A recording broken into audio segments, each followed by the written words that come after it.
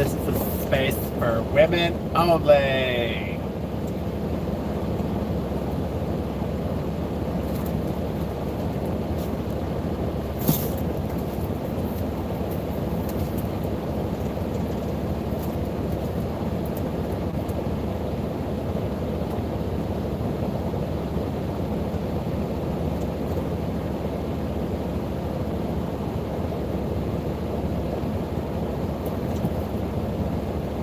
Gathering of women technologists show men standing in line to meet with recruiters.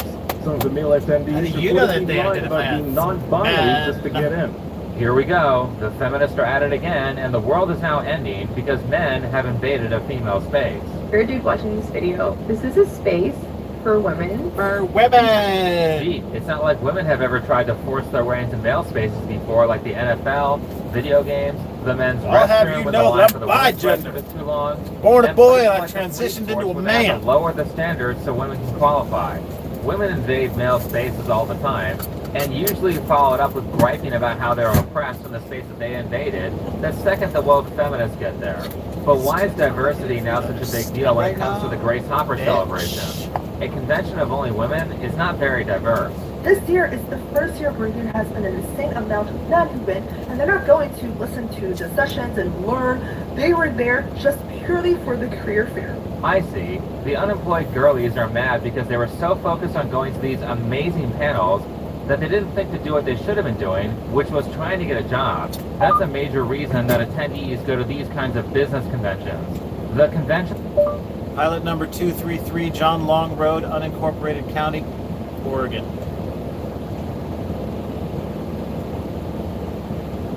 Are there for companies to advertise and attendees to network and find employment. Again, the men who attended went to barely any of the sessions to listen to the women speak about issues like underrepresentation tech, yes, queen. Instead, they went straight to the career fair. I like that she doesn't get the irony of being mad that they skipped the panel on inclusivity. I'm sure those non-binary, masculine-presenting people really missed out on not going to that diversity and representation panel. Speaking of representation, do you know what company doesn't care about all this political crap? Reed Street Soap. All Reed Street Soap cares about is making sure that you have the coolest and accurate, because this people that actually ended up in the event had name tags with he, him, and have no searchable history of identifying as non-binary. I'm not sure if what he said about having to identify as non-binary was accurate, because this NPR article here said it was illegal for them to prohibit men from the convention. Though it is funny how the organizers framed it as, we need male allyship, as opposed to saying, we can't ban men because we don't want to get sued. But anyway, how does this guy know that the non-binary people lied to get tickets? They don't have to have a history of this, and they could have just felt like a he, him at that specific moment. I've been following this stuff long enough to know that you can change the way you identify at any time, whether it was 6 months ago, or it was during the middle of the day at a tech convention. Congratulations, when you make a game with stupid rules that don't make sense, then don't be shocked if a bunch of people come out to abuse them. The best part is that as far as I can research, this doesn't seem to be a coordinated event. It was just a bunch of guys who needed jobs, so they tried to break the meta at the Grace Hopper celebration, which is a conference that's named after a woman who wrote a coding language, who many modern feminists are using to say that women invented technology and created the tech industry. Keep in mind that the entire conference is named after Grace Hopper, who was a woman computer scientist and mathematician. Woman of color, bitch! She paved the way for what? Were people saying that women weren't allowed to code then? As far as I've researched, there was no such limitation, and Grace was welcomed into the field. Considering that all this is framed in a discriminatory context by feminists, I wouldn't call that paving the way. Jackie Robinson would be an example of paving the way for black people to be involved in professional sports. One crucial thing about that story is that Jackie Robinson played the same baseball game as the other players. He didn't ask to be given 4 strikes instead of 3 because he was black, which is why his presence in the MLB improves race relations instead of diminishing them like affirmative action does. He was also a very well-ranked player. The difference between him and modern feminists like the ones of this tech convention is that all modern feminists do is ask to play an unfair game where women have all sorts of advantages over men, which not only harms the relationship between men and women, but is filling the space with low-quality employees who aren't competitive and only know how to say they're oppressed. We have very limited resources in this space, This is one of those formative instances that isn't bringing I don't need to go into that anymore. If you're a woman watching this video, what's bringing it to the moment? The reality of the situation is these companies have paid big bucks to fulfill a certain quota of women. If they spend all their time with the guys at the conference, they're not going to be enough women that they need to hire and fill these quota. The whole reason they paid so much money to be there is to hire. How in the hell are you oppressed with limited resources when you just said that companies are going out of their way to spend big bucks to recruit women and are creating diversity quotas, meaning they are saving a spot for an inferior employee who can't compete on a level playing field, which ultimately just encourages people to not work hard to achieve a goal, and is extremely insulting to all the women who were able to get a job without being a diversity hire, because they will get roped in with the women who couldn't. So women are oppressed, and because they have diversity quotas, the companies are spending tons of money to fill up that quota. This is despite the fact that female employees at these companies will admit that women don't really care to be in these tech fields. It's clear in the sense of like even in college, my upper division system programming class, and basically I was put in with one other girl in my project group, but the entire discussion were just guys, and like if you miss class, you would know if you miss class. It's a super male-dominated field. It's kind of intimidating to kind of compete against everyone else and feel comfortable in your own shoes. That you pick the right field, right? That was a member of Google's trust and safety team. You know, trust and safety. The totally not Orwellian branch of big tech that we all love. So she's going to say that women are oppressed because lower number, when in fact, college is a place where you can study whatever you want. There's endless promotion to get women into STEM, and more women attend college than men. Yet they are still in the minority in these fields. That's not oppression, and that's lack of interest. At this point, they're spending money trying to essentially conscript women into fields they don't naturally want to do. Great, uninterested participants are always the highest quality candidates. And not only are these people at the Grace Hopper celebration running yet another affirmative action scheme which promotes sexism, but they are also fully treating the women at this event like children. This next clip comes from Bo Young Lee, the advisory president of Anita B, which is the organization that runs the Grace Hopper celebration. Hey y'all. I want to address all that I've been hearing over these days of THC. This is my third THC, my first as part of staff. And it's always been joyous. Joyous! Always felt safe and loving and embracing. And this year, I must admit, I didn't feel this way. And I know that many of you felt the same. Many of you are feeling unsafe, physically and psychologically. You're feeling what I do to create a world of my girls and mine. We try to create a safe space. And this week, we saw the outside world creep in.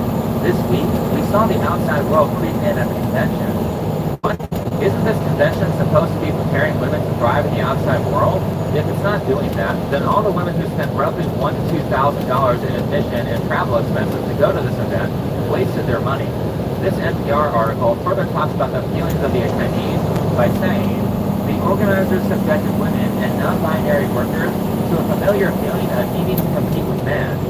Okay, the tech industry is mostly male. In what context did you ever believe that you would be exempt from competing with men? Do you think Grace Hopper, the person this event is named after, would be happy to see an event in her name supported by a bunch of big tech companies like Google, Amazon, and Facebook that's babying women by promoting diversity hiring and safe spaces? Did these people do any research on Grace Hopper before using her name to promote their ESG bullshit? Calling the conference the Grace Hopper Celebration is also a very ironic title, because after watching a bunch of interviews, it's very apparent that Grace is a humble lady who would not want to be celebrated.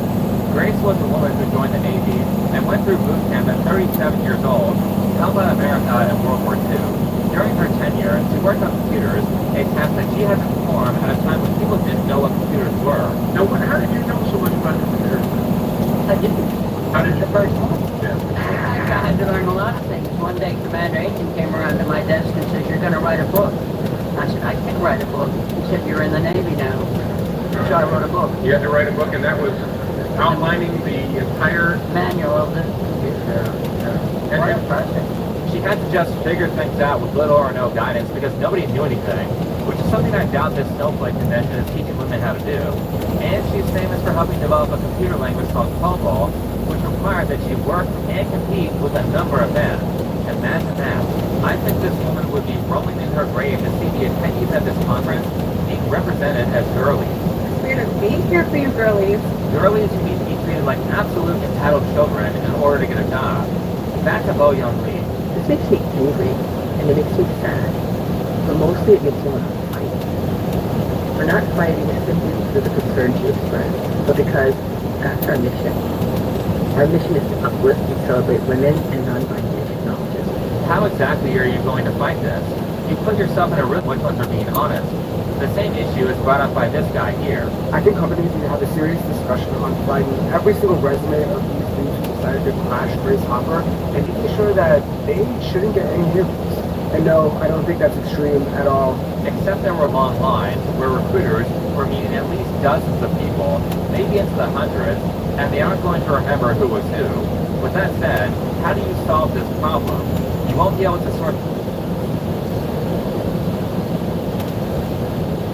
Kiedy wywołano interpretacji everybody's doing great things, have this conversation.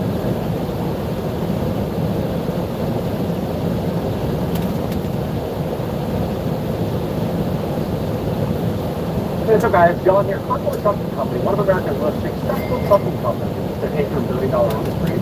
There's a long way to go to build a marketplace that really can change the way trucking is done. And if we do that successfully, we help shippers, we help truck drivers and trucking companies. We're going to create massive value for our investors. They're really thinking about this as one. Thousands of drivers, thousands.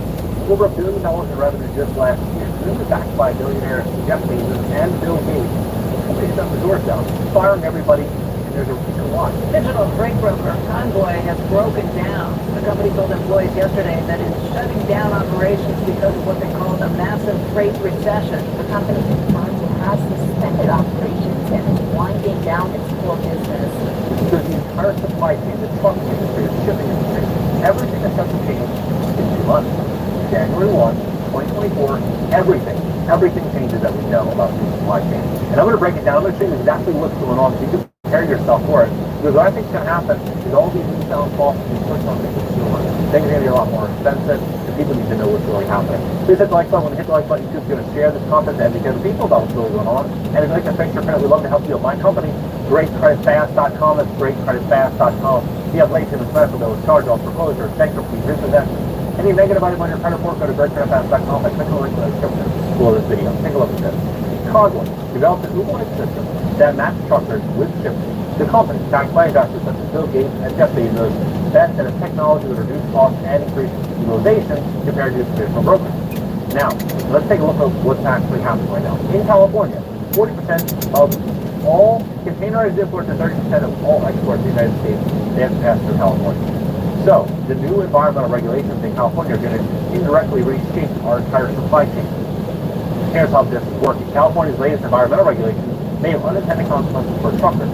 They go on to say that electrifying trucks in California ports could be the secret to the future. Picture it, we continue to import and export every imaginable good, jet fuel, Nintendo systems, canned pizzas, trucking, would work in the fleet, would move these containers full of stuff from the terminal to the yards, to railroads, to highways, to warehouses, and all the above without the fuel costing stations and the local communities, charging depots, and the power grids, truck manufacturers would have scaled up to meet this demand, and unlike previous regulations, we wouldn't have to accidentally kick off a scheme which trucking companies buy some trucks discounted with taxpayer funds, only to force their truck drivers to pay off their extra costs. We can have our cake and eat it too. Or it could be a huge mess. Now listen to this. We're talking about a transition that is in order of when we traded in the horse and buggy for diesel trucks. It is that consequential. We don't have the technology figured out yet. Unfortunately, the first step towards decarbonization is coming fast, and they'll be legally mandated. The California Air Resources, also called CARB, has required type of trucking companies that operate in ports to only buy zero emission vehicles starting January 1, 2024. By 2035, their fleet must be entirely zero emissions. So, these fleets, it's going to get harder and harder and harder to get to these parts as well, as the combustion engine slowly starts to be pushed Now, they even predict, CNBC predicts, that revenues for internal combustion engines as well as fuel and exhaust systems are expected to decline 44% over the next 3 years, according to a 2023 Deloitte Automated Supplier Survey.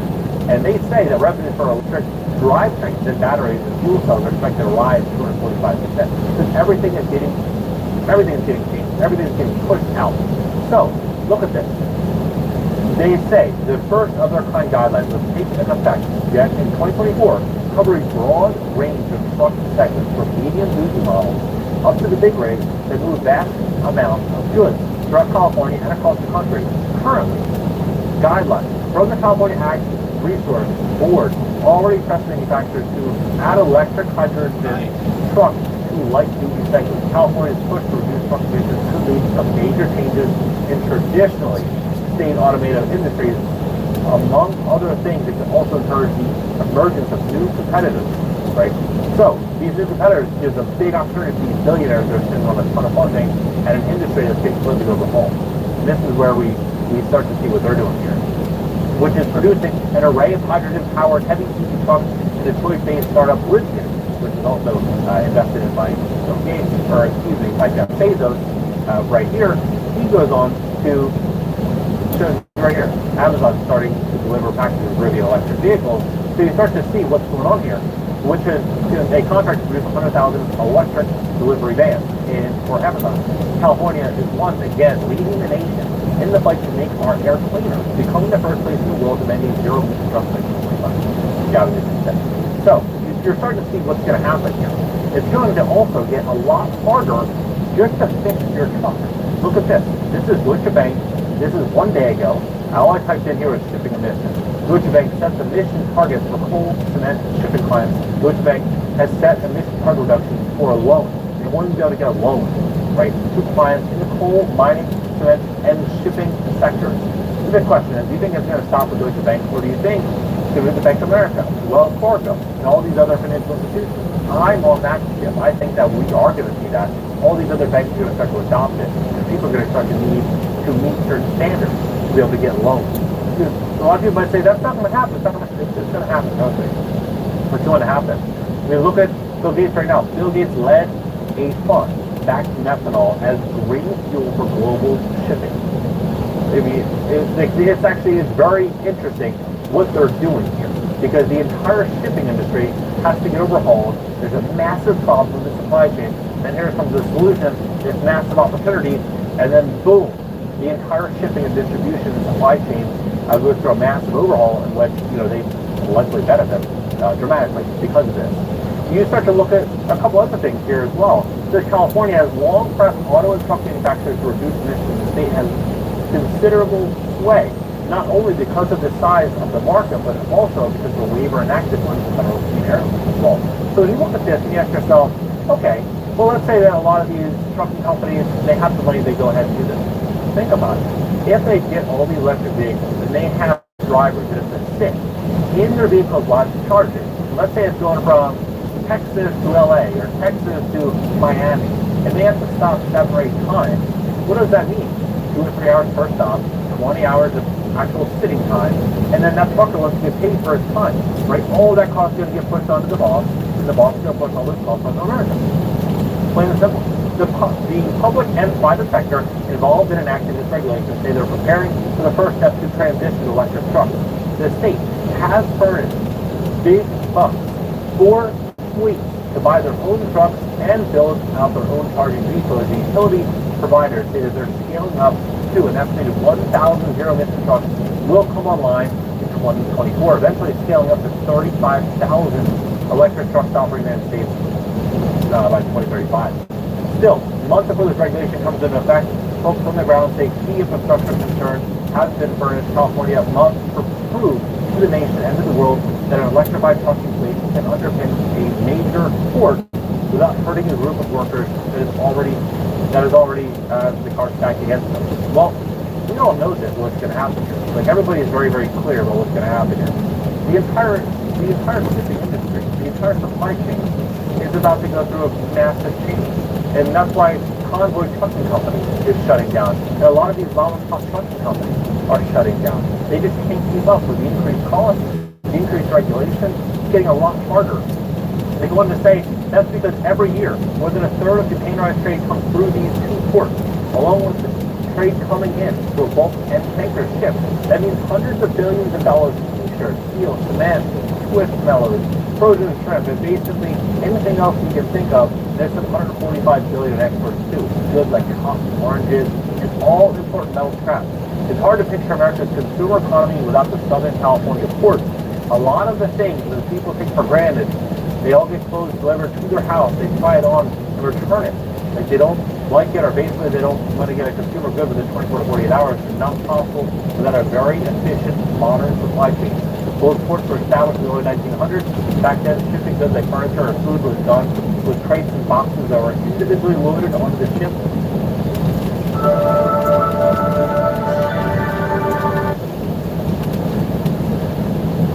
Series continues. Why can't we have normal conversations? Why is it that we're trapped in this perpetual cycle of irrational discussion and hyperbolic nonsense? Why can't they act like normal adults and drop the insane hyperbole for once?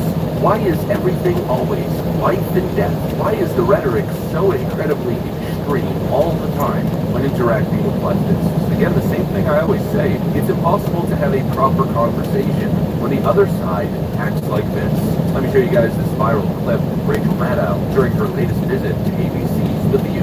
Just when you thought The View couldn't get any worse, just when you thought The View couldn't get any more extreme, Rachel Maddow shows up. We got some stuff to get into, so let's roll the tape. Alright folks, don't really need too much context or background, just take a look at this.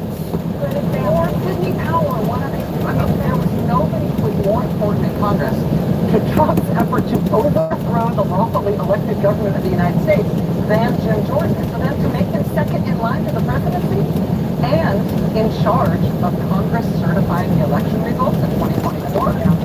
I mean, he's still in the running. Maybe it'll still be him. That would be a big deal if that happens in all the wrong ways. I'm hoping that they go a more moderate direction. But just as you mentioned Trump, is there no one in the party they can find to put up for the next election besides this criminal? Are you busy?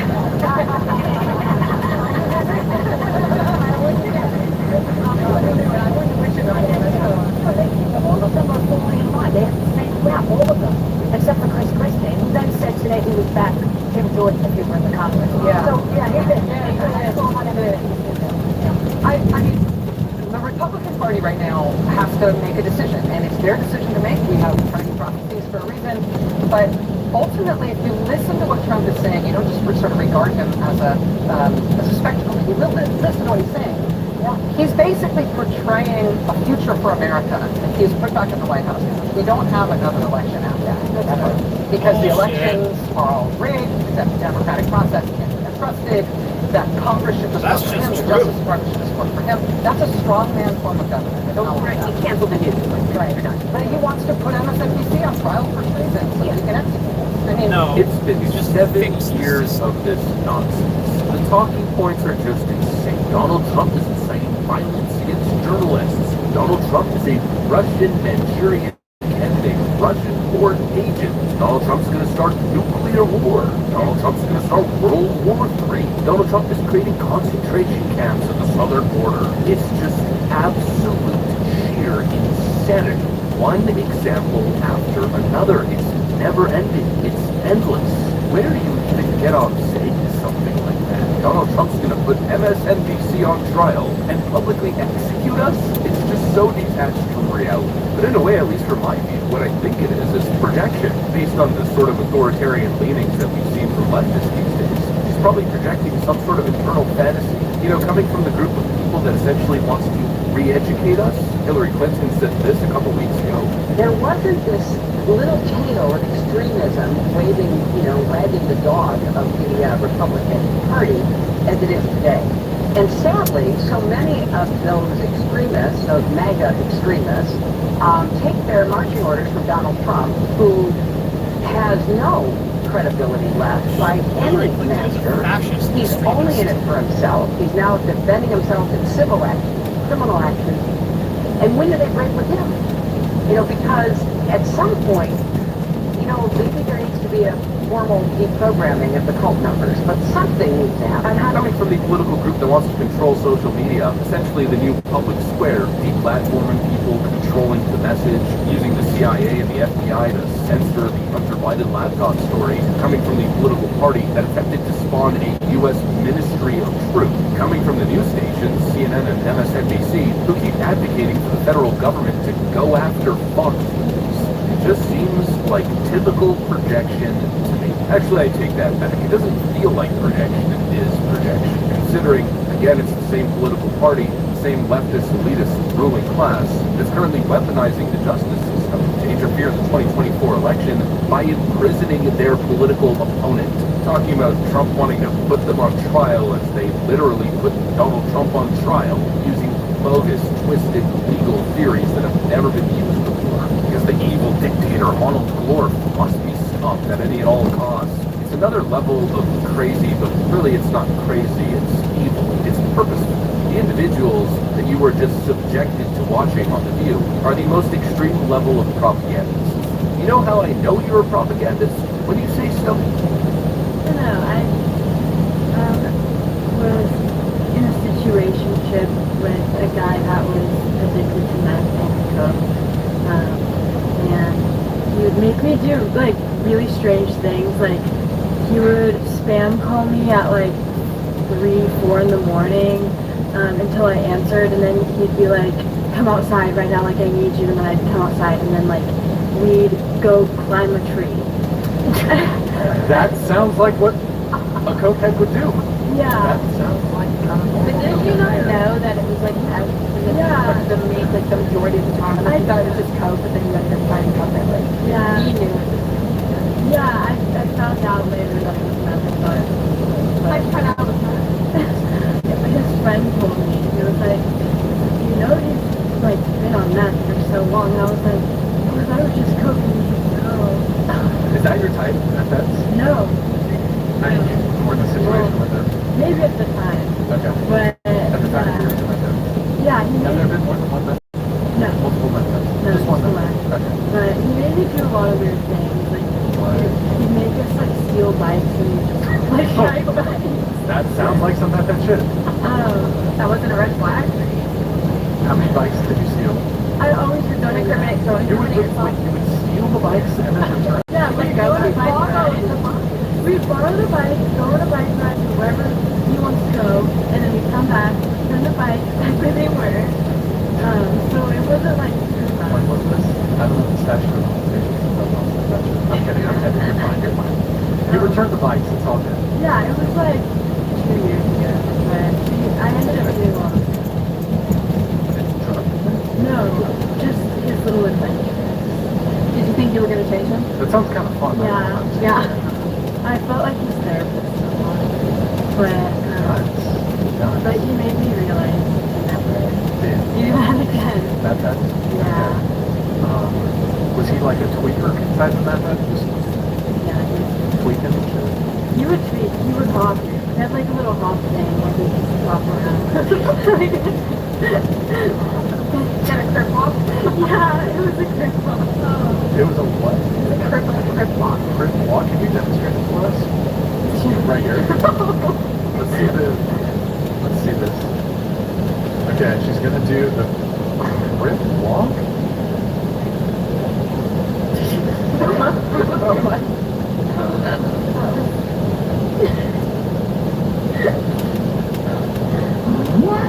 Okay. Good times. You also said you maybe I don't know if this was with your method boyfriend situation or whatever. You broke into a random house to hook up with someone while the people that lived in the house were home. Was that what the method? Yeah. So you didn't know these people? No, so he was just like, let's go in. And then I was like, no. And then he opened the door and it just opened. Like they didn't lock their door. Is this in Santa Barbara? Yeah. Oh, I see. Okay. And so we go into the bathroom and we hear people in a bedroom, like, and I'm like, fuck, like this is so scary. But we go into the bathroom and then we're doing a little thing and then we leave and then we like tiptoe out, and then we hear the door open, the bedroom door, and we start running out, so we run out as fast as we can. And then like 2 weeks later, I am hanging out with a friend and her friend. Wait, can you scoot the mic a little closer towards you? Yeah. And then 2 weeks later, I'm hanging out with my friend and her friends, and we all are hanging out, and then we go to drop her off at her house. And it's the house. And I was like, oh my god. And I like yelled, and she was like, what? And I was like, girl, I'm so sorry, but I broke into your house. And it was just such a weird coincidence, but we ended up becoming friends. What? Sorry I broke into your house. Who is this person? Okay. Sounds like you and the meth head guy had some adventures. Yeah, it's definitely regretted so much, not regretted so much. It sounds like you committed various acts of misdemeanors and felonies. Good times.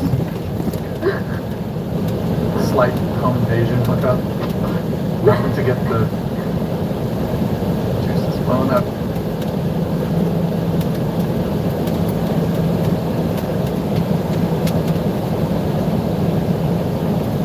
What do you think is more attractive to a guy? A woman that is not promiscuous, not that intelligent, not college educated, but follows the lead and is fairly quiet? I mean, most women that I like that are Hold not. on, you didn't even hear the question. Go for it. And you're trying to talk. Listening. Oh, are you really? Wow. So, number two, again, number one, not college educated, not necessarily the smartest girl, but quiet and submissive and not promiscuous. Let's say maybe one body count or virgin. Or a girl that's cultured, educated, has had 10 bodies and is independent. Which one do you think most men would find attractive?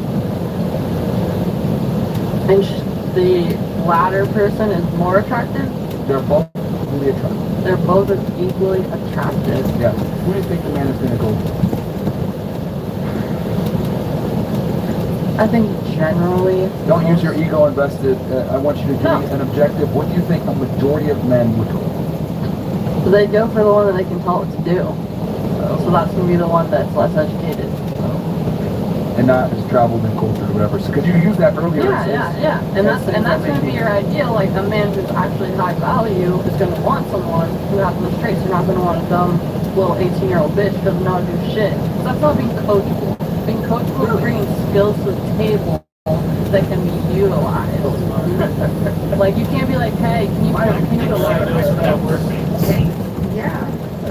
So who do you think is more likely to follow a man's lead? The girl that I described first or the girl that's second? If I have a man who is superior to me, can help me get on that level, can help me continue to grow, then he's going to pick me. Because he doesn't have to train one from a child. That wasn't a question I asked. Good question. And the question that I asked is, of those two women that I just described, which one is going to be more likely to follow his lead? I mean, it depends. That's very foolishness. The first one because she doesn't know what she's doing. Naturally, until she's lost a few men by not letting him lead, and then you know better now. Yeah, but which one is better? The one that's lost a few men or the one that had... I think the woman that's lost a few men, she knows how to keep one. The girl, these girls that have no experience, like what the hell is going on? Like, so what? She's never sucked a dick and all that stuff. Now you get her home and she still can't suck it when you train her. And you still can't do When you were young, big fan. You didn't know, right? When I coach you, when I coach you, you're good to go. Yeah, maybe. But I have a homegirl right now, right? She's been with one guy. I feel so bad for her. Because she tells me about this bedroom experience with a man that she's been with for years, and it's terrible. And she doesn't have nothing to compare it to. She just knows it's not satisfying her. That's weird.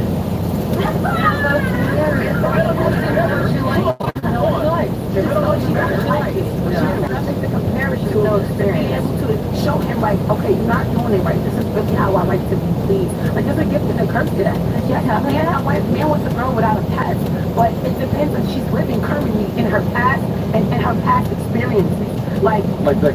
Like if I was this girl then, and I get with this guy now, I mean, I'm not promiscuous anymore. I'm not saying I have never been promiscuous, but I'm definitely not promiscuous now. What's going on here? The way I was, hold on, listen, wasn't the way I was when I was 18, 21. I gave it up for nothing because I thought a man telling me like, listen to what I'm saying to you.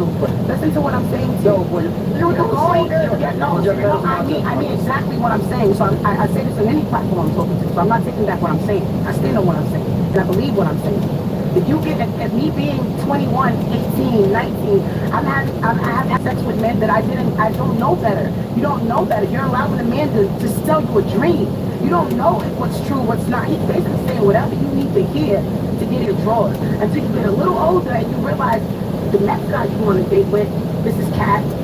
I'm not going to have sex with him without him really proving that he's trying to be with me. Like she was saying earlier, she's been having sex with this guy with no title. When I got to a certain age, there is no sex with no title. I'm not just laying down with anybody. I'm not shacking up. I'm not playing house. This is the first man I've ever lived with. This is the first man I'm dying in the house with. I'm not playing house with you. You understand what I'm saying? So there's certain things that you just learn as you get older. Everybody's not going to go through the same learning lessons. All right, let's, I got a scenario here. We're going to go into dream mode, all right?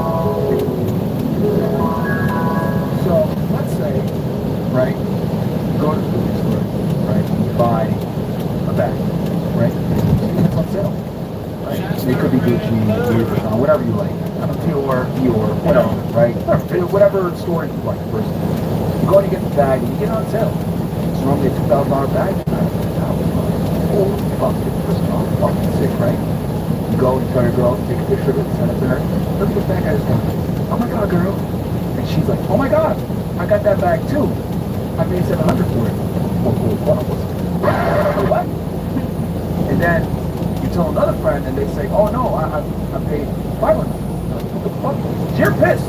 You go back to that store and they say, what the fuck? People got a discount on this shit. I paid $1,000. I know someone that paid $500, and I know someone that paid $700. This is bullshit. And then while you're there at the store, you see other people buy the bag. Someone pays $10. Someone pays $2,000. Someone gets it for free.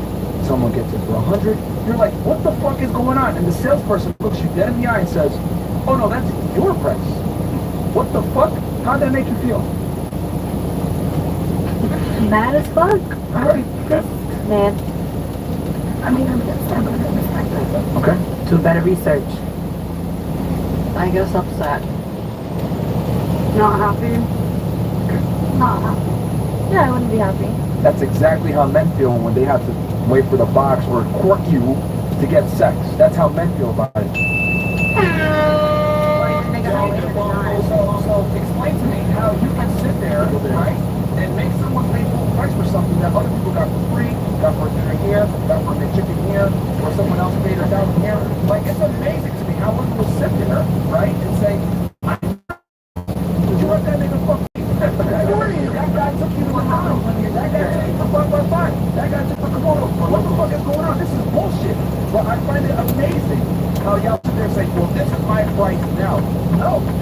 I am not going to pay full price for a vehicle with mileage on it. Period. Cool. That's how I'm looking for it. But, okay, now what about you, right? Let's just take you for an example. I meet you somewhere when you were in your, moving out your mama house. You was this guy who was able to, I don't know, he's living in Miami, so your rent is probably like $2,500, I don't know, something like that. Whatever. Okay. Now, you move out of here, somebody takes over this building and moves in here and says, my rent is way cheaper than yours. Yeah, you're going to be pissed, but it's the time frame that you marble floors down. Oh my God, when I used to live here, the bathrooms weren't this big. Shit changes. And it's what it is. The niggas that dated me back then, they couldn't even hold the candle to the girl that I knew. Yeah, you understand what I'm saying? We didn't have the same competition, and I damn sure wouldn't fall for half the shit that I felt with it. You live and you learn. I'm so thankful that God sent me a man that's able to forgive for the mistakes and the unknowledgeable experiences that I've had in my life, because now I know better. So I would never give myself to a man that didn't deserve it. I would never just go walk up somebody talking to me and just because they said I was pretty, or they bought me this, I'm going to give up the pussy. That's wrong. I can say at one point, being a young girl, you don't have no morals. I don't want it anymore either. Like, there's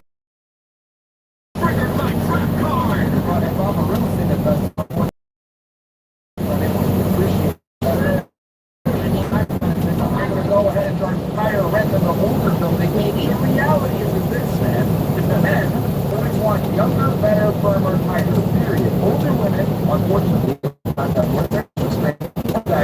negative experiences than men, more negative experiences than men, and that goes ahead and gets attributed to me as a kid. I want the clean slate that I can work with, the oldest woman is what I want. Men since the beginning of time have always preferred women that have lower sexual counts and virgins. There's a reason why. Because when a woman, right, no one wants to be where everyone else has been. And no, God forbid, I put a goddamn ring on it, and other guys have paid next to nothing. You know what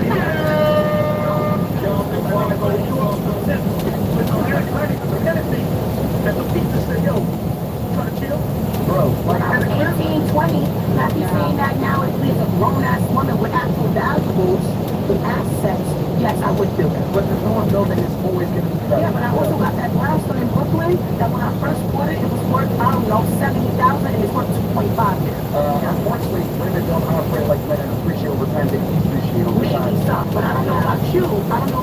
But the older I get, the finer I get, the richer I get, the smarter I get. I can show you pictures. Okay. I can show you that. Okay, no, I'm just going to say right now. Men go all over the world, 18 to 60 years old. Yeah, that's what they find the most attractive women. Right, 18, until they start at the end of the still No. Again, men between 18 years old to 60 years old, when old, undoubtedly prefer women between 18 to 24 years old. Period. That's what do you fact. prefer? What do you prefer? I prefer younger women. You prefer how old are you? Yeah, because I want to know, how old are you? And when you're bringing home these 22, 23-year-olds, what are you really trying to do? Yes. Peace. Here's the peace. Yeah, peace. She's crying to you. She's not crying to you about real life. She's crying to you about, I can't pay my phone bill, I can't pay my car note, I can't put gas in my car, I don't have food in my house, I don't know how to do this, I don't know how to do that. She really know how to even make you come from head. Are you a man? No, I'm a woman. Okay, so it doesn't matter what you think because you're not a man. Men don't look at the same things that women do. That's why I laugh at because women think they know men want to tell you have to you want experience, you want money, you want confidence. Guess what I want? I want the opposite. Yeah, I'm supposed to see a strong masculine man who's a leader, who's a braver, who's a woman. I need a woman that's not gonna I don't care about competency. Most men don't. Most men don't give a shit at all about a woman's competency. If they're more important with this, she competent to follow my lead and be moldable to what I want. Men want younger women. I'm 33 years old. I'll be damned if I date a fucking 33-year-old woman. That's a goddamn shame. I don't think it's 33 years old. That's stupid. I wouldn't use the sexually old man either. You know why? Because he still wants to play games. He still wants to be outside. I'm bringing it back to what you want. I'm just saying, what are you doing with a 25-year-old woman at 33, sir? That's what you want. Yes. That's what you want. Yes. That's what you want. Did I not say earlier? Men between 60 to 18. I want that the whole time. Okay. 30. How much older is your guy than you? And you're 34. So that's 16 years old. Yeah.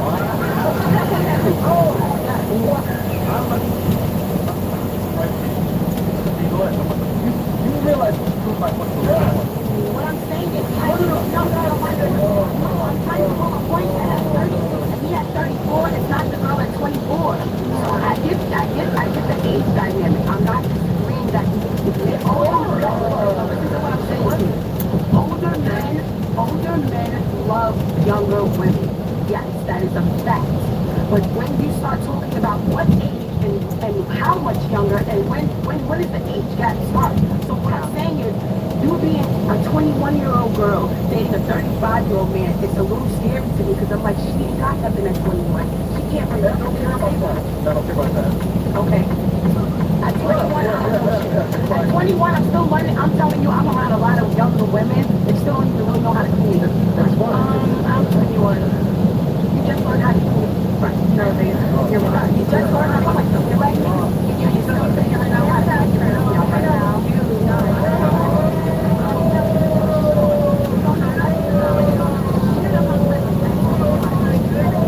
At all.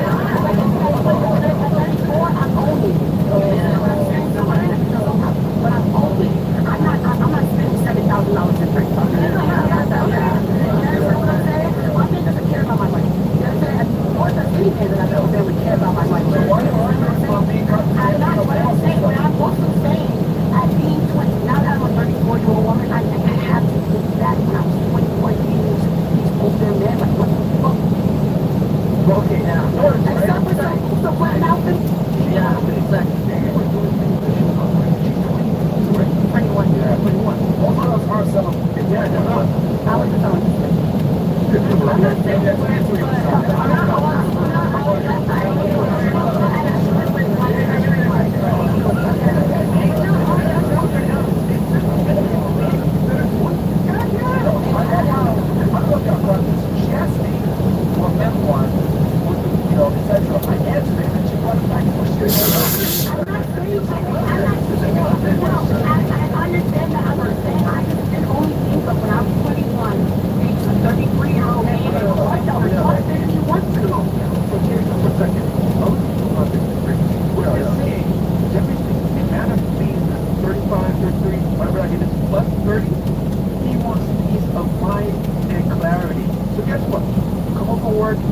long day, you don't want to hear, man, what the Maggie, come over here. You know what? Food on the table. How's your day? And then be quiet the rest of the time. I don't think younger women are like that. I don't think so either. I think younger women, people who are even younger than me, are so much more talkative, so much more self-aware, so much self-aware. But younger women are more cultural where you can tell them, look, you should be quiet. I don't really want to talk right now, whatever. I don't agree at all. I don't agree. I think the younger woman would be like, yeah, Are you a man and a younger woman? what's that? Oh, no, obviously I'm not. How are you going to tell a guy? I'm a young woman. And I'm telling you right now that I was You're single, and you're telling him something, he's telling you something, and he's talking, that's why he's single. Oh, God. I mean, I'm just saying, like, you're not a man dealing with dating younger women. So, no offense, but your opinion is irrelevant. I love how all you guys are trying to speak as, men should this, men should that, I think men this. Y'all are all wrong. You guys don't know. The reason why you don't know is because men are really honest with women. Because when they do, you say the dumb shit that y'all are saying right now. You don't know what the fuck you're talking about when it comes to what men want. You want to be quiet, talk about your job, don't care about your education, don't care about your main culture, none of that shit, money. You want a girl that's not going to be a whore, not going to embarrass you when I walk out in public, not going to dress like a slut, make me look like shit, not be a former sex worker. You want a girl that's going to be quiet, docile, feminine, submissive, follow my program. Get a dog then, because we are the people capable of making mistakes, correcting later, and growing and stuff like that. Get a dog and have all the power. Yeah. So anyway, that's what men typically want in a girl. They don't want they don't care about your opinions or how you guys view the world or whatever. Men in general don't care about these things. Because men and women live vast different lives. Women live life on easy mode. Men live life on super hard mode. I know a lot of men who are married to hard mode. I know a lot of men who have married girlfriends just to pass. They just shoot that girl down. No, and I'm not going to name any names, but I can name some very celebrity couples.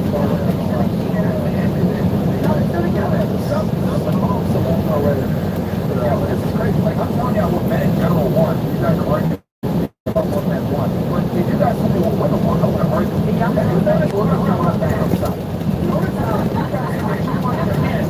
say shit. You said, cool.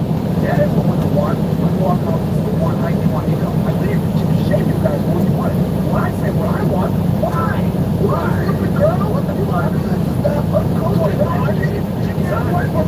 Like dumb shit. Like why is it that what a man wants is always demonized for what you guys want to don't like? I would not say that. You literally did do that. When I came out for saying what I wanted, like I told you, I said I don't look for like a bunch of money in a guy. I literally said like I want this and that, and you were like no, you don't, and then you literally went on in the exact same way. I said women in general want X, Y, Z, and that might not necessarily be reflective of what you want. The world doesn't necessarily operate on what that's one you have to same applies for you, George. I know, 100%. Same applies for you. The way that you feel, the way that like you're thinking, and the argument that you have, like I can say the exact same thing to you. You're not everyone. You're not everyone. You are one man who wants a woman to be obedient, who wants a woman to listen, to tuck her tail between her legs, and to do the Ooh, stay in your lane, Billy. How about I ask them? Because they're watching you watching, right? Okay. And they can actually say what the hell they want to say. I'm watching your podcast with the guys that will obviously agree with you. They're on the podcast. No, any birthday being married, Actually, want to be a 21-year-old little chick in the building for 24 hours without you running around and what the fuck. That's all I'm saying. And I just want to know she's coming back home at night. I know.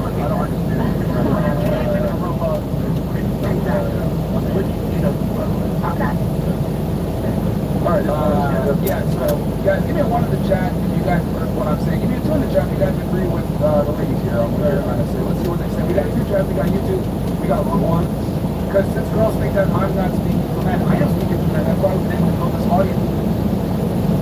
So I got a video in here, which actually is very, very interesting. Yeah. And I want you guys to see the stark contrast between the 2 women that are pictured in the video.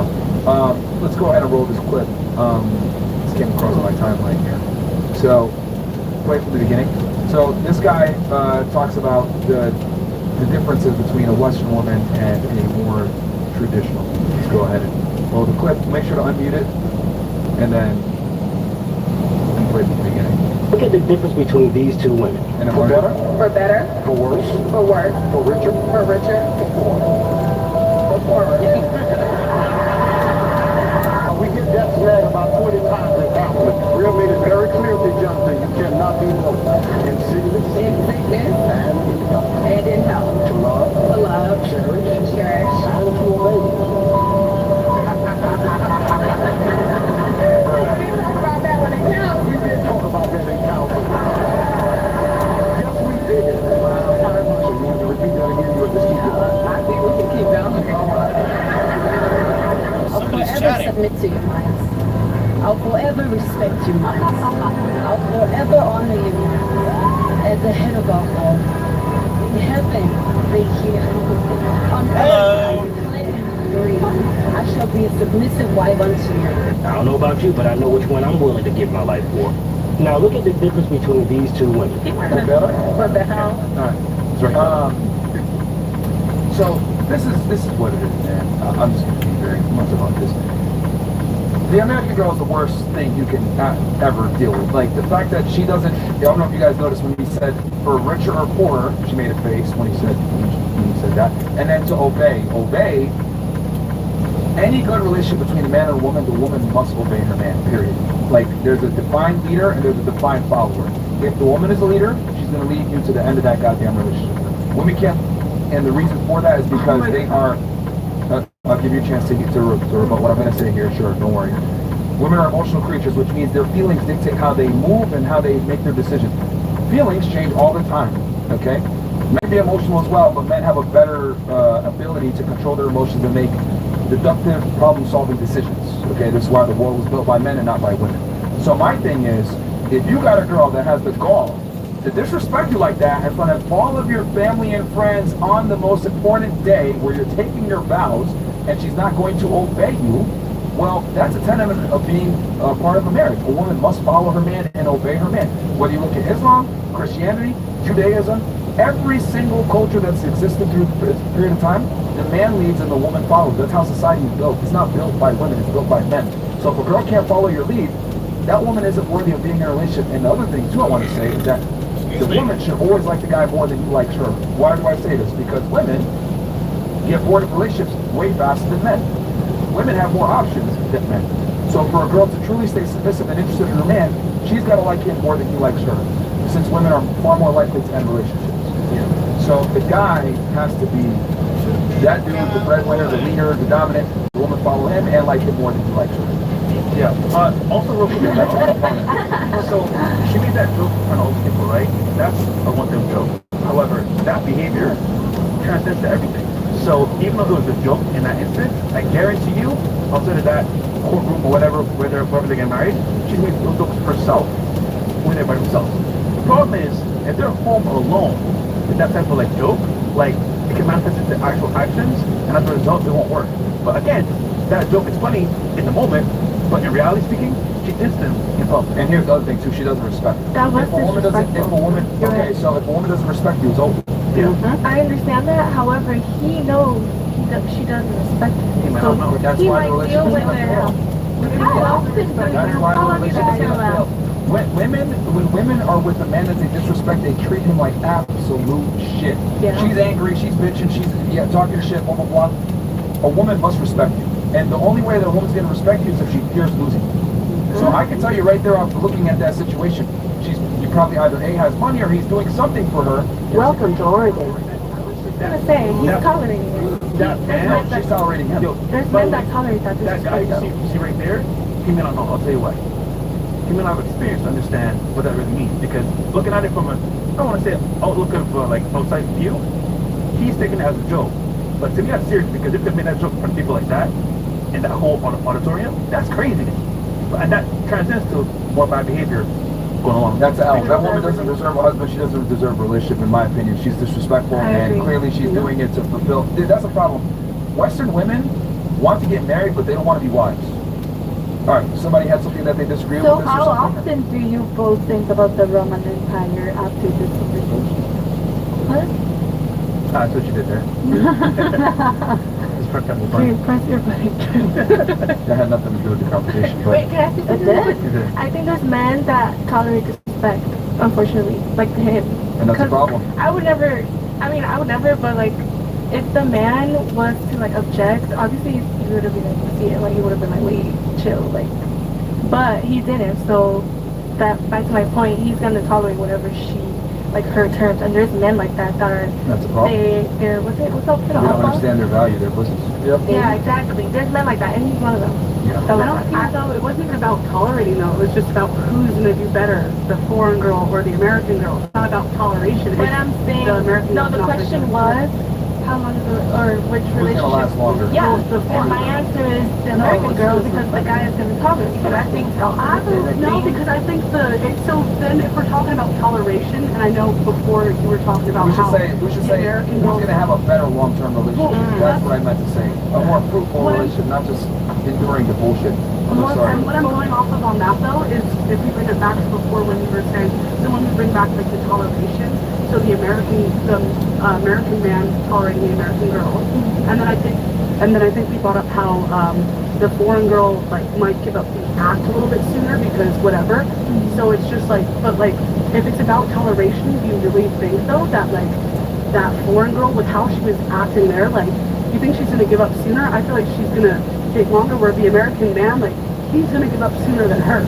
So if it's about toleration, it's the foreign woman versus the American man. Who's gonna hold stronger? If we're talking about toleration in the day, like I'm gonna say the American man's gonna give up sooner. No, it's not even him giving up. She's gonna break up with him. Yeah. Women initiate like 70% of the divorces, so like she's gonna leave his ass. If she's talking like that at the altar, I guarantee you 9 times out of 10, because I called a numerous men bitches behind closed doors. So I know that language. I know that body language. That body language is behind closed doors. Them arguments get real nasty. Yep. You're calling him out of his name, and I'm gonna tell you just from experience. I love my fiance, and I'm not gonna say I didn't have a point in the beginning of our relationship. That's probably why we broke up and got back together. That I would say things that were very disrespectful. He's like, if you really love me and respect me, you would never behave that way. I had to, like Myron said, almost risk losing him and fear losing him to think about when I do get mad in those moments. You gotta have a better way to reflect. I'll tell you one thing though. This lady here, the American woman, she was being honest. And to have the honesty and him not realizing what was happening, he fucked up. But again, the honesty that she gave up front is a red flag, 100%. Sir, you're going to try to say something? No, I disagree with everything you said. Okay, what do you disagree with? What do you disagree with specifically? Go ahead. What do you disagree with specifically? Everything. I mean, what part? You're saying that men deserve to be respected and women have to obey. I said women must respect you for the relationship. I didn't say men deserve to be respected. And men don't have to respect the women. The woman has to like the man more than he likes her. That's what I said. They both have to respect. But that's what I think. Okay, are you going to actually refute my arguments, or no? I'm saying that turn on lights. Should be low visibility because it's nighttime. But that's not what I said. That's not what I said. First time I've ever seen that. I'm just saying that I disagree with the fact that, like the video. When the sun goes down, it gets dark. No, what I mean is that the video that we saw, the woman was completely obeying the man, and you guys, I mean, you are agreeing with that, but I don't. Because I don't agree with the fact that women embarrass their men in public. Okay. And I don't think that was embarrassing. I feel like from watching that, the energy from the both of them, it was clear that like they both have they kiki, they have the way that they communicate. It's clear that it's through humor.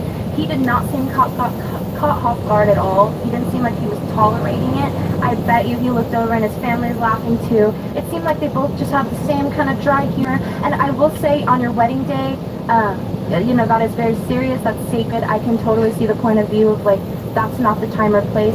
But from watching it, like, that's just funny. Like, they love each other, they're getting married, they're committing. I think the family was definitely looking in the audience. Like, I told you, I told myself to marry her. And it's disrespect. Yeah, that was disrespect. That was, I could never. I'm telling you, you know what? I'm gonna marry you, but fuck providing. I'm gonna do what I feel. Imagine being at the altar, but to reverse it. The man, I can't even, I'm planning a wedding right now. I'm at the altar, and we are about to say our vows, and we get to that part, and my husband says, You're right. what? Why? You laughed at To reject this part. You're right. To broke through you what? Whatever. I would be looking like, I don't know. If he did it seriously, and I felt like it was like, don't even play with me like that. Well, I got this expensive dress on, and I have an X amount of dollars for this. Don't play with me right now. Oh, look, he paid for the whole shit probably. That's why he paid for the whole shit. isn't it the price of You don't know that. It doesn't give the right to do that. But wait, let's go back to her. She's agreeing with the American woman, so why do you agree What I that? mean is that they both disrespect. I mean, the man is not superior to the woman. They should be equal. That's my opinion.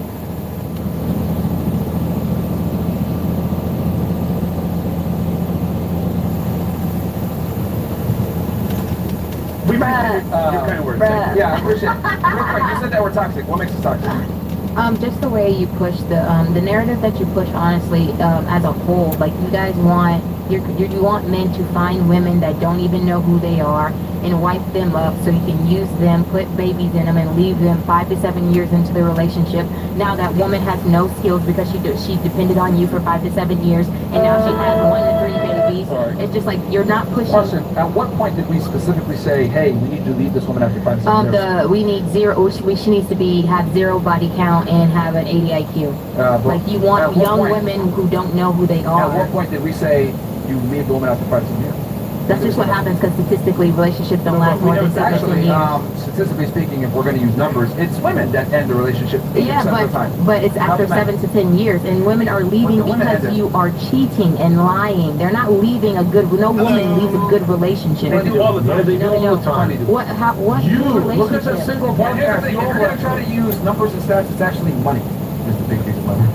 Oh yeah, I know. That's a big thing in all relationships. Every girl here had a good guy that they left. That's why they're single. I don't know about that. But, So, I mean, if you're going to say, oh, you guys are toxic because X, Y, Z, I mean, you got to come correct. No one says I did. after 7 years. It's the women that leave after 7 years, not the men. Nobody ever men leave too. Men leave for the younger women. Rarely, if ever, leave their wife and or their significant other because there's penalizations for doing so. Yeah, it's cheaper to keep her, whatever. Oh! So they you know that. know. So what do you like on us? See, you've done this plenty of times on the podcast. You argue in bad faith with wrong statistics. And No, I don't. Just use what he was talking about. Yeah, you just lied. You literally have the statistics. Here's the thing. Ladies, you are used to arguing with men, right? Because here's the difference. You guys are used to arguing with men that want to fuck you, right? And guys that are going to sit there and, actually you're right, blah, blah. I'm going to challenge you on every fucking bullshit thing you say. A lot of you guys have been saying a bunch of dumb bullshit. What I'm going to challenge you on it. bullshit that You I said a said? second ago that we're toxic in what we say. You are toxic in what you're saying. I'm playing dumb. Just playing dumb. What specifically?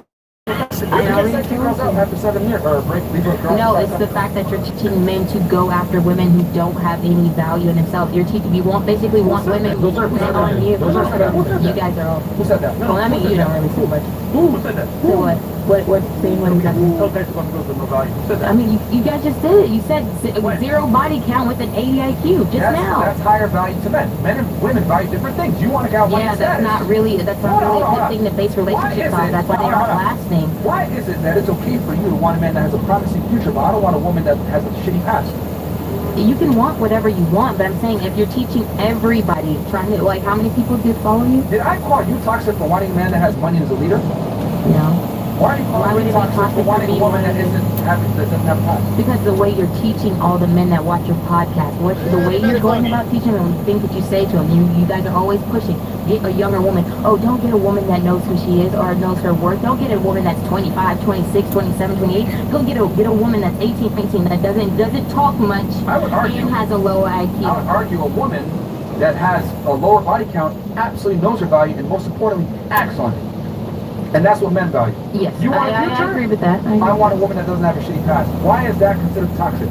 Why is what men want considered toxic by women like you? The toxic part is wanting young women that can't think for themselves. It's biology. It's biology. Just like you want a stronger man that's a provider and a protector. Yeah, but then when you get in a relationship with a young woman that's dumb, that brings nothing to the relationship, you get bored. You cheat. No, we don't. How do you know that? Hold on. Are you a man? That's just what happens. Hold on. Are you a man? No, but I know men, and I've been with men. That's what happens. You guys get bored. If that were the case, if these traits that you're mentioning, which I know that you have, being intelligent, successful, having money, etc., if they were so sought after, you'd be worked up right now. I mean, I left the relationship. Oh, you left? Oh, you left? No,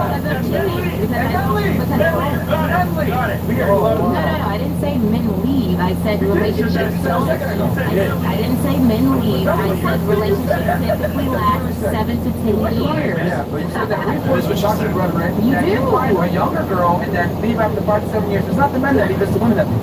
I know women leave. I said relationships end after 5 and 7. I didn't say who leaves. That's important. That's extremely relevant. They both.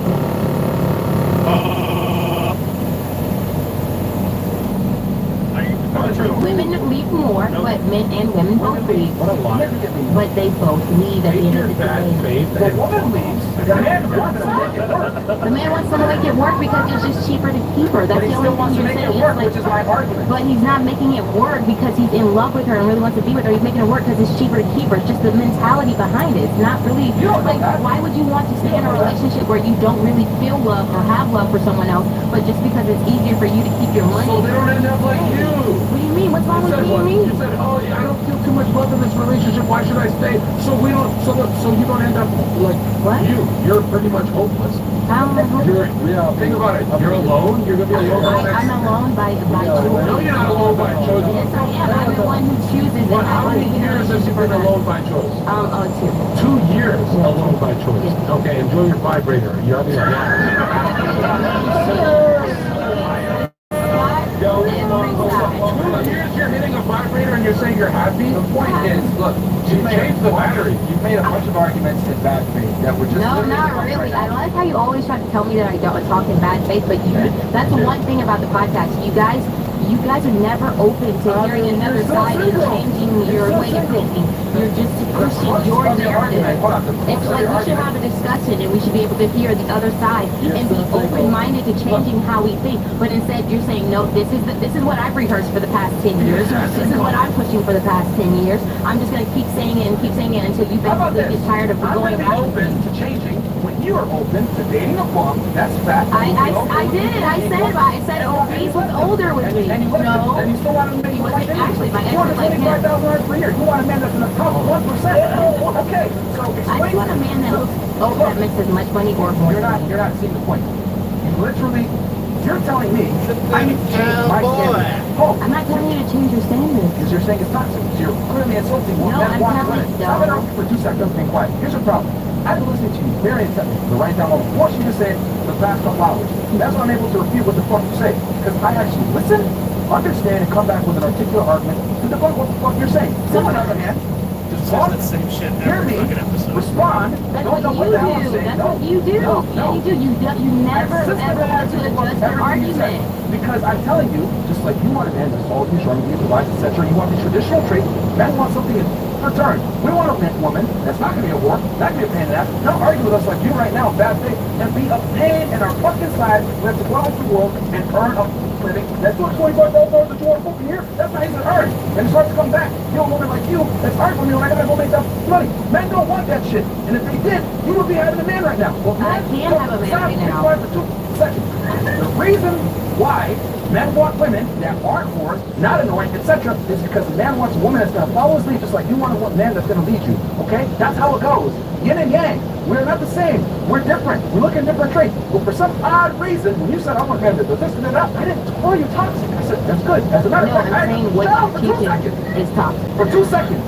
I said earlier, all of you should want a man confident man. All of you, I told you, a man should be a leader, provide, protect, etc. I agree that your standards are 100% healthy and good. But when I give you my standards, which most men want, they can't be honest nowadays, because they got 40,000 niggas watching us. When I say it, it's toxic. This is insecure. You want to do blah, blah, blah, blah, blah, blah. No, it's not. This is what men fucking want, and they can't be honest women because delusional ladies like you that are old, that are angry, that men want younger, more attractive, non-argumentative women like yourself, you get angry. But on the other hand, when I tell you, yo, get the best guy that you want, tall, attractive, a leader, etc., you should get a provider. Yeah. I didn't call you toxic for your standards. Why did you call me toxic for mine? Because my standards aren't. I'm not teaching. My standards are my standards. You are leaving. Do you not hear the other girls describe the same fucking thing you described? Something else is a little different, but no, I'm not leading a whole platform of people. I'm not pushing my standards on a whole platform of people. No, I didn't. No, I didn't. I'm saying my standards. I'm speaking for myself. I'm not the one telling men what they should. Second, I've talked to damn near 2,500 women on this podcast, whether they make $1 million a year or $10,000 a year. They all are chasing the same demographic of fucking male. No one knows the female psyche better than me. I've talked to more bitches than anybody here. You are not special. You are chasing the same nigga that every other girl is. Now you're gonna sit here and be delusional, trying to argue with me back and just like, oh, well, that's my standard. No, you and every other chick are chasing the same goddamn. Did you not see the 3 girls ahead of you describe the same guy with the same level of income, same status? Are you delusional? No, none of us had the exact You want a guy that's successful? I want a girl that's not a whore. That's how men and women are. It's been that way since the beginning of time. But for some odd reason, you want to sit here and tell me, no, I'm different. You're not 2 Chainz. Shut up. Holy shit. We all had different standards when we came to putting in our men. You said I'm not pushing it on society. You said you said it's toxic for guys to like a young dumb girl. See, you can have your opinion, and we're cool with it. When our opinion is wrong, it's like I'm not saying it's wrong. I'm saying you guys are teaching guys. Yeah, it is. It is a toxic way of thinking for sure. Like, did I get demonetized because like if you weren't toxic, you guys are getting pushed off your platform because of it. It's like I'm not. You guys like I'm the only one who's like. Your power level's not high enough. You're not learning. Why did we get demonetized? What? Why did we get demonetized? Oh, I think they said that you guys are being misogynistic. Wait, that's the reason what? Yeah, I think that's what they said. Yeah. I told you I don't watch your show. I don't know shit like that. One time on the show. Everything. When did I lie? Yeah. Hold on. You told me what we said earlier. That was a lie. What was it? You want all lies because you don't know what you want. What was it? You're saying about demonetized because of us being toxic? Yeah, I think they said misogynistic when I heard about it. What was it? What was it about? She's like trying to watch the show. Yeah, I don't. We're actually got demonetized for talking and debating foreign policy with a certain country. That's what got us in trouble. So you don't know what the fuck you're talking about again. If you're going to make an argument, here's the problem. I'm going to check you on every false thing you say because it's very obvious that you make a bunch of bad faith arguments with a bunch of niggas that are yeah, I say the same thing. Bad faith arguments, not bad faith arguments. You just don't like someone that goes against what you're saying or what you're incorrect. If you're going to debate me, come with facts. You don't even know why we got demonetized. Yeah, no, because I don't pay attention to you guys. So then shut up. If you don't pay attention, shut up.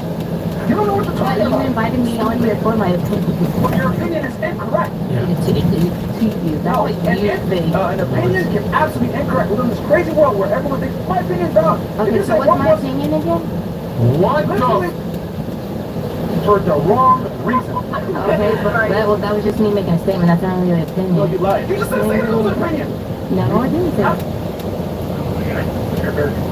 I think climate change is a much more serious issue than the conservative movement gives it credit for. And so my question is, what common ground can we find regarding climate action, and how can we get more conservatives in on the movement?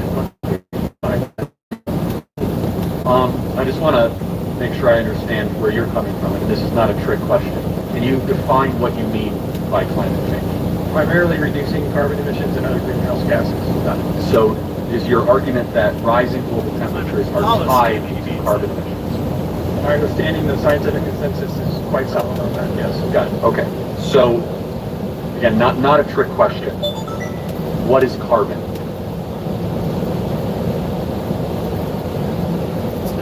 Not a trick question. An element. Yeah, right. Carbon dioxide traps heat in the atmosphere. Right. So, yeah, so carbon is life, right?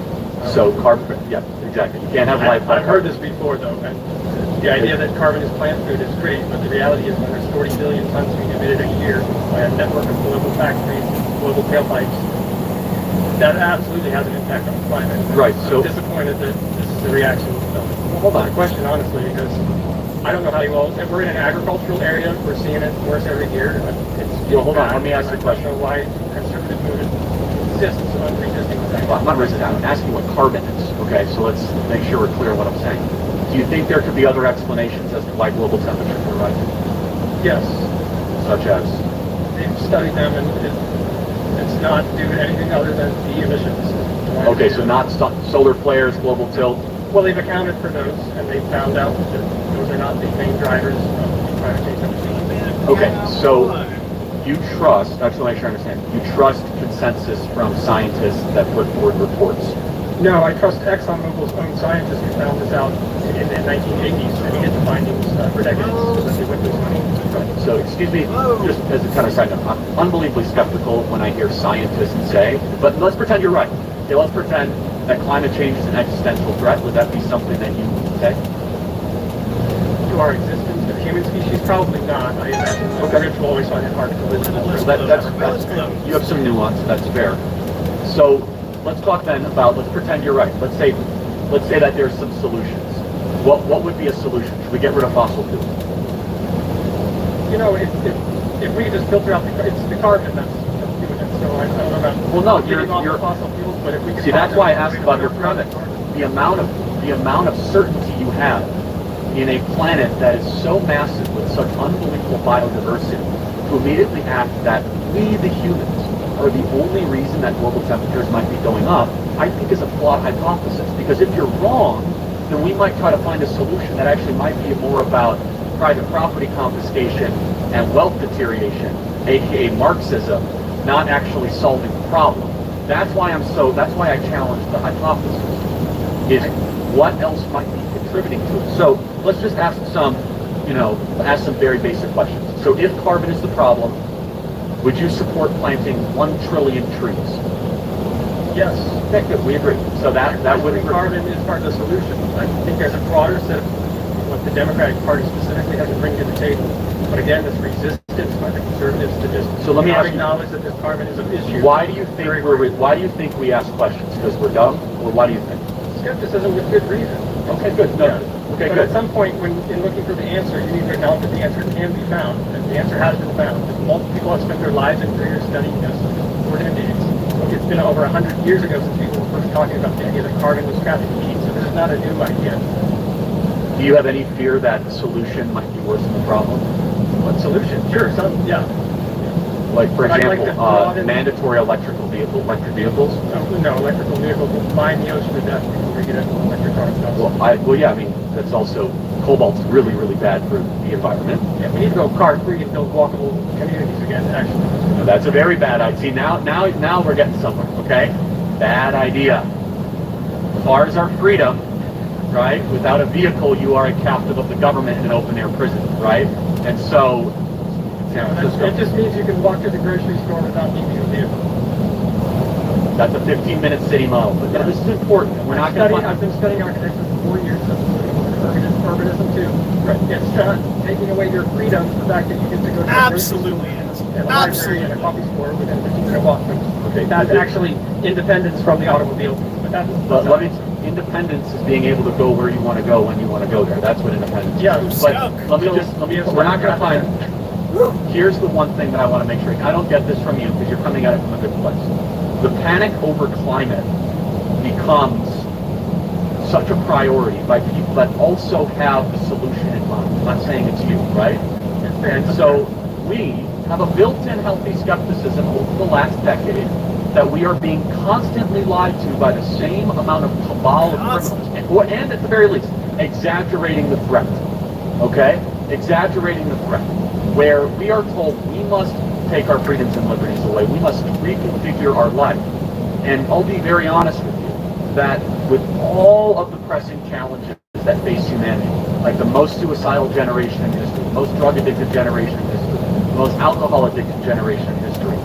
The fixation on an abstraction of rising global temperatures is an academic distraction from real material suffering that people have when the activists, not necessarily you, but the loudest activists, AOC, Rashid Tlaib, Ilhan Omar, Bernie Sanders, they want to get rid of fossil fuels, they want to disenfranchise millions of people of work, and they want to basically put the entire grid in unrealistic solar, wind, and turbine type model.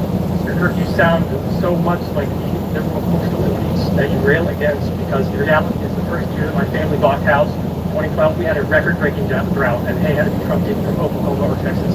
The following spring, it rained so hard and so much it broke records, and the bridges washed out, and my mother couldn't get to work. So this is very much a real issue. Let me ask you, in the last 50 years, have there been regular weather patterns in the 60s, 70s, or 80s? Yes. I would just close with this. You could talk to any rancher or farmer here in Missouri. Unpredictability is part of the agrarian lifestyle. To act as if you could perfectly model it, and here's the one thing about climate change that drives me crazy, and love disclosure, is that no matter what happens, it gets warmer, it's climate change, it's colder, it's climate change, it's tornado, it's climate change, it's sunny, it's climate change. It's the one thing that confirms the hypothesis regardless of the result. And so it's the perfect thing to argue for. You might be right. I don't think you are, that rising global temperatures are necessarily tied to human activity. But every solution I hear, every solution would obliterate the American economy and destroy our ability to use our greatest asset, which is fossil fuels, natural gas, liquid natural gas, and oil. Thank you so much. I got to get to the next question. Thank you.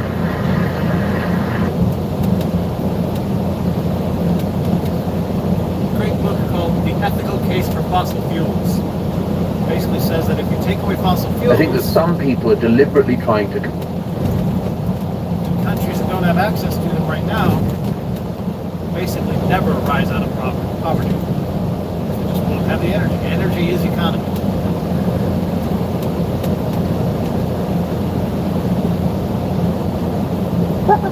The Joe Rogan experience.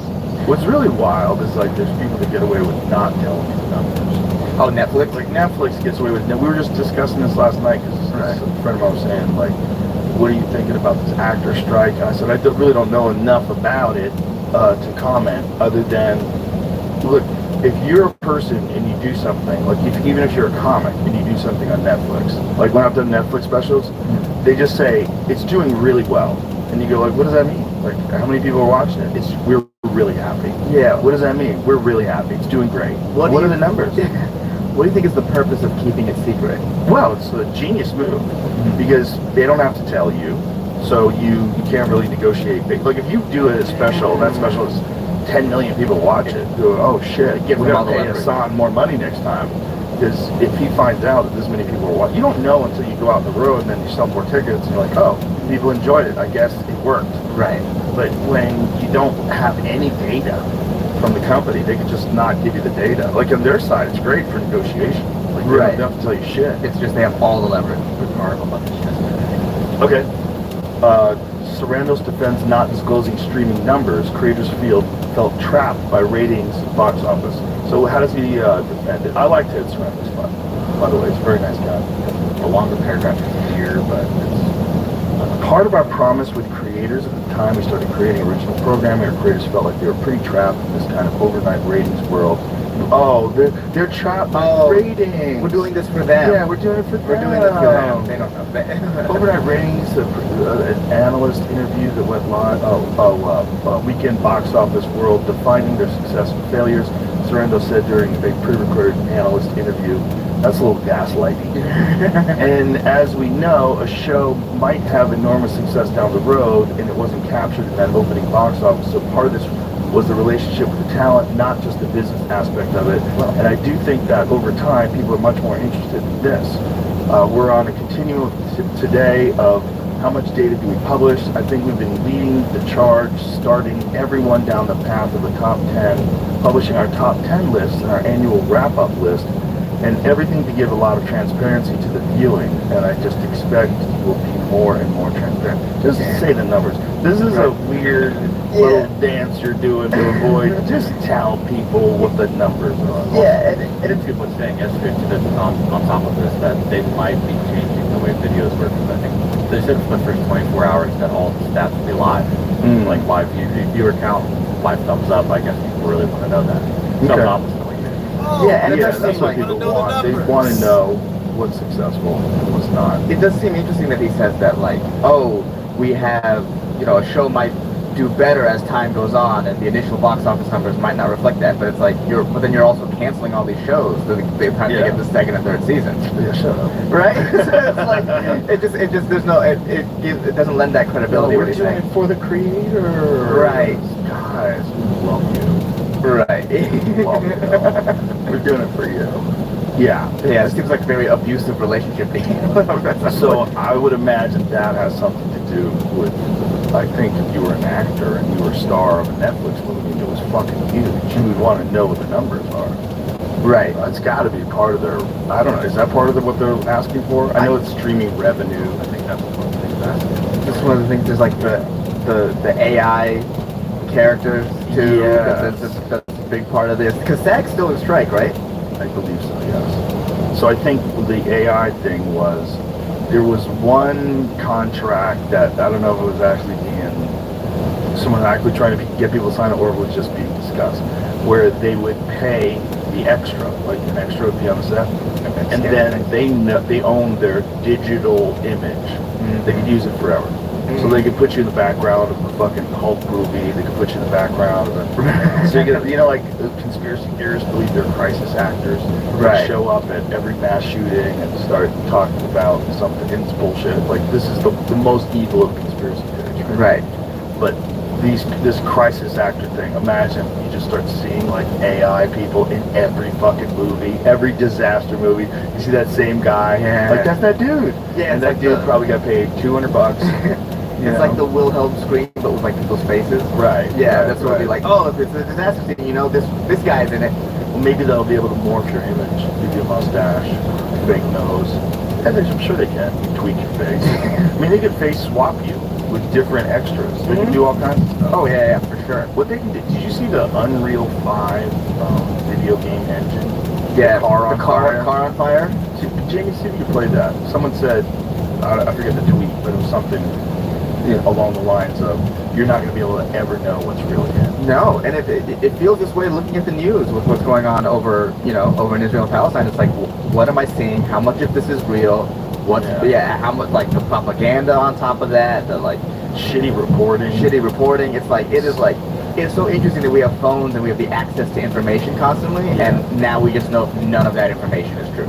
Well, we just know quickly what actually happened if you're online and paying attention. And the mainstream news is so far behind that. Right. Coleman Hughes was on yesterday. He was saying that, the original narrative was that Israel bombed the hospital in Gaza. Right. What actually happened was another Islamic terrorist group launched a missile, it failed, and it landed in the parking lot of the hospital. So this is fake. This is the Unreal 5 engine. You see a car on fire, and then they have a little video that they pop through it. Just the car is fake. The rest of the video shouldn't be fake. So they inserted a car into a real scene. Is that what they did? Yeah. No one really knows, though, honestly, because Unreal Engine looks so fucking good. They're going to renew video at 5.3. No, you can tell. But Jamie, I could imagine that's all. Smoke's just vanishing in the Well, video. it could be, but like right there, that person walked in the background. Yeah, but you could do that. You could. But that would be easy because they're not even in focus. That would be so easy in comparison to this car that's in focus. That's just, I've watched a lot of it. I think that all they did was add that. Okay. Well, you might be right, but either way, look how good that car on fire Yeah, looks. I mean, it looks fucking incredible. Very real. And look how the really flames vary. Like the flames vary like an actual flame would. It's not like sometimes you watch like digital flames, they do the same pattern over and over and over again. But this just looks like real fucking fire. There's a level of randomness. It's reacting to the thing in it. Yeah, the thing is making the smoke move. Motherfucker, dude. They're so good now. You're not gonna have any idea. No, you can't tell. You can't tell what's real at all anymore. You can tell I think that it was video. in 2015 they passed a law that allowed the CIA to use propaganda on like citizens with greater discrimination. No, there's something like that. I mean, that's always been a thing, though. It's funny that they didn't pass a law. Well, now they can't get arrested for it, or no one can get in trouble for it. Yeah, I guess. I mean, but no one was really getting in trouble for it. No one was really getting in trouble. It's like they killed the president. right.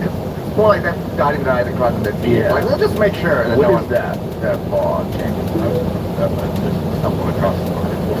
Third time 1977. Worldwide propaganda network built by this guy. Oh, I can't even imagine. 1977. I can't remember. It's so hard to know what's real and what's not real. I think that's like what we talked about with the shift in COVID, but it really caused, like, now I'm just suspicious of everything. Of everything. Everything I read, I'm like, what's that? Yeah. What angle is it coming from? Who's funding this? Exactly. It didn't used to be. This is what it's come to follow. Obama did not sign a law allowing propaganda in the U.S. Okay, so here's the claim. Former President Barack Obama signed a law in 2012 allowing government propaganda in the U.S. and making it perfectly legal for the media to purposely lie to the American people. AP's assessment, false. In 2013, Obama signed legislation that changed the U.S. Information and Education Exchange Act of 1948, also known as the Smith-Mundt Act. The amendment made it possible for some materials created by the U.S. Agency for Global Media, the nation's foreign broadcasting agency, to be disseminated in the U.S. The facts, the post circulated on Facebook with a photo of Obama falsely states that he repealed a ban on government propaganda in the U.S. when he signed it. 2013.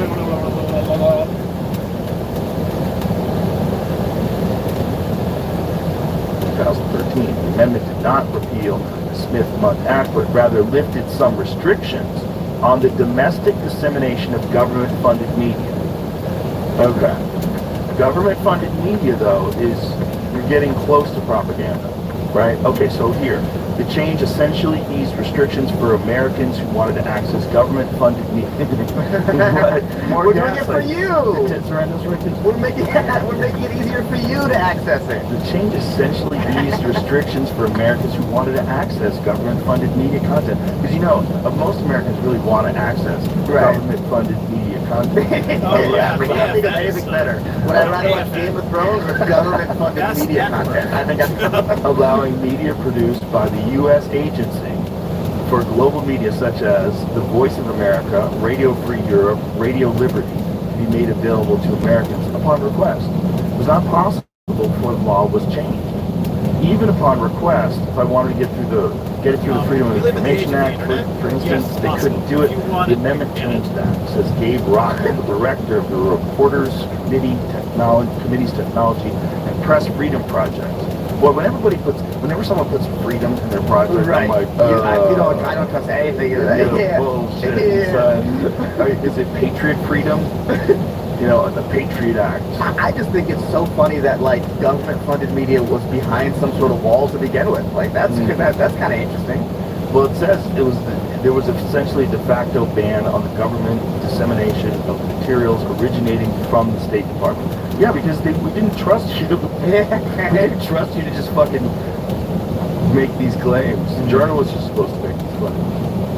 Right. You're not supposed to release the news if you're the government. No, the journalists are supposed to go in there and find out what's actually going on. Right. And then I guess later we find out that they're really influencing these news companies anyway. Yeah. So it's like, what? Oh boy.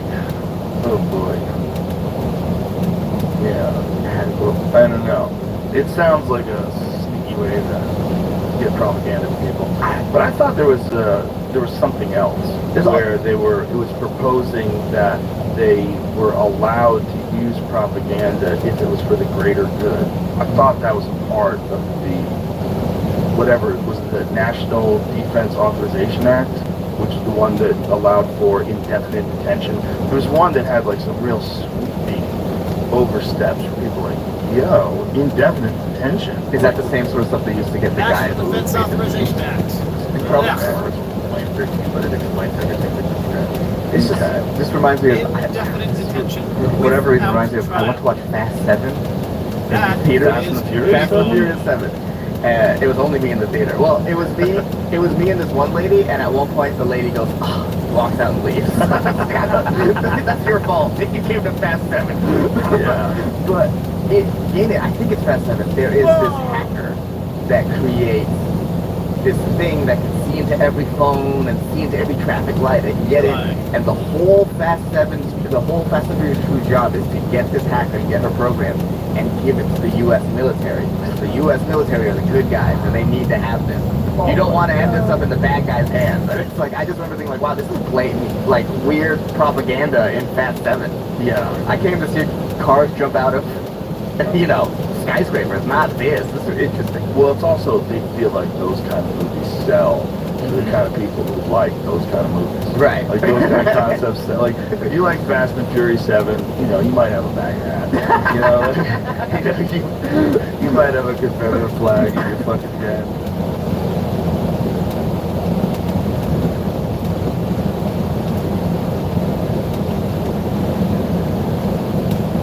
From the post-millennial, Joe Biden cashed $200,000 check from Brother James' business deal, House investigators reveal. Now, the check says loan repayment, which is funny, because how do you track the record of when was a loan given? Was it even a loan? So there's a lot to break down before we even read any of this. I'll just say very simply, what this shows is this check, it could be completely on the loan. Maybe just gave his brother a loan, right? That's all it was. Okay, here, brother, here's money for you. It shows that Joe's directly involved in the finances and the business dealings that his brother's engaged in. This is his brother going. So, welcome back, Truck. Have an episode here. Hot Girl finds out what it's like to be an average guy on Tinder. So, we are here with the victim, participant, Kayla. Kayla, real quick, have you been on the dating apps before? Tinder, Bumble, Hinge? Okay, so I've been on Tinder what? For how long? What? Damn, and what happened in that 1 week? I found out it wasn't like Where did you go and meet people? Instagram. Instagram is the biggest dating app in the world. How many men DM you on a daily basis? If you had to guess. Like hundreds. Hundreds. So in a year, you would say maybe thousands of men?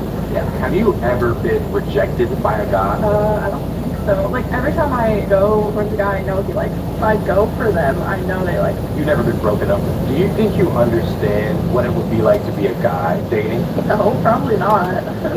Probably not. So, what we're doing is have a very lucky participant who has volunteered his identity for you to be. His name is Juan. We're going to have you make a Hinge profile using Juan's picture. Do you think you could riz a girl up in conversation? I think so.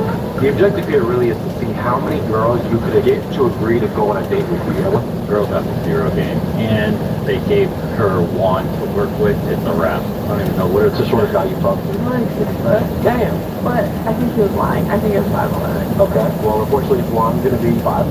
That's not fair though. Well, that's fair. That tells you all you need to know. 5'9", that's not fair though. Hey man, if you're under 6 feet, you're a dude. Right from the horse's mouth. 5'9" is not the average. Would you like to Google it?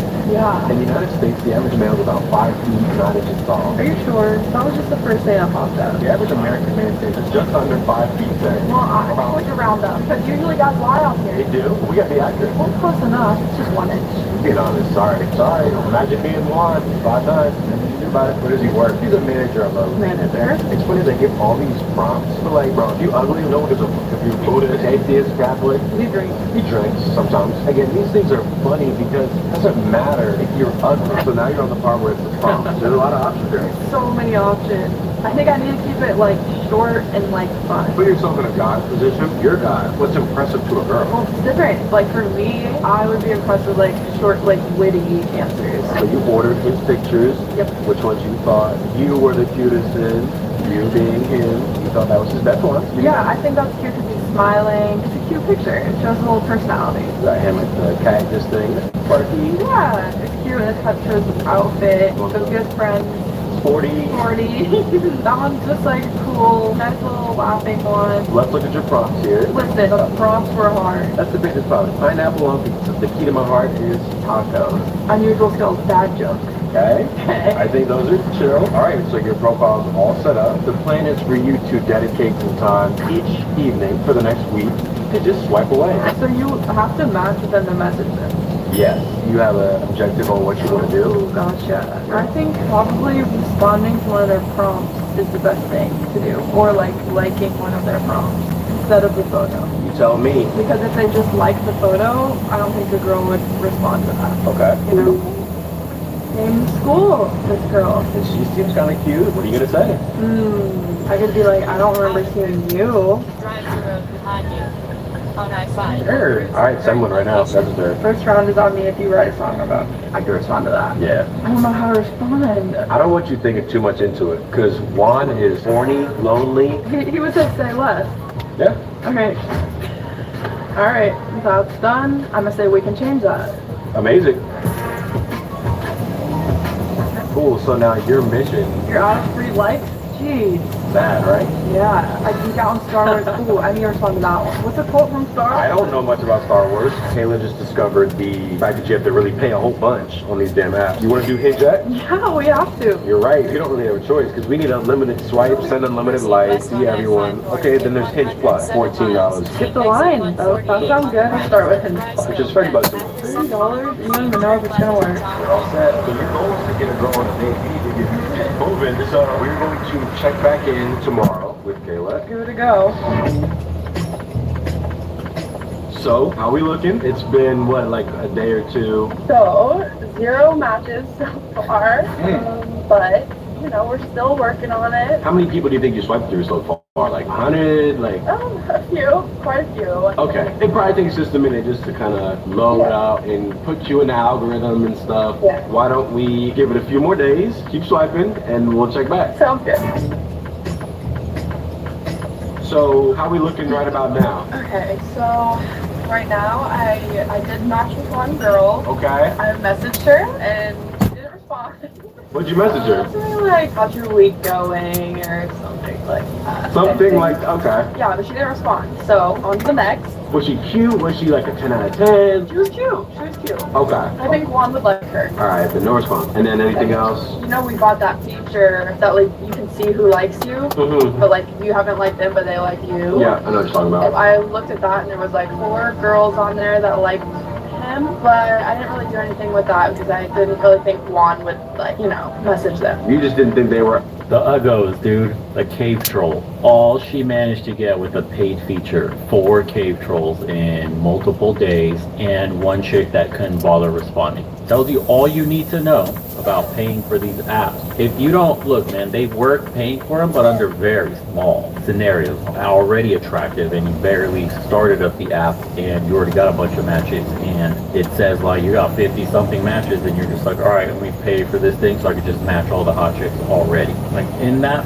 when it works like that, if you have that much attraction, your S&P is that high. But to use them in the wrong way that most guys use them is you get no matches, pay, hoping to get more matches, and you get 0, and you lost your money. But if you already have a ton of matches, and you want them all unlocked right away, that's when it could make sense. Of high caliber? No, I didn't think that they were his type, really. Okay. So that's womanese for they were ugly. They had a face for radio. That's okay. Hey, so we got 1 match, and then 4 not so good white material longevity people. Okay. Because the goal here is to try to get a decently cute girl. Yeah, that's what I thought the goal was, so I'm just looking out for Juan. Yeah. Juan has some standards. Bro, fact. We're looking for a cute white material. Bring home the mom type. Okay. All right, we'll give it a little bit more time, and we'll check back and see if you have some more. But keep swiping. Please tell me you have a date, please. No date. So I got into like a conversation with this one girl, and she just had such an attitude. Like, I needed to prove myself to her before she like even like said we would say anything about like going on a date. Can you break down exactly what you said and she said? She said, like, I bet you can't convince me to go on a date. And I was like, what do you want me to convince? And I was like, why would you even like match with me if you want me to like convince you of something? What am I supposed to convince you of? Like, do you want to go or not? She said something, and then I just didn't respond because I was like, I don't like this attitude. Wow. Was she look like a model, or was she look like a regular schmegger? She was cute. How did that make you feel? You're one. Can you put yourself in his shoes, like having to prove yourself to a mean girl? It pissed me off. Why wouldn't you want to go on a date? Like, you're on Hinge for a reason. Okay, so apart from that one conversation, anything else? So I paid for that little boost or whatever you did for 24 hours, and Juan got some likes. I think it was like 5 girls liked his profile. Okay. But again, they just, you know, we're his type, I think. Where is type? Damn. Wow. You paid for a boost and got 5 more cave trolls added to the roster. Oh boy, dating got so rough, eh? How much was that? How much did you have to pay for that? I think it was like $20. paid 20 and you still got nothing. $20 for 5 girls that weren't expecting. Well, we can meet. Alright, bye. For the love of God, please tell me you have something. It's been a while. It's been a minute. Well, I've been talking to some. Thank you, Christ. You know, we boosted the profile again. Just so the audience knows, we sent Kayla quite a bit of money. She didn't want to pay for none of the boosts, which is understandable. She didn't want to pay for any of the power-ups because our video. We sent you the roses, like the 50 roses was like what, 70 some dollars. We got her the most premium Hinge subscription. The Super Boo, 24 hours. So you got all the power-ups. I did we send you like $200 some. What happened? Well, I just think Juan really.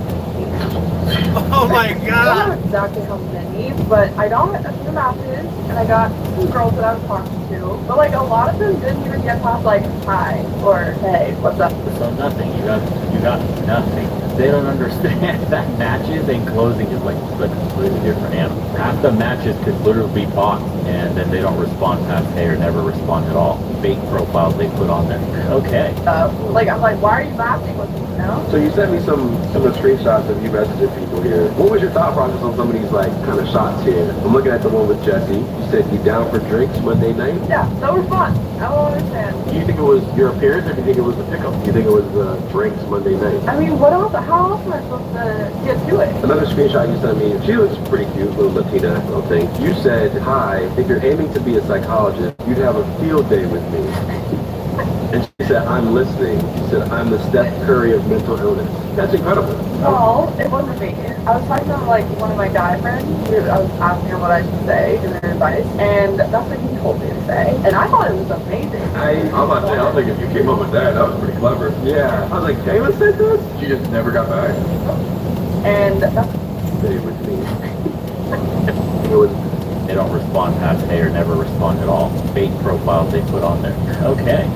like I'm like, why are you laughing with me? You know? So you sent me some of the screenshots of you messaging people here. What was your thought process on some of these like kind of shots here? I'm looking at the one with Jesse. You said you down for drinks Monday night? Yeah, that was fun. I don't understand. Do you think it was your appearance or do you think it was the pickup? Do you think it was the drinks Monday night? I mean, what else? How else am I supposed to get to it? Another screenshot you sent me, she looks pretty cute, little Latina, I don't think. You said, hi, if you're aiming to be a psychologist, you'd have a field day with me.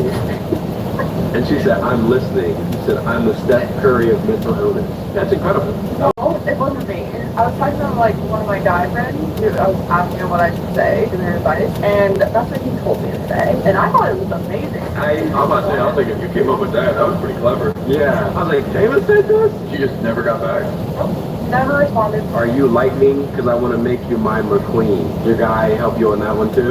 Yeah. Okay, so now to be fair, obviously these aren't all coming from your brain, but you could assume guys or Juan might ask his guy friends to smooth with the ladies for a good pickup line. But also, it's not even working, so it doesn't even matter. That is true. Winging and missing over here. Damn, you got the best bat too. What's with the cowboy hat emoji here? You said hi. I put the cowboy hat. Put the cowboy smiley emoji. Any thoughts on that? Try to spice it up. I see one where you almost got it started. You said hi. Person got back with howdy. I guess you and this cowboy hat is just the thing right now, but then you said the cowboy smiley, and then you said, how are you? You in the LA area. No response. What am I supposed to do? You're being very normal. This is extremely normal. You haven't even had a chance to be weird. That's what I'm saying.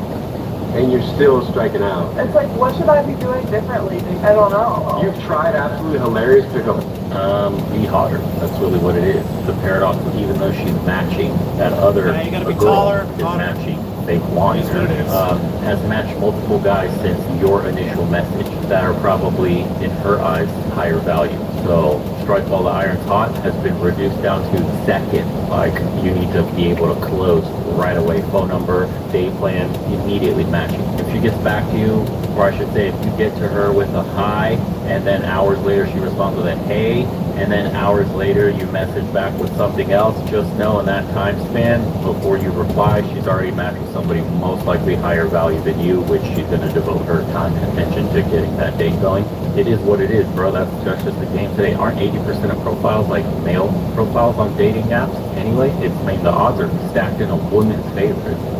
You've tried simple hi. You tried hi with a smile. You've tried hi with your favorite cowboy emoji. Imagining yourself as Juan right now. Imagine that was you. How does this make you feel? That would be real. I'm good, comma, on the road making money, period. I live near Santa Cruz, comma, how about you, question mark? It's just disappointing. Like, I would give up. I really would. Why don't we do one more? Okay. I'm not paying for any more power-ups. One only has so much money. Shit. Okay. We just want to see if you can get a back and forth or something where you can get agreed to go meeting somewhere. Yeah. All right, we'll check back. All right, so we're good. So by this time, you gotta lower the standard and alley one of the cave trolls, where you gotta hit all 6, 7 that you matched up, and numbers game, baby. Pray you got one cave troll. So you've been doing this for I don't know how many weeks, perhaps a whole month, and of all your matches and convos, you've been reduced down to 5 cave trolls, and probably only one of those are gonna go out on tables. Okay, this is the last day. What are we looking at? So, The deep sigh says a lot, but go on. I mean, this was just way harder than I thought. So on a date, and like there was a conversation that was interesting. So this one girl, we got into like talking about like a date, and I was like, let's go out to eat or something, and she's like, where? And I was like, maybe Mexican or tacos. She's like, that's cool. By the way, I'm not into hookups, if that's what you're looking for. Ooh, when did I miss that? You were just trying to get some food. I just want some tacos. So you didn't mention like come over or nothing. You just strictly said Nothing. I never said, oh, let's go somewhere after. I never said, you come over. I never said anything about it. You know, I almost feel like the video for the viewers I have to act surprised. I'm not surprised. That's the normal thing. I always thought that the whole hookup thing was a bit silly because if you're on coming to have a date with someone, surely at some point down the line, it's going to lead to a hookup, assuming both parties are liking each other. Yeah, she made it weird, and now Juan doesn't want to go. Hey, good for Juan, privacy standards. Okay, and then was there any other conversations that went further? I mean, there was another conversation, but it didn't lead to anything. She was like one word at me. Cool. I'm just like, all right, I don't want to have a conversation with the wall right now. Okay, so what about, you said there was one interesting conversation that was good. Yes. What's the deal with that? And she was like the cutest one. She loved Juan. The conversation was really good, and then she just stopped responding. I don't know. I have what I told you happened. The message is here. You can't just carry on conversations, and you have to closely logistics, like building up tension or text. You're wasting time. You need to show the initiative. You need to get the date. It's that. You started out with love your nose ring. I think that's a really good, smooth start. Yeah, my guy friend was around for that one. Okay. Juan needs all the help he can get. Love your nose ring. Oh, thank you. Pretty bold with cheating by using a guy for hookup, like pickup line. We should get married. I'm ready to be a cat dad. Does she have cats in her bio or something? Yeah, she's like a cat lady. I'm ready to be a cat dad, which is great because you're talking about her interests. And then she says, is this your proposal? Okay, because he needs a dad. She's fucking with one. Heavy. When should I come home? And then ASAP, being a single mom is hard. You said perfect. What kind of cat do we have? And then what she didn't respond. Nope. And then you sent one more message saying, what's your number? I feel like I should have that if we're parents now. And then nothing. But she was so into it at first. Oh no, what the hell? Okay, so in conclusion, what's your takeaway with all this? We've invested damn near $250. Juan has yet to get a date or a number. These girls are confusing and difficult. Do you treat guys like this? The way that girls are speaking to you, do you speak like this to guys? I'm not like mean. I'm not like through that. Like I don't say like stuff like that. But there are like some that I just like stop responding, I guess. But honestly, I don't think I've ever like been really into it and then stopped responding. Like that girl, the last one. And why do you think she did that? Maybe she got back with an ex-boyfriend. She definitely found someone else. Damn. So, Kayla, after seeing all this and being in Juan's shoes, what would you now say to a guy like Juan or Juan himself? What would you say to him about dating and actually that call? Someone's calling in. Wait a minute. Oh, hey, Juan, what's up, brother?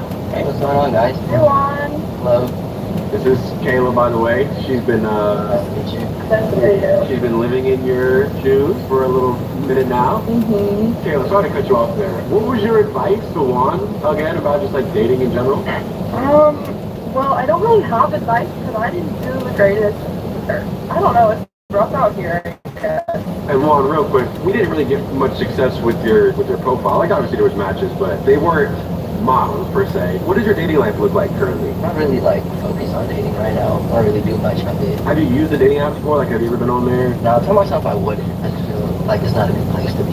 Kayla, any kind of words for Juan as like a dating life? Like, so how do you meet girls if you don't do dating apps? I go up to them in person, but Oh, that's good. and it was working for a while. But then they would have boyfriends and stuff, and I was like, Oh. So like, I'm just doing me for a while. I haven't really been trying. Yeah, it's just bad. It's really bad. Like, it's really bad out here. For men, Juan, was there anything that you said you wanted to say something to Kayla? Yeah, I was just wondering if it'd be possible to like maybe catch lunch or dinner sometime with you. Did we lose? I think she just might lost like connection. I think the Wi-Fi dropped. Everything was a bit stretchy, you know, but a little lag. Yeah, it was kind of like glitchy. I'm sure we'll add her back. Yeah, we'll let. Yeah, it's not like I could get a number like ask her there. Like, I don't.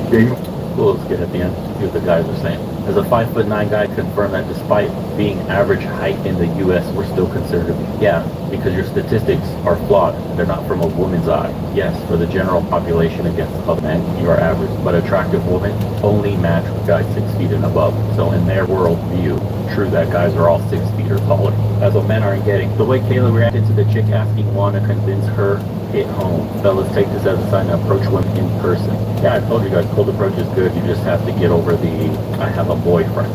Like, if that happens, it's fine. Again, numbers game. If you don't take it personal, your results tend to be much better. Average-looking people aren't meant for social media. That's the harsh truth. Too many options to choose from on dating platforms. Just go out and talk to a girl in real life and your chances are much higher.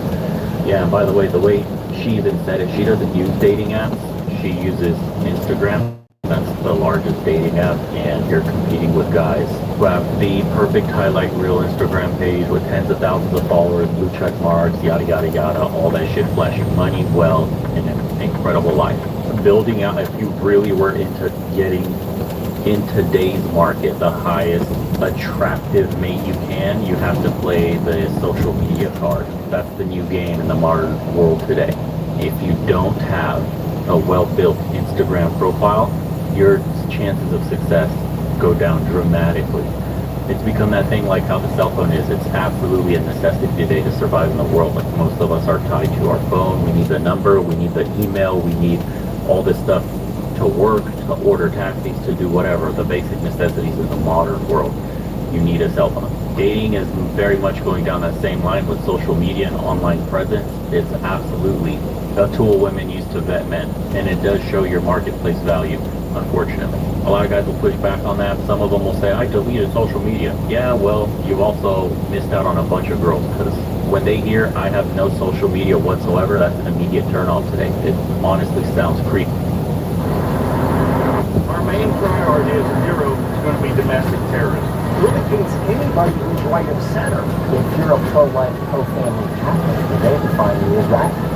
These are anti-government, we're freedom of religion, freedom of experience, violent extremists, and they must be dealt with.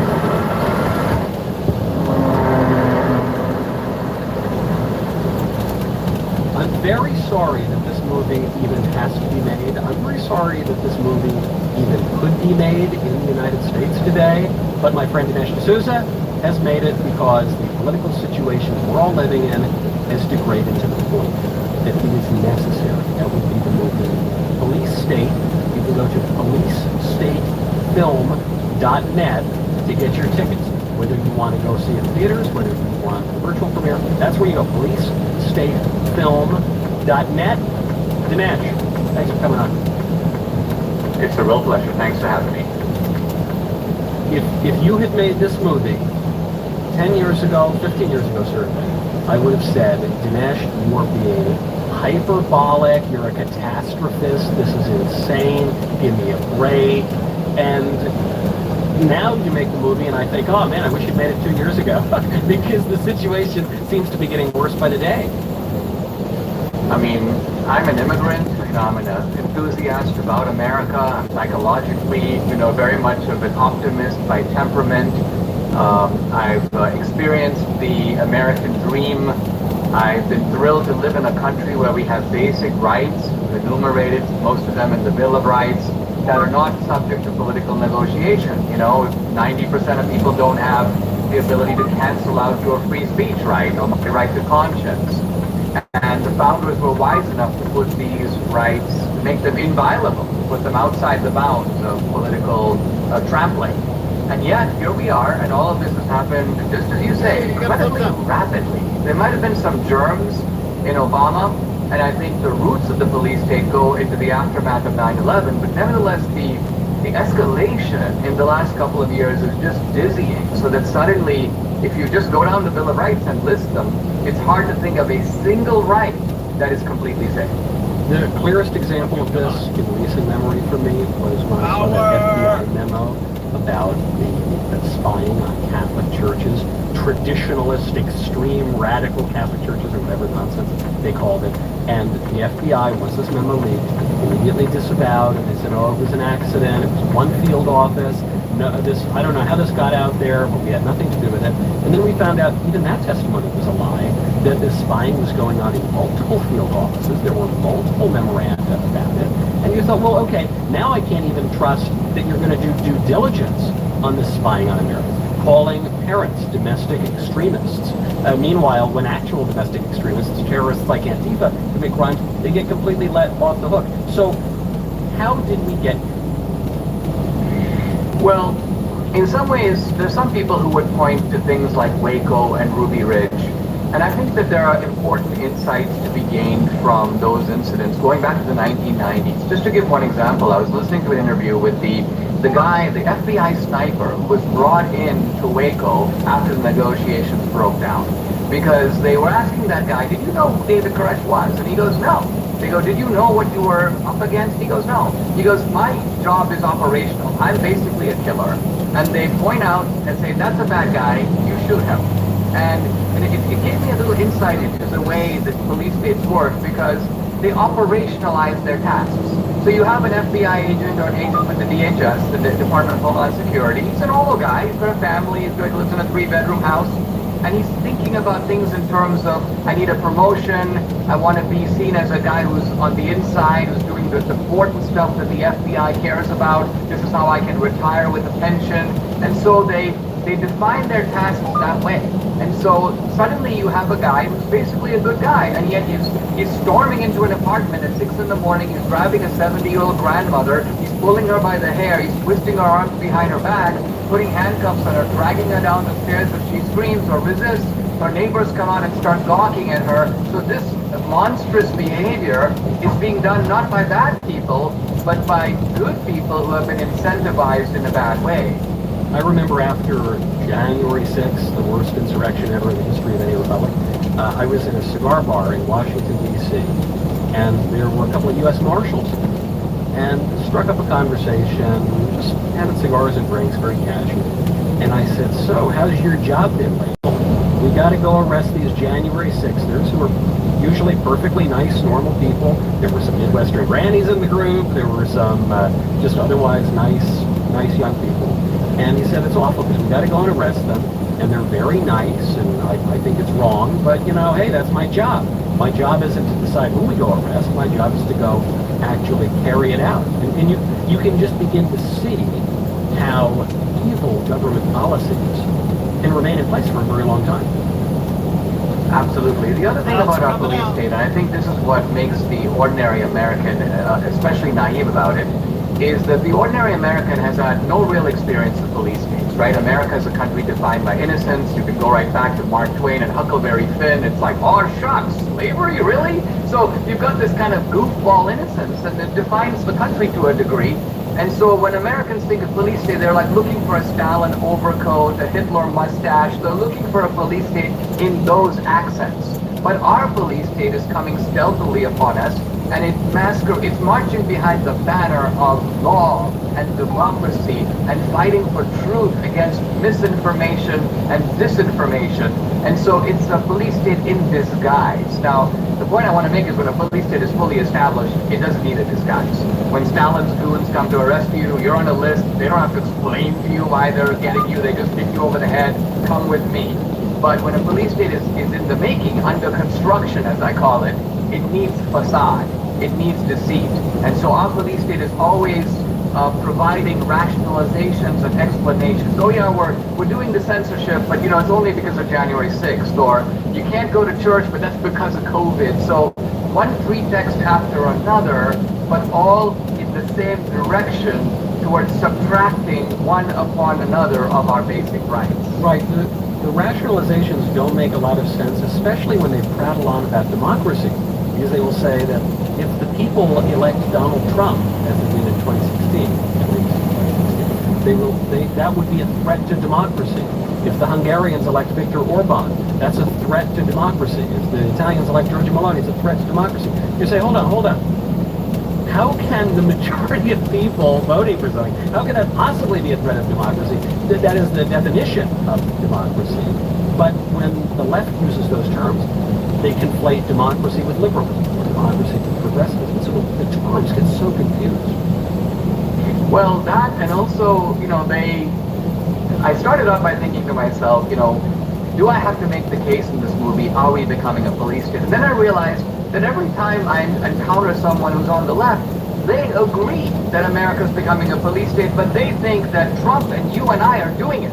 They think that we are the instruments of the police state, and so we addressed this in the movie. I restructured the debate a little bit about who's right. Is the police state threat coming from the left, or is it coming from the right? Now, if you look at Trump, for example, it is amazing that this guy was not running the police agencies of government even in his own administration, right? And so he's certainly not running them now. In fact, I say in the movie, I think I used the line, he's not running the police agencies, he's running away from them. So once you realize that, you begin to ask who is in fact in control of our police state. But there's a little bit of a wrinkle here, which I think is worth mentioning. In normal police states, there's usually a dictator who is manifestly in charge, right? There's Castro, or there's Pol Pot, or Stalin. Right now, the police state of China is being run by Xi. If you consider Russia a police state, it's kind of a quasi-police state. Putin. Okay, who's running our police state? I mean, our police state has a slightly opaque quality in that Biden is in the canoe. He's, I think, a willing, sailor, if you will, but I don't think he is moving the oars. And so you have a cabal that is evidently running this country, but with Biden as their kind of a willing figurehead. So then, if we can't quite figure out who it is that is running these things, and I agree, if I found out that there were marionette strings attached to Joe Biden's arms holding him up at this point, I wouldn't be surprised. Yes, obviously other people are maneuvering power, but if we can't figure out exactly who they are, how do we stop them? Well, we have to stop them institutionally. This is not just something where a lot of times people say, no, that's what can I do? And there are things you can do. You know, become an election observer, become an election judge, participate to the degree you can in the process. But ultimately, police states are blocked by courts. They're blocked by legislatures, in this case the Republican House, using its full power. They're blocked by secretaries of state and governors and attorneys general. The problem here, I think, is not that we don't have the institutional power. It is true that we are outgunned and outmaneuvered in the cultural debate. The left dominates the big megaphones, the big institutions. But the real problem, I think, is that Republican psychology is very different than the psychology of the left. And so if the left goes gangster on us, we say things like, well, we're not going to go gangster on them because we are too good for that. We stand on principle. We are better than they are. Now look, there are circumstances where you can say that. You know, I think of Jimmy Stewart in the Man Who Shot Liberty Valance, where if you're living in a nice small town with a sheriff and so on, you can be like, I'm going to be a law and order guy. And if someone tries to break into my house, I'm going to call the cops. But if you go out west in a covered wagon and you have outlaws with long guns encircling your ranch and they want to burn your homestead and rape your wife and kill your kids, and you say, I'm not going to go get my long gun because I'm better than they are, I'm a law and order man, I'm a man of principle, you know, something's wrong with you because you have no grasp of the situation that you find yourself. So when I think about this film, it's kind of a warning. I liken myself to sort of an animal that's detected a movement in the trees, and I'm trying to warn the other wildebeests or the antelopes that, look, you know, don't graze in this kind of flaccid bovine way because we are all in danger. We need to take some protective action. Flaccid bovine way, I think, might be the most apt description of a large part of the American populace that doesn't want to acknowledge the threats that really do exist. This has been a difficult issue for me, speaking of law and order, which is that as a conservative, I've long felt that the support for law and order and the law enforcement agencies is a core aspect of what it means.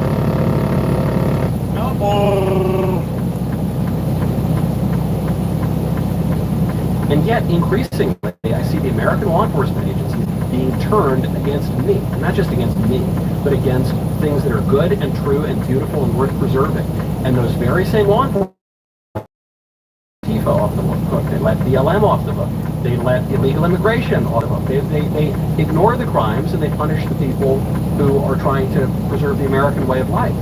And so, in those circumstances, how are conservatives supposed to think about the police? Well, we've got to distinguish between a law and order that is anchored in a legitimate system of government and of justice, and police state so-called law and order. Police state law and order is always a desecration of true law and order. In fact, it doesn't even do it justice to talk about a double standard, because if we say, and we're so good at pointing out these double standards, hey look, they're going after Trump, they never went after Biden, in fact they're covering for Biden. That they went after the January 6 guys, but they don't go after Antifa, they don't go after BLM. Well, the problem with this is that this is itself naive, because this assumes that police states are very rigorous about trying to establish equal justice, and so you've caught them out in an inconsistency. Hey, listen, there's a contradiction. Whereas really, police states don't think like that. They have a single standard. The single standard is, we protect the people who are helping to build the police state, and we ruthlessly go after the people who are a threat to the police state. And that is the consistent way in which they operate. So police states should be expected to protect their own. And usually people who are on the side of the police state know that. Even when, Jamal Bowman pulled that fire alarm, I'm sure that not for 1 minute was he afraid that he was going to be put into handcuffs for doing that. Of course. It reminds me of the observation by the political philosopher Carl Schmitt, who knew a thing or two about police states himself, who said that the fundamental distinction in politics is between friend and enemy. And if you're Jamal Bowman and now you pretend like you can't read a sign and you don't know what fire alarm is, but of course, why was he empowered to do that? Because he knew that he was a friend of the liberal ruling elite, and there was absolutely no risk that he would ever face any consequences, even though what he did constituted more of an insurrection. What he did constituted more of an obstruction of an official congressional proceeding than anything the Hornhat guy ever did on January 6th. Absolutely.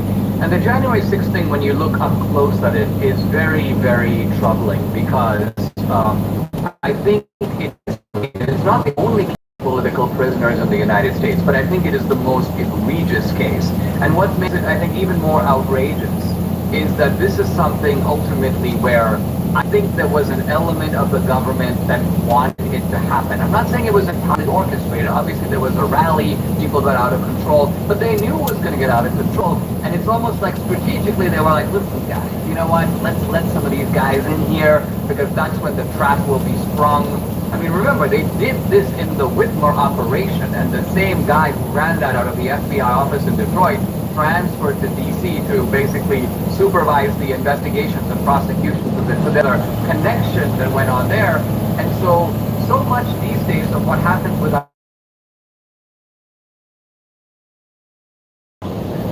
they're going to next indict him for putting too much mustard on his ham sandwich or something. And as is often the case, it's not, sometimes, in the case of the Trump prosecutions, sometimes they just kind of made it up. But in some of the prosecutions, they've caught him doing things that might, I guess, sort of technically be violations, but would never otherwise be prosecuted. A great example of this is he, as president, with the power to declassify documents at will without telling anybody, he had some documents stored after his presidency. He is indicted for this. Hillary Clinton, while Secretary of State, with no ability to declassify documents at will, is improperly storing them on an unsecure server where they almost certainly were hacked by foreign powers. Donald Trump, they want to put in an orange jumpsuit. Hillary Clinton gets let off the hook by the FBI director, who even admits what she did was wrong. And you know this very well yourself, because you were selectively prosecuted by the Obama administration for something that Democrats do every freaking day of the week. and they do it at a much larger scale, which is they give a little too much money to preferred political candidates. You did it at an extremely small scale, but only Dinesh D'Souza ever gets prosecuted. You know, when my case came up in 2013, I didn't see it as a prelude to any kind of police state. I thought, look, you know, I have upset the vindictive narcissist in the White House, Obama. I made this movie, and so I should have known there's a big target on my back. You know, I've been very foolish about this whole thing. I saw it as a one-off. I didn't see it as a precursor to what would happen to Carter Page, Papadopoulos, Michael Flynn, of course now Trump. And yeah, you're absolutely right. But, you know, if they went after Trump on one thing, hey, listen, you've got this classified document, it's a nuclear secret, you shouldn't have taken it, we tried to get it back, you were pugnaciously refusing to give it to us, we could look at the facts. But when you have 90 plus charges, and it's like, you know, it's a shotgun, right? If we can't get him in D.C., we'll get him in Georgia. Can't get him in Georgia, we'll get him in New York. And can't get him in New York on the criminal stuff, so let's destroy his business with the civil. So you can, this is pure police state thuggery. There's no other way to look at it. And so this movie is, again, coming back to what we started with, not one that I would be happy about making. I'm a little dismayed that we are at this point where it needs to be made. We've adopted a pretty unusual strategy. We bought out hundreds of theaters, and we're showing the movie on 2 days, October 23rd and 25th, and we're selling tickets on our website, which is policestatefilm.net, the website you mentioned. But it's great to see it in the theater because I make these films for the theater, and this is a film that lends itself to cinematics. I mean, it's in that way, it's in a completely different category than 2,000 Mules, cinematically. Well, and then it also, I noticed from the very early scenes of the movie, you happen to have a particularly well-known actor in the movie who, I think it was a few years ago, was in something like 3 or 4 of the Best Picture nominated films of the year at the Oscars. You know, the great international film and television star, Nick Searcy. So you've really got a lot of the high Hollywood cinematography and filmmaking, and this really compelling story that we're all living every day. It brings the police state sort of visually and emotionally home to people, because you and I could talk to them about it, but still the ordinary American is going to say something like, well, you know, I'm not Trump, and I didn't go in the Capitol in January 6th, and I pay my taxes, so guess what? The FBI is never going to come smashing through my door. And this film is really aimed at convincing that guy, don't be so sure of that. We are in precarious territory. Now, we're not all the way there, because once the police state, once the jaws of it snap shut, I can't make a movie like this. And in fact, when a police state is fully established, the only thing you can do is run. I mean, that's really the message of refugees from North Korea, or even Solzhenitsyn's Gulag. At that point, you have to try to get out, get your family out, get your money out. Only thing you can do. We don't want to get to that point, and I think fortunately we have time and we have room to be able to block and roll back this police state. That's the urgency of the message of this. So the dates are October 23rd and 25th. So people need to go and get their tickets now, whether you want to see it in theaters, whether you want to see it digitally. Go right now to policestatefilm.net and get your tickets before they sell out. Dinesh, thank you for coming on. Best of luck in the rest of the media tour.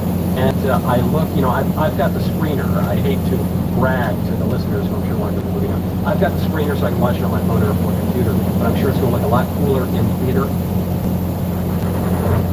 Donald Trump and the MAGA Republicans represent an extremism that threatens the very foundations of our republic. Chief Division Counsel and DOJ approved the no-knock breach.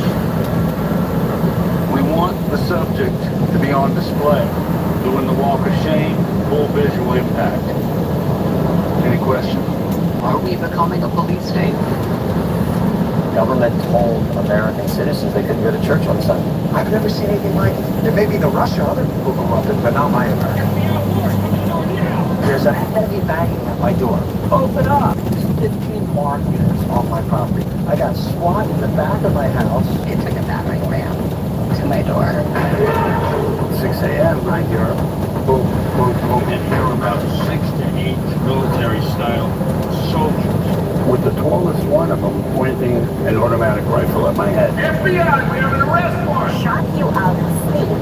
drag you out of your house half clothed, refuse to give you a warrant, ransack your house, now facing 15 years in federal prison for doing nothing other than exercising my right to free speech.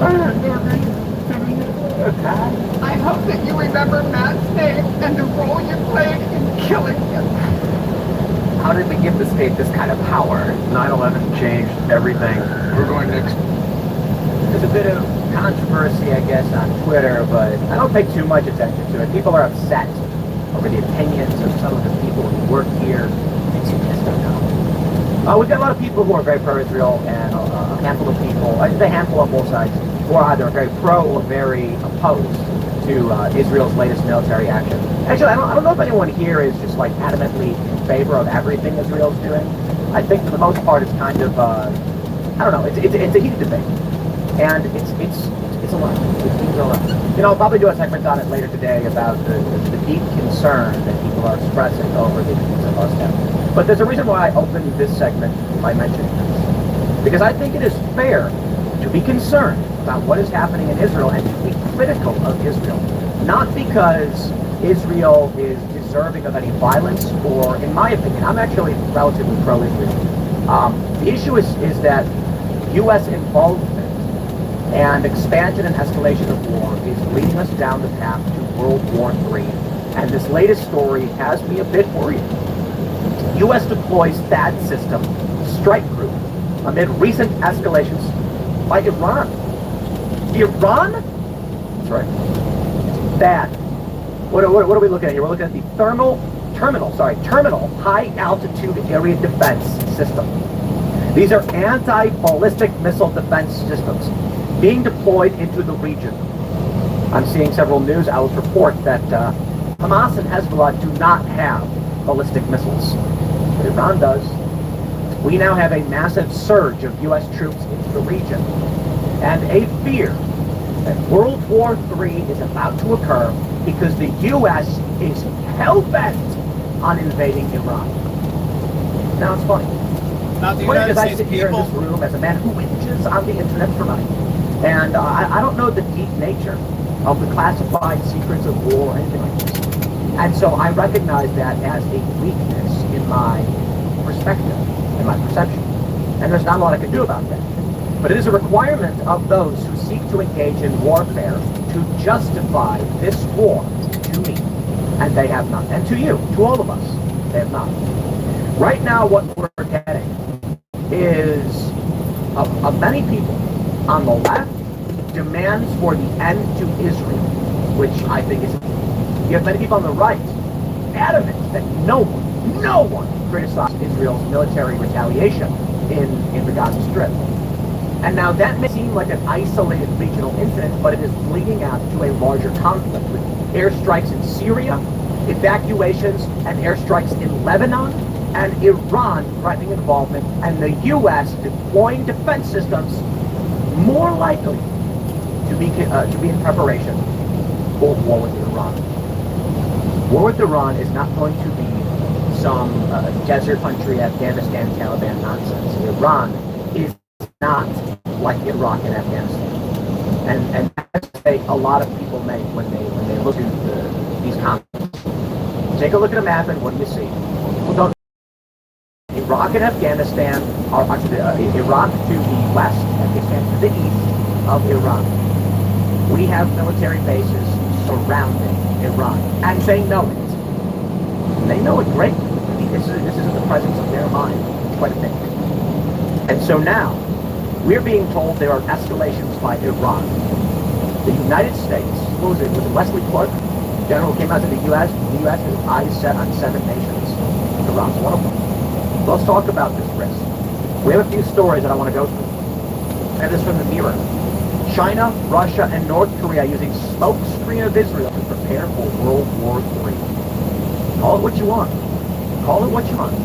Preparations for World War III are underway across the board, and this is what we are staring at. And you may ask yourself, what does this mean to me? Well, look, I see what happens with Hamas. Paragliding in, tearing down the fences, and just brutally massacring Israeli civilians. And the left marching to the streets, rioting, defending Palestine and all these things, and I disagree. And I know there are people at TICAS who disagree with me. That I'm hired, but I respect their opinions. I should say, I respect their right to have these opinions. I don't necessarily respect their opinions, right? You know what I mean? Like, you're allowed to have your opinion. If I think you're wrong, I think you're wrong. My concern here is, what could happen here in the United States as a result of Cold War? It's multifaceted and obvious. First, nuclear annihilation. That's not my biggest fear, to be completely honest. I really don't think that if war erupts in the region, that it's going to result in global annihilation. Why? As it pertains to Ukraine, there was a Polish member of parliament, I think it was a Polish member of parliament, who said that no one, I can't remember the name of the city, that no one will sacrifice this city for nuclear, right? Meaning, no one's going to engage in warfare to a degree that New York City gets nuked.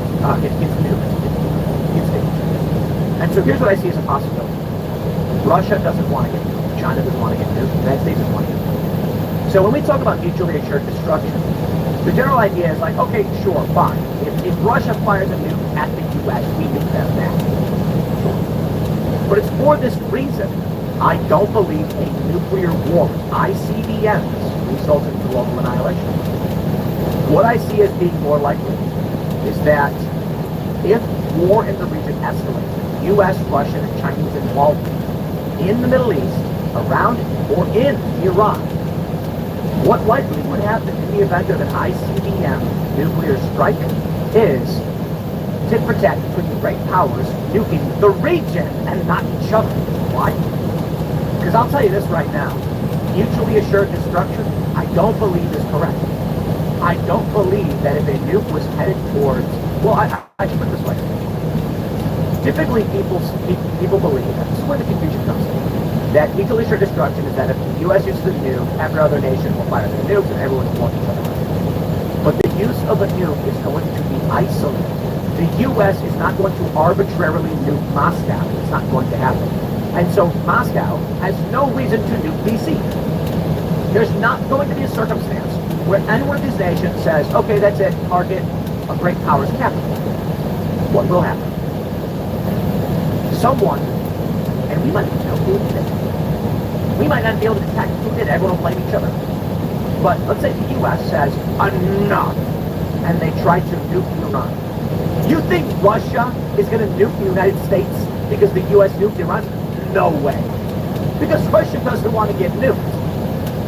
Russia may nuke U.S. assets in the region.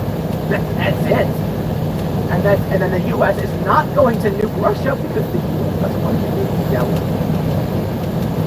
You know, look, it's a dirty, dirty game. And I don't mean game in a positive sense. I mean it's a tactic, it's a strategy. The U.S. says, look,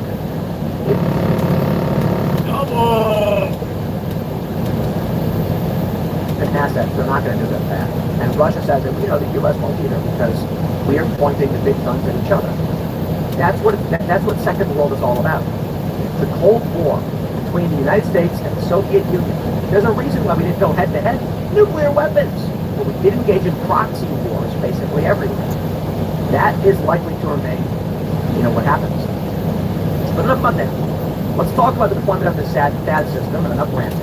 And I'll tell you where we're currently at. Newsweek reports the U.S. has deployed a terminal high-altitude area defense anti-ballistic missile battery and additional Patriot missile battalions to undisclosed locations in the eastern Mediterranean in response to recent escalations on the part of Iran and proxies over the war between Israel and Hamas. In a statement released on Saturday, the Defense Secretary said he had also ordered the USS Dwight D. Eisenhower carrier strikers to join the USS Gerald R. Ford group in the Central Command area, as well as asking further forces to be prepared to deploy to the region as part of prudent contingency planning.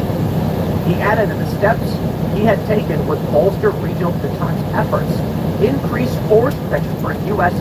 forces in the region, and assist in the defense of Israel. It's tough, man. It's very, very tough. You know, the whole Israel-Palestine thing is a big debate, and I just gotta say, my concern is this is a regional conflict which could draw us into World War III. And we're all hell-bent on charging and breaking full steam. I love that phrase, by the way, full steam. Full steam. bygone era of the steam engine. Shoveling the coal to boil the water. And that's the reference we use for drastically rushing towards something. This is from the Washington Post we covered last week. Pentagon is surging thousands of troops. I've had people say, Tim, where are you seeing 19,000? Well, I have the number for you right here. The move includes the deployment of 2 U.S. aircraft carriers and associated escort ships, hauling some 15,000 personnel combined. The revisiting of an amphibious task force made of about 4,000 Marine sailors, and an undisclosed increase of fighter squadrons already arranged at the Middle East. Another 2,000 support troops have been put on alert. They should be ready to go within days. So this is, they're saying, 19,000 personnel. Okay, I say troops because I consider a dude on an aircraft carrier operating the machine. But a lot of people think troops mean combat infantry. Okay, well, people care. 19,000 personnel, U.S. military personnel operating in the region already. Deployment of 2 U.S. aircraft carriers and their escort ships. 2 strike groups, 2 of them. We have 11. That's a lot. That's a lot. 4,000 Marines and sailors in their amphibious task force, and 2,000 potentially ready to deploy. And my understanding is those 2,000, it's been reported, are being told they may enter the region. Now, this is tough, man. The Telegraph published this by Robert Clark today. The U.S. stands on the brink of global war. Washington must stand firm. It is to avoid direct conflict with Iran and China. I see this, okay? And there are very, very difficult questions. Right now, the conflict between Israel and Hamas is escalating. There are heated debates and anger across the board on Twitter. I don't have all the answers for you. I don't have the key to the door of abject morality, of absolute morality. I don't know. I can tell you this, I think it's fairly clear. Hamas stormed into Israel and just massacred civilians. And many on the left, Hamas and Islamists lied about that. And I'm just done. The hospital thing was such a slap in the face. We were all so busy debating who bombed the hospital. No one even stopped to ask if the hospital was even bombed, and it was not. So it turns out it was likely a Hamas rocket misfire that blew up the parking lot. And it did kill people. We don't know how many. So some of the left are still reporting 100, 300. I'm like, in the parking lot? Maybe. I'm sorry. They're just all liars. But I don't want war. And so I see this. People who are just so upset about it. I'm like, look, man, the only thing I'm really concerned about, one, stopping the death of civilians. And so if someone is critical of Israel, my response is only, so long as you are saying stop killing civilians, okay? I don't know what else to tell you. It's war. Israel is going to retaliate against Hamas, and it's going to have massive collateral damage. And people are going to come out and try and figure out who's on the right or wrong side, and I do not have the key to absolute morality. But I can tell you this. If Hamas did not storm into Israel and massacre a bunch of people, we wouldn't be here. We wouldn't be facing the brink of absolute war. So I don't have the answers to it. I don't. But I'm not going to sit here and say Israel's at fault for having been attacked because in 1947 they wanted. So why in the world are owner operators business over this modified reason? So the first reason is because owner operators have overpaid for their trucks. So the second reason is because guys are buying trucks without a battery pack APU or a diesel APU. You guys don't understand how important this is. Alright, so reason number 3 are those fancy schmancy finance brokers that drive in their fancy schmancy cars and live in their fancy schmancy homes. Why? Because profit margins on financing your trucks are through the roof. Remember this, you never go with the finance company of the dealership. Reason number 4 is the truck driver or owner operator just doesn't have guidance. There's no money management. And the last point I'm going to talk about is the lack of guidance and mentorship. I hate to see that,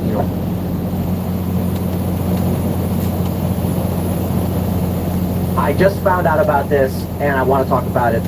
From Defector.com is Ron DeSantis wearing hidden platform heels inside his stupid, ugly boots. An investigation. Okay.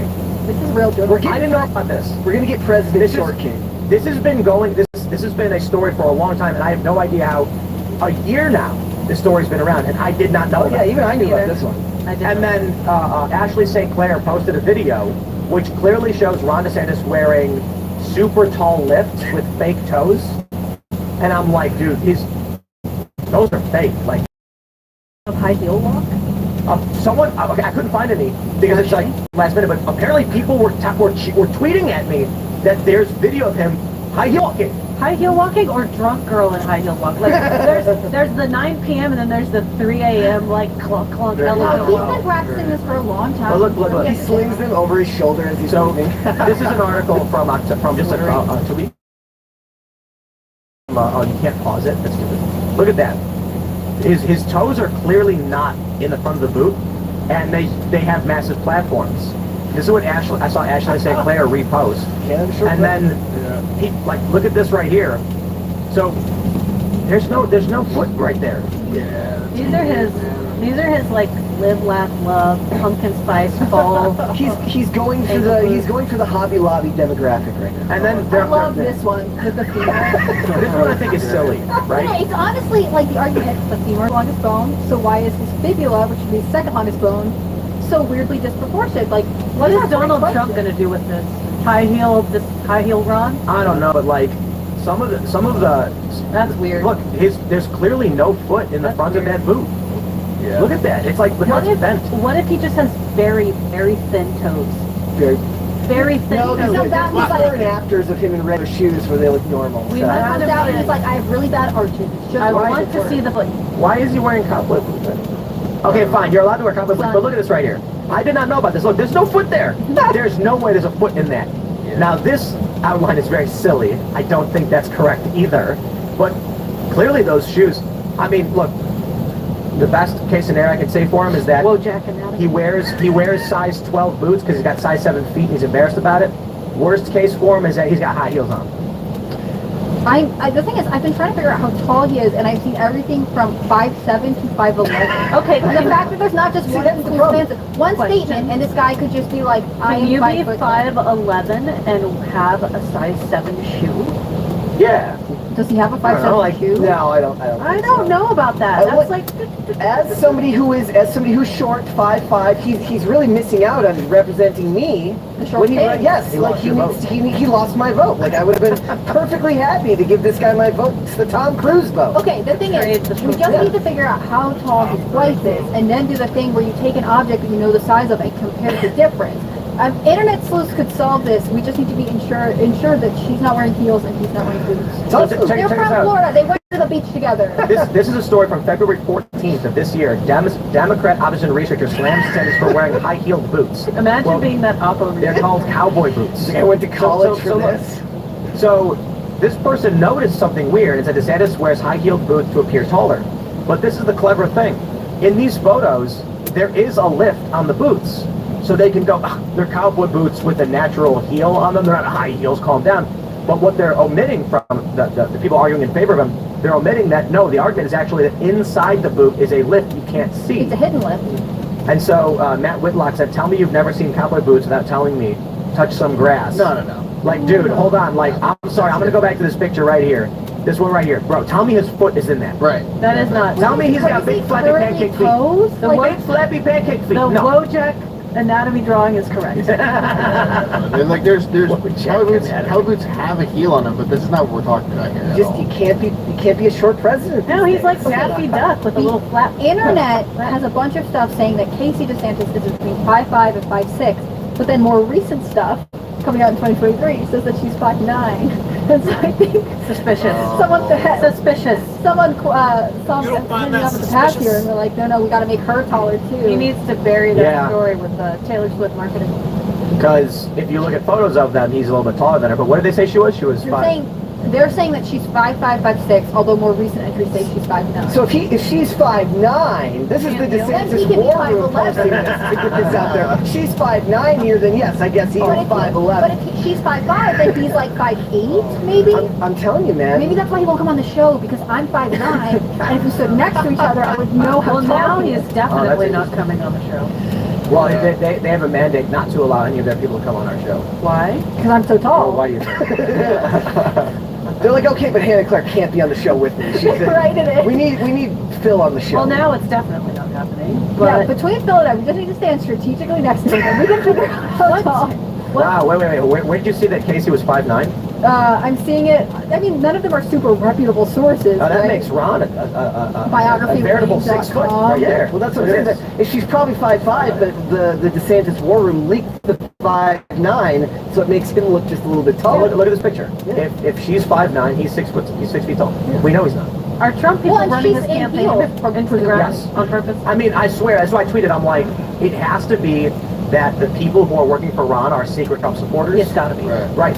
And they're like, They're playing the long game. They're sandbagging. yeah, because he was in the lead. Yeah. He was leading the prediction markets. He was leading the polls, and then all of a sudden he started slipping on banana peels. Remember when Because of the high heels, remember on the banana peels. Remember when Sideshow Bob was stepping on the rakes and Yes. hitting him in the face? It's just like that. That's Ron DeSantis' campaign, and I'm like, somebody put those rakes there. There's no way he's accidentally just stumbled upon a bunch of rakes on the It's ground. pretty wild that it's okay. Come out with a boring, snoozy campaign video and wear high-heeled shoes. And have your campaign staff and communications people start randomly attacking prominent personalities who support Ron. Yeah. I think he should just go for full spike stilettos and come out to Purple Rain. And the Minnesota As a crowd. Minnesotan, I support that idea. Yes, love it. we I need love Prince representation. Yes, we do. From Ron DeSantis. I'm not even kidding. I think there's a strong possibility that the communications people he hired are pretending to support him. I think that's Yeah, it's very like he does possible. every single thing that you want to not do. It seems like he does. So what did Ashley Sinclair say? She said he's a Tinder 6 feet. Yeah. Someone commented underneath saying, how tall is he? So it's a 5'11". She said, on Tinder he says 6'1". Yeah. Look, as somebody who is never, as somebody who's 5'5" and refuses to ever exaggerate, even to 5'6", Okay. just embrace it, dude. You're fine. Just, So, apparently, according to the internet, the average height of the U.S. president is 5'10". Because he's which above- suggests the Yeah, voters hold on. prefer slightly taller. That's because like 200 years ago everybody was 5'6". Yeah, I was just gonna say people have grown. You know, we've got modern presidents one of the buildings on the Fredamistan property is an 1800s farmhouse, and I'm 5'10"-ish, 10 and a half. Gotta give a little extra half 10 inch there. But I'm almost banging my head in this building because I'm like considered tall for the era. giant temple. Yeah, I'm like walking. I'm like, that's great. He doesn't want to go walk into North Korea and be the same height as Kim Jong-un. My favorite guests were Charlie Kirk and Bosch because they're both like 6'5". And then they were like, let's get a photo together. And I'm like, I look short. Everyone's like, wow, Tim's short. I'm like, dude, they're just 6'5". Yeah, you're not short for men. They are just enormously tall. Yeah. And then it's like, just gotta wait until we can get someone who's not so tall in here and take a picture with them. People ask me that. They're like, "Is Tim short?" I'm like, "No," and they're like, "Oh." I think it has to do with our camera angles. A bunch of people asked me if I was short when we went to the Miami event, or they were like, "You're so much taller than I thought." Everyone in TV is really small. That's how we fit on your screen. Well, it's because when people are used to watching people on TV and they film from their chest, cameras, and so it's usually pointed upwards towards people when they're having conversations, so they look taller and they're imagine how you view the world when you walk around. And you're looking at people, and if you're of average height, you're looking mostly at eye level. Sure. Then you turn the TV on, and everyone is at an angle looking upward, so you feel shorter than them. Here in the studio, the cameras are all slightly above head level. Otherwise, the cameras would bump into our heads. I mean, you'd see the back of Brett's head, and so there's a natural downward angle. So everyone makes the assumption that they must be taller than us because they're looking slightly downward. So what Ron DeSantis needs to do is hire Tom Cruise's director of photography, who manages to make him look normal height in everything that he's in. Watch him in Top Gun 1, where they have to film. There's like Val Kilmer from like half a block away. Val Kilmer's sitting down. Ron's here, and the podium's here, and the camera's there, and it looks like he's in front of the podium, and he's really tall. He's like way far. Is he going to get reelected now that he's had this clown show campaign? He can't be reelected. He's termed out. For governor? In Florida? Yeah. What's he going to do next? That's why he's running for president. That's right. That's Not so play sad. pro basketball. That's so sad. That's why there was a rumor he was going to run for Senate. Yeah, which I think could have been good. He's going to have to retire after this. I mean, that's why I'm like, look, man, I'm not big on conspiracy theories, but Congress? the idea, no way, he'll never get elected. I mean, no, that's not true. The people who moved to Florida love the guy, and they'll vote for him. And to be honest, like, I'd probably vote for him if he was my Except for the ones who were mad that he was running for president. Yeah, no, actually, I take that back. I don't know. I mean, I think after doing this poorly, I don't know if I'd even vote for him on this. I think he's going to have to maybe take it back a little bit. I mean, my thing is I don't like to short the conservative bench, right? Like, he did do things in Florida that people loved and felt strongly about, and so I don't think that we should just, like, wreck everybody right now and then make it so they can never have a political career. But I think... Not overshoot. Would he... I mean, look, he could just come out and then he gets sponsored. I just wouldn't vote for him because he's going to pump and dump a bunch of money into Israel. Yeah, that's my current problem. Would he have a place in any type of, like, in a cabinet somewhere? I mean, that's the thing. If his relationship with the presumptive nominee Trump were to get better in the next 12 months, maybe, but it's such a long road. I just think it's hard to say that, like, this time next year when we're a month out, less than a month out from the election, you know, will they be on better terms? Put him in charge of the Department of Education. Maybe. It could be interesting, but I don't like the idea that we're just, like, attacking all of our talent in primary season and making it impossible to think long term. Well, then maybe he shouldn't wear high heels. Well, you know, he's doing his best to look trustworthy and tall. I love that height privilege is alive and well in America. Some things you just can't get. You're just not born with it. All right, I'm pulling up Ashley St. Clair's tweet. Except it's great. Is this the one? Wait, hold on. She's got a bunch of videos. Where's? She's one right there. Here we go. Yeah. Okay. POV, you're Ron DeSantis getting ready to go out.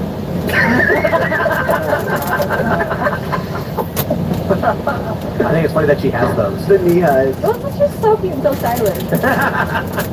She probably bought them. And then I guess. Why is she wearing like a blue power? The DeSantis. I love it. Stop questioning it. It is nice. So the DeSantis campaign actually responded to her saying, POV of nothing substantive to criticize DeSantis on as another plane load of Americans arrives home from Israel. Ugh. And it's just like... They couldn't even come back with something peppy and funny. Yeah, that was so...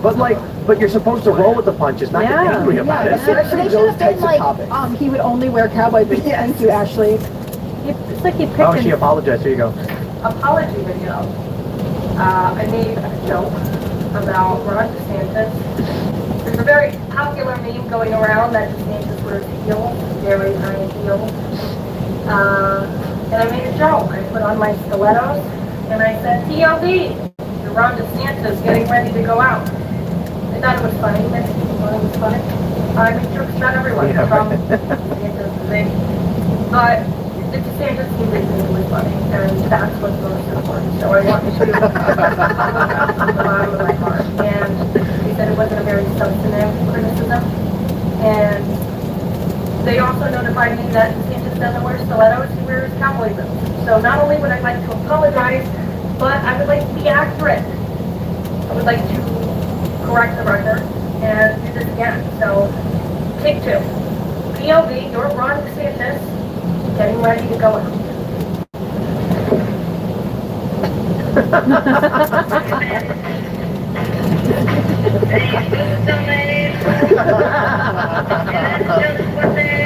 See, that's the one I'm like, I can't believe she owns those.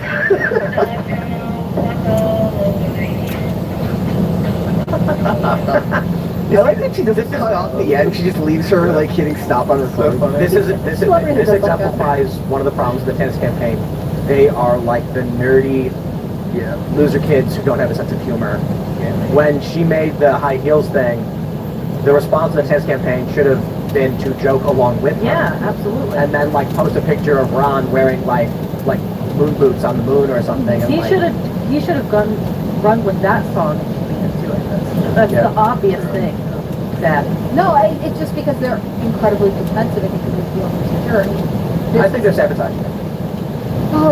Like, unless Ron, you know, he's like going through his resumes of people for communications, and then he's like, well, none of this works, so he went down on the highway and saw some political sign being like, hey, you want to handle my social media for me? And they're all like, okay. And that's what we got. Well, you can't tell the difference at this point. And so it was after like the debates, and he's like, I will never let you down. He did the weird smile. That was so uncomfortable. Like he's never smiled before in his entire life. It's his first time.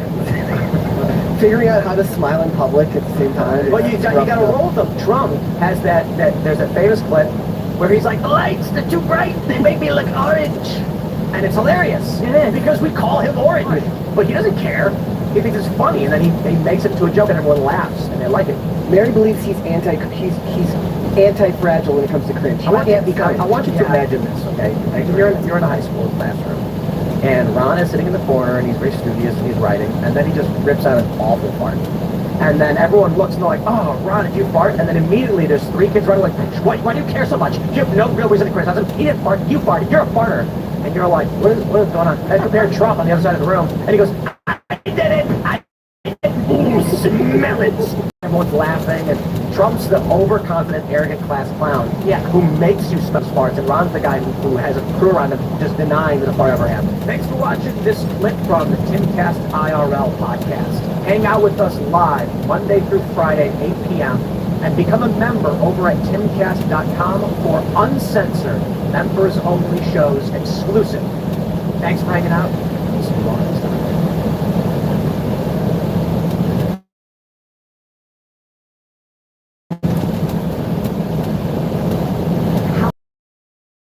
Girl uses when she's on her period. Do I have to like assume flow level? Is that an acceptable question to ask? That's a great thing to consider. Average female. 4 a day for like 5 to 7 days. So what's that? 28, 30? 28? How much is in a pack? A pack? 28? 20 something? That's my guess. Do you have a sister? No. Do you have a girlfriend? No. Okay. Was I right? No. Like, kinda, yeah. Like, that's better than I thought you would have said. That was really impressive. I'm so proud of myself now. Like, there's relationships, like, to this day, where couples are, like, begging their boyfriend to, like, show any ounce of affection or acknowledgement. And, like, oh my god, like, that is just, to me, it's like, I don't want to be, like, mean right now, but, like, look in the mirror, you're a desperate bitch. Like, why would you ever beg for someone's attention? Or, like, if someone if you're not the first thought in their head, they don't want to text you, they don't want to hang out with you, fuck them, because there's someone else that does. Yeah. Like, are you seriously waiting around for Joe Schmo who's fucking eating his feet and playing Warzone right now? So you think you can get any guy's number out here? Any guy. You want to test that out? Hey, test me out. I told Shawty, you think you can get any guy out here? And she said, yeah. So, what's up? Can I get your number? Right there. I'm asking you for your number. I go Snapchat. I go Instagram.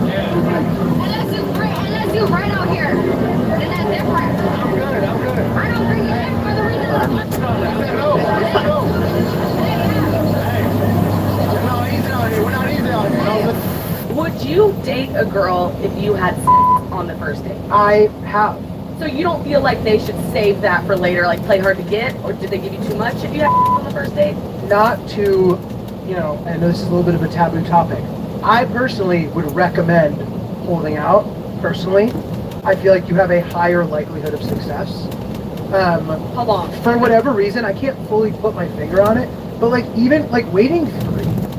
You just have to make a man chase, honestly. If he meets you in 5 minutes and smashes in 5 minutes, he's just going to think you also do this with other guys. Right? There has to be a barrier. That's it. Some women have 100 bodies by 18. That shit is a horror show. What the hell? B dates is like an eternity. That is a long time. She in New York before busy. Yeah. That could be a whole month. Right, and it's not even as tangible as like, oh, she gave it up on the first night. There's just something about like immediately getting the thing you wanted that makes it like less interesting as the hunter. You know what I mean? Maybe you remove like the mystery, like if you haven't had sex yet, if you keep going on dates, you're like, okay, I really want to do that with this person, but you haven't done it yet, so does it kind of keep the flame lit? Maybe.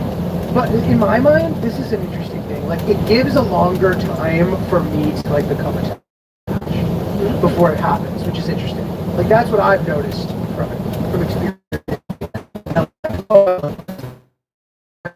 I mean, and I know there's different things about this. Like, some guys really do get insecure. Like, oh, she did that with me, then she was doing it with other guys. Like, I'm, like, more of a man than that. Like, I don't care what she's doing with other people.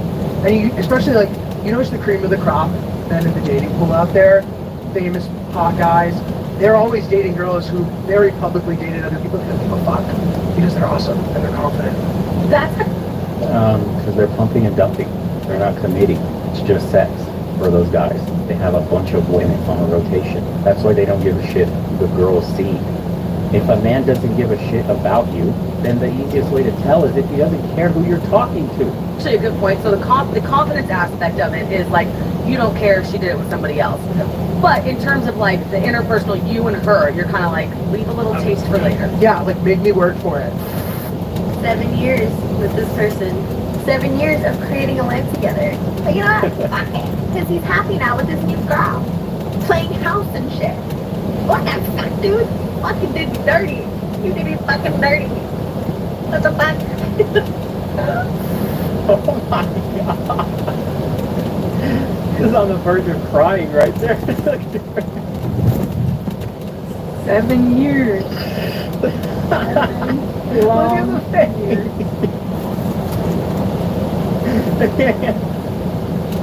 Oh my god. The other bitch that really bothers her. But you know what? Fuck it. Because he's happy now with this new girl. Playing house and shit. What the fuck, dude? Fucking did me dirty. You did me fucking dirty. What the fuck? Do you have any nice words for me? Could you maybe say them to me? I could really use them. Thank you. Men are horrible creatures, honey. They will ruin your life. You mark my words. Everything is horrible.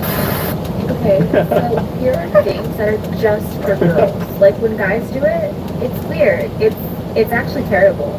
It shouldn't be allowed. So here's the first one. Men without friends. That's not okay. Now, if a girl doesn't have friends, I don't feel like that's weird. But if a guy doesn't have friends, that's weird.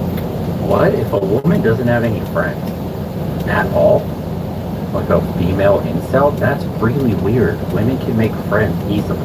A guy being lonely with no friends is kind of like, oh yeah, this is just one of these weirdos. But a woman, it's very strange. Most of the time, a guy that has no friends is because he's actually weird and doesn't connect up. But if a woman has no friends, That's what she's saying. oh. Guys with no friends are weirdos. First of all, you need friends because you're supposed to be networking. Like, you need to be making money. You know, what are you waiting for me to get you the options? Like, what are you doing? That's why I never know friends. Are you not good at networking? Not a good thing. Men being late. Oh, what took so long? Your makeup. That's a girl's thing. Only girls can do that, and it's cute. When guys do it, it's ugly. When men block you. So, you're getting sassy, not cute. Yeah, it's giving female energy. You're in touch with your feminine side. Girls can block you though. Yes, Like, yes. Nothing worse than a sassy man. I've said that to you before. A blocking a woman is something sassy. Not just blocking, just petty, going for your reputation, attacking your looks. Petty, sassy men are just, you are in touch with your feminine side, too in touch. that's fine when a girl blocks, but when a guy does it, it's giving very much like feminine energy, you know? Fraps. Those are for girls. As a man, if you want to drink a frap, you go to a hidden area and you can drink. But you should not be drinking that shit in public. Frappuccino, like fraps are for girls. Frappuccino. Yeah, it's for girls. Why don't you know this? Legit point. Okay, listen. If she gets to say what makes a man, then men should be able to say what makes a woman. That's fine. Look, whatever, as long as it's not while you drink a frappuccino.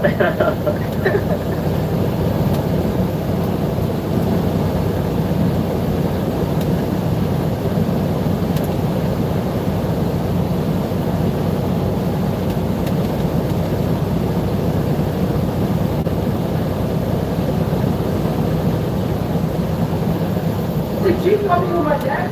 Are you seriously cheating on me with my dad? You're so bad. Are you serious? It's about money? It's always about money.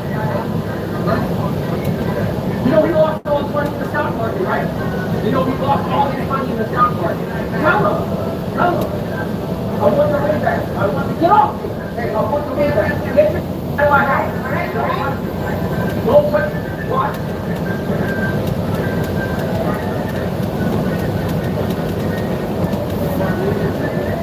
shot, my brother. We rocking with you. Because men should never hit a woman. Why not? That's just stuff. What? You think a man should hit a woman? Should a woman hit him? Yes, I do. I don't think violence is the answer to anything. No, it's protected. He's self-defense. Let's say a woman, he shouldn't just go around hindering just for no reason. Yeah. But let's say that should women hit men? No. Right. So if a woman should hit a man, should he smack her back? No. Why not? Because she's a girl. She doesn't know that? But I just think that's unfair. So if a woman smack a man, what should he do? He probably deserves it, to be honest. What? Yeah, you want to play this game? Let's go. And doesn't she deserve to be smacked back? No, she's a girl. Guys should not hit girls. But girls should hit guys? I never said that, no. But if they do, the guy should smack her back? No. Why not? Because guys shouldn't hit girls. Why? Because it's just, that's just unfair. Well, how? Because girls are tender and beautiful creatures that should not be hit. But don't they know that before they hit the man, that they can't handle it? I don't know. Uh-huh. I have no idea. So if she smacked him one time, for example, and he smacked her back, wouldn't that send a loud message, you can't be treating me this way, just stop? I don't think the guy should ever hit the girl. Really? Yeah. Not even to protect himself against it. No, what is he protecting? He is a human being, just as she is. Right. And no one should treat each other that way. Yeah, violence is never the answer. Right. That's right. Rule number 1, never hit a woman. Rule number 2, if a woman hits you, ignore rule number 1. She's basically saying if a man hits a woman, then he's wrong. But if a woman hits a man, then he must have did something wrong. These people will say it's okay for a woman to hit a man because he can defend himself, but if he chooses to defend himself, they scream, lock his ass up! Lock his ass up! Damn, boo, I know these pants are in style right now, but gosh dang, they're just not sexy. Mom, I got a question for you. Today has come the first time in his life for my TikTok. Awesome! Because it's one of you not being a whore.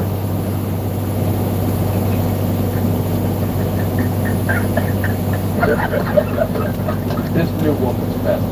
I hate kids, and I like being alone. I go to movies alone. Oh, also I make $1,000 a day showing my pussy on OnlyFans. And we're also producing, hates kids, the greatest kids. Hates them, thinks they're nuisance, loves being by herself, which is a lie, and then also bragging about how much money she makes being an internet prostitute. That's the woman. Saying a woman more than a woman who's like showing my tits on. I go, what are you doing? That's just a different version of prostitution. It's a low-end version of it. It is close to the gender pay gap. There's no pay gap. People always have the argument that prostitution should be legal, but it kind of is legal. You just gotta have a camera. Have you guys ever cheated? I cheated on my last boyfriend like 75 times. He was broke as fuck. I knew, man, he would never. He got money, he a plug. He first showed me taking care of me. You're broken, don't profess. Today, we're taking a stand against woke nonsense, but frankly started as a fad among a few grad students. It's demeaning to women, and it needs to Karl stop. Marx is the long In a march to moment, the I'll sign an institutions. executive order banning a number of all sorts of ridiculous words from state government documents. Those include words like pregnant people, laboring person, birth giver, and several other terms that have in recent years. The left will accuse us of being nitpicky. That Arkansas should just lay down and accept the cultural revolution without complaint. I say it's the exact opposite. It's the left that decided that woman is a dirty word. It's the left that decided we needed to toss out basic biology and basic grammar along with it. I think they're just mad that conservatives are starting to fight back. And they better get ready, because we're just getting started. Those are the only type of balls I like on a woman. Instead of the conservatives being on defense and slowly getting pushed back, finally they're choosing to stand up and step forward. And I like that she has all women behind her. Finally women are a wig does. If Pac had survived Vegas, he and Will would have ended up being really good friends. You know, they would have had a lot to offer one another. And funny enough, Will was the only person, when I started dating him, Pac never said anything. If I dated anybody else, Pac had something to say. He didn't think anybody was good enough, which I understand, right? But when I started dating Will, he didn't say anything, which meant to me, in his own way, he approved. Yeah, man, Right, didn't say anything. right. He didn't say anything, which was like, okay, not a word, which made me believe, don't do crap. She's basically saying the only reason she married Will Smith is because she got Tupac's blessing. Tupac was engaged to a whole nother woman before he passed away. You don't see his ex-fiance trying to use his name for clout. The truth of the matter is Jada is a D-list celebrity trying to get clout off using Tupac and degrading her husband in public. Me personally, I wouldn't take this level of disrespect. That's the other part of the stick, because that one didn't get any action. That's her arm. She's hitting her arms? Yeah, she's scratching her. So that way if the cops come and they see evidence that of markings, it's going to show that I was the aggressor and then I was the one, so they have to hear two sides. So one's going to have to go to jail. So, you know, for me to lose my patience, it really takes a lot. Yeah, right. I don't know about the hair stuff, because she's putting her ponytail back on right now. Yeah, but you did see her mark her arm, right? I saw her take the other part of the stick and do something to her arm. What were you doing? I mean, I'm not gonna lie, I did do like a scratch or two, just because, like I said, there was, you know, there was 2 incidents before where, you know, he's laid hands on me. I should have brought a copy of the last time that when he pulled my hair so Let me hard see that if I've got this right. half of my... You just said to me, I'm not gonna lie, I did take a stick, the other half of the stick that I just destroyed his car with, and I scratched myself so that I could lie to law enforcement and tell law enforcement that he hurt me so he could end up getting arrested. You just admitted that? No, well, what I'm saying is he did... I'm not gonna lie, No, I marked myself up. I actually injured myself so that I can fabricate to the police that he did it. You just said that? Well, how were you raised that you would have the complete confidence to just look me in the eye and tell me that and think for 1 second that this is gonna go well for you? Well, the thing is that, yes, I did scratch myself, but that doesn't mean that what he did in the car was right. Why did you scratch yourself? Because why did you scratch yourself? It was more like a way to finally get him to what he deserved in prison. Congratulations. You played yourself. Y'all gotta listen to me. Beware of these types of women.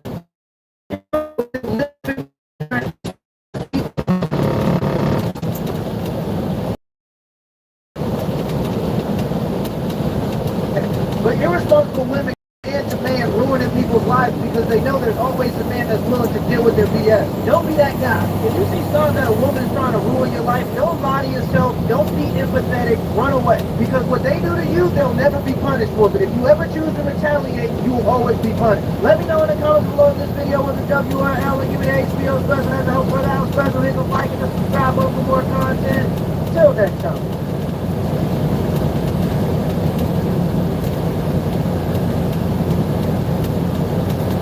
Just saying, stop wasting your life.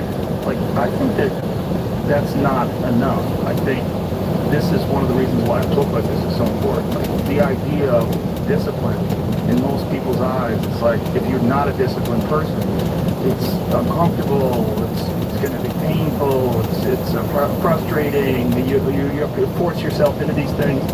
It's a muscle, and it's a muscle that has to be developed, these patterns.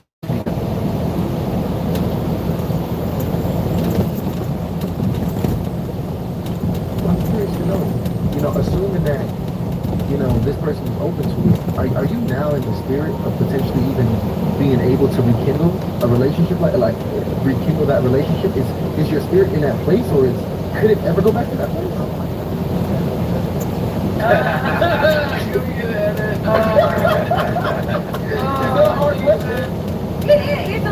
It's loaded because of the fact that there's been so much that's happened, you know, like there's been so much that's occurred.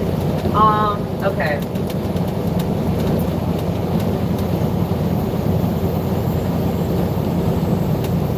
My daughter's father.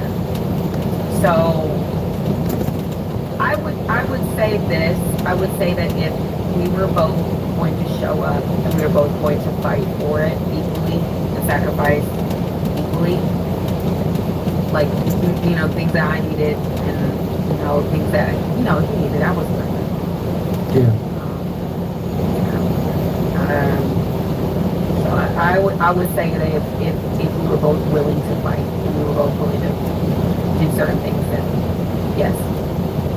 Y'all, I'm going to go ahead and leave a little video down in the description below. That came from the Harley Initiative podcast. So if you guys want to go head over there and check out their content, check out that video, definitely go ahead. Sounds like for her, after leaving Tyrese, the grass wasn't greener on the other side. Anyway, guys, let's check out some of the comments. First comment says, run Tyrese. She was raised in a divorce home when she divorced him. She learned the prenup with fear tight. Yeah, that was interesting. I was watching and kind of like listening to bits and pieces. She herself spoke about how she grew up in a divorce home and how she saw what her parents go through. So seeing that and knowing that was still true, kind of go that route and not fight for her marriage, that was really interesting to hear. Another comment says, Tyrese, my brother, never falls in this. Remember, she really loved you. It wasn't going to be easy for her to leave. Another comment says, getting older and realizing what she lost, not money, but good in our heart to find. And I think the money also. The last comment says, whenever she leaves because of what she has seen that thinks is better than you, but when she is disappointed, she then wants to come back. Yeah, this is really interesting because usually when a woman files for divorce and she leaves a man, it's because that man wronged her in some type of way where she feels like if he could never. Hi, community. It's from the debate versus liberal versus conservative. And what's fluid? Coach Blossom C. Brown. Jubilee trans reaction. And Auntie, do you give a damn? So get your cups ready for my number 2 report.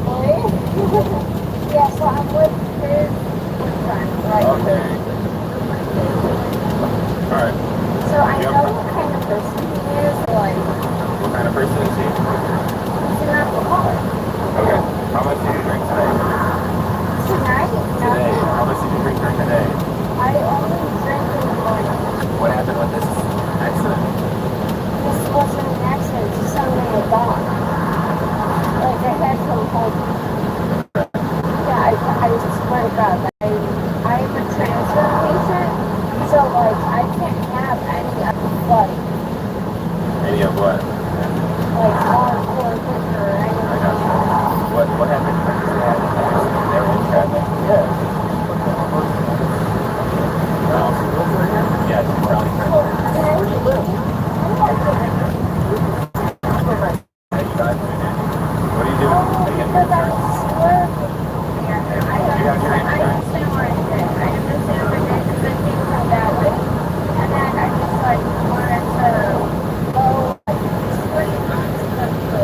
Okay. Do you normally talk like us or do you normally start your speech how you talk? Okay. How do you just talk to you just learn your speech? Okay. Alright, I gotta make sure you're good to drive, okay? I'm right here, yeah. Alright. I gotta put you through a couple exercises, okay? Come over here. How much did you drink? I literally drank in the morning, Yeah. and then I had a little bit before I left. Okay. So not too much to get like nothing drunk, Okay. but enough to Go ahead. I got you. Did you take any medication today? I took Xanax at 5:55 a.m. Okay. That's I don't something think I'm you're supposed to mix that with alcohol though. No, but it's been like more than 4 to 6 hours, Okay. and I'm alive. So you're prescribed Xanax for what reason? I had a total hypertension with idle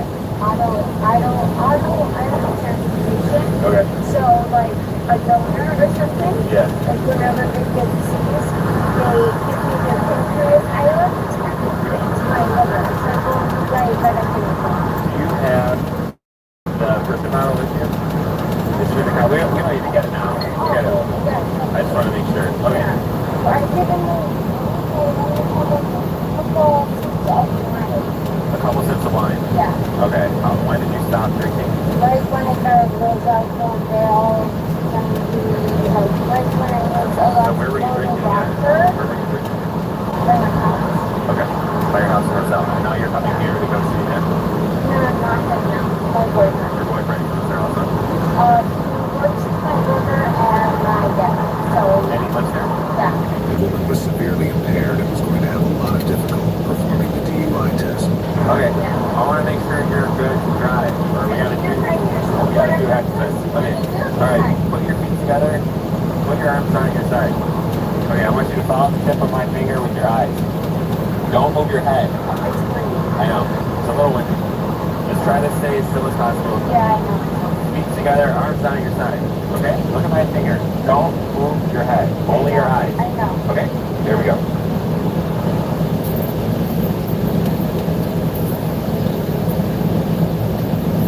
Who's the guy in the white shirt? Okay. Just watch them. Alright. We arrested this guy for DUI a bunch of times. Actually, here, come over here. Come over here.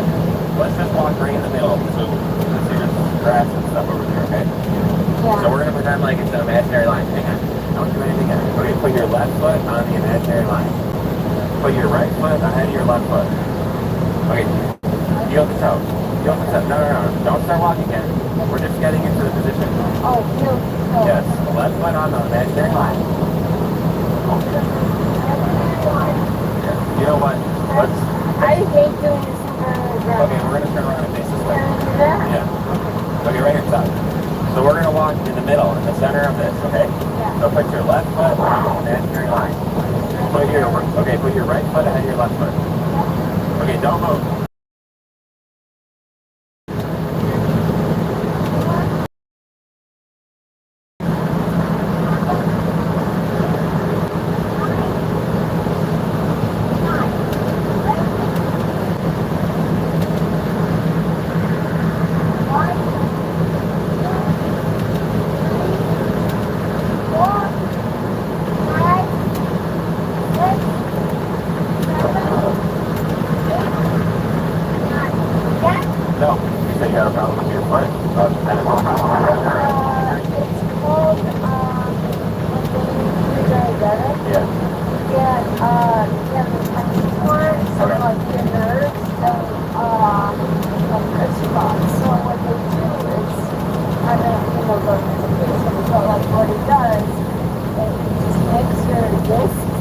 Okay.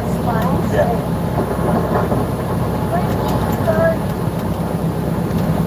Just try your best. I know.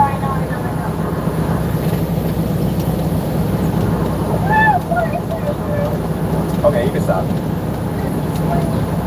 Alright, one more thing. Okay, okay, when I tell you to, you're gonna close your eyes, tilt your head back a little. You're gonna count to yourself in your head 30 seconds. When you think 30 seconds has passed, let me know. Stop. Okay, that's it. Just count to 30 in your head and close your eyes. Close your eyes, tilt your head back. Count to yourself.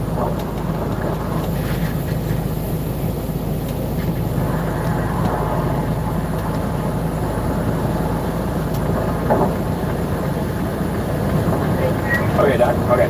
The woman was also going to struggle with blowing into the breathalyzer, but she would attempt to excuse herself from the situation by claiming she doesn't have organs.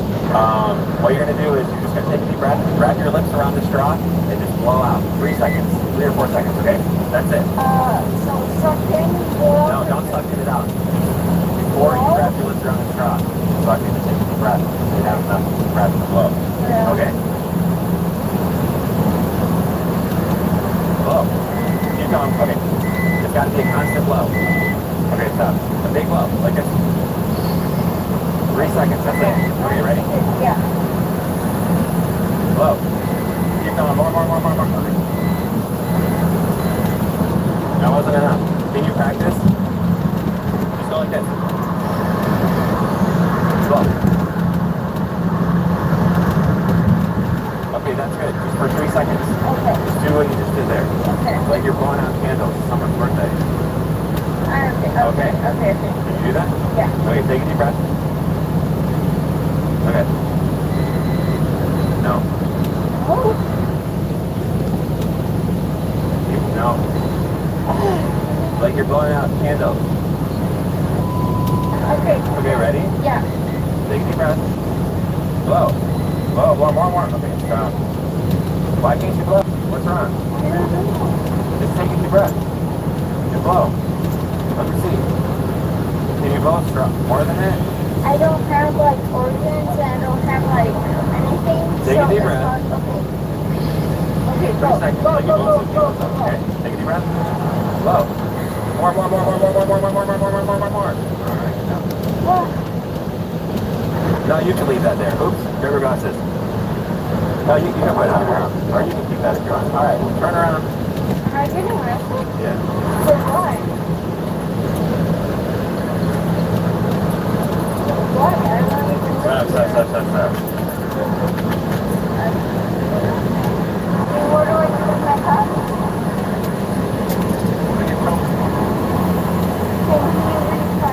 No. You'll be able to get it off. You'll get some paperwork. Am I gonna get out suddenly? What's right? I understand. I'm not gonna get into my car. Yeah, we'll take care of your car. Alright, how much is my car? She made a sensible decision by not arguing with the cops, as arguing, like many suspects do, tends to only escalate the situation. I'll turn my phone. I'm giving to my phone. I'm gonna grab it for you, okay? Now remember, I put your phone into your, what are you doing?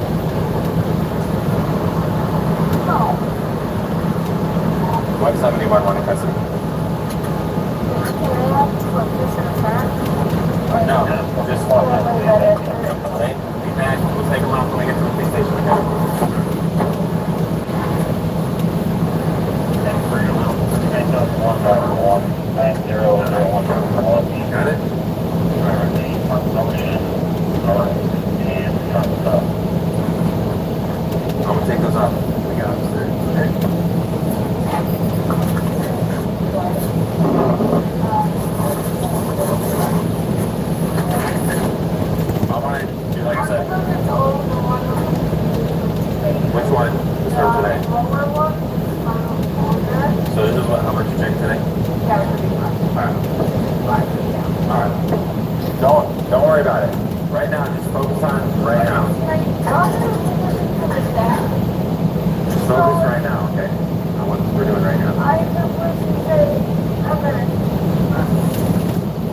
has nothing to do with your daughter. Nothing's gonna happen with your daughter.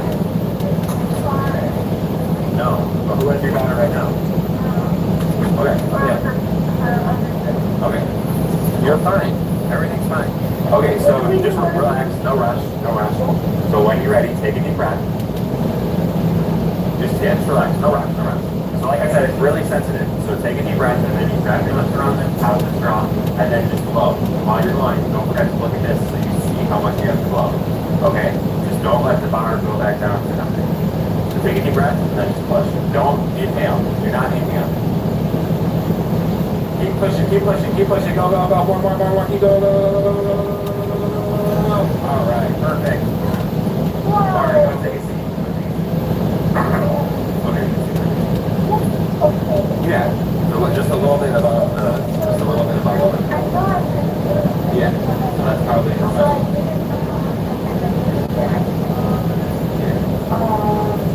Other machine? Yeah. So yeah. Because it won't tell you the number, right? That's your iPhone? It makes it 148 on the right. Getting released on your signature. And then sign here. You don't have to pay any money to get released. There's no bond for you. Because you're forfeit. No, just because that's how we do it in Cook. So you're getting released on the signature. Like I said, instead of paying $400 to reality released, you're just paying your signature, I guess, if you want to say it like that. The female was charged with DUI. YouTube thinks you'll love the video on screen. Click to watch now.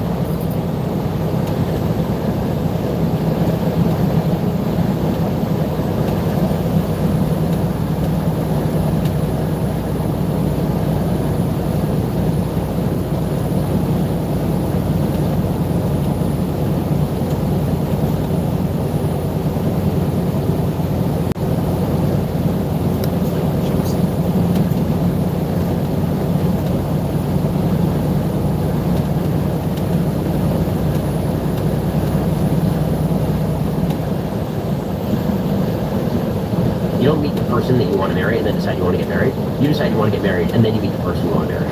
Because it's a different headspace. It's the difference between saying I'm going to toss $5 at a penny stock and saying I'm going to spend $100,000 investing this portfolio. $5 in a penny stock, who cares? But when you're investing like a full portfolio for a 30-year period, you better damn well be thinking about what exactly your principles are. When it comes to a relationship, you have to be thinking like, what is life going to be like 15 years from now? So we've been married for 15 years now.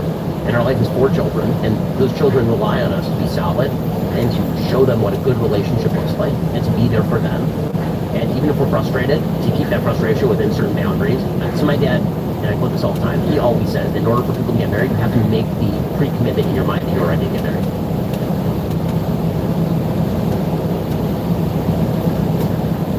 I don't know what all the time, but I do something.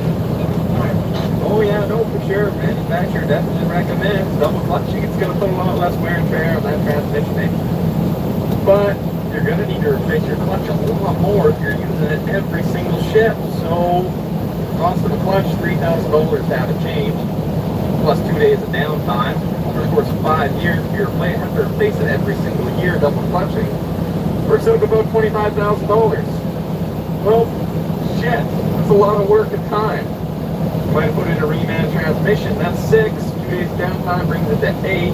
You only have to do that once every 5 years as opposed to changing your clutch way more. 25 compared to 8 makes a lot more sense financially. Plus, one of the biggest advantages, you don't have to change your surgery test and doing this all day long. That was wear your knee right out. I don't know what all the time, but I do.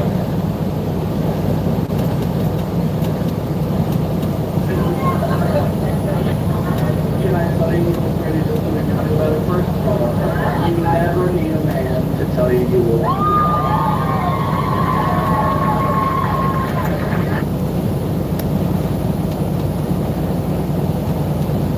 So no. No, you look great. You look great. Yes, I need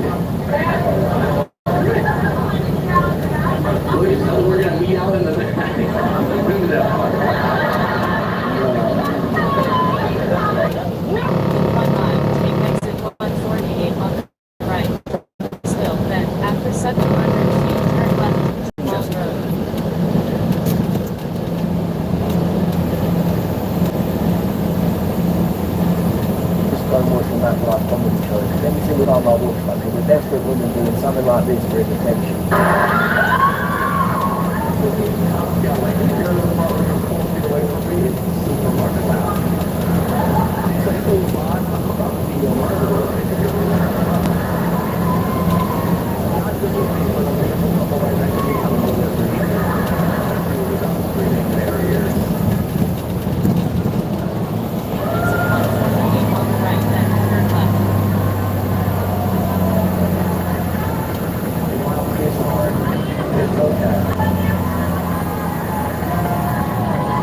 Turn left to John Long Road.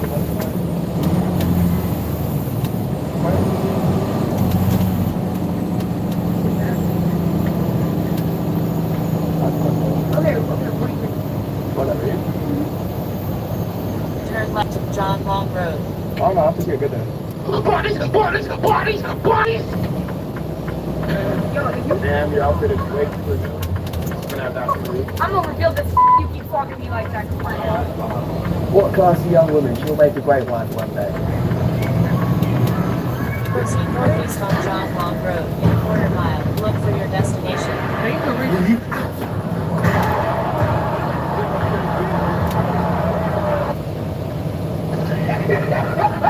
Who's your celebrity crush?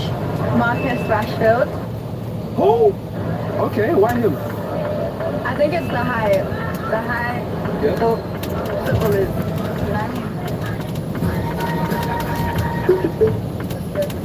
You don't even know his name. It's Marcus Rashford, not Marcus Rashfield, you know that. I got like content out there? No. I just got single. So What happened? we broke up. What'd he do? He's a cheater. So he cheated on this butt? Can you give me a spin? He cheated on this? Oh damn, bro, your arms are sweaty. But he cheated on this? So what'd you do to get him back? I dated her. How long have you been dating? Like Drive to road behind. 2 weeks. But he had a crush on her. Yeah. So he tried to hit me up. And then I was like, wait, don't you have a girlfriend? So I texted her. And then we decided to get together after that. So Do you know that you're together? yeah, we made out and sent him a video. What? Oh, you really got him back there. I bet he hates that video. Two girls kissing. Oh no! This man is suffering from gynophobia. He has been barricaded in his house for 55 years because he was afraid of girls. He locked himself away at 16 to avoid any female company. The man is now 71. Gynophobia is an irrational fear of women. The Rwandan built a 15-foot fence around his home so no girls could ever get in. Ironically, despite his terror, the local women are...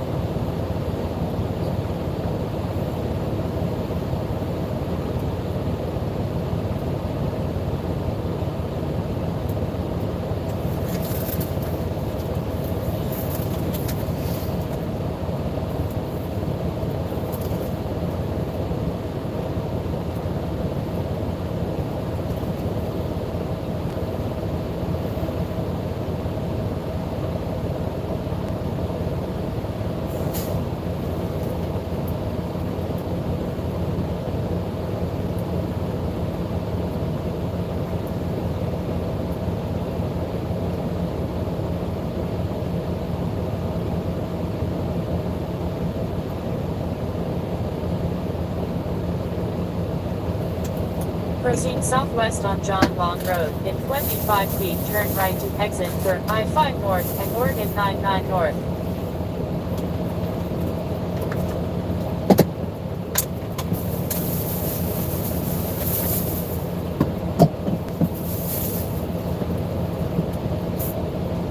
Out of route. Drive to road behind you.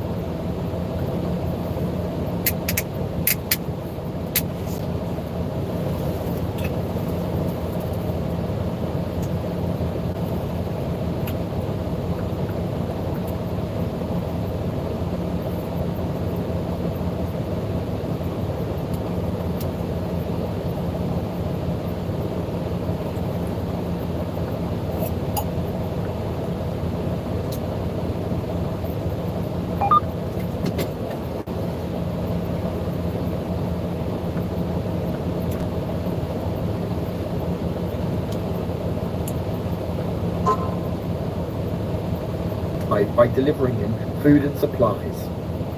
Someone said, bro, you don't have to build fences to avoid women, just be broke. That's true. Yeah, that's true. That's true.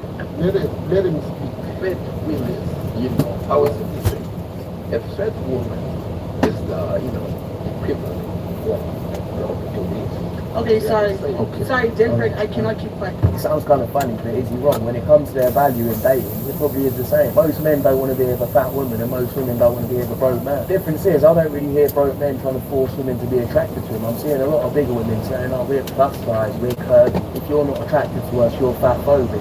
No, bro, get in shape. All right, turn your listening ears on. You catch a bubble in your mouth. Good job. Okay, here's the thing.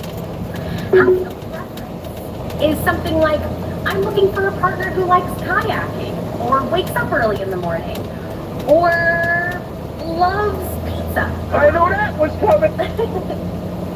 But when your preferences exclude an entire group of marginalized people, that's problematic. Okay, that's not nice. That's not a preference. If you lump all fat people in one group together as though they are not very different individuals, that's fatphobic. Shut up, bitch! I have to reread that. Do I have to answer? I'm great. Did you have a response? What's going on over here? What's the deal? What were you actually saying though? I said, I'm so bored. And she said, let's go get Chipotle. It's kind of rude, don't you think? Well, Are you? it's kind of rude to be asking a woman to explain something that she's explained so many times. You're on a dating podcast. We're on a dating podcast. And you think that you're dating comparing it to like not a person. Mary has a point. Like, I'm on a podcast where men are begging me to have a point about how women are having a point I'm asking. constantly. That is kind of like dumb. Someone has a. But also it's driving 5 hours from Washington to be on this podcast. And that's dumb. Fly here, whatever. For work. For work. Okay. Was that known? Why are you shaking? You're okay? Chill out.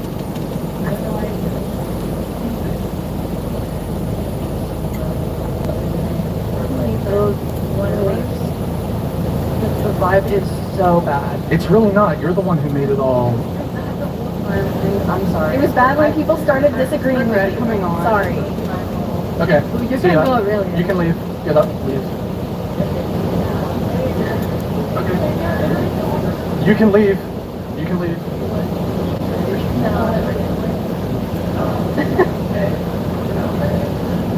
Rage quit. Wow.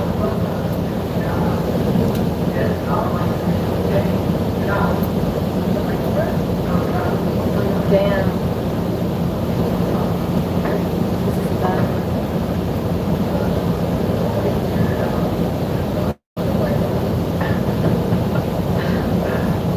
What are your thoughts from the sidelines? What's going on? I'm ready to go home.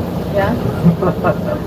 She knew what she was getting into. These donuts go on that podcast for attention, mostly to promote themselves or their own fans. And when they realise their little pea brains can't handle it, they make a little scene or they storm off. Does the fact that women no longer need men mean that the main reason women were with men was because they had to be? Yes. Well, wouldn't that prove that men were often seen as a utility to be used? No, I think it is because women back then, they felt if you didn't have a man, if you weren't married, they're like unvaluable. Yeah, you were seen as like you weren't worth enough. Well, then how is that different than men objectifying women? Very different. Because when men objectify women, it's in a sexual way. When women needed men, it was for literally everything. Opening up a pickle jar. Hidden boat not that long ago. I'm sorry, but that's really all I need a man. Yeah, I mean, when men objectify women, it's very always about like sexual and assault. Like men, it was more a materialistic standpoint. With women, it's more objectified by our body. And there's still women that think like that to this day, that they do need a man to how. Three donuts that share the same opinion, the same brain cells, and will share the same future. Cat lady. Oh my god, Father, is that you? 私の名は吉来義景で33歳自宅は森王町北東部の別荘地帯にあり結婚はしていない That lasts too long, then maybe the problem is you. There's something wrong with that box. If that's not, you ain't making me tap out. That's not true at all. I'm just saying. You said there's something wrong with him. If there's something wrong with the person. From Lifestyle. Remember, Doug? Have you ever noticed that parking lot trees always look kind of sad? They usually have a little bit of dead wood, they seem sparse, and they don't grow very well. Perhaps the biggest reason why is that they usually have a very limited root space. When they're surrounded entirely by parking lot, roots can struggle to grow below the asphalt because the soil is very compacted and it lacks the oxygen that the roots need. The surrounding parking lot also creates a heat island effect, where temperatures soar during hot days, which leads to dry, stressful conditions. Many trees also get sun scald on their bark, which is pretty much equivalent to tree sunburn. Also, water cannot seep into this impervious pavement here, which limits the amount of water that the trees can access and further worsens drought stress. We have to consider their needs more closely, like in this example where the curbs are cut out to allow water to flow in, which allows the trees to get more moisture. And they're also planted with an underlayer of shrubs or native wildflowers, which cools the soil and prevents people from stepping on them. Here's another good example. The developers here chose to leave these two gigantic oak trees here and give them plenty of root space. You can see just how much shade they provide. Have you ever noticed that parking lot tree?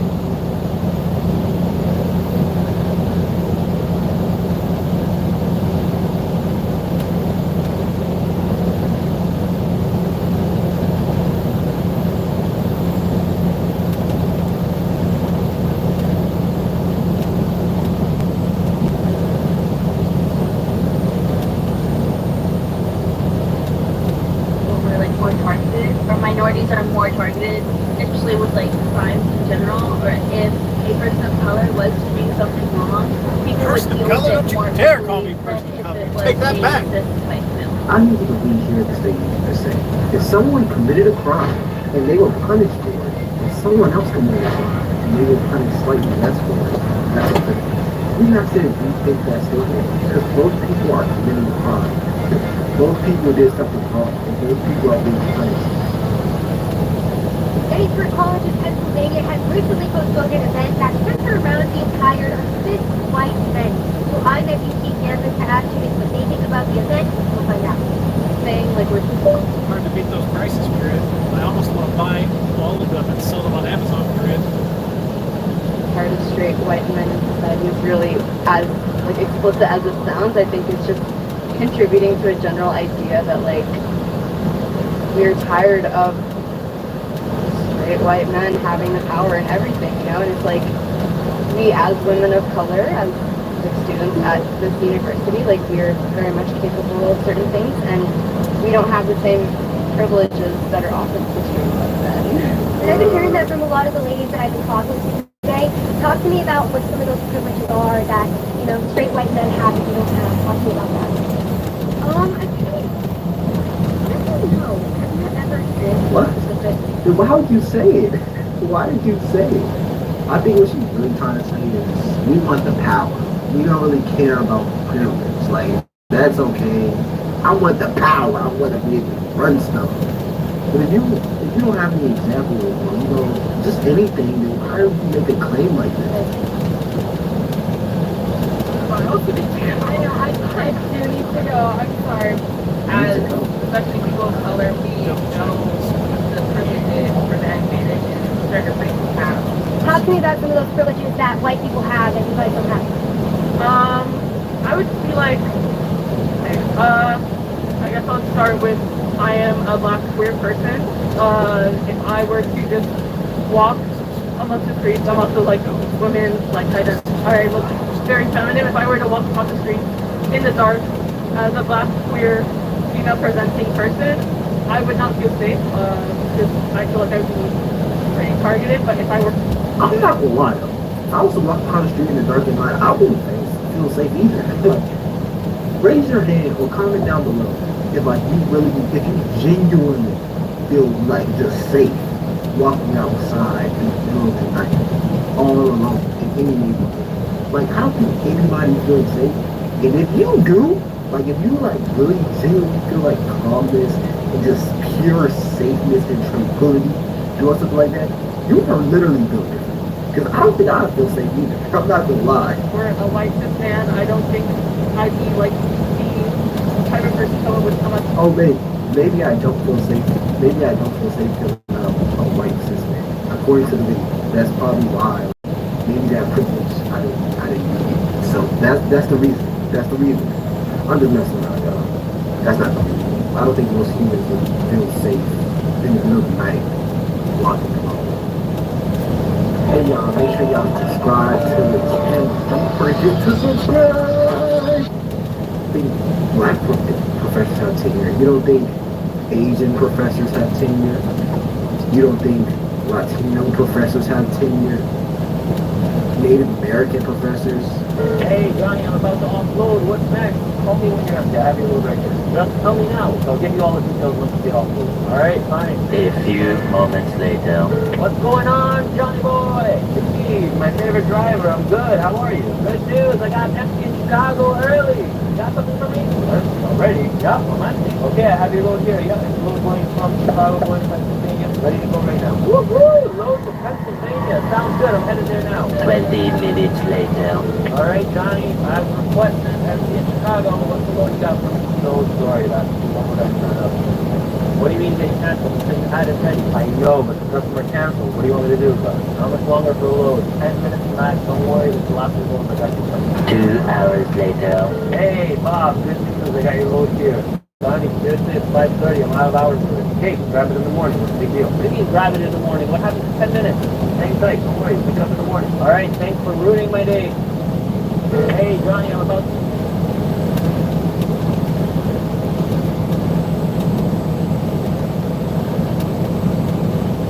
My name is Santi, I'm 29, out of Albuquerque, New Mexico, and this is Financial Island. So what do you do for a living in Albuquerque? I have a mobile detailing business. Oh, okay, so you're a business owner. Yes, sir. That's your full-time thing? You're mobile detailing, so if I'm not mistaken, going through and cleaning cars, making them look all pretty on the inside? Yeah, so really mobile detailing is like a very thorough cleaning of your vehicle inside and out. There's a few different types of detailers out there, but really that's what we do. We come in, take brushes to the vents and cracks and crevices and clean everything, dust it down. Dude, that's sick. How long have you been doing it? Last one I had business in last year. Okay, so a year, just over a year. How was it that? Interesting. Oh? Yeah, I finally got some bookkeeping help and was in preparation for, well, anyways, but it came through just in time for this to get a PM time, which if you want it a little later or whenever we can go through that, because I think that's important. Last year, the first 6 months,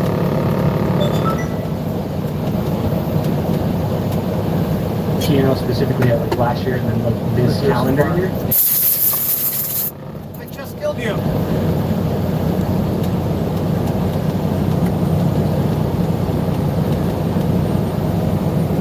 This year, at this moment,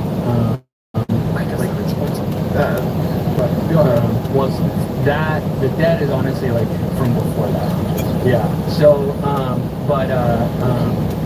this year I'm up like 14,000. So that's not enough to live on. No, but that's what I'm figuring out. Trying to get through that and anticipate this work will really help give me some clarity. How many hours a week do you work this job?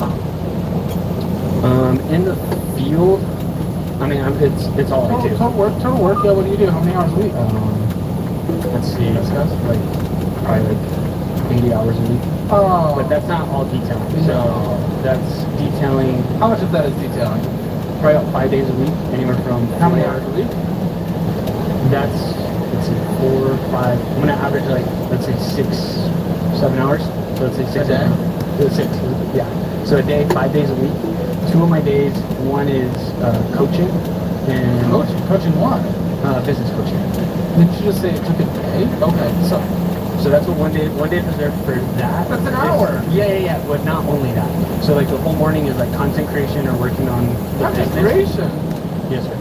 Okay, what's that? Is that a different job or is that for this business? No, it's for the business. What content are you creating? Mostly reels. And then also like Reels of try to do my Instagram stuff? The link is in the description then. Thank you.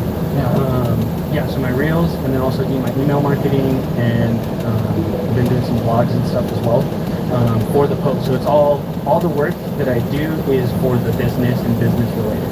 Do you have more business than you can take on? Not at the moment, so. Okay, good. Are you for the area? Where's your pricing in terms of the overall competitive industry? The lowest to the highest. Where are you? Probably like high mid. If you're detailing 6 hours a day and you're in the high mid, this doesn't sound like a business that's going to make it. Not to just be negative, but if what did you say, 13,000 hours a year so far? We're almost in Q4. Yeah, well that's net. So like the business is done over 26. Even $26,000 in 3 quarters, basically. But that's 6 hours a day. 5 days a week. Yeah, let's pretend this is a normal 8-hour day. That's not going to make the gap to a livable income for a successful business. I'm sorry, I'm not trying to be negative. I'm just trying to figure it out. Yeah. Because I want you to obviously do well. Yeah. And I'm trying to be very realistic, which is sometimes can sound kind of pessimistic. How does this business go to making you a living? That I am not seeing. My current plan is to go harder on marketing and advertising, and so trying to generate more. So I did some quick math. So an average detail, I can expect about $350, and so I figured if I do that 5 days a week, if I do two a day, 5 days a week, and I just assume just a 50-hour work, 50-week year, I think it's like 170.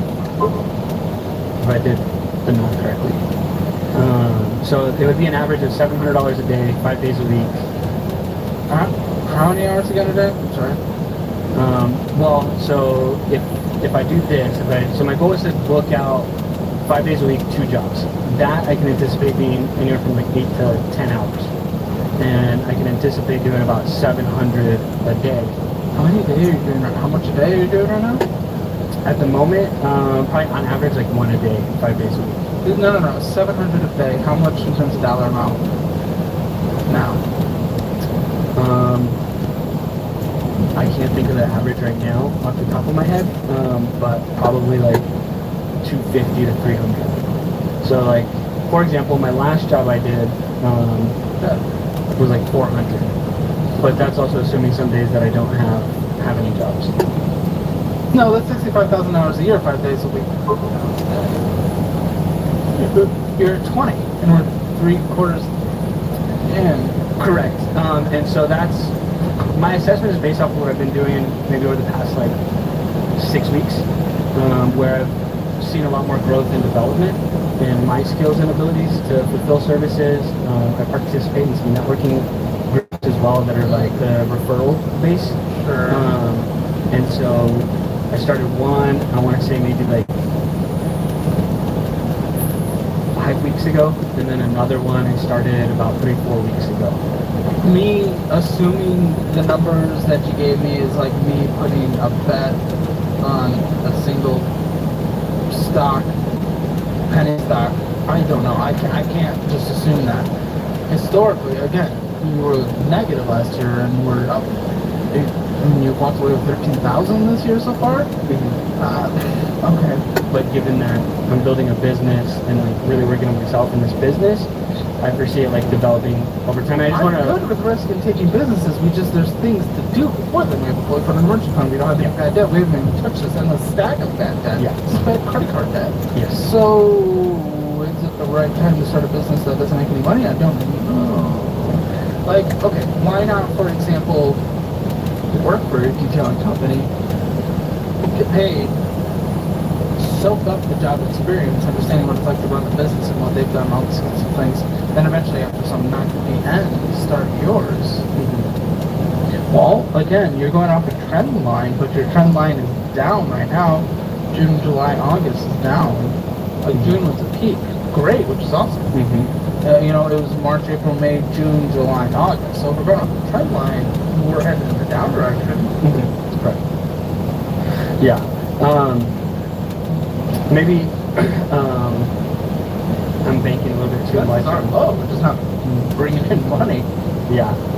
Yeah, and I know it's not much to go off of, especially, right, like we see the trends going up and down and new business and figuring things out.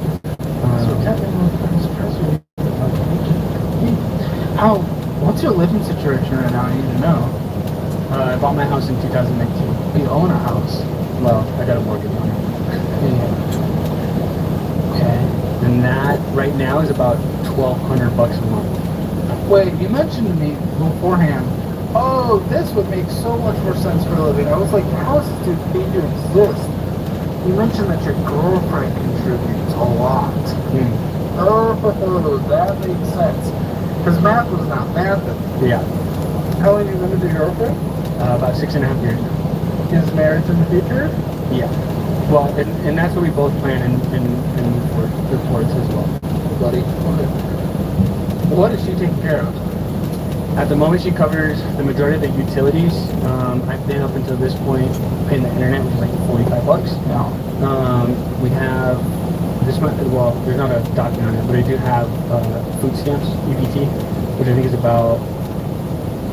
I think it's like $290 a month. So we use that. You do, doesn't, right? Correct. Yeah, because she makes $50,000 a year. Correct. I think you told me before. Yeah. And so she also covers the groceries that are in excess of that. And then the majority of the time, if we like go out with her family or something like that, she covers it or we'll split it. But so those are those things, and then some of the like. Would you take care of your rent or the mortgage completely? I am, yes. So I cover all of. How have you been able to afford it? Because again, the math isn't math. $13,000 a year doesn't even cover your. What's your mortgage? $1,200. And technically, there's two because I got a first-time home buyer. So I got the regular mortgage, and then also they financed the down payment. So you would have had $2,200 left this year outside of your mortgage payments. I don't know. You have to tell me something. Yeah. One is not adding up. That's something that's just something. This is. I'm confused and it doesn't make sense. Yeah. Honestly, with the numbers. Honestly, I'm not too sure. I just been so I had a part-time job early this year at AutoZone. So I was making a couple bucks there, but not a lot. And then we got robbed the second time. No, you didn't make a couple dollars. That's the minimum wage in New Mexico. I think at the time it was 12 something. Okay, so you're making $12 an hour, not a couple bucks. Yeah. And so that helped cover especially the early part of the year because I had 3 jobs between December and January. And then I got robbed. 3 detailing jobs? Yeah. Yes. And yeah, we got robbed. The store got robbed, and I was working twice. The second time they pulled a gun on me, and I was like, that's probably good for me. I did that. No, if I had other business too, but then I would go get another job and not have another job because there's that. Also, about the debt. Yeah. Oh my gosh. What would you give yourself? Score 0 out of 10. Your score. 0. Financial score. Yeah. I'd like to take a brief moment and think today's video is sponsored by investing, or I think you can simply give them a heads up. The mortgage and things like that, and paying the minimum payments on all these debts. It's like just making it by the skin of my teeth. Oh, and before we go into this debt, make my day better. Hit that subscribe button. 750,000 subscribers. That's what we're trying to get to, and thank you to everyone who has so far. I really appreciate it. We have a freedom card. Yeah, this is giving you freedom of owing $5,000. The balance of this one went up. So yeah, no, okay, math is making more sense now because you can't afford life, so you just put it all on a card that's already basically maxed. Yeah, is that what's happening essentially? Not really, but there is. So I've over the past couple months, I've resulted to as much as I can only pay for things in cash with my debit card, What are you talking about? You purchased $278 on this thing, even though you only made $163 payment towards it, plus an additional $122 interest charge on it, by the way, fun fact. Yeah, exactly. So, go on telling me about the thing that was incorrect. I can't remember off the top of my head, so I'd love to go through the statement to point them out. I think on this one, there is one thing that I've maintained on a credit card, which is your Nest subscription. Is it a Nest subscription? Oh, that is Nest. No purchase of it's a subscription. It's annual, yeah. And an annual Amazon Prime subscription as well. Get those out there, man. Yeah. $122 of interest. You've lost $1,000 of interest on this card so far this year. The interest rate is basically 30% rounded up. Yeah. We can't have things on here. This is a card that's kicking you. $5,037. Balance went up. It's basically maxed out. The minimum monthly payment on here is $172, which, I mean, you can't even afford that, and this is just one of the debts. Now we have an Amazon card, which is funny. I probably would have put my Prime purchase on there, but whatever. Then went from $9,462 to $9,391. But you made much bigger payment, $342. But guess what? We still purchased $58, and then $213 of interest on it. Oy. So $9,391. The largeness of that number didn't even hit me until right now. Jeez, it's probably because I'm hungry. Okay, $307 is a monthly basis. You can't afford this. Correct. Audible, you don't need that. No, I Self-defense. USCCA, self-defense. Yeah, so that's one thing that I've made sure that I was going to maintain kind of no matter what. It's a membership for legal support in the case of a self-defense situation. And this, I don't know if maybe someone attacks you, you get... Yeah, so fundamentally what it is, if you find yourself in a case of self-defense, they have lawyers that will come to support your case, and then it's also backed like with financial for like legal fees and stuff like that. $1,500 of interest loss on this card so far. Basically, again, 38% of 28%. Harbor Freight Money Rewards. Yeah, this is a 0% interest thing. Yeah, so 12 equal payments. Starting when? June. Yeah. And so I made my first payment this month. Of? It should be on there. I think it's $88. I have it right here. I think it's $88. Yeah, I'll do it. Okay, good. That's fine. I'm okay with the 0% financing. Again, not 100% sure for you, because you just haven't managed that well. But for people that can, 0% financing is fine because they just invest the rest. And obviously, 8% the general stock market return is a bigger number than 0%, so it's fine as long as it's managed, but you know. And like I was mentioning a little bit before, this debt pretty much, I think basically my downward spiral for debt came about after I bought the house.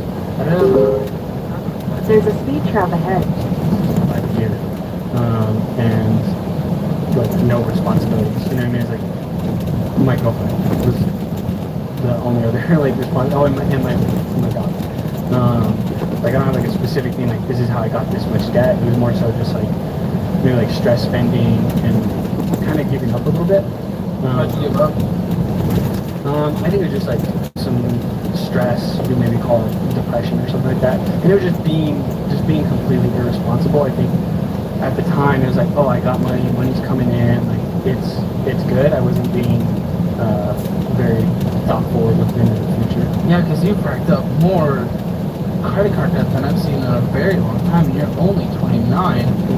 At least this card, you made a minimum payment of $959 now, but it only took it from a balance of $8,834 to a balance of $8,788 because there was $213.60 of interest that accrued on this card sitting at a lovely 28.24% interest rate, and this year so far we've lost $1,600 on it.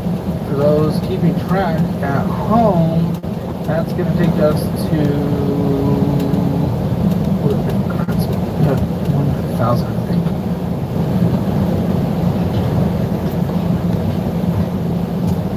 $4,100 in interest you've lost this year so far. You brought home $13,000 from your business. Make that 9 now. Well, with some credit union, New Senda, we have a balance of $328. That's all. Yeah. What's this for? What is this? That was when I was like early on building my credit. Well, sorry, I was explaining what the line of credit was, but that was so I pulled from my line of credit to pay that bill and. Is there a minimum payment, or you just have to pay whenever? Late charge assessed. Yeah, because you're missing payments. Fine. I was just gonna say you're about to get ready to yell at me. Yeah, that one I just completely forgot about it. Like I knew I had it out, but I spaced getting in there to make the minimum payment, and it hit, and it took like on my credit score, it took like a 50-point hit. But I would say that's the one and only derogatory mark I have. 75 minimum balance. This is at a 14.5% interest rate. So we haven't seen interest rate that wasn't like death except for that 0%. Wells Fargo, something. Oh my gosh, dude, it doesn't.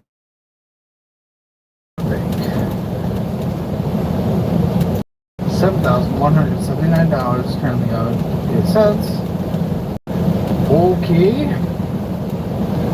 Dude, so much credit card debt. This is an absolute insanity. 275,000 payments, $2.43 purchases. Looks like you went and got some taquitos and Shell oil, and $160 in interest was accrued.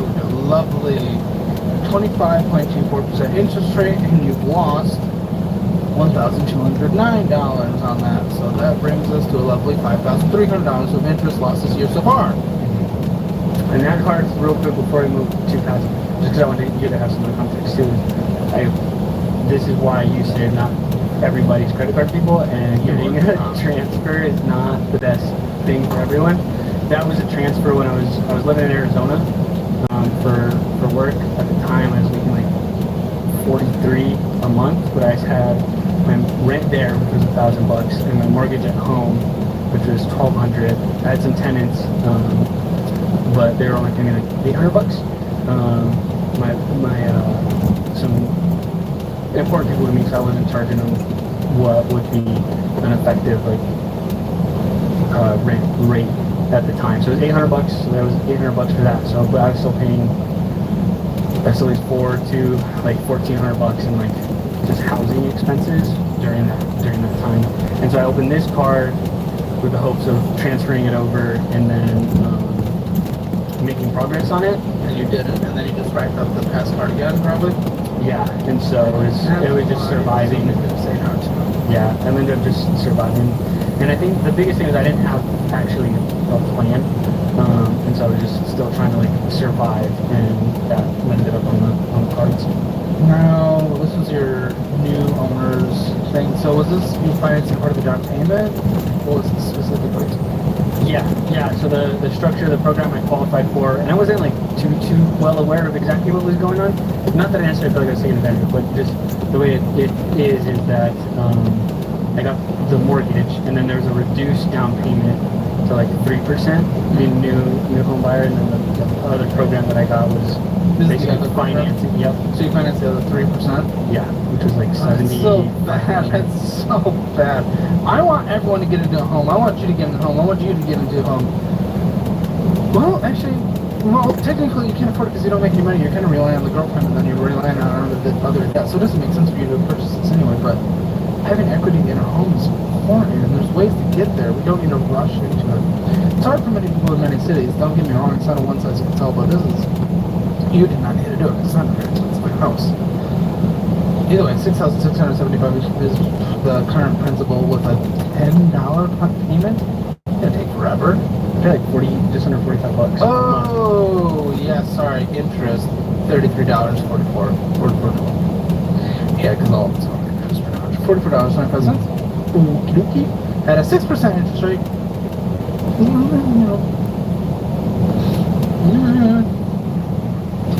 Then here's the mortgage. What is this home worth today, do you know? Last I checked, I think on like Rocket Money, it throws out like expected values. I think I saw like 230. Well, I did. Not that I think that, but the last time I checked. We have a mortgage of $138,292 with a monthly payment of $1,175. That's what's rough for you. It does include my escrow and my insurance and all that. At a 4.5% interest rate, and we like that.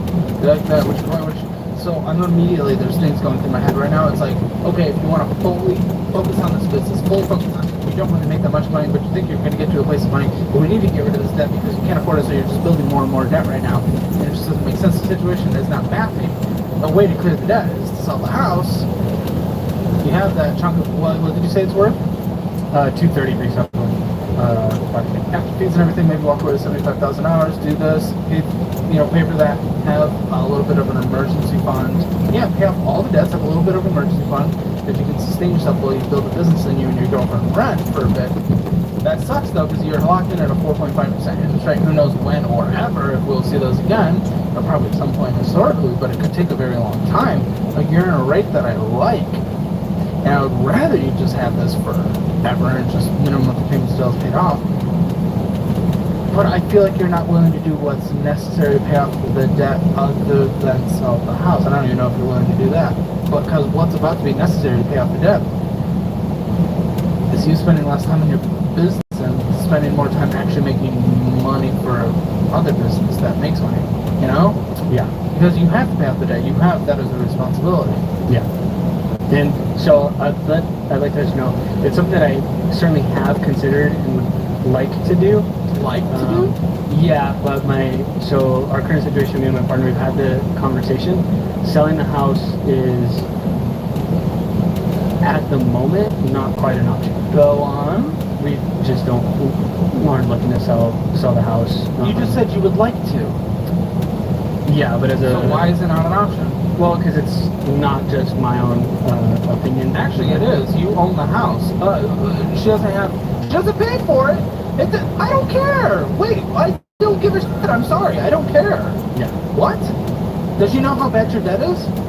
I believe so. I'll just jump ahead right away. I don't think she's going to approve. Well, it's not her choice. This is not up to her. Yeah. I would like to be clear too, like with moving forward. I know this situation is dire. Do you? Yeah, that's why I came here to get some advice. And I just want to be honest with you as well, so we can work out a good plan. Selling a house is certainly a consideration. You literally said you want to, but because it's going to be a joint decision, and she's not for it. Why is it a joint decision? I'm sorry, but why? You guys are not married. She has nothing legally to this house. Why does she even care about the house?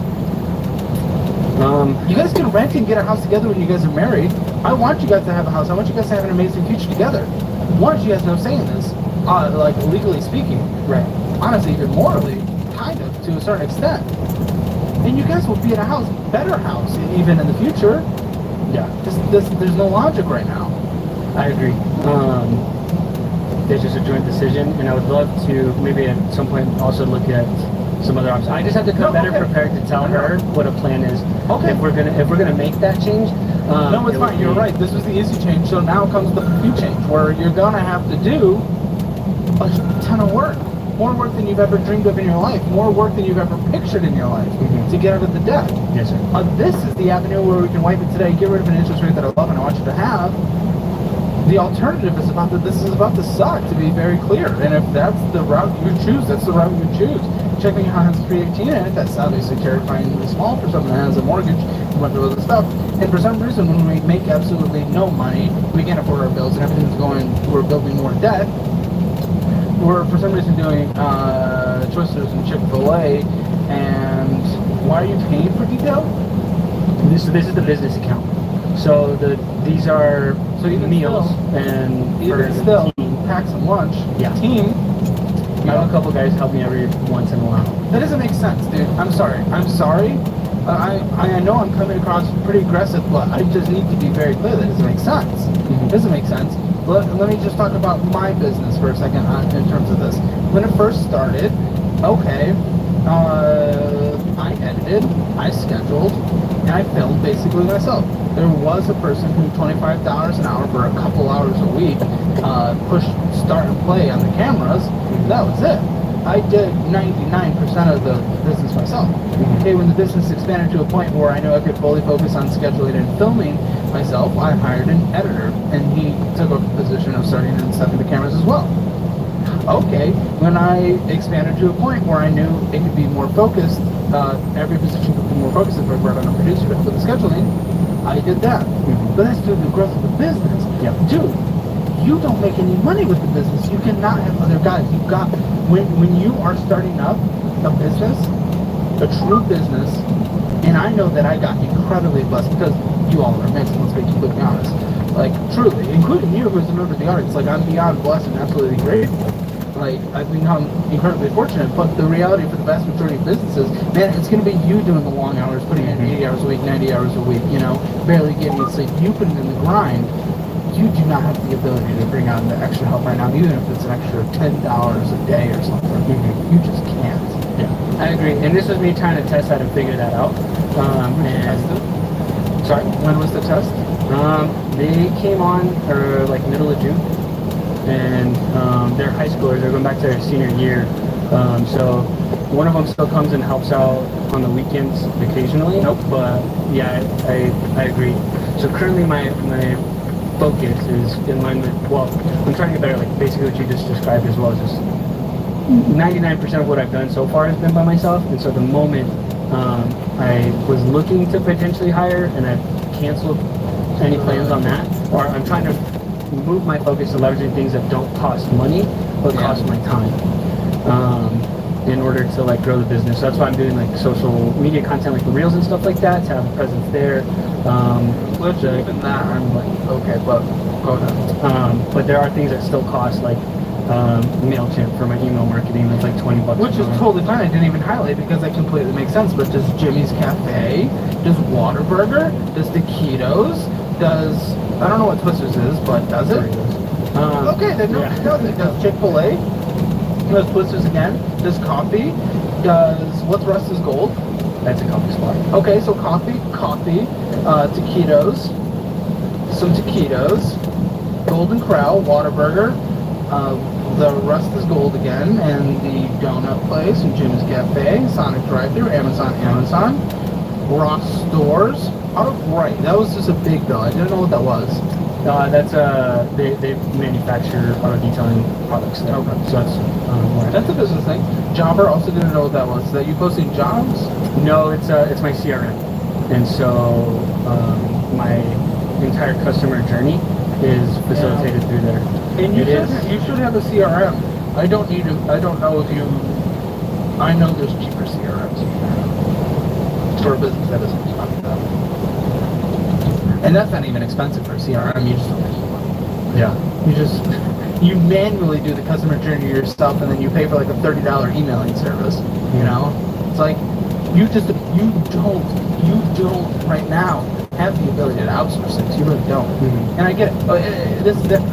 If you had so many bookings every single day that you do not have time to do the other things, and yes, absolutely outsource. That's where it mathematically makes sense, and you need to do it. You just told me you work 6 hours, 5 days a week detailing. So we don't do this. I'm sorry, we don't. Jim's Cafe, we certainly don't do it. Taking $263 off for ATM, who knows? Amazon, Arby's, some taquitos, and then a $10 monthly service fee, by the way, for using this. So everyone's going to bank Wells Fargo. Did we really need to eat out every other day and get coffee and taquitos? No. Is that a necessary business expense when we're making $13,000 a year? No. I will say that Jimmy's Cafe is where one of my meetings are, and not that this excuse. They meet there. Yeah. They meet at your house. They meet at a park. And I've decided to not purchase lunch there anymore, because I looked over like across a month, and it was like $150 that I'd spent there, and I was like, all right, like I'm just not gonna order lunch there. And of course, you can write up a lot of stuff, and it deducts the overall profits of what's brought home. But really nothing's being brought home, it doesn't really make sense in this situation. 292 in your personal checking. Again, scary when there's a mortgage. We have Spotify, we have taquitos, that a lot of that coffee and ATM $600 out, who knows where that went? Wingstop, taquitos, unless you're just getting like $4 gas, but I really don't think so. On the business account, yes, because I'll get like a gallon of gas for my generator. Plenty of time. So like, and the personal checking? The personal, no, that's tequilas. Some drop thing. And shop app. Coors. Hooters. $50 at Hooters, by the way. It's expensive. Those are some expensive tatas.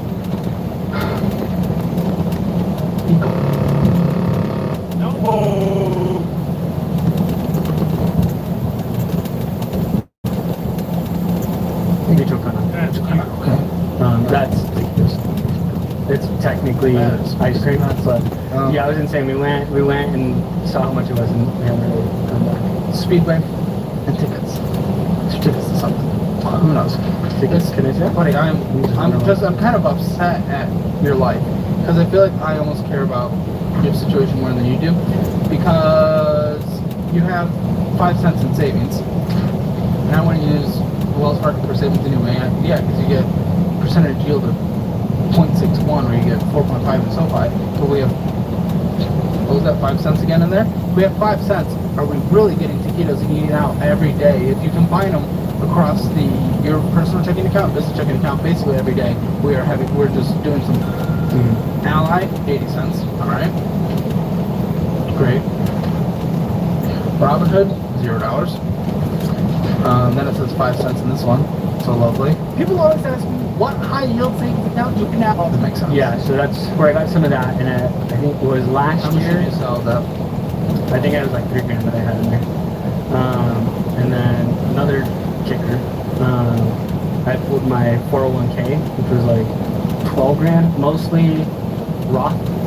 No. So I pulled that to survive. 12, you said? Yeah. I didn't even process that for a second because I'm just trying to even think how to get you out of debt, and I just got distracted. Oh my gosh, that's terrible. Okay. Sorry, continue. Yeah, so I pulled those in order to survive and keep doing things in the business and keep moving forward there. Is that all your debt? Have we gone through all the debt? Yes. I don't have any car debts. That's good. And I don't have anything else financed. The big thing, well, obviously the largest thing is the mortgage. But which was how much again? Sorry, actually I have it right here. Yeah. It is 1,175. And electricity is 350, which is expensive. Especially now in the summertime because we got the central air. What about the rest of the utilities? Internet is currently $45 a month, and I'm covering that. The electricity, covers the rest of the stuff. Yeah, the electricity she's covering. She is completely 350. Water. Yeah, and then also the water and the gas. What are you covering? I just need to know just the internet, which is again 45.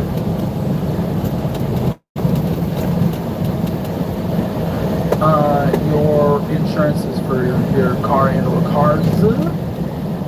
Currently, I think it's like 250. What are you doing for health insurance? I have Medicaid at the moment. Yeah. And I know you get food stamps. How much does that qualify on? I think it's like 280. That's your groceries, man. I'm not allowing you to spend a single cent over that. Yeah. So I'm not even putting in your grocery budget. That is your grocery budget. 217. That's your insurance. Health insurance.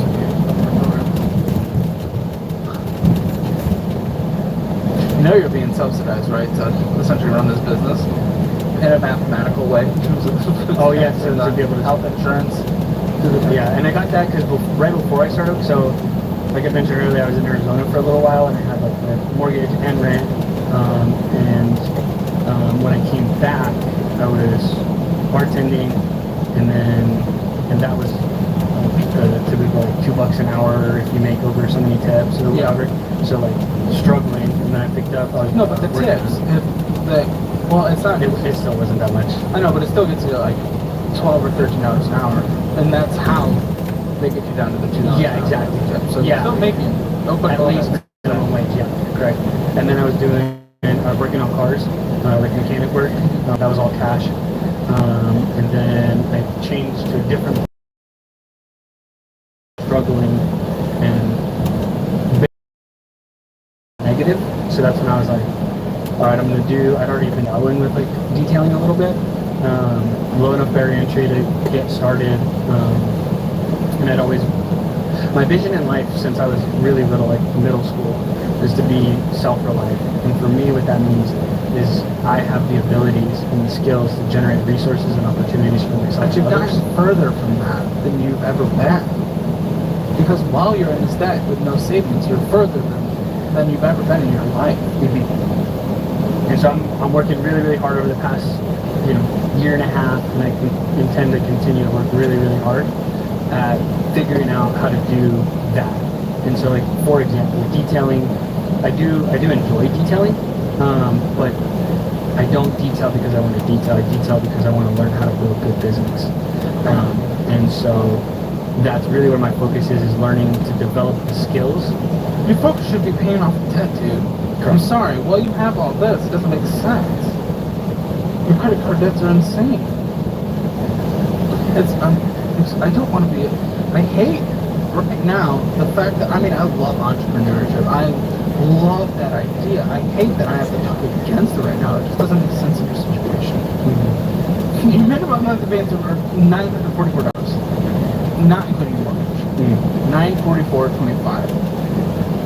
Again, after your mortgage, and after that's more money than you've made all year. So it's no surprise you're going further into that. Or we just can't even barely make payments, and we had a late fee on one of them. Yeah, that was a major just slip of the mind, just terrible mistake, but I won't let that happen again. It wasn't.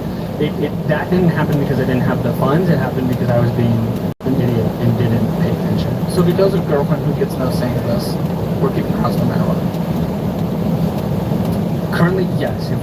Okay, I will certainly talk with her and look at some potential options, but that's all I do. Okay. Because the new alternative, what's required to live, you basically need $1,300 or $2,300 on a monthly basis. You don't bring that in. For example, the last 9 months, $1,444 average. So, I'm sorry, that was $1,000. That's the average of what I've been bringing home over the business itself. Over how long? This year so far. On average. Up months, down months. Again, the trend went. Yeah.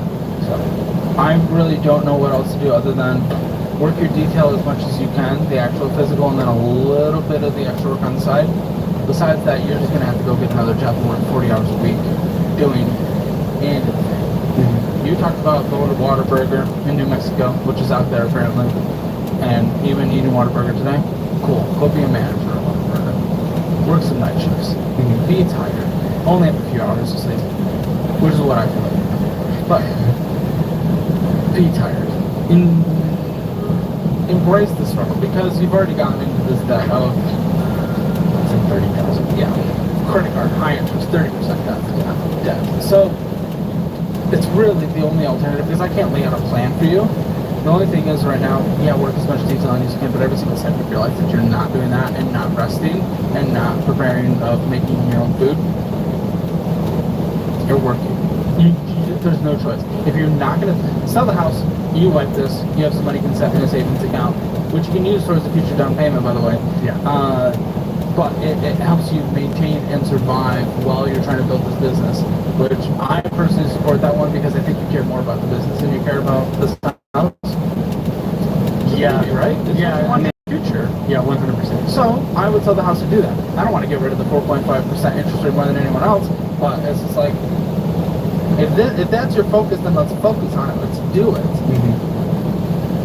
Because either way, without doing that, you're taking time away from your business because you're going to have to take at least 40 hours a week away. And I need you to pay off this debt. It's still going to take a couple of years to pay it off if you go no fun spending, no nothing.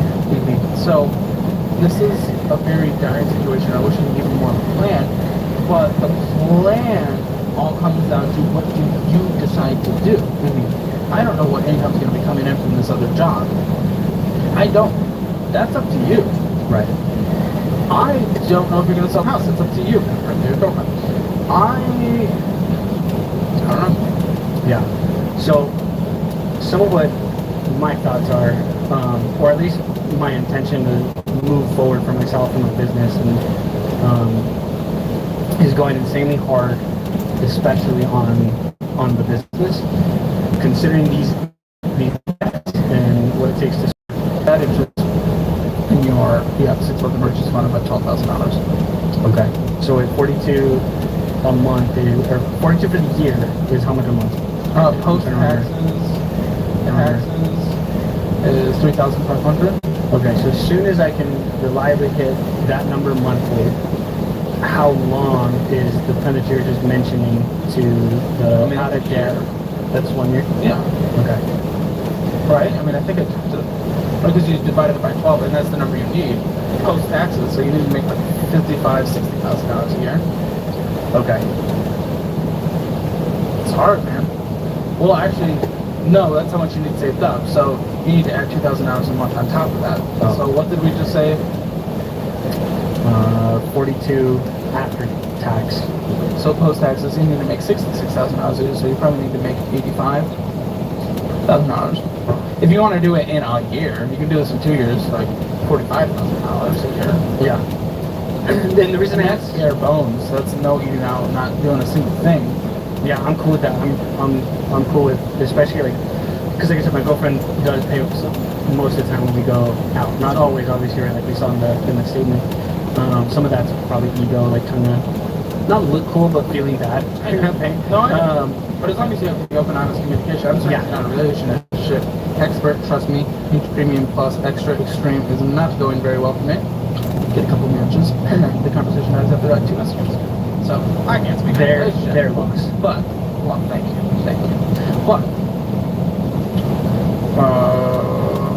But I care so much. I'm so passionate about this mission that I'm on, which isn't necessarily detailing, but it is to be able to have those abilities. Like I said, to why build a business that you're not passionate about? Well, because I do care about it, and it was low enough barrier of entry to get started, and they had it started.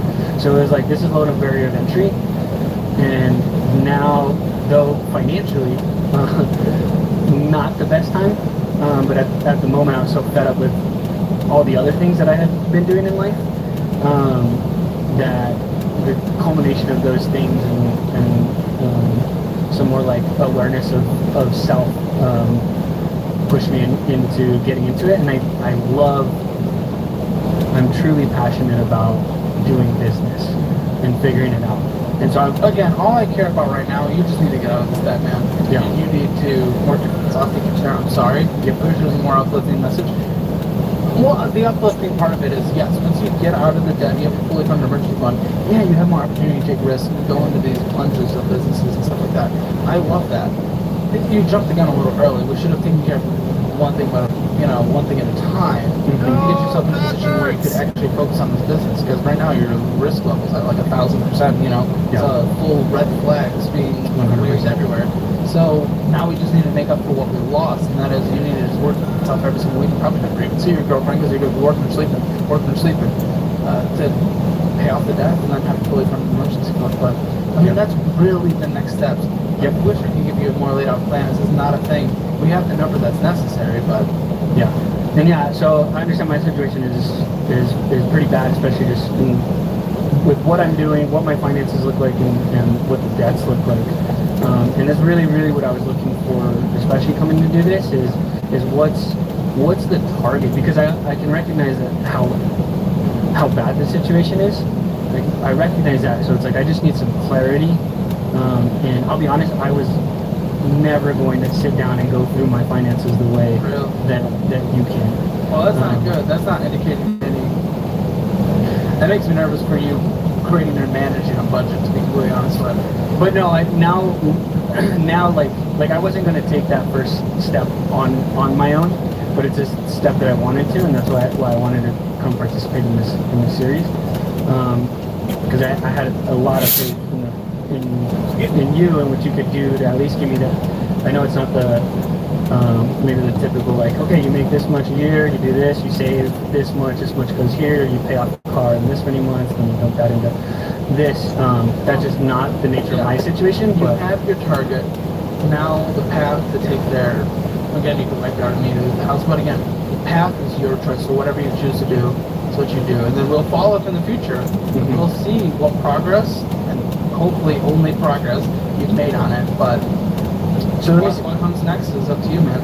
Yeah, so for me, I can foresee, because I've already going into it, just going super hard in this business and trying to make the money to survive, and now we have that target.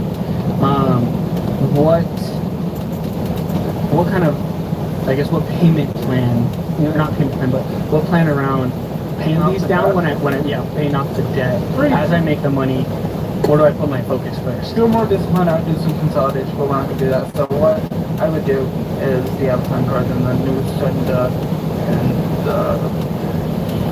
from is it kind of just the percentage wise, or are you doing like small to big? You're going to do small to big. So whatever the smallest, because your minimum payments are also killing you for your lack of income. So you need to pay off the smallest to largest as possible. Okay. Again, if it was a different income, maybe we could attack it in the avalanche, find it. Snowball, you're going to see the most progress that way in terms of you seeing the actual numbers. You're going to get incentivized to fully attack them. It's hard to do, but yeah, Snowball.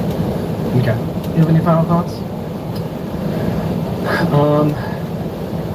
No. Well, I guess just also considering. So we're going to do Snowball on everything that has interest, and then just keep making the minimum on the zero. The zero, yep, you're doing the 88 until that's paid off, and then for the 6%, 6,075.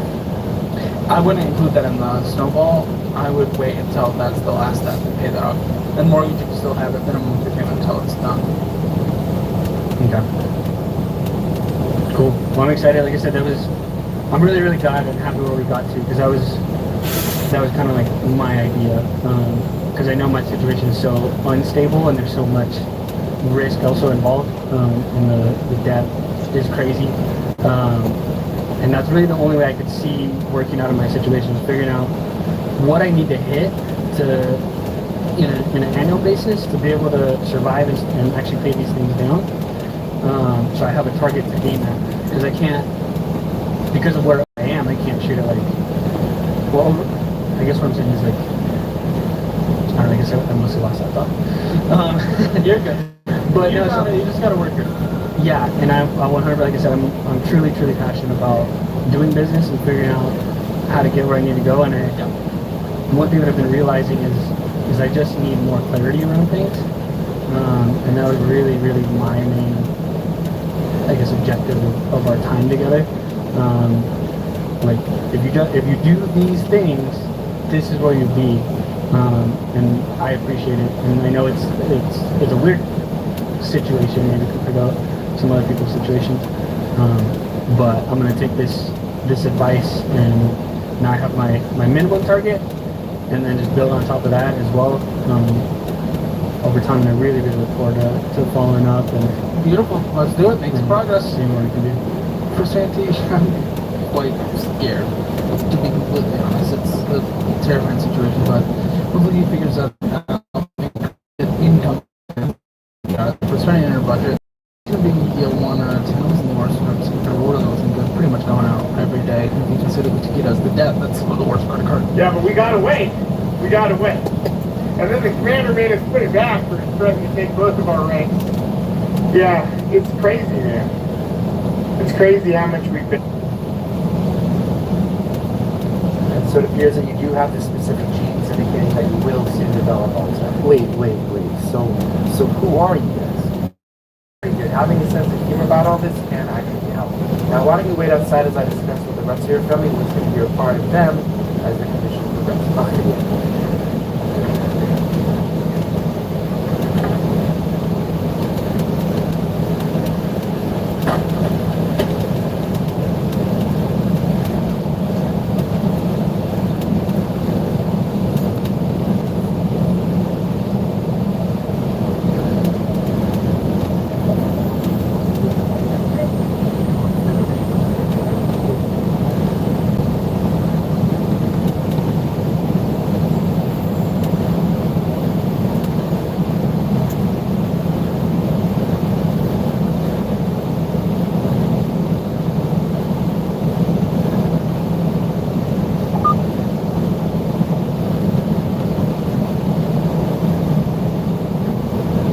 So I've been breaking these guys up for years, and their claim to fame was this brass bushing inside of these joints that made them good and strong. And I've noticed that they haven't been advertising that anymore. So I'm going to cut this thing apart here and see if they're still up to snuff. After cutting apart a bunch of different brands of these ball joints and tie rods, they all seem to be putting plastic in these friggin' things. And look at this. What the hell is going on here? Where do you find a good part these days? I'm not a complainer, but I am tired of seeing this. I feel like I've been cheated on. Now here's something you can rely on. Good old Toyota. Let's see what's inside of here. Oh, so far so good.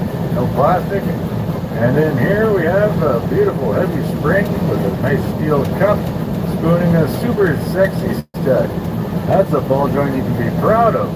And that's why Toyota is #1, folks. Built to last. So I've been breaking these guys up for years, and their claim to fame was this brass bushing inside of these joints. And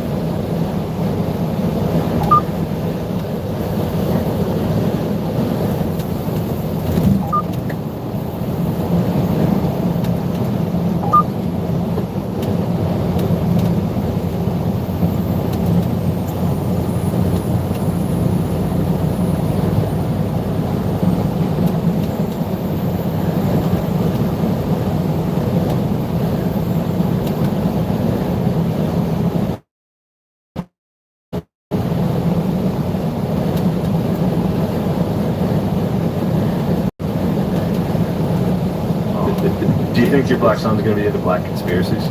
Yeah. Or are you going to tell him to like chill on that? Because that's dangerous for a black person to be raised by an already crazy white conspiracy theorist. Black people are very susceptible to conspiracy theories. I know, dude. They all bought in on the Illuminati, like, quick. Dude, all they needed was Rick Ross to mention the Illuminati, and they were all like, yes, dude, we knew it. We knew Jay-Z was in it. Well, apparently the rumor is I sat for your show. I sat open up this. I think Michael Black. I think I said it before. But I was in the room and it was just like a bunch of black comedians. I'd say a gaggle of black comedians, and they all were like trading rap conspiracies. And it was like all rappers are gay, Jay-Z's gay, Nas is gay. That's like a hot conspiracy. They're all gay. If you're made it as a rapper, it's because you're gay. For sure. And I think it's because you like suck Diddy or something. Yeah, it's some weird, wild fucking conspiracy. And they're all like, yeah, dude, like think about the one song by this, they say this, and you're just like, yeah, all right, I guess. Yeah, for sure. Dude, you should have chimed in like, I think Willie Nelson sucks Johnny Cash's dick. You're like, what? Fuck you. But black conspiracies are the best. Do you ever fuck with the or what is it called? OB positive blood type conspiracies? No. There's videos, you gotta check them out on YouTube. It's just this black dude being like, they just been pulling up different people and be like, yeah, Obama, positive blood type, motherfucker, man. Yo, check out this guy, yeah, definitely positive blood type. They're saying like positive blood types rule the world. Good for them. Yeah, if you have positive blood, you're like a different species and you're like secretly trying to enslave everyone. That's sick. When black people get so deep in the conspiracy game and they don't trust Obama, dude, that's that's the pinnacle of my favorite stuff. There was a rapper that had that. His name's Ab-Soul. And Really? he had a thing. He's like, Obama's a fucking puppet. Like all this shit. Yeah, it's very funny. Cornel West didn't like Obama. Yeah, there's I watched a fucking sick one. It was really funny because it was this. You might have even turned me on. I forget his name. There's this big black dude who's like into like Black Power, but almost to a conspiracy level of like Kimbo Slice. No. But it's funny, he's wearing like a bright orange dashiki and he's giving this lecture. Oh, the fucking guy. I know you're talking. I know exactly what's really funny about it is he's giving this lecture about like anti-white people, anti-everybody else, and he's doing it in like a Marriott. That's fucking sick. Like he's talking at a podium that has the Marriott logo on it. He's like, everybody's proud of their culture. Why can't we be proud of ours? I'm like, dude, you guys are the most proud. Dude, you're so proud that white people are proud for you. Well, yeah. Everyone's like, black people are #1. Yeah. I've never heard people be like, white people are not proud of their culture. You're not allowed to be. You're not As allowed. I look at my Irish flag. That's different. That's different. It is. But if you're like, there's a reason I'm white. If you're like, I've said this before, not even on the podcast, but like, if you were to walk around and expect to see a white-owned business around here, people are like, dude, shut up. Yeah, I mean, and it makes sense. I'm not taking on that, but there's perfect sense. And it's either you're ashamed of being white or you're racist. So there's no like, and it's you know, racist perceived by other people, but it's like no one's walking around being like, God, I didn't feel else could just be white. And Except yeah, hell yeah, dude. every time I walk, I walk avoid Starbucks. I walk through a black neighborhood and then onto a college campus, and I'm just fucking amped the whole time. When I get pulled over, I'm kind of like, yes. Really? When I get pulled over, I'm like, no, a little bit. Get the fuck out. I'm telling you, dude. You're not white enough for that. Yeah, yeah. That long hair, dude. I am a long hair. I'm a freak. That's true. I can fucking turn on the whiteness. That's true. I can turn it it on is hard. Like, yes, sir. I'm sorry, sir. Well, I turn the light on. So when you get pulled over, this is actually a very useful tip. Turn the light on, dude. Hands on the wheel, and I'm always like, you got it, sir. Blah, blah, blah. Well, yeah, I think you're And make confusing. guilt right away. I think you're confusing being white for complying. Yeah, but it definitely helps. I know it helps. Yeah, yeah, of course. I've been in my friend's car before, and so I have some friends who are black who drive like 90 miles an hour, drunk, smoking weed constantly. They're like, man, motherfucker, pull me over. I'm like, dude, they smell weed from me. But my one friend was in the military.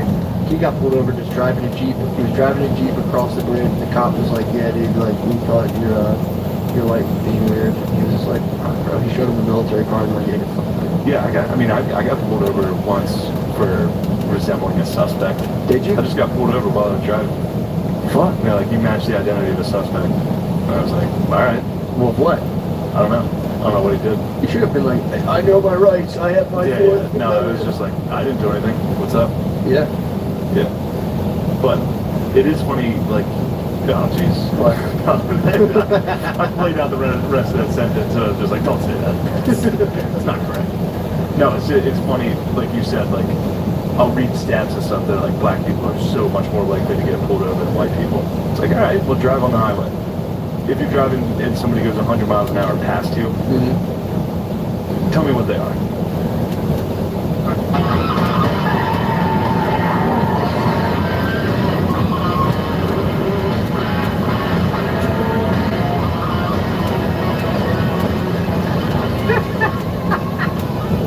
This is America. Nobody's gonna shoot at you here.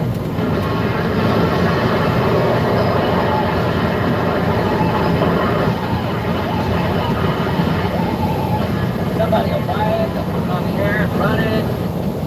When the red comes down.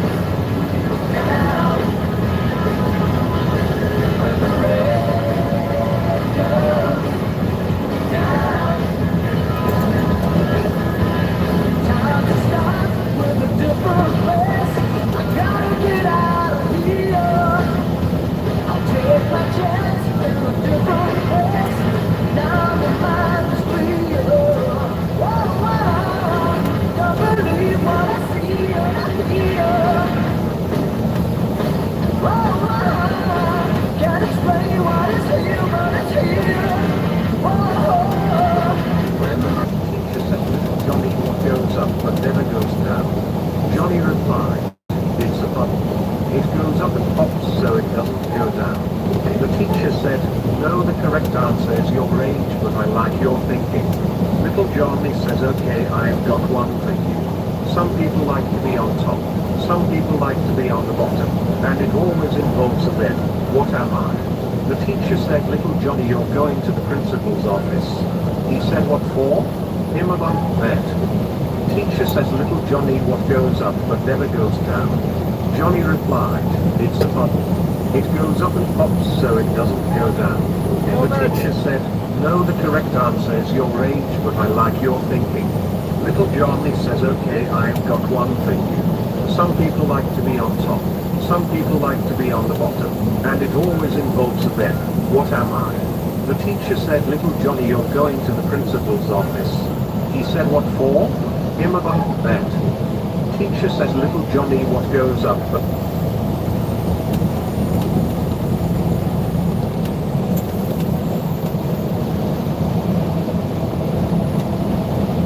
Here's the thing. You get shipped and be treated like a lady. Cool. You know what comes with that? But you also have to be a lady. Well, here's the thing. But what comes with that is that we're not equal. If I'm going to treat you like a lady, that inevitably means that's sexism. That is me putting you kind of below me to a degree. The man is the leader. If I treat you like a lady, by definition, that means I'm better than you. I'm opening the door for you. I'm paying for the date. I'm planning everything out. I am the leader. I am the authority. Yes. You are the subordinate. Submissive is subordinate. But women don't want to, see, y'all want to be treated like ladies, but you guys don't want to be a fucking lady. You want to be able to still be a boss babe and behave however you want, etc. You want a strong man, a masculine man. If you want that guy, he's going to expect something in return. That means shut the hell up, follow what I say, don't challenge me, don't argue with me. This is the way that it goes. Or, fool with people, right? And get with a weirdo that thinks men and women are equal, that will slap you because he thinks men and women are the same, and it's okay, it's a fair fight, we're the same, blah, blah, blah. Because those are the guys that are the weirdos the most. Yeah. Because they don't understand biology and different lines and rules as well. I'm not understanding why you want a woman to just shut up and not talk. Some of the things that women said on the panel today? No, okay. I'm not understanding why you want your partner to just be quiet. Your wife, your girlfriend, you wouldn't get bored of that? Okay. So, and I say that, okay, I'm not saying all the time, but what I've noticed is that men and women are very different, and super hyper masculine guys and super feminine women don't typically have a lot in common. We're very different and we work differently. So, of course, you have your girlfriend, whatever, you can converse, whatever, but I think the most meaningful conversations and the best company you can have is with your guy. Yeah. Can you imagine, right? We're in a board meeting, and she's there, and let's take a how did she get there?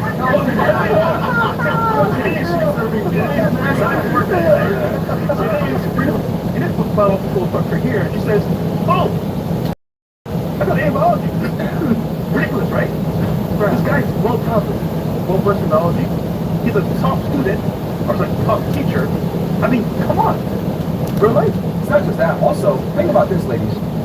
Whether you're from the Middle East, right? My parents from the Middle East too, right? You look at Hispanics, you look...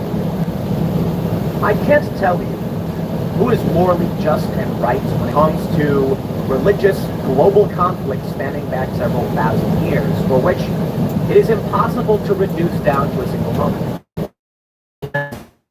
Us flying into Israel and massacring civilians is abject evil and is wrong. From there, we get Israel's military response, de-escalation. Now, many of you may want to stand firm on one side or the other. There are many people on the left that are out protesting for Palestine, and many of these individuals cheering on Hamas. It's not an exaggeration. It's not me being cute or biased. They're calling them resistance fighters. But let's separate that for a moment, and I'll tell you where this country is at. This story from Fox News: McCarthy concerned of terror sleeper cells in U.S. amid Israel-Hamas war. Says speaker must prioritize border. Sure. It's a good point. Let's prioritize Here we are, 3 years too late. But I'll tell you right now, my friends. It's not even technically sleeper cells. It is this country. I watched the video. I don't know if I have it pulled it up right here. There's a video that I'll show some of. And I don't like doing shot content stuff, right? If you want to watch crazy videos, get them on X.com, Twitter, plenty. But in this video, it's a driver who is mobbed by a bunch of far leftists as he's trying to drive to an intersection. Probably a random person has no idea what's going on. The mob begins attacking the vehicle. The vehicle panics, slowly pulls through. He seems injured. Drives down the block. The pro-Palestine group chases after this individual in the car. When they stop at the next intersection, another roadblock, they begin violently attacking the car. It doesn't matter if they're sleeper cells, and that's the big talking point. It may be the case. They have already captured people crossing the U.S. border who are on the terror watch list, or come from countries like Iran, where we have concerns. Especially when the U.S. is gearing up for war with Iran. The left calls it a conspiracy theory. Fine. So I do have concerns about sleeper cells, but that's a bit too movie-esque, right? It's something said to shock the people. It's the grandiose. But I'm more deeply concerned about World War III and what happens to this country. As a game, I used to play as a kid. I recommend it. Civilization 2. Yeah, I didn't start with 1. I wasn't that old. I'm not that old. But Civilization 2. In this video game, you build civilization. When war breaks, you'll get a little notification that says partisans emerge surrounding the city. Partisan fighters will pop up around your city and you declare war. Now, what is this? It's just me simply pointing out what video game developers already knew about history. The emergence of your own nationals as partisans taking up arms against you during the war. So as we talk of sleeper cells, and I said we must be concerned, understand what happens if World War III breaks out. It's not going to just be some faraway battle. It is not going to be a distant land where you hear reports on the news, like it was in Afghanistan and I don't know what, Kosovo, Iraq. No. These battles will be fought in your streets, near your homes. Your children will witness it with their own eyes. I don't think we get invaded.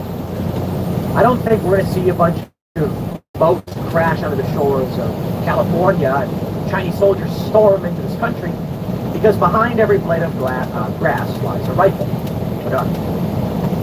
No, I think what happens is far-left groups who have deep sentiment and ties to these foreign countries, these foreign organizations, they'll take up arms against us and everybody else.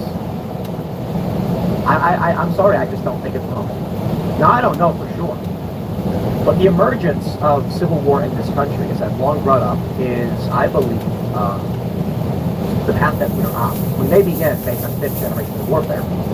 You know, I was talking to some friends about this guy, he went by Ricky Vaughn, I think it was on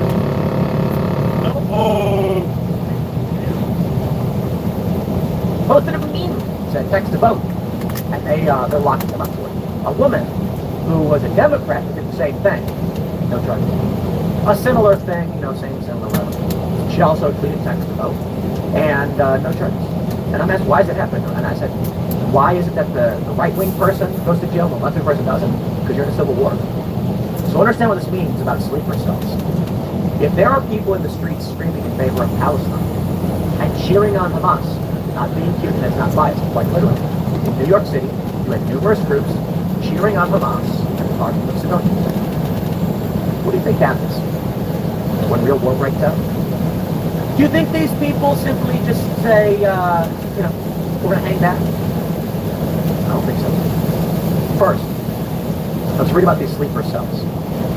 Former House Speaker Kevin McCarthy warned Sunday of potential terror sleeper cells in the U.S. amid the Israel-Hamas war, throwing support behind Rep. Tom Emmer for his old job. It's going to be an uphill battle, and they're talking about the speakership I don't care about. In this tweet, Mario Knopfel says, breaking, Hamas could be entering through U.S. borders. According to an internal memo, federal officials are warning that members of Hamas, Palestinian Islamic Jihad, and Hezbollah could be entering the U.S. through the southern border. This is from the Daily Caller's News Foundation. And you have this image. It's an actual memo, internally released. San Diego Field Office warning. Foreign fighters of Israel-Hamas conflict may potentially be encountered. What does it say? Be encountered. Yeah, there's a weird writing. At southwest border. That's right. Many people say, I don't care. And this is the warning I give to you. I've had many people who say, you know, I used to watch your show, but I just can't watch politics anymore. Okay. Tell me what your plan is when someone comes to your door armed. What's your plan? I don't know that what happened in Israel happens here. I do know that I can show you videos of leftist and pro-Palestine groups physically attacking. That's weird, right? When I watch these pro-Israel rallies, I want to see these pro-Israel people beating anybody and smashing car windows, kicking those streets, throwing fire around things like that. Don't get me wrong, there's violence. There are videos of pro-Israelis calling for killing Palestinians. There are people who are saying they want to blast out all this awful stuff. Okay, awful. We want no violence. Trust me on this one. But I wonder. When Israel had a press conference, they released some of the footage that they recovered from these Hamas fighters. And they asked the question, why are these fighters wearing GoPros? It's because they're proud of what they've done. Some of the videos I've watched, some descriptions I've read, I'll tell you this. The videos I've watched, it's definitive. Car driving down the road, they kill people driving the car. That's it, they don't care. Civilian vehicle driving slow, and these men approach and just execute the people driving the car. For what reason? Because they're Southern. In one video, reported, this one I had mentioned, Israel played the video, and a reporter, for unheard, and I trust unheard, said that Hamas fighters break into a house, killing a man in his underwear, while the children scream, "Daddy's dead." They then take these children who are screaming and crying and drag them away. In one video, reportedly, a reporter from Unheard says, after a Hamas fighter kills several civilians, he then calls his father and says, "I want you to be proud of me, Father, I killed 10 Jews." Nightmarish, evil, and horrifying. People don't understand. They really don't. I will not pretend to have witnessed anything to that degree. I can only tell you that I fear it and what a situation like that would be like. Driving down the street, minding their own business, when men with guns walk up and just unload their rifles into your vehicle and you. That's the nature of war. To get a phone call from someone saying, an area of your hometown has been taken over by extremists who are cheering for the death of your family. I'm sorry your mother and your brother were killed, is the message many of these people are receiving. And so I can certainly understand the anti-war sentiment coming from many people who even work for me. And I respect that. The conflict that we are seeing right now could lead to World War III. And I can say this. There are many people calling for a ceasefire. Many people are disingenuous. There are many people calling for pulling the funding from Israel. Disingenuous. These leftists that are calling for a ceasefire now, that many of them pro-Hamas, are doing so because they want to be able to attack Israel and then have Israel's hands tied so they can't respond. Now, I'm not in favor of these mass bombing campaigns. I'm not in favor of collateral damage. But I don't have the answers for you. I don't know what you should or should not do. I that this is a fact. Israel's response of a war that could lead to World War III. What's the argument? Hamas attacks Israel. Israel can't do anything because it could lead to World War III. Sorry, I have no. I can neither condemn nor condone. Expect that when someone is attacked, they defend themselves. The left argues that Israel is an occupying force dominating the region and stealing the land from Palestinians. It's like, dude, I'm sorry. This happens all over the world all the time, and it's happening in tons of other places. I don't want to see World War III. From the post-millennium, chaos ensues as anti-Israel protesters clash with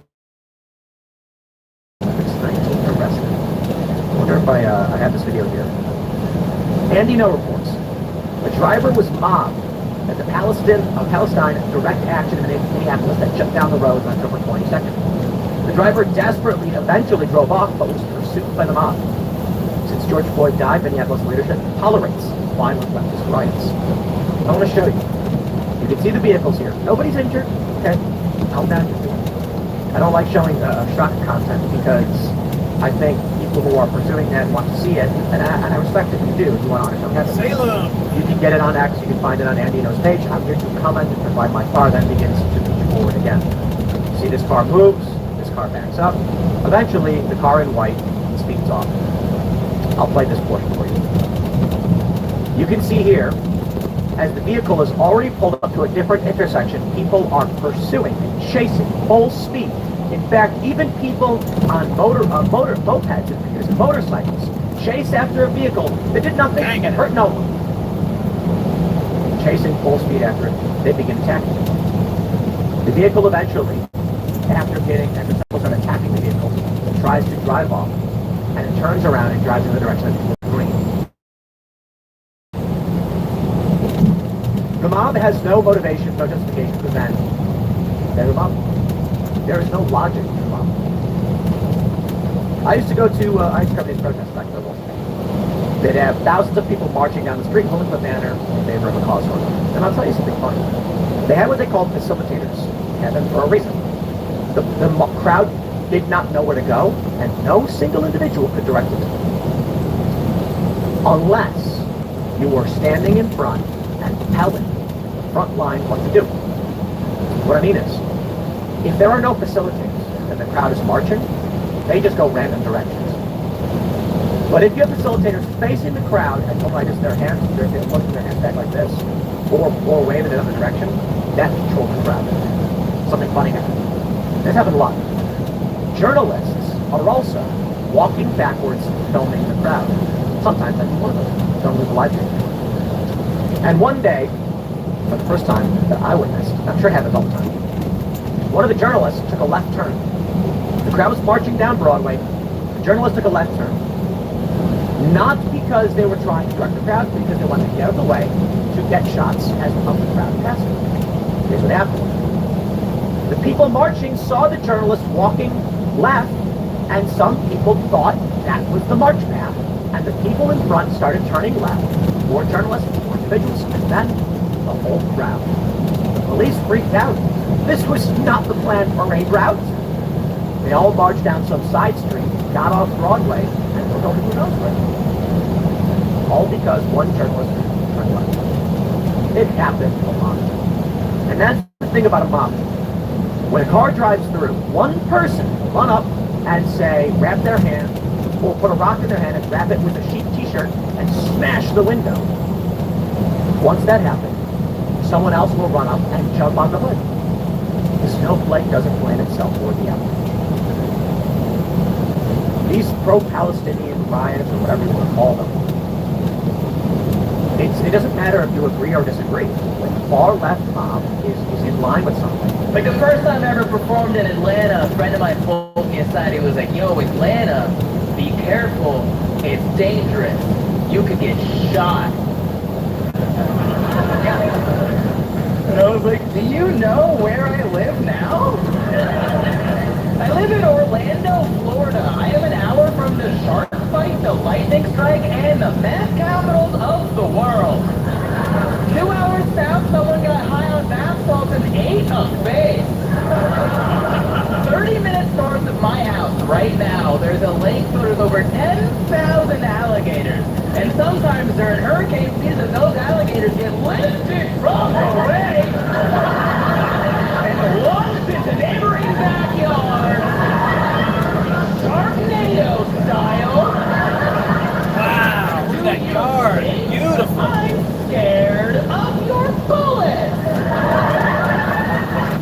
The first time I ever performed in Atlanta, a friend...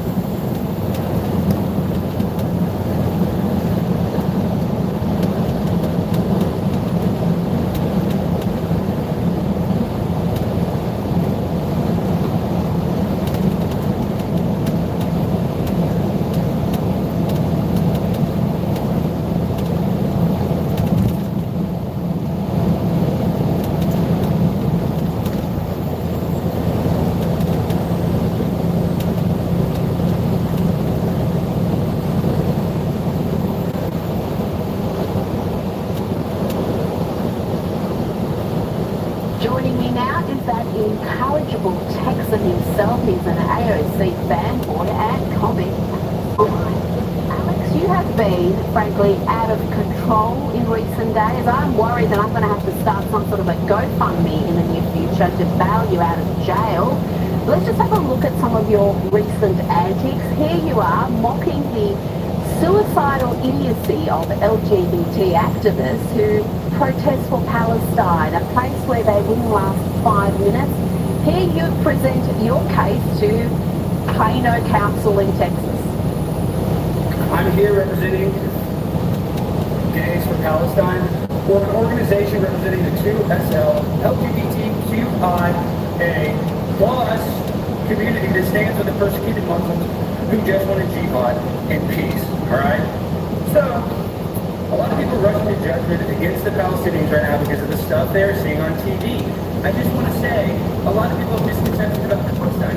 Mia Khalifa, one of the most popular porn stars in America, who has done a bunch of lesbian scenes, is standing with the Palestinians. And just because they've done a few of my allies off of groups in the past, that doesn't make them bad people. We must look past that. Because, you know, this is 2024. Palestine is changing. And just because gay people had to run to Israel for protection in the past doesn't mean anything. We love that their women have very little rights. That's why they have such few traffic accidents. So we agree with more than you think. Palestine is on its way in the gay direction. Alex, I have a lot of questions, but first let's not miss out on this song. you wrote for the occasion? I'll say it one more time. All the gays of Palestine. All the gays of Palestine. All the gays of Palestine. That's the only section of the song that we could play, Alex. Please explain yourself.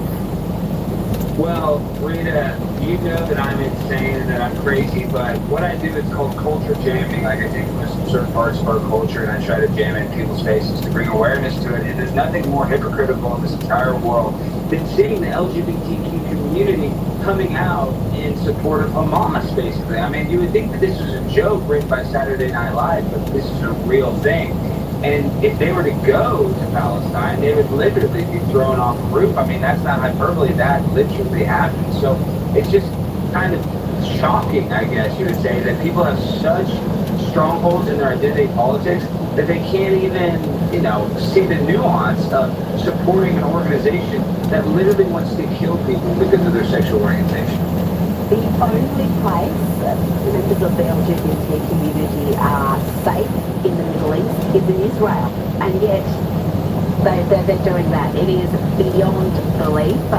Let's cross to Chicago, where the folks are finding out that elections have consequences. More than 80% of them voted for Joe Biden in 2020, and they haven't had a Republican mayor since 1931. Well, they're finding out the hard way that being a sanctuary city, well, it comes with some grim consequences. How disrespectful that is to him. You don't have that right to do that to us. And we're not responsible. Y'all need to go to the root of the problem. You need to stop fussing, stop sanctuary city, and it's not us against him. You all need to take care of it and quit trying to sell us this bullcrap that you shouldn't have been doing. We won't stand for this. We say no. Thank you. This is our community, and you just don't dump anything on us and expect us to accept it. Okay? That is not what we pay our taxes for. Alex, the residents there are clearly unhappy. They're unhappy about the illegal migrants flooding the city, but this is what they voted for at both local and national elections. The Democrats were clear in their policies. It was Trump and the Republicans who wanted to build that wall the last time I checked. Well, Rita, a lot of conservatives will tell you that systemic racism does not exist, but I disagree. I feel like black people have been marginalized in this country before. Definitely the liberal Democratic Party, for sure, they even started the KKK. So now seeing the black community in Chicago fall victim to the policies that they thought they voted for that would help them, and it would help the struggling people that can't pay their bills, can't afford to build the gassing. But instead, they want to allocate our funds to help out Venezuelans with criminal history or sex traffickers or connections to the cartels in Mexico. When all these people wanted a little help for American citizens, America first. But sadly, Rita, they do not care about American citizens, because if they did, there would be 22 military veterans who commit suicide every day here in America. So you can just look at how we treat our military vets and then extrapolate that to the marginalized communities, they get it even worse. Well, we have seen also similar protests in New York, another sanctuary city. But Alex, they are getting illegal migrants there, and it is having an impact, but it is a fraction of the numbers that you see in Texas. So really, these border towns in Texas and Arizona have been dealing with this for years. It's only when your governor and Ron DeSantis too from Florida started busing these migrants to these blue cities that they're getting a taste of the policies they support. In New York, doesn't have infrastructure. I'm here in New York, working on a hotel on 45th Street. I walk by it, and it's just a bunch of basically like military-aged Venezuelans, man. I mean, they look like they were all doing a job and work, but instead they come here to America and just get a free hotel room right next to Times Square, basically. And listen, I'm not anti-immigration. If somebody wants to come to school here, somebody wants to work in America, God bless them. This is a melting pot. I'm all for it. But the sad reality is that the Venezuelans or the other illegal immigrants that are coming here are not held to the same standard. If they commit a crime, they're not held accountable like I would be. So we have a two-tier justice system that is benefiting criminals, literally criminals. I mean, as soon as you come here illegally, you're considered a criminal in my book. Yet you get a free hotel room, you get a free air-conditioned bus ride, you get 3 meals a day. And we're encouraging it. I mean, we have the doors are welded open, not welded shut. So I'm not anti-immigration, but I am anti-sex trafficking and anti-drug trafficking. And they're using this immigration push as a way to smuggle in a lot of bad things that, unfortunately, I think it's only going to get worse. Stop Boulevard southeast in 2 miles. Turn right to Foxville Highway southeast. The following is a conversation with Joe Rogan. Right to Foxville Highway southeast.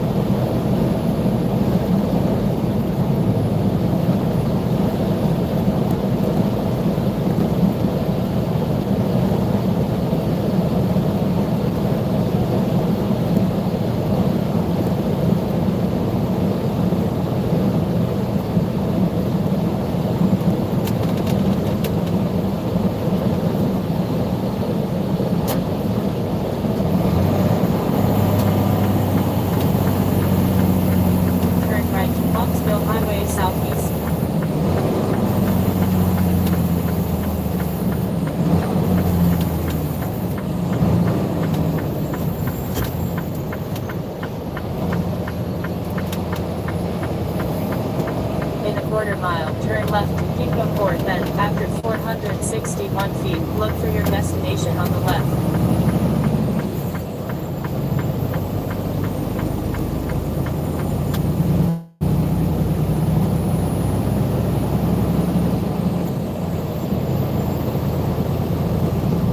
Depot Court.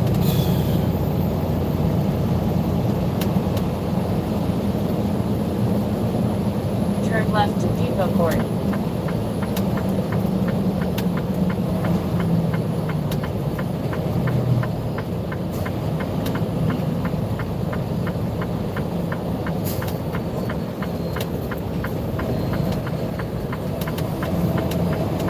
Proceed northeast on Depot Court. In 427 feet, look for your destination on the left.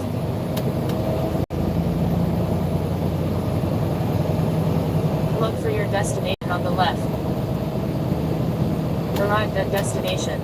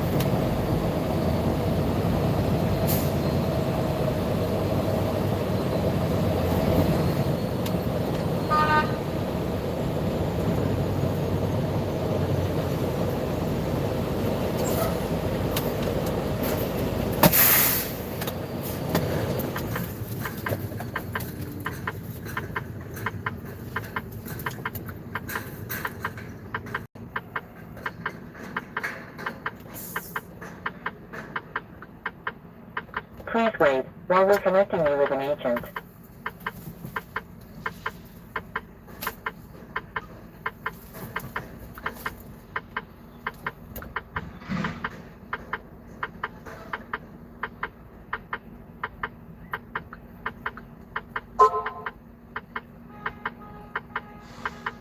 Come on. 90756.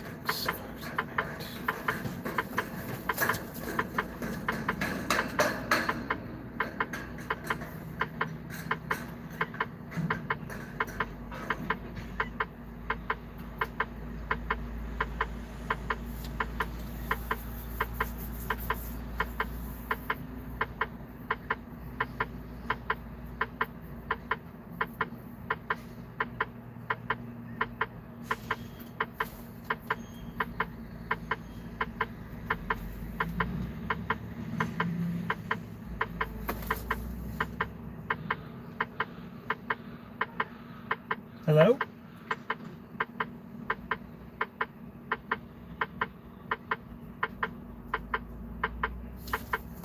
They are open today, right? It is Monday. I'll just display. Just one moment, I'll get you all clicked in. Thank you.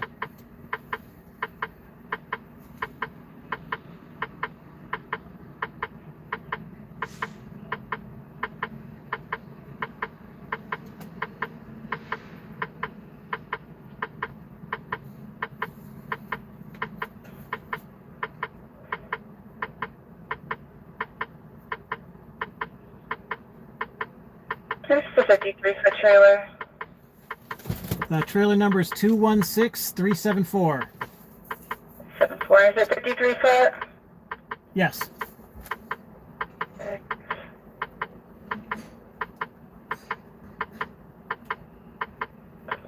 All right, and are you loaded or empty? Loaded. And did you have your drop-off ID? I have a BOL and an appointment number. Which would you like? Do you have one starting with the 11? 11. Yes. All right, and that one? 113N B7 R8N. All right. There we go. And looking for an empty as well? Yes.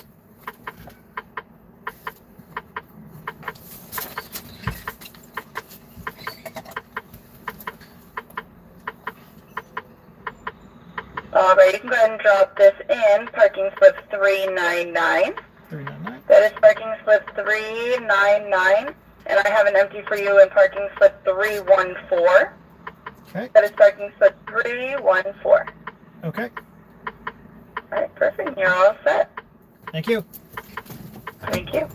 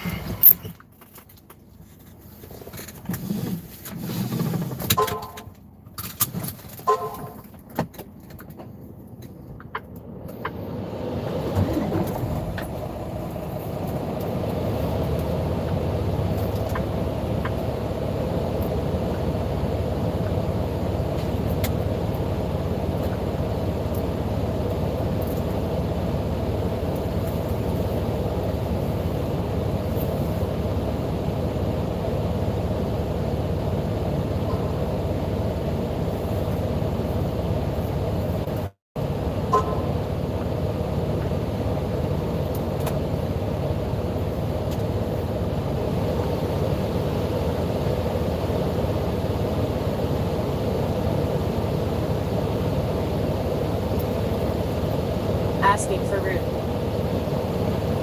Building. Proceed southwest on Depot Court in a quarter mile, turn right to Boxville Highway southeast.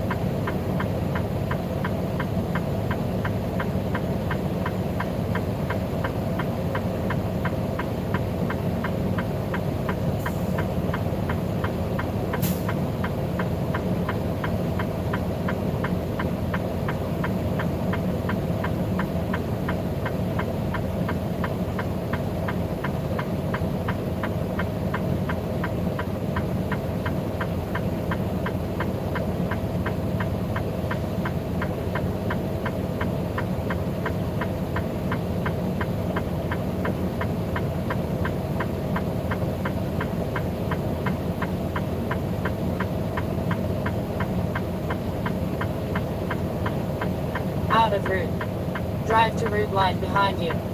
Or reroute from current location.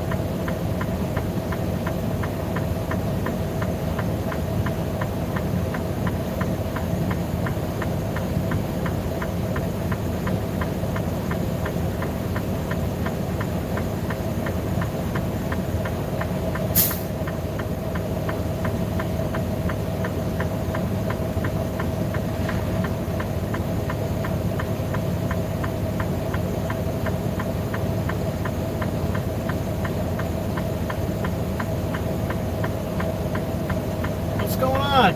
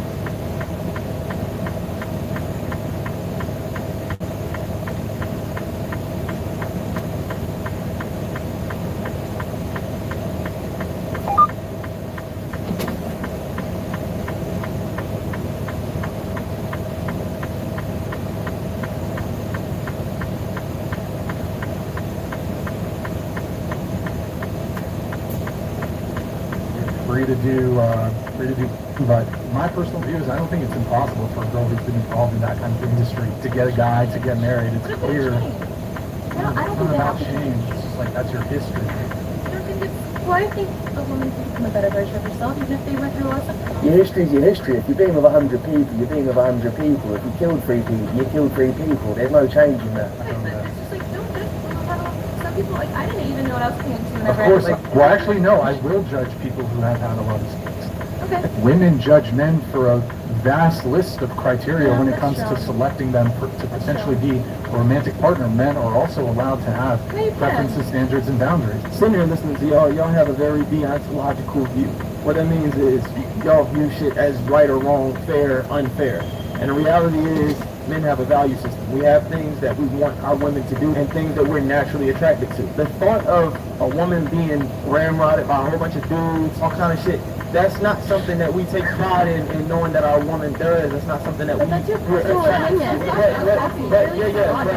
See, she's still not getting it. She probably never will. It's not his personal opinion. He's telling you what most men think. Most men think like that. They don't want to be a woman that's been with a bunch of different guys, especially when it's been on camera and for the whole internet to see. I'm saying, but it's not personal opinion. It's not a personal opinion because if I run a survey right now, I can find thousands of dudes who feel the same way, and I'll find more men who feel the way I feel than men who don't.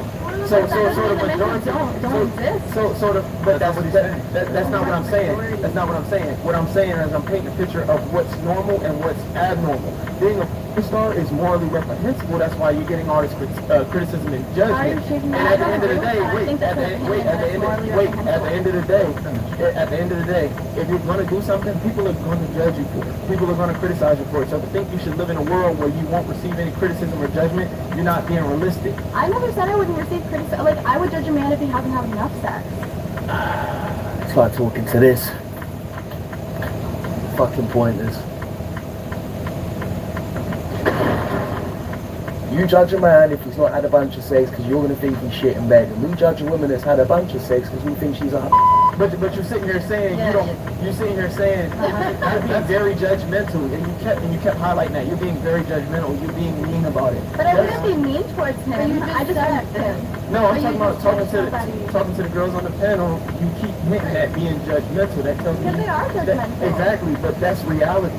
That's what comes with the territory. And I can't call them out on that? You can, but that's not going to change it because you're essentially doing what they're doing. Y'all just virtual signaling back and forth. You're literally just like narrating this whole podcast and what it's about. Well, you can't understand. You cannot seem to grasp I it. understand. You're doing nothing but virtue signaling back and forth. Oh, don't judge me. What about you? It's the same thing. You're engaging in the same thing. And what I'm saying is anything that you choose to do, you have to deal with the consequences of your actions. You're not going to agree with everything. Consequences, but I think that you guys just have a fundamental opinion in what is, like, a fundamentally different opinion in what is morally right and wrong than what I have in my life. And I feel like you guys personally attack me for the way that I live my life. See, this is why brains are so important, fellas. Imagine having a conversation with her on a daily fucking basis. They're not even being horrible to her, they're just telling her how it is. They're telling her if she does and she fucks around with loads of different men, the men aren't going to take her serious. They're not going to want her in a serious way. But we can move. I don't think there's a... What's going on? by saying you have a lot of sex, but then you're over here saying, oh, I'm not going to be with someone who doesn't have a lot of sex. Yeah, it's literally the same thing. And where's the consensus? How much your husband or your boyfriend makes? Because how much do you make? I'm sorry? How much do you make? That's none of your business. Then don't ask me. I asked you how much does your husband make? How much does your husband make? Oh, my boyfriend makes enough. Trust me. How much? My boyfriend makes definitely well over 6 figures, so... But how much? That's none of your business. Then don't ask me. Okay, but you're over here talking about how you are not judging anything.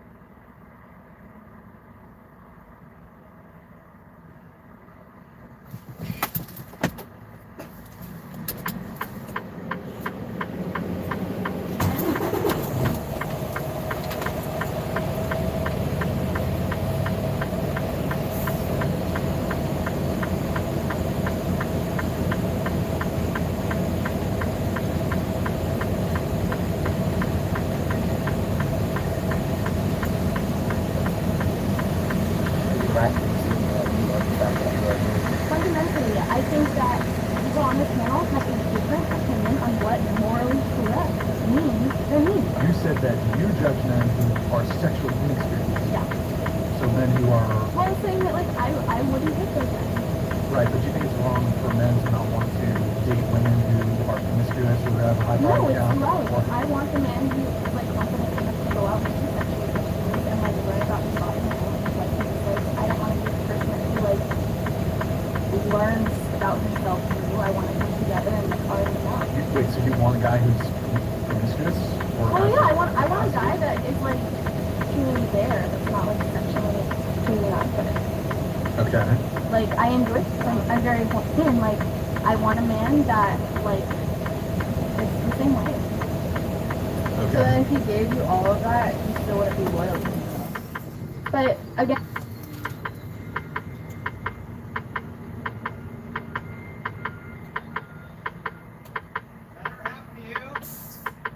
I've never been here before. Wow, it's happened to me like 4 or 5 times in the last month. She's saying like she won't let you out. You got to come back in. She won't check you in or something. It's not even registering. Nobody comes up. I just sit there for like 20 minutes, half an hour. Last Friday, a security guy came out and He's like, "What are you doing here? You right?" What? What the Well, and fuck? they farmed it all out to India. When you come in here after like 5 o'clock, you're talking to people in India.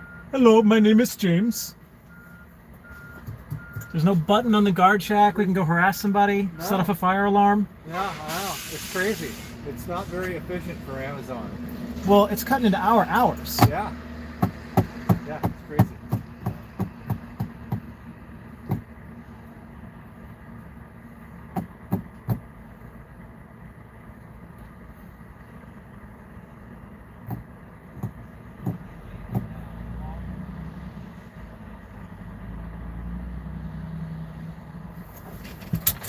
Can we call somebody? We can wait in here for 10 minutes.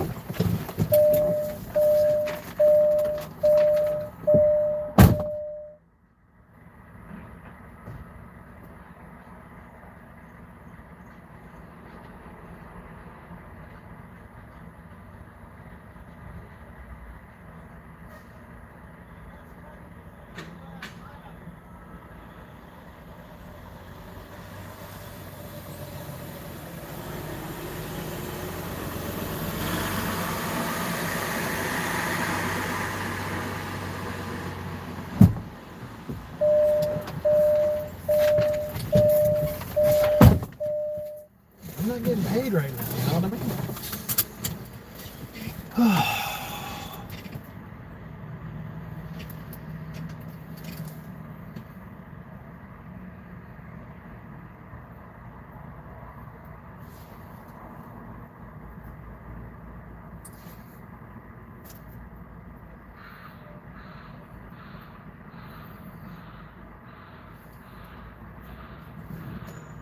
Like the way I view sex for work, I think that's just work. That's like me saying I'm a hitman for a living. I kill people, but I don't actually kill people because it's for work. That just makes no fucking sense. I mean, it's just bullshit.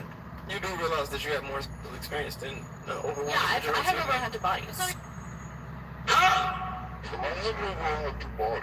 you date porn stars? Yeah, that's what. That's sort of That's why you date porn stars? That's what you said? Yeah. So your only pool of dating is other porn stars? I've never dated a porn star. That's my preferred pool of dating. You gotta understand that working in this industry is still a scarlet letter and always will be to a self-respecting man. Do you know what a scarlet letter is? Do you know what a self-respecting man is? Like literally, I was asking an actual question. Because that's a movie. And a book. What's like your type? I like low-key. I like introverted. I like feminine. I don't like girls who party or club or anything like that. I like girls who have some substance, some depth. They like to do things like we can kick it in the crib all day. No. Because you did? No. Really? Why? I just can't. It's just a turn off for me. Do you want to get married when you're older? Or have kids? Literally. Yeah, I'll have kids. Like, I think I'll be out of LA and everything by the time I'm like 26. And like, I want to have kids and like, have like a little, like, maybe put them in like a little, like, farm. Does it ever like worry you, like when your children are older, that they'll see your body on the internet? You know, it actually doesn't. No? So why are you? No, like Kim Kardashian has her body on the internet. Have y'all all had like your nudes exposed like before, like maybe once in high school or whatever? Like, No. Really? No. When the parents who are passing their prejudice onto their children and teaching their children it's okay to bully other kids for what their parents do for work. It's just a character. Like it shows like their character. Yeah. It's not a past prejudice. I think everybody is on the same page that like. That's If your kid just comes not. to you and goes like, so we actually... No self-respecting man is going to take them or any other girl that does on her OnlyFans seriously. If she does any of that, there's only one place she belongs. She belongs to the streets.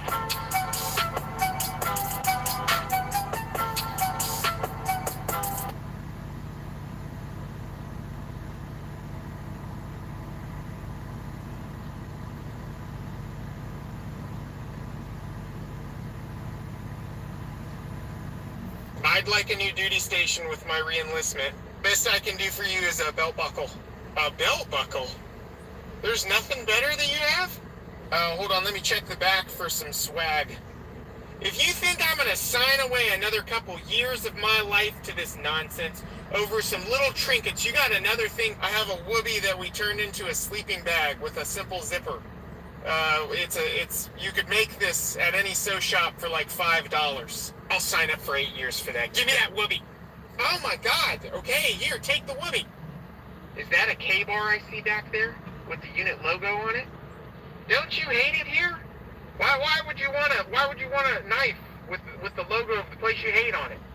If I'm signing up for another 6 years or whatever, I'm gonna get as much stuff as I can. I'll pawn what I don't want. Okay, here. If I find this in the commander's tire, if I find this knife in the, give me that back. I'm gonna scratch your initials into this thing. If I find this in somebody's tire, I'm coming after you.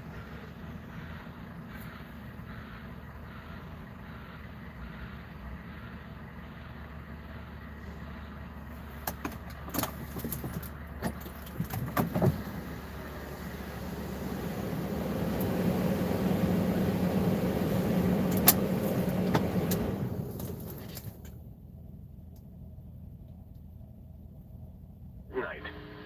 Little or no snow accumulation. Lows in the upper 30s. Southwest wind 10 to 15 miles an hour with gusts up to 25 miles an hour. Precipitation near 100%. 20 minutes and nothing's happening. Rain showers with a slight chance.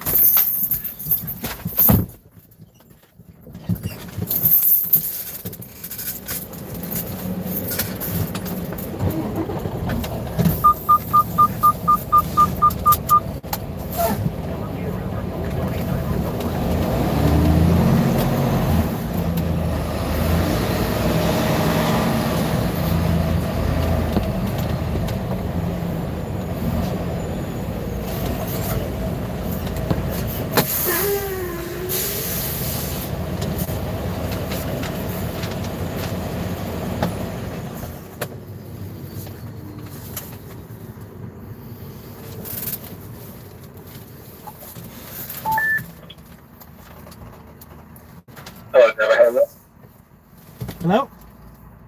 Hello, driver. How are you? Doing good. How you doing? Not too bad. Is this trailer that you're loaded? Empty.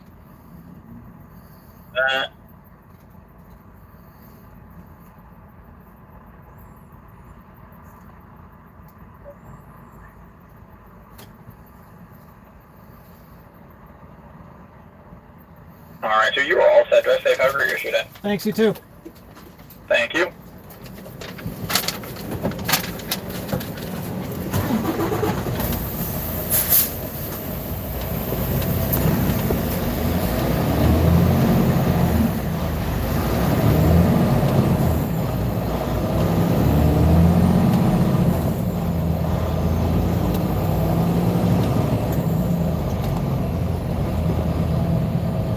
I'm gonna scratch your initials into this thing. If I find this in somebody's tire, I'm coming after Proceed you. southwest on Depot Court in a quarter mile. Turn right to Palmsville Highway southeast.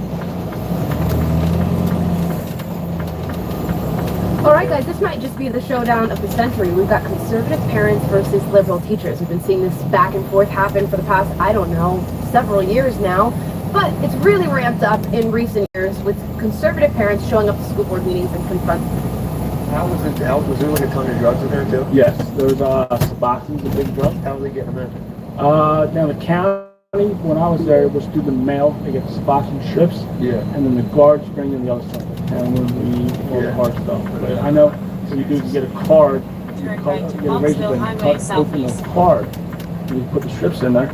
They're kind of hip onto it now. Oh, because Suboxone comes in a little strip, like a Listerine breath strip. And they mail it in. And other ways, like I said, it was the guards. Some guards were dirty and then paid to do stuff. And visits. People swallow balloons on visits. Proceed northwest on Oxville A Highway story about this southeast kid, in a right? quarter mile. Continue That's straight known in the on county. This is one of the Lancaster stories Drive you know south. about. They saw him to visit. They saw him swallow a balloon. They knew he had something. Yeah. Right? So what they did was they went on go back to the block to take the shit. They wanted to shit him out, right? So the dude, he's nervous as hell. He's in there for a long time. You know, the story is that he took the shit and he felt it coming out. That he was able to somehow pinch his butt to catch the drugs and still let the shit come out. Let it turn out and kept the balloon Kept the balloon in there and got away with it. That's like getting raped. No, that's not the guy getting raped. I would think so. Somebody should have raped him. That sounds like one of the most magical butts Yeah, it I've sounds ever like heard. it's unbelievable. But yeah, that's my first 3 You could months. break the internet with that butt. Now I took a deal. I took the score. I was looking at. That's it. I was willing to. I would have done. I would have got from 1 to 2. Yeah, just 3 months.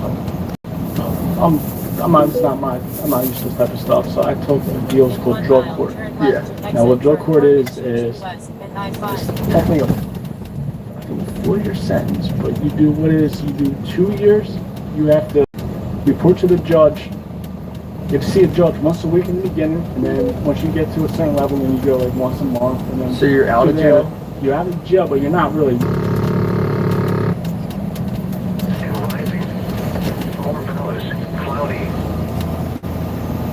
So once a week, you do the same kind of testing, outpatient. So, yeah, you're out of jail. Yeah, they're on you, like, they're drug testing 3 times a week. They don't let you do anything. I mean, the rules are ridiculous. They find out if you left the county, went to Philly, they'll violate you. Yeah.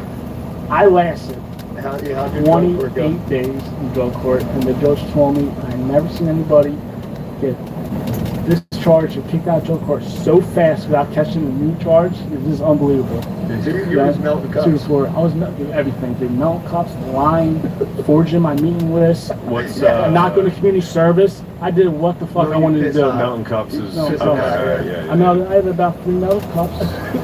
Now while I'm doing 28 days, I went back to the county twice. So I did a day charge. I went back to the county 1 time for a day trip. For what? I melted the cop, and the judge like, you go into the county, I decide what I'm going to do with you. Let me out the next day. Okay. That's a long 24 hours. That shit was horrible, right? Were you in? I had 13 sanctions in 28 days. Okay. Go! What was the time when you smacked the cup on accident? You were out of pocket. Oh, that's You were I was out of pocket, bro. I was real out of pocket, right? And I remember, man, when my final sanction was, this time I burned the cup up. Now, quick story. I got caught, and I went to IOP 3 days a week, and they drug tested her, and I saw my parole officer. Now, I was on such high, like, they had eyes on me, like Yeah. So I had to see my PO twice a week. So I had to getting killed. But in the beginning, I got, I've been on Suboxone before in the past, and I knew you were going to get high off until I went to jail and found out. So I did. Now, I'm still in my addiction. I, when I was on drug court for the first 2 weeks, I did a Suboxone. Got away with it. Next week I did it again. Took a piss test at my IOP, and it came back the next week, and I failed it. Yeah. Now, this was I failed it on a Friday, and I took it that Friday also. Turn left to Now, exit. my parole officer don't find out about it until Tuesday, calls me in that following Tuesday, and has me take a piss one right there. And Suboxone's a special test. He had me do a dipstick, and said, I'm hot for Suboxone. Would you do it? I said, I did it Friday. And he goes, I want to see what I'm going to do with you. Took me to the head supervisor in charge of drug court. This lady, she had a parole also. Sat down with her. She goes, so you're telling me that you're hot for Suboxone thing? You told me you did it on Friday. There's no way that's possible. I said, what do you want me to tell you? I did it on Friday and did it on Friday. Yeah. Now, I never saw the test.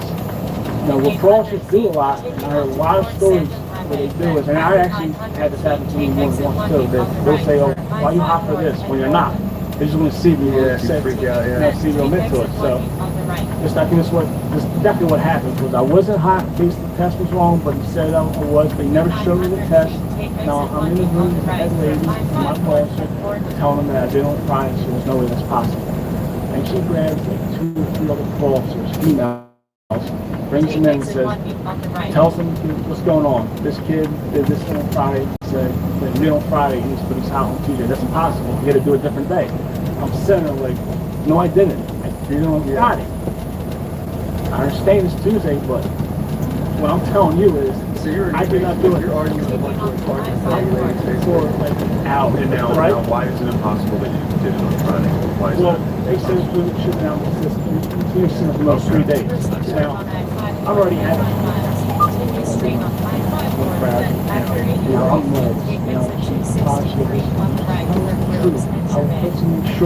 I'm supposed to see the judge at night. When you go in front of the judge tonight, you will not go to jail, and your sanction will be light. Yeah. She would say light, but in those terms. Now, I'm saying, I said to her, well, you want me to tell you I did something when I didn't do it? You know, I said something like that. She goes, well, now we see the line. Well, you want me to lie.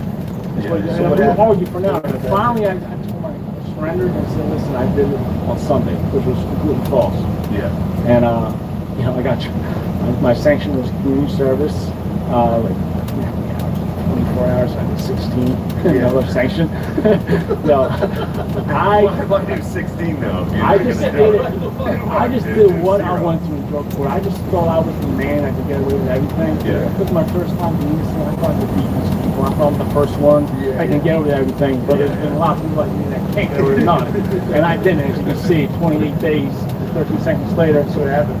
Now, my final one, I go and I'm going to send me back to the county. Now, I'm in the county for, I go to July 1st. That's my granny's birthday? Yeah. July 1st. Now, I'm talking to my dad, talking to my lawyer, saying that I'm going to get another shot, drug work, but you have to go in front of the judge. So I sit there for 2 months. And then every night I'm talking to my dad, stressing, but don't worry, you're going, and other dudes was enough in drug court. He said, we're going to get another chance, blah, blah, blah. Now, in my mind, I'm getting another chance. So I'm in 4A. Now I'm in the jungle. So you're in the worst block now? I'm in the worst one of all the young people in Chester. Robbing people left and right, wild out. Yeah. I make it out there, no problem. I know how to do a bit now. Yeah. I did 4C. I know how to. How long were you in 4C? 3 months. 3 months. You got out, did 28 days in drug court, and now you're back at 4A. 4A. Okay. I'm in there 2 months. Now you're 4A for 2 months.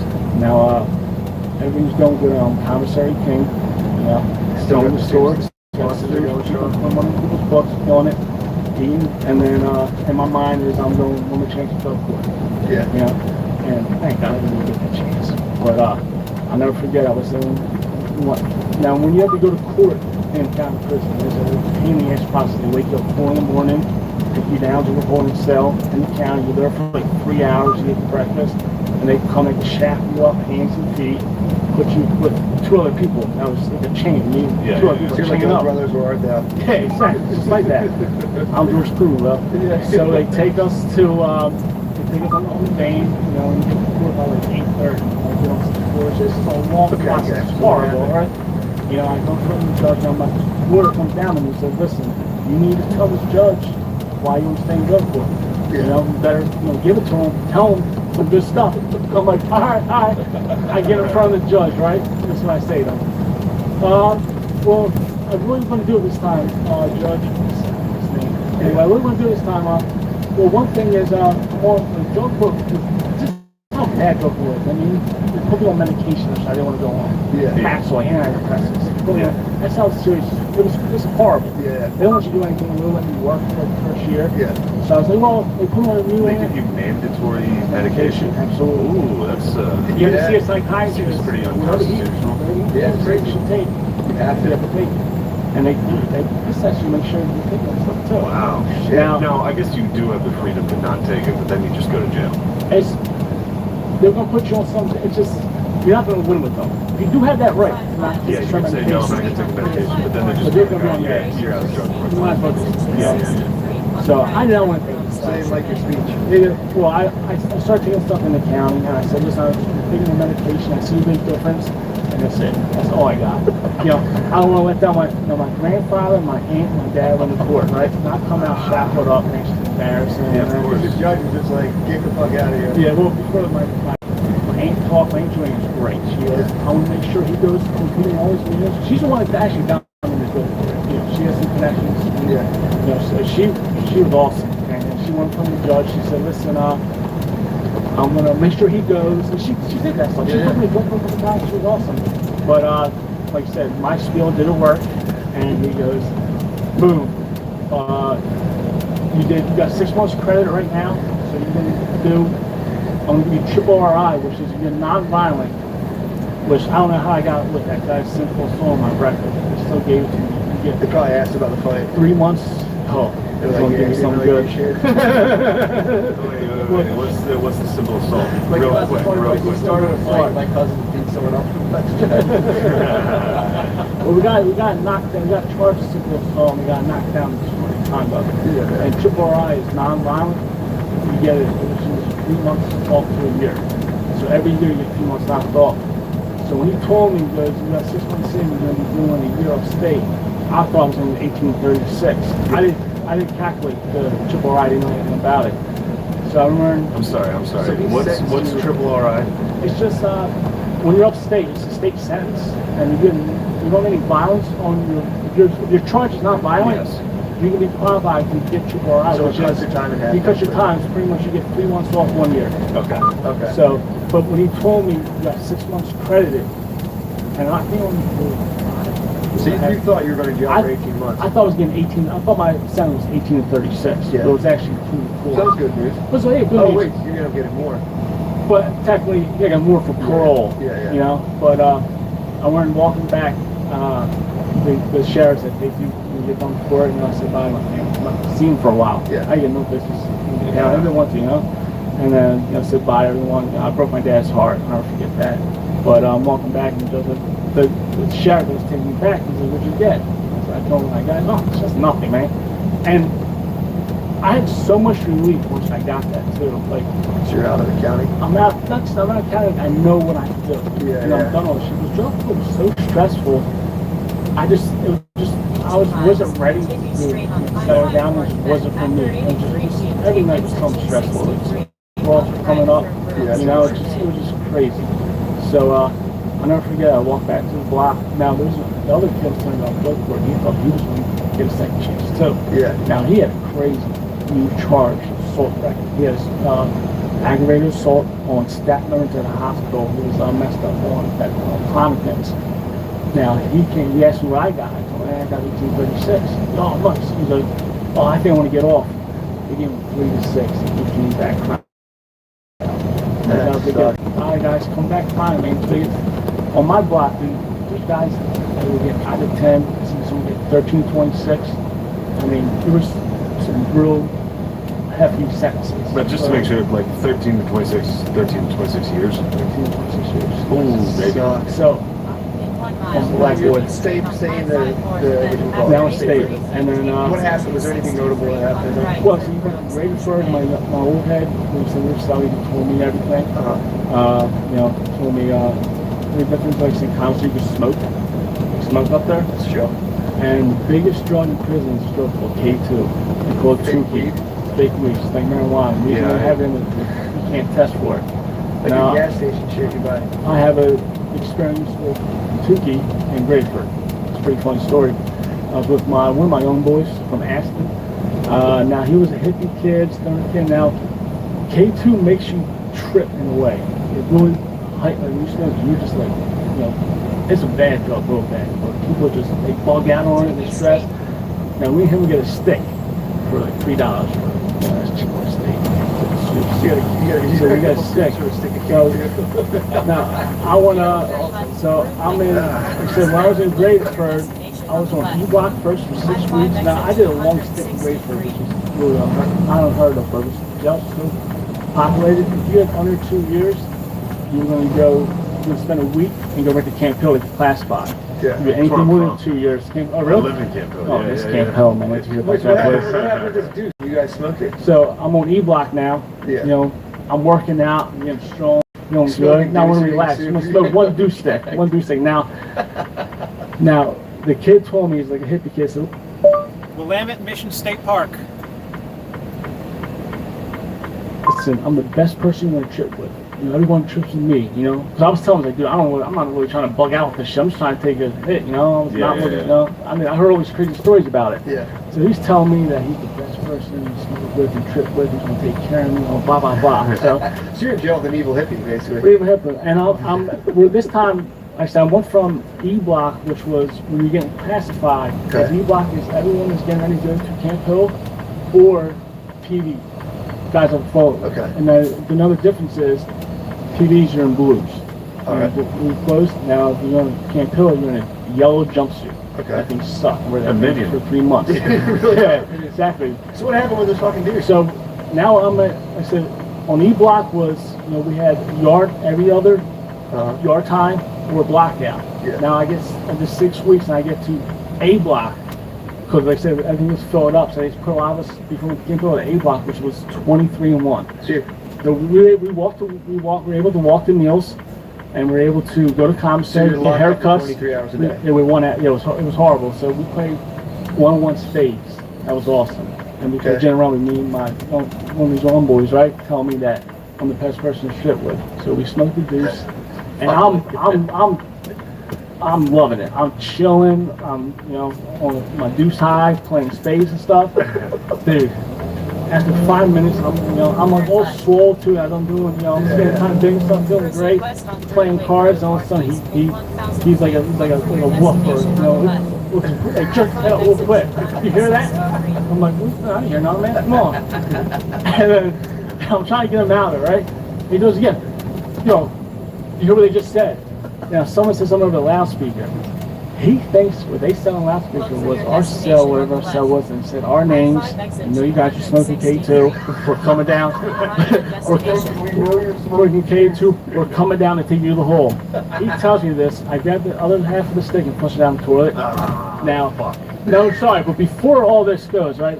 He kept jerking his head up and told me that I was walking around. Then, now, when you're in your jumpsuit, right? When you get in your cell in your jumpsuit, you take it off and you tie the arms around your thing. You're just chilling. So, this one fucking man, this is jumpsuit on. Starts packing his box. We have boxes when you go to Camp Hill and travel and stuff. Starts packing up all his boxes. He's ready. Everything in the room, right? Yeah. And I'm not knowing what's going on, you know. Then he comes over to me, puts his hands out like a gentleman, and goes, "Nice to meet you, Phil, man. You know, what are you talking about? We're going to the hole." I'm like, dude, get the hell out of here, dude. Bug the hell out. Now, every time I hear keys, I'm at the gate looking out. I'm waiting for the cops to come down on me. And all night, dude, all night, you know, for like the first 2 hours after this happened, every time I heard the keys, I'm at the gate. And like, fucking 2 hours, no one comes by. We're not getting locked up. We're not going in the hole. We were just fucking bugging the fuck out. That was it, you know. And then the next day, we were bidding on him hard. I told a couple people a story, dude, and we're just cracking up. Yeah. I'll never forget that. What kind of drugs are people doing in jail? Suboxone. What else? K2. The one you're saying they snort antidepressants too? Yeah. No, the Rottens is kind of like a pain pill that's almost narcotic or not. Yeah. And it would take, and it's hard to get subscribed to it now in jail, but everyone was getting them, and they come in, I think like 1 milligram, 100 milligrams, 200 milligrams, 400 milligrams, 800 milligrams, and the most your body can take is 3,200. But it gets you high all day. You're speeding around, running around like a maniac. What is So this? guys, These are people who are this is called Neurotin. Okay. They snort that too, but Wellbutrin. It's antidepressant / anti-anxiety medication, and it gives you, they call it jailhouse coke. It's real popular now. Yeah. A lot of people don't actually get strapped to it no more because of this reason, and they snort it, and they get a coke high for 10 minutes. Jesus. Now, when they prescribe you, like say you have a prescription for antidepressants, do they just give you a fucking pill bottle full? Yeah, you gotta get it. You gotta go to the med part in the morning. Yeah, and right. I never got meds upstate, but you go in the morning time. Some people have special meds, they go in the afternoon. Okay. And you go at night. There's like Tylenol stuff. There's certain prescriptions that you can take it back to your cell. Yeah. And it's a bubble pack. And you only get it refilled. Say there's like 28 meds. So you know the month's over and you don't get refilled. But stuff like that, and certain antidepressants, and that was a hustle for guys. Some guys are getting prescribed this stuff and they didn't even need it, so they could sell it. Wellbutrin was a big one. They prescribed to them and sell it. But you could whip those soups in, and you could smell the soups in, you would kill it. Fuck yeah. I might have to go to jail. I might have to fucking. You can make some money. I would be horrible. I mean, you're enjoying yourself in state prison comparatively. First, because you're like I said, Victorville County state, there's no getting done out state. Yeah. That's your sentence. Your sentence, and you get these sentenced 2 or more years. Okay. So your back numbers got to be 2 or more years. Yeah. And the numbers are always usually even. I've seen uneven ones, guys that get fucked like 2 to 10 years. That's, you know. Yeah. Now that 3 to 6. What that is you have to do your front numbers. Is what you have to do in state prison or county. The county jail does. County time does count. So if you get 3 to 6, you're in jail not knowing whether you're going to do 3 or 6 years. Exactly. That's all kind of depends on Is it based on good behavior? It's based on a lot of things. It's based on good behavior. It's based on programs. It's a big thing these days. The biggest program is called TC, the Therapeutic Community. And when I first started this back in the early 2000s, it was, now I could be wrong about that. It might have started before that, but it was like a 6-month program. Now it's 4 months. And I'll tell you about it when we hit Western. So fuck you up, man. Like riot control stuff. But yeah, I'll never forget that. Get down, get back. We were just trying to get a basketball that was caught in the Colorado fence. I would have shot it. No, that guard, that tower's been waiting. Dude, that's the thing. No, you living for that stuff, man. They want that stuff. I'm surprised you didn't catch a little rubber bullet. So how was Pittsburgh then? So Western State Penitentiary is my home jail. It's like classified to go there, and the reason is how they do it is I did the TC program, community, and he says 4 months. So how they do it is whoever's short to the minimum, and I was short to my minimum. My minimum was August 25th, 2015. That's your minimum of 2 years. That's my minimum of. That's my triple ride minimum. Okay, so of 18 months. Unless you hit the button, explain what that is. Hit the max button? Yeah. The max button is, they said my sentence was 2 to 4 years. I did 18 months. I did not hit the max button. Guys hit that max button because they don't want to go out on the streets and be on parole. And I'll tell you why when I did my stories in a second. Parole's just pain in the ass. At the time I didn't know anything about it, but there's so many guys that said, they said they want to max out. I think you came up with the max. That's what it is. It's called the max button. They hit the max button, they just say, fuck it. I'm not doing my programs. I'm doing whatever the hell I want to do. So you say, fuck you, do what I want. But you're not going to do too much because you get thrown in the hole. Yeah. And you do not want to be in the hole.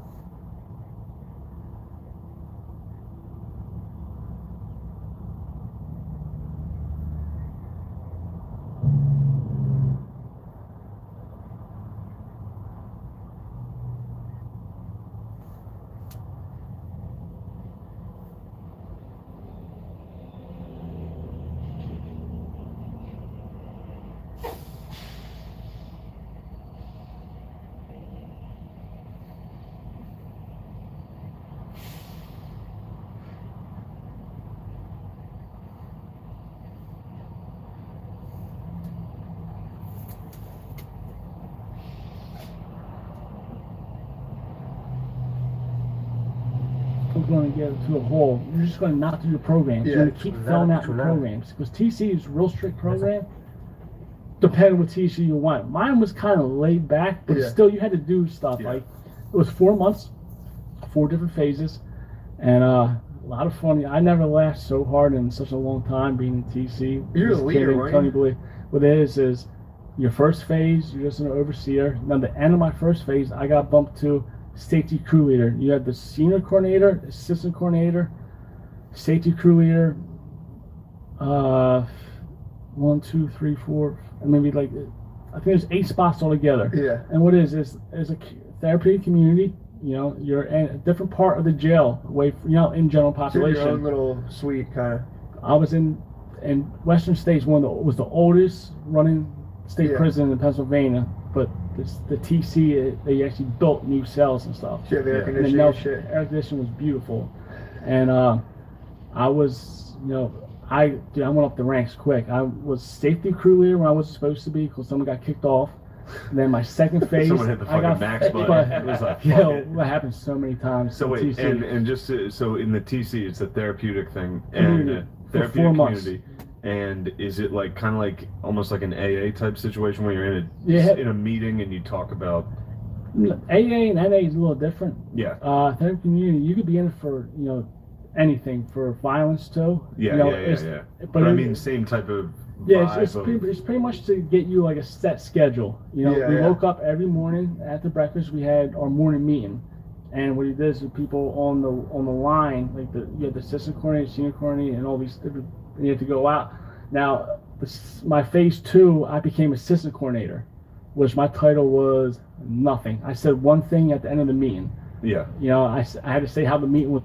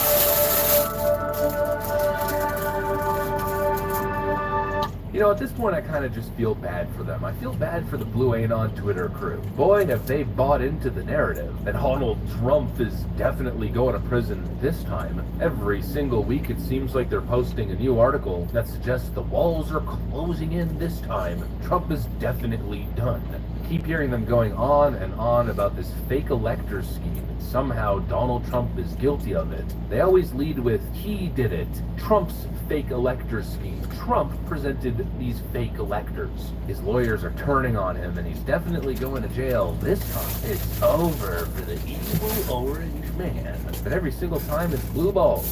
They're in a perpetual state of blue balls. They want so badly to celebrate Donald Trump's demise, but it just isn't coming, and it doesn't seem like it's coming anytime soon. As the whole fake electors part of Fani Willis's ridiculous RICO case seems to be falling apart at the seams, based on statements from a key witness's lawyer, statements which, by the way, were made on CNN live on air, probably to the dismay of your average CNN viewer. Let me show you guys what's going on. Let's have a conversation. We got some stuff to get into, so let's roll the tape. All right, friends, the fake elector scheme. They love it now, don't they? Here's the headline that's been bouncing around as of late. The Chesborough and Powell plea deals could be a nail in Trump's legal coffin. Kenneth Chesborough, an architect of Trump's fake elector scheme. Notice how they claim it's Trump's fake elector scheme. That's going to be relevant later on. Pleads guilty in Georgia. The Chesborough and Powell guilty pleas torch Trump's planned defense. Donald Trump is done. His team is turning on him. It's game over. That's what the leftists are arguing. That's what the leftist fake news journos are printing in their clickbait bogus pieces. The reality, however, probably not exactly what they were looking for. Just take a look. And I want to ask you and all your listeners, Katie, for one moment to think about this question. If Mr. Chesborough was the architect of the fake elector scheme, if Mr. Chesborough was the architect of some plan to bring down democracy, which is what I've heard over and over for the last couple of months, both in court and out of court, would the district attorney of Fulton County have offered him probation and first offender status? I think the answer is no, and I think if you asked her, the answer would be no. And so while Mr. Chesborough did take responsibility for conspiracy to commit filing of false documents, I want to make something clear. He did not implicate anyone else. He implicated himself in that particular charge. And while he is required to go testify truthfully if he's called by the state, and Mr. Chesborough is a man of his word, and he will go testify truthfully if called by the state's going to have to decide at some point whether they think Mr. Chesborough's testimony will help them. And if they believe it will help them, well, they'll call him and he'll come testify. But also at the same time, Katie, I will say, if he's called by a defendant, he will come testify and testify truthfully. Scott, now, listen, you and I have been doing this for a long time, right? Although I technically don't do it anymore, we did. But your client gave a recorded proffer to the state of Georgia. And what did he say? I'm not at liberty to say exactly what he said, but here's what I'm at liberty to say. Someone asked me earlier, if you were Donald Trump, would you be worried? And I could personally, honestly answer no. And it's not that Mr. Chesborough is trying to protect Donald Trump or anyone else. He's not. He's ready to move on with his life.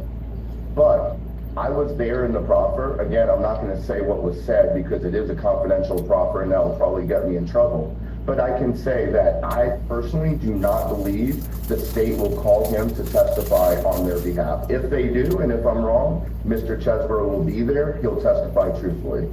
If I were the state, I would not call. Look, today, your client has now implicated Trump in this criminal conspiracy. If he is called upon to testify in this Georgia case, is he willing to implicate Trump on a witness stand, which seems to be required in this plea deal that he just struck? So, Abby, first of all, thank you so much for having me. Second of all, I am going to respectfully disagree with you on one thing. I don't think he implicated anyone but himself. And I just want to point out two important facts that I think will get exactly to your question. Not only did he avoid jail time, but this is the most important. He did not plead guilty to the RICO charge. Mr. Chesborough pled guilty, and I printed it out to make sure I had the exact words. Conspiracy to commit filing of false documents. The RICO charge was dismissed. And listen, Mr. Chesborough accept the responsibility for count 15 of the indictment, and he agreed that if he were called by the state, he would come testify truthfully. And he is a man of his word, and he will do that. Whether his testimony is going to be helpful to the state, that's going to be for the state to decide. I personally do not see his testimony being helpful for the state, but if the state wants to call him, he absolutely can come and tell the truth.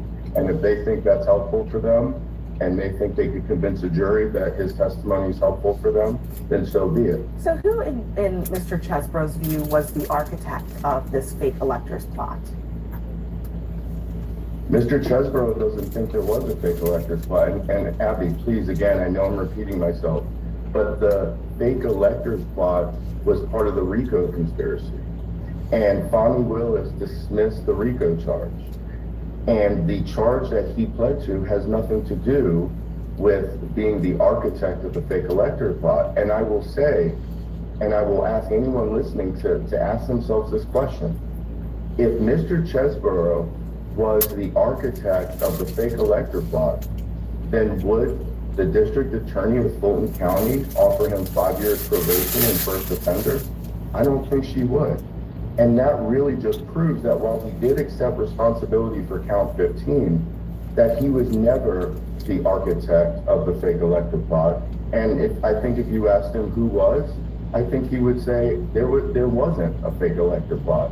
And there certainly wasn't an architect, and it certainly wasn't him. The man that you just listened to was Scott Grubb, Kenneth Chesborough's lawyer. His legal voice, his legal representative. And he's saying a couple things quite clearly here. Firstly, he's debunking the leftist narrative that Kenneth Chesborough and Sidney Powell and the plea deals that they struck with Fannie Willis have something to do with them essentially admitting that they were the architects of this fake elector scheme. Isn't the case at all. The assumption is that they accepted this plea deal and that now they're going to testify. Kenneth Chesborough's lawyer very clearly suggests that Kenneth Chesborough is totally open to be a witness and to testify, but that probably his testimony isn't going to be helpful to the state's prosecution, which pretty much completely debunks what lefties are posting on Twitter. He also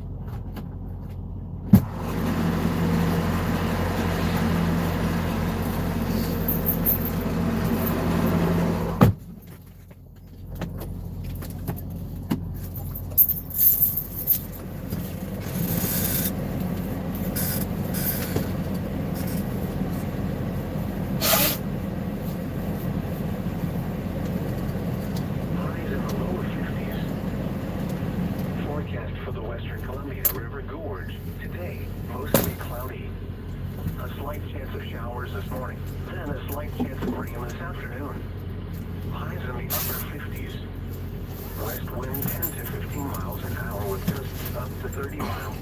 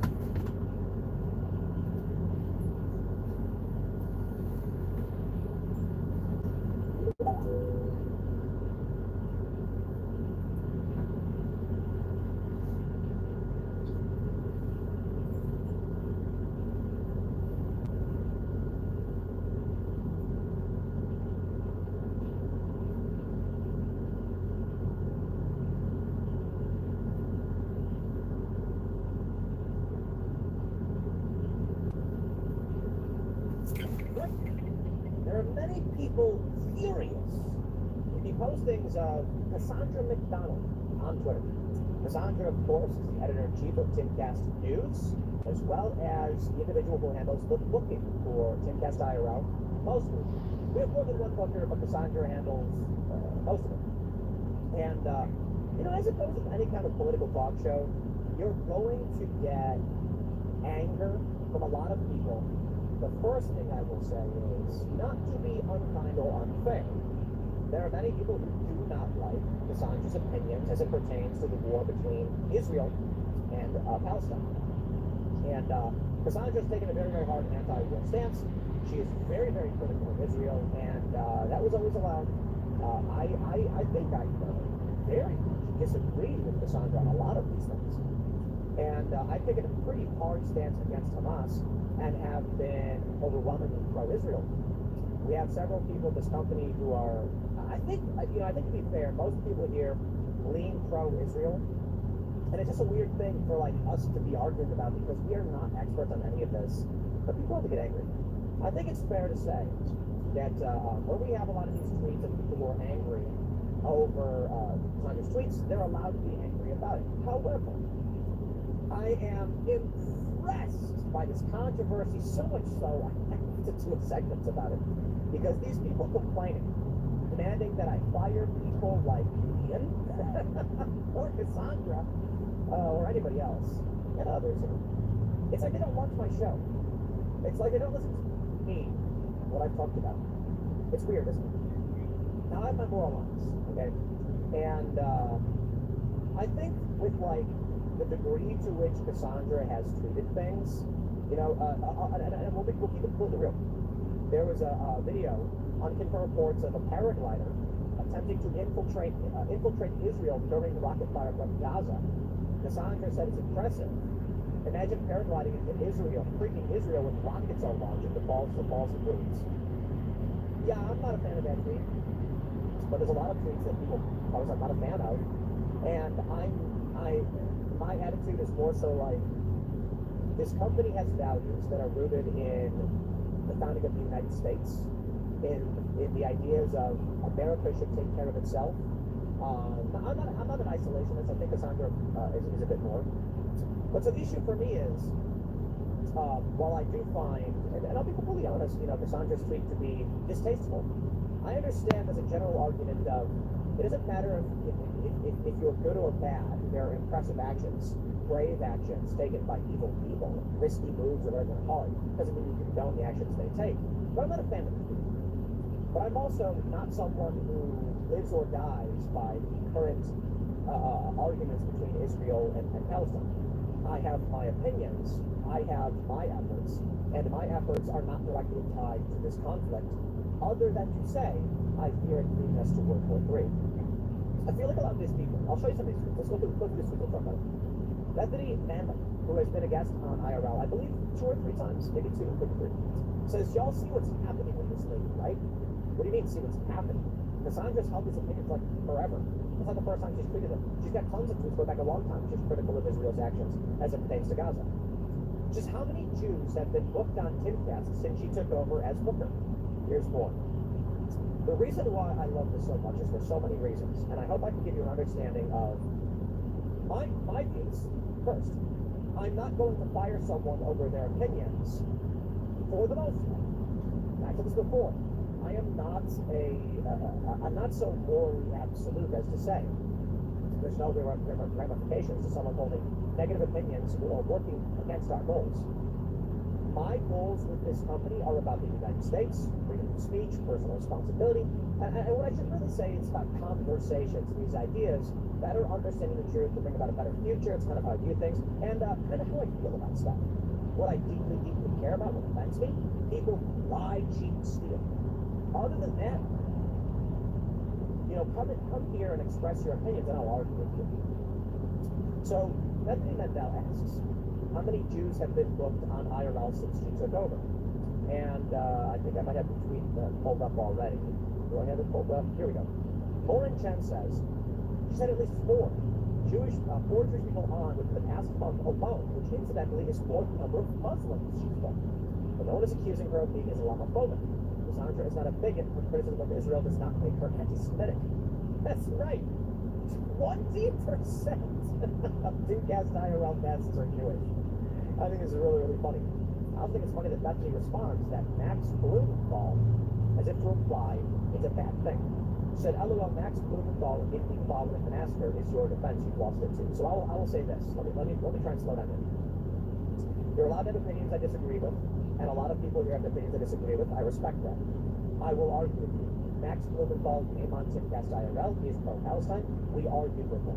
But I thought it was important that he explained these things to us from his perspective as a journalist covering the region with a pro-Palestinian bias, which he admitted to, because it helps those who are pro-Israel understand.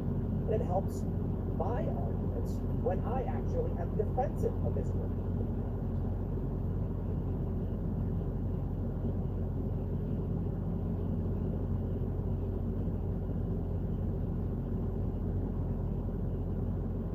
Which do you think is worse to be in a relationship? The clean one or the messy one? And I know what some of you are thinking. You're thinking, Lauren, there shouldn't be a clean one. They should both be the clean one. And look, I agree with you in theory. It's just, let's be honest, that's not how it works in execution. If you're both the clean one of you is still cleaner than the other one. And when you're the cleanest one, everything below your standard of clean is messy. So if you're not the cleanest one, you're the messy one. I'm sorry, I don't make the rules. Now, I've been on both sides of the fence. I've gone both ways, okay? And there are things that suck about both. Like, it totally sucks when you're the clean one and your anxiety is triggered by them not doing things the way that you like or not in the same frequency as you, if at all. At the same time, I know that if my husband was the kind of guy to be like, so you're just gonna leave that there? I would be like, I hate this. I hate it here. Dude, if I was like playing The Sims and he walked in and was like, so are you gonna do the laundry today or don't like that? I realized I would much rather be the clean one. I could not handle someone any cleaner than myself. I would carry the mantle of being the clean one because every day I am tormented between realistic and unrealistic expectations, as I'm sure we all are. And I could not handle someone with even more of that, piling that more onto me. It just actually sucks, especially for neurodivergent folks who may struggle with organization, to constantly try to keep up with these standards that you do not have and probably never will have. It definitely takes a lot of compromise and open and direct communication to be able to tell your partner what you need, why you need it, and why it's so important to you, as well as on the other side to start taking up things that you may ordinarily not do to make your partner happy. So tell me, are you the clean one or the messy one? Did you used to think you were the clean one and then you met someone who made you the messy one? What methods of communication have you found successful for communicating your needs, whether you are the clean one or the messy one? Let's talk about it down below. Is it extremely unlikely that a woman will ever physically overpower you? Yeah. But men, please stitch or duet this if, after rejecting a woman's physical advances on you, she has cried through a fit or otherwise emotionally manipulated you over it, told you and or others that you're less of a man or otherwise made fun of you over it, or use your lack of attention to try to justify cheating on you. Because none of that is okay. That's called sexual coercion, that's called abuse. This is your reminder that you don't get to be abusive just because you're a woman and a man. You don't have to deal with abuse just because you're a man. What I do to get men to pay up on dates with no fuss. You're going to appeal to his male sense of financial insecurity. So you're going to look at the check and go very sincerely, do you need help with that? Remember, play dumb, don't be snarky. If you're going, no, I can handle it. I'm a man, I've got this. I agree with you. No, she's right. That would absolutely work. But it wouldn't be because of his financial insecurity. It's because he doesn't want to be an a-hole. He's probably planning on paying anyway, but even if he was planning on going Dutch, you have kind of masterfully pigeonholed him into not. Like, if a man is asked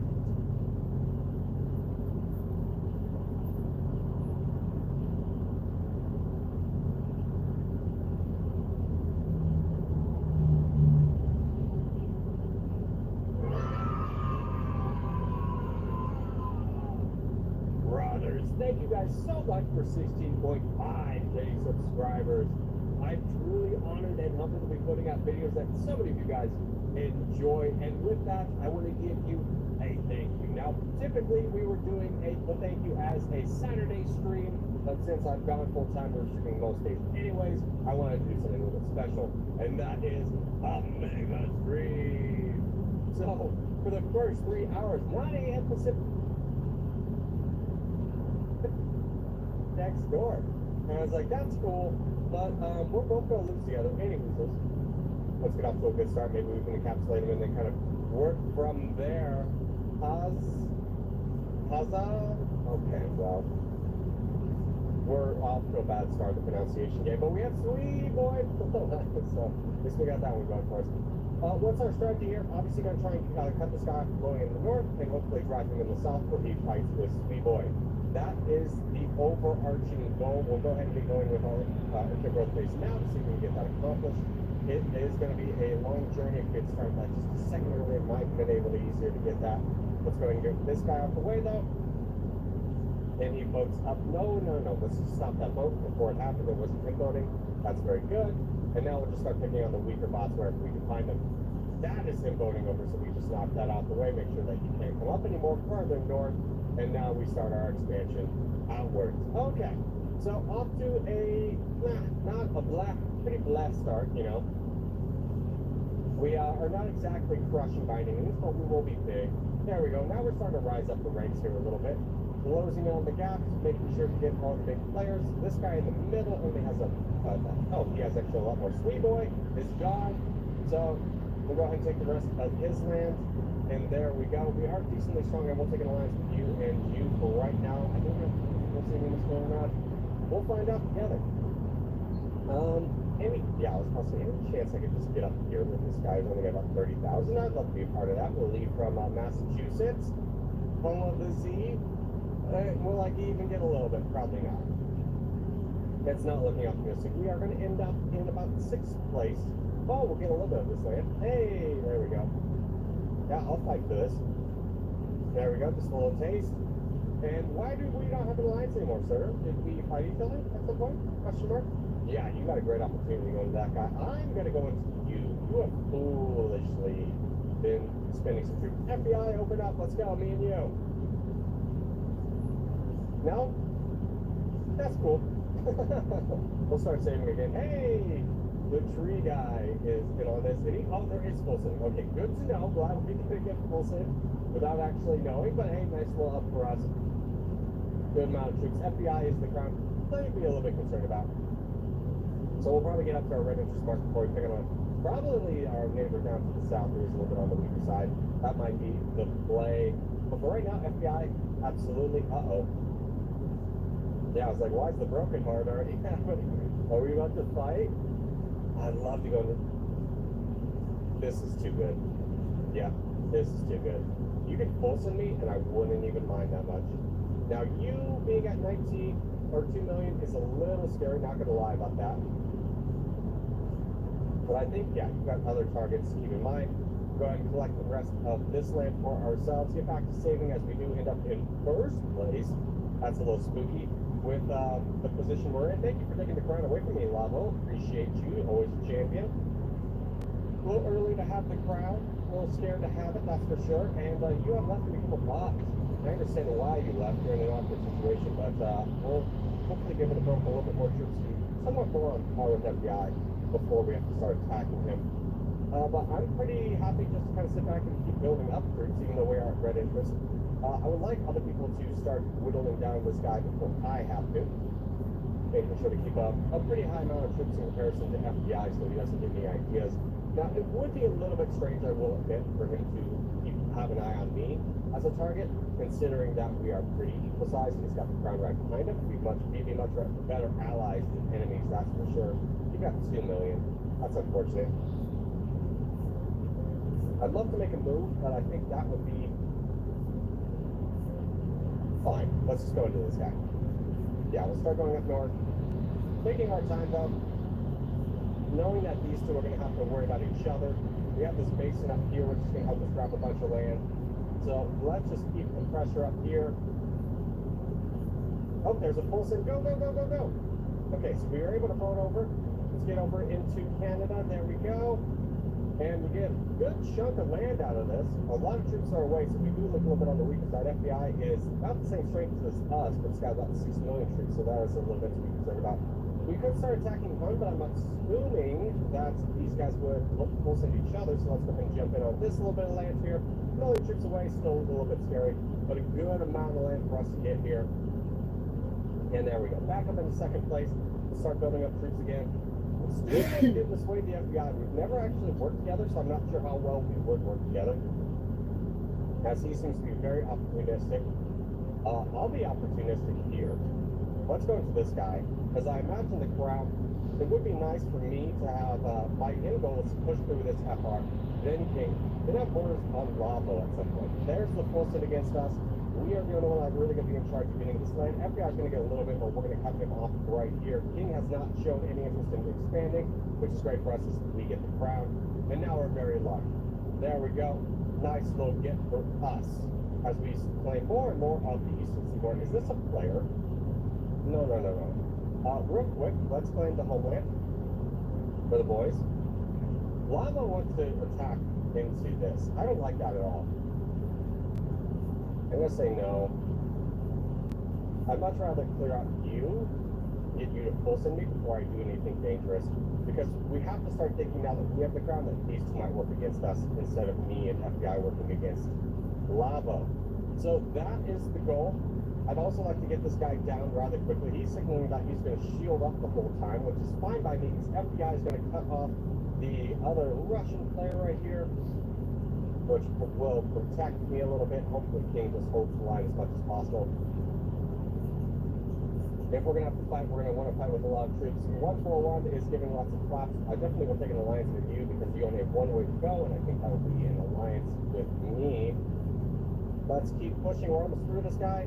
There's the full send on me. Doesn't, oh no, full send on FBI. We get a good chunk of that land though. That's very good for us. Level full send on FBI. We got to get over there. What happened? What has happened? Keep going. Keep pushing. Don't stop here.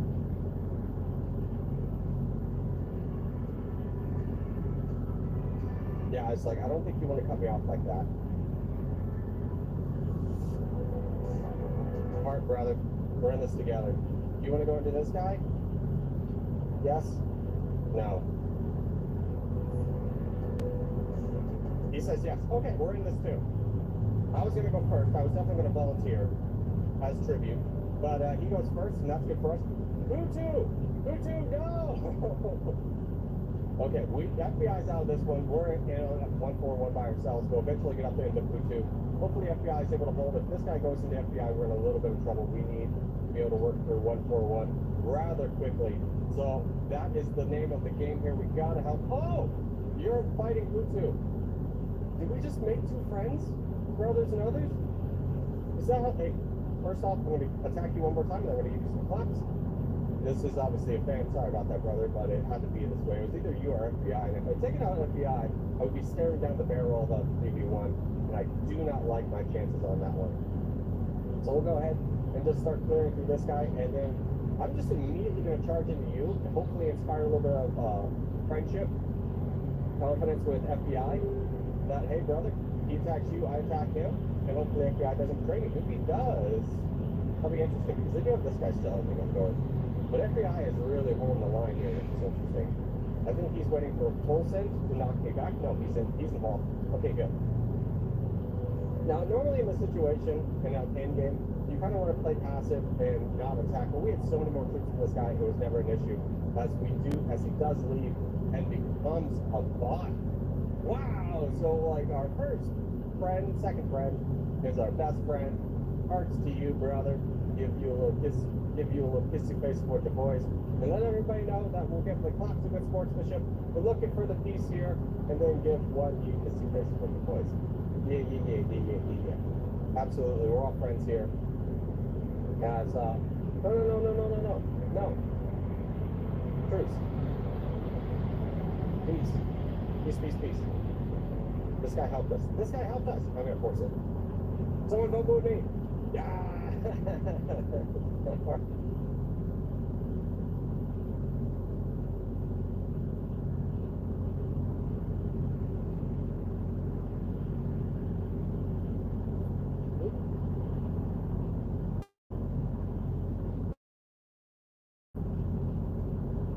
Hello everyone, this is your daily dose of internet.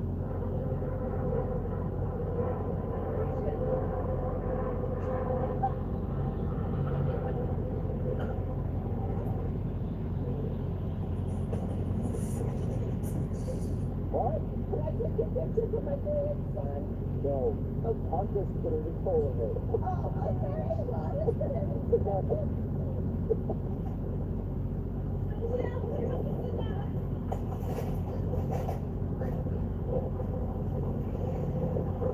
She wanted to see if she could see these with her eyes open.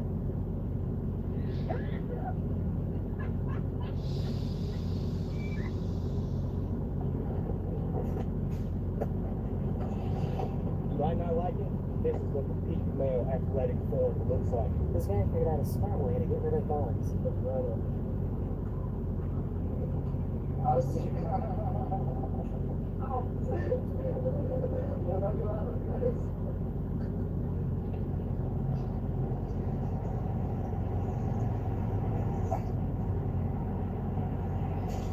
Breathe, dude. This is the true meaning of what a family dinner looks like.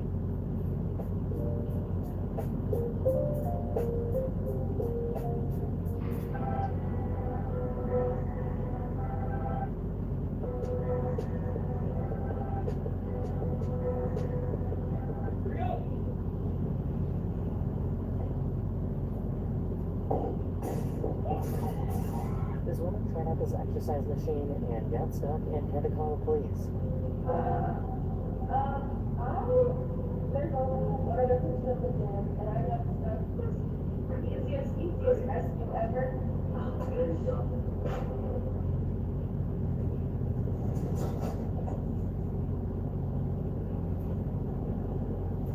This horse only drinks the finest water. I said, yeah.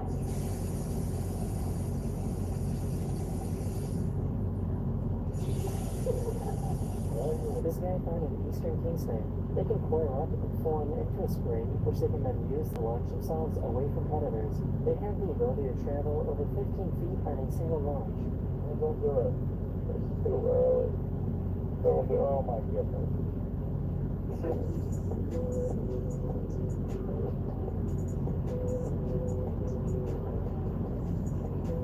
This has to be the deepest voice I've ever heard. Why are you screaming? Why are you screaming? Because the water in there. There's something. The water kind of washing it off. One of my subscribers made this out of dominoes. That is the end of this video. I really hope you enjoyed, and I'll see you guys again very, very soon. Later.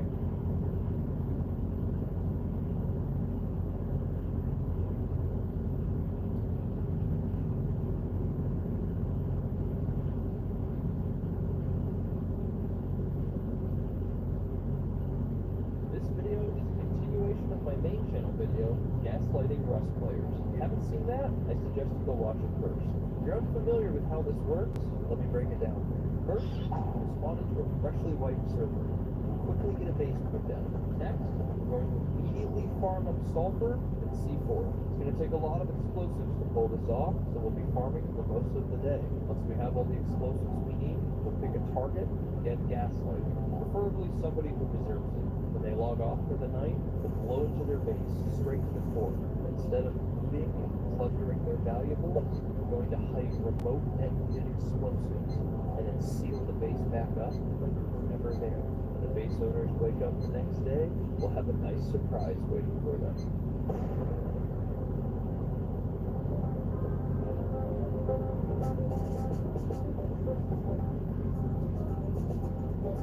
I'm up. I didn't like that start, so I'm gonna have one kill, and I'm gonna start again. Take 3. I'm up. Come here. No, this is take 1. Take 1. Take 1. The sun doesn't look that good.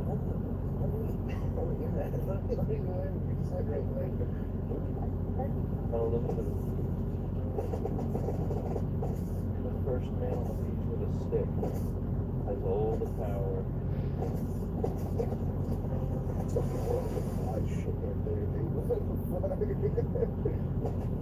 We gotta take that one.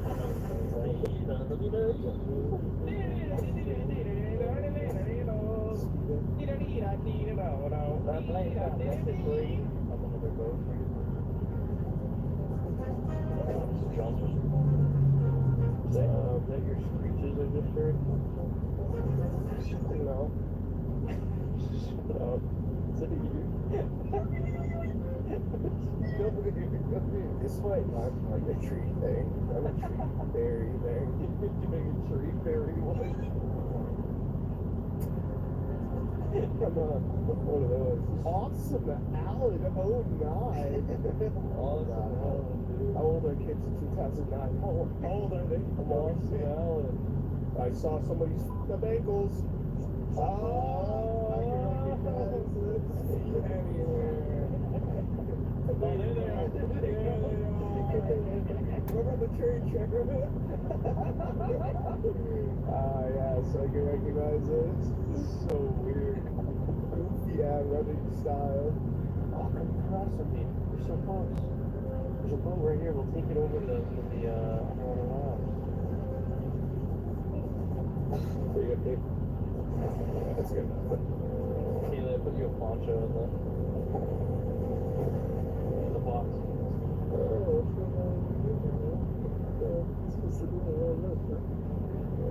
What's all this about, hey? Wait. Those guys are bows. Oh, it's just a spear. We'll just got a spear. Somebody just started to bring one. Oi! What's all this about? There's one in the water.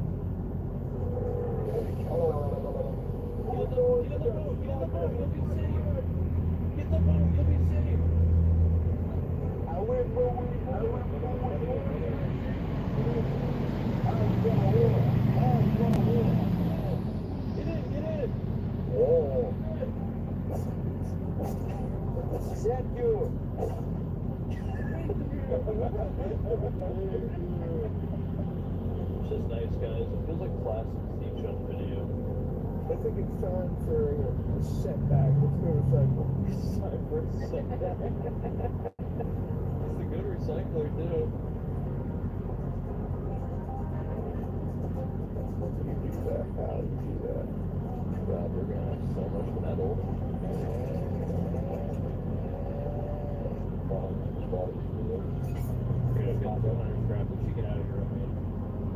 Somebody's here. I'm gonna kill them in the base. Is that you, Josh? It's not Josh.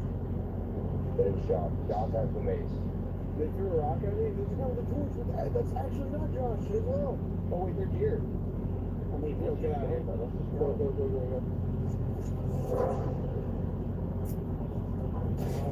I killed the mace. No, the mace is us. Sorry, dude. I pumped you such a long toss. Dude, you gotta get out of there. Those guys are weird as fuck. Clearly just go. I know. I'm sorry. We gotta just go.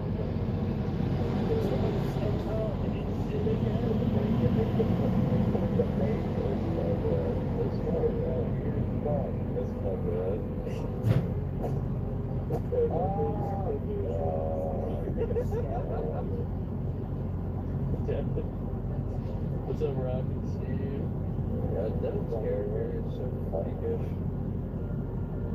Right? Josh, looking right next to you, man. You're trying to look away from me so I can't see your face. Gotta see Devin too massive, man. No, you're one that's wrong. This head looks like a little alien head. It's like, It's gonna be huge head, Josh. what do you guys think? Like right here against the cliff? Look at a witch nose. Left more, Kaylee. Left. Yeah, straight this way. What do you think? Alright, whatever. But first, this video is brought to you by Marauder. Oh, God. Oh, I'm sorry. Sorry, John. I body shot one. He's dead. Behind the barrel. He's hurt. I Yeah. missed. There's two of them. I'm gonna get my air down. Once it's super underwater pipe. One left. Yep. I shot him. We got it one more right there. I killed him. Go. It's a fucking horse guy just rolled up, dude. I killed everybody. I'll go in. Oh my god, they're loaded. Oh my god, they're so loaded. Holy shit.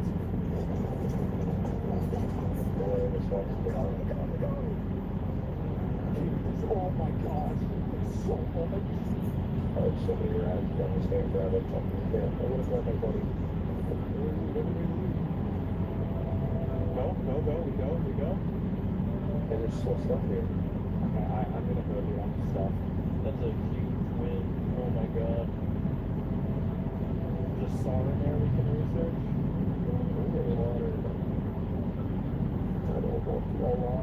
bring all the cars with us to do underwater? Why not? Battle with the oil. What? Underwater.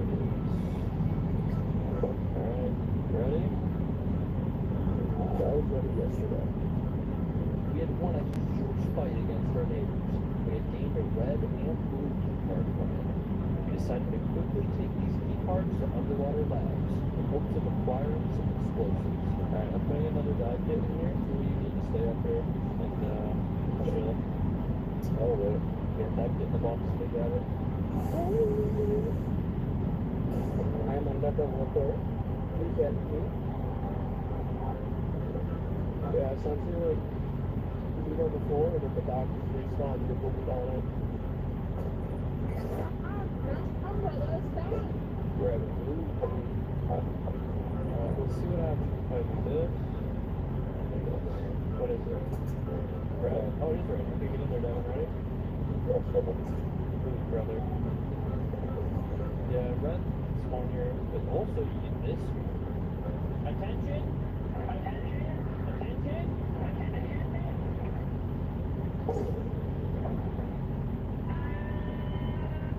We're getting gun bodies and eyeball. I have 46 eyeball and the rifle body and 3 essential bodies. You have 2 rifle bodies? We did? Yeah. The person or you do it? I have one on the I'll go up. Yeah, go up. I'll go up. Go close. I want to go through.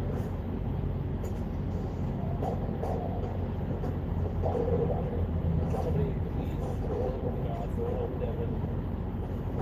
Sorry. I can get up this way. There's a little crack you can get up. Are you dead, Devin? No.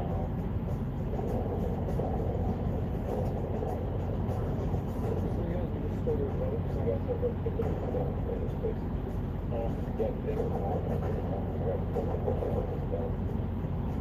I guess we just do missiles. I don't know. Let's do it. Ready? Jump on it. Yeah, get off it so you can fly back. Ready? Yeah, it'll kill you if it touches you. Alright.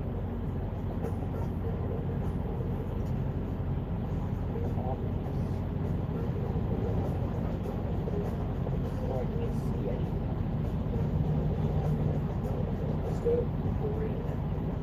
Just be careful of the government tree, you know? That's something really dang up on it. Careful of the government. Stab.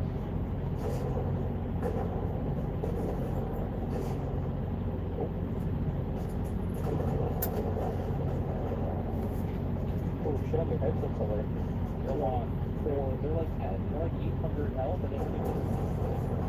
If they get away, they'll heal.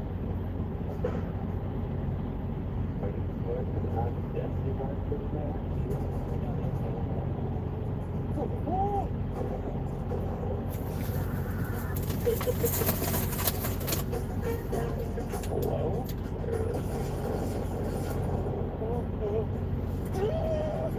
That was the audio.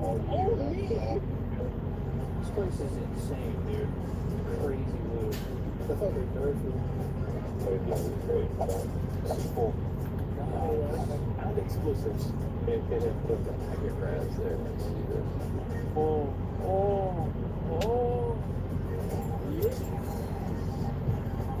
Yeah. Can we get a retro C4? That's like the one thing, the 2 things we need if we get to skip the whole tier 3 now if you want. Yeah. Top left box. Let's put it in top left box. Let's see it.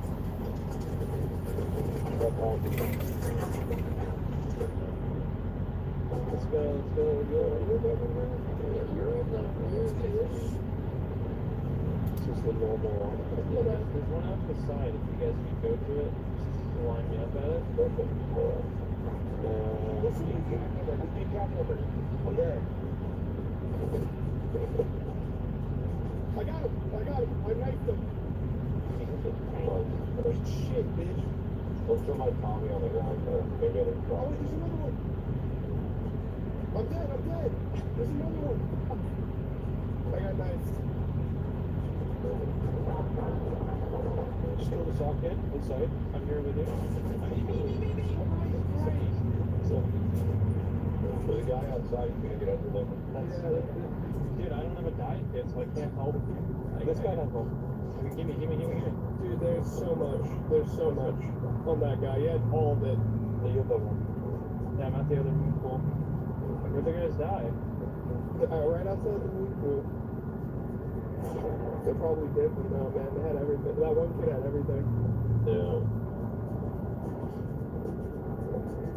I don't see anybody, dude. Where is the guy? Right here, dude. I'm literally watching it. That's him. This is the guy. Hit him.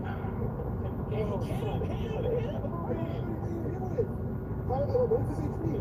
I hit him 3 times today. I hit him with a rock. I'm dead. Dude, I have nothing to hit him with. No melee. Josh, you gotta hit the guy. I got him with the fucking torch. I got him with the torch. It's gonna loot him. Guys, I think we're clear. Yeah, everybody in the boat. This saga. Oh, Jesus Christ. I know. We got all that loot, right? Yeah, we did. I get this for safe space. Cargo just came in just to the side of us. Dude, we got us the fuck out of here. Quick, let's go. We go Home Depot, we go straight up. It just spawned. Look at it right there west. We gun it to that, dude. We have to go so quick. If we wanted to do this right, we'd have to get tons of C4 and explosives. And what better way to get them than by taking cargo? This would be the first cargo of the White. We were rushing to beat the rest of the map to it. Devin, you go first, okay?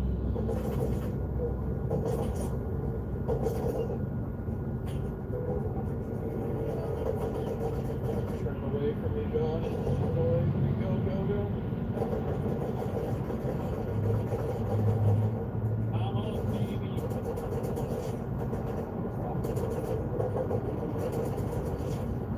There's another boat coming in from the side. West side.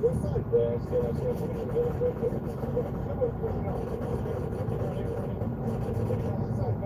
Yeah, other side. One's dead. There's another boat. I killed the other one on the other side. We got both. You guys found any elite crates yet? One elite crate. Got it? Nice. We're gaming so hard right now. We're so fucking gaming right now. Holding cargo first, cargo. I think we could actually take it. Crate open. Bolt. I think Spaz. Explosive 556. Garage doors. Okay, we're like. Oh, he's coming from the southeast. Oh my god, I hear it. Sure, let's take it. No, wait, don't. Wait, no, dude, we can't. Yes, we can. I don't have the beds, dude. Let's get the dude. Cargo loot. Wild if we forget. Why are we so cool? We can't even shoot it. Yeah, we can. We died instantly. What do you say? Here's that quick pickies. Come on, let's do this. Okay.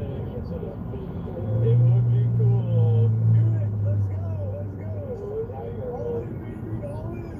Got it. Would be cool, guys. Oh, God.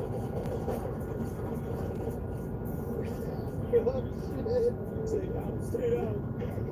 Baby. Is this rockets? Rockets? I got a good hit there.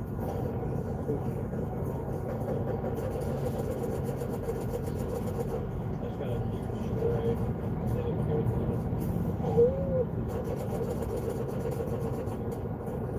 We're good. I'm not even waiting for me. I'm not even waiting. Yeah, I'm on this.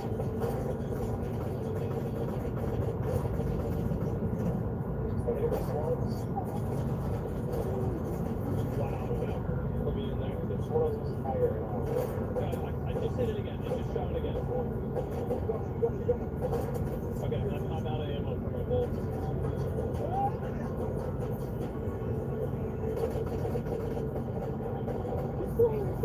It's going here. very quickly. Who stays? I'll say Zichuko. Me take the road? Yeah. Then come pick you up. Pick me up. Yeah. Consolidate. Okay, you're right. Guys, you're gonna want to see this. I'm putting it all in here. Oh! Dude, the cargo. Oh my god! The cargo heli!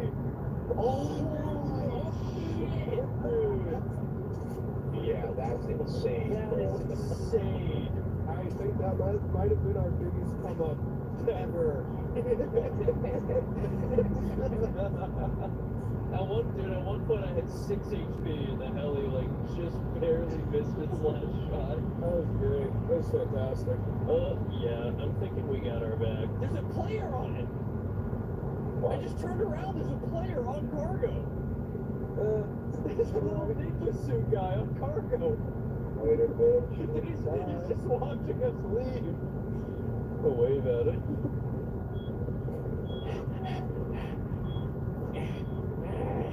Top right. I'm doing top right.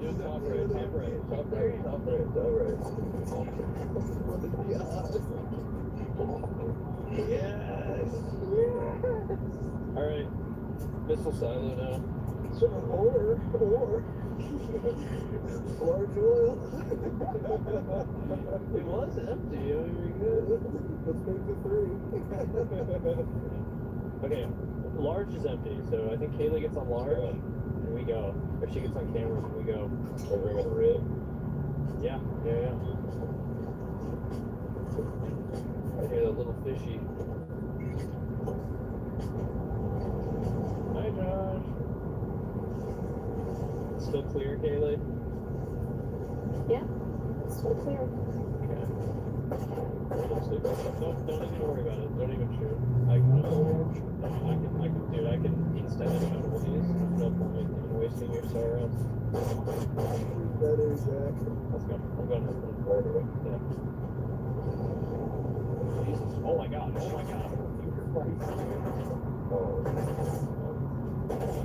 Taking this rib.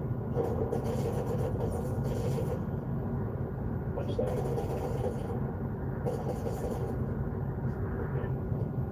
Hey, Josh. Pretty slow. I'm going to run real quick. It's fine to slow. Okay.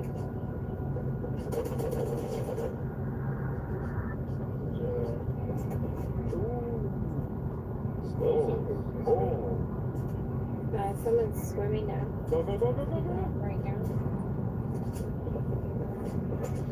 They're on a bookie board. They're on. Shit, they're on? They're on.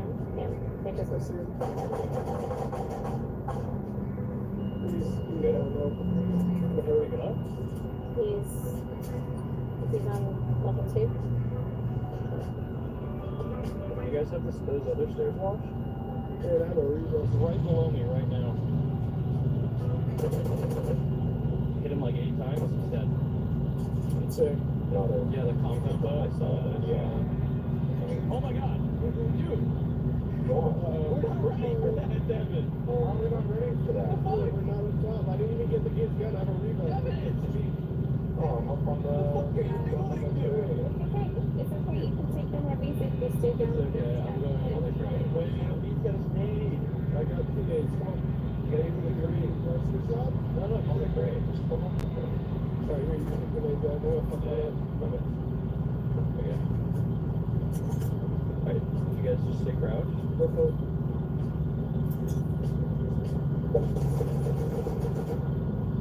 You can't do it. I got him.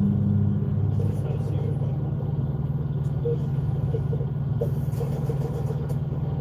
Nice. Let's go. Yeah.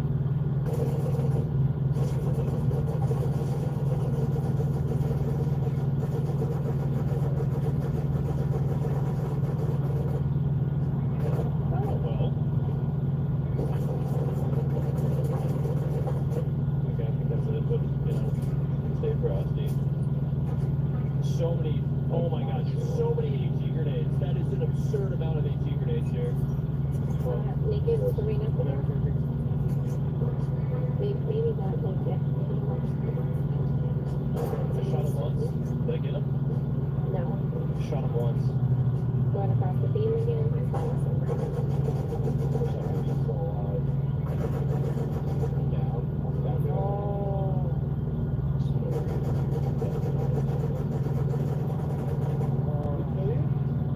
see him anywhere? I would have died. Jackson level 2.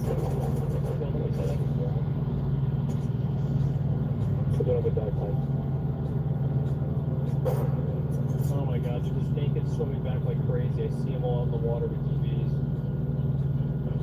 God, I feel like the way we're playing, we can almost accomplish this just by continue to do this more, or just make up more C4.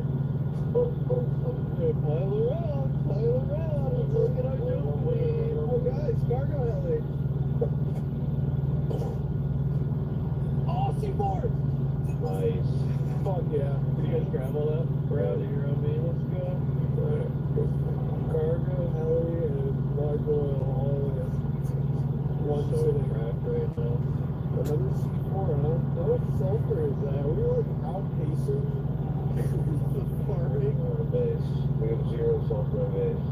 Also, the video is going to be like way cooler instead of just like, oh, we farmed 4 detergents of sulfur. No, we farmed our enemies for loot. Alright, that left box is everything we got. Oh man, this is going great. I'm gonna put the C4 in the C4 box. Dude, look at this. We've got enough that we could like, if we found a stone 2x2 to set this up on, we could right now. We're flying, dude. We're flying here. There's 2 guys heading from south. Go on the coast, or no, they're both right there. Kill him! Shoot him!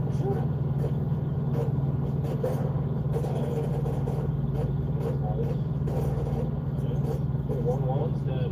One's out. One's dead. Oh, I think they're both dead. I have so much. Those are 2 airdrops. That's both our airdrops. Oh my god, yeah. They were part of that. Very good. I have a lot on me, guys. I'm just gonna sit back while you guys check that out. I'm trying to take our turn. Oh, they're coming back. What are the names? Oh my god, still. What? Oh yeah, he was stuck. Oh my god. I'm in the body. I'm covered. You guys can roll right now.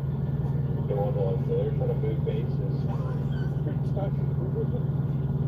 I can get up on the roof real quick and look. Okay, I'm gonna leave these recyclables in the drop box. I'm gonna leave it.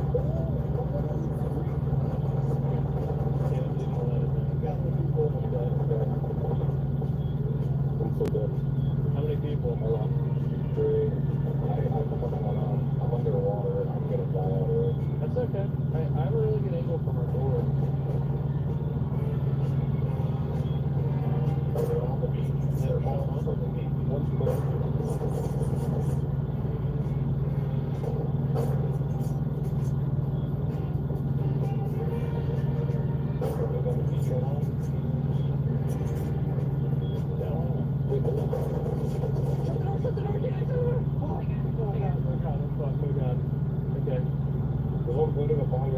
I can't because they're watching our door now. They sunk in the water. Fuck off. What do we do here, guys? What do we do here? I can't open this door because I'm getting heat flying on the water. Kaylee, can you get ready to shut this door, Kaylee, ready? He's out the front door.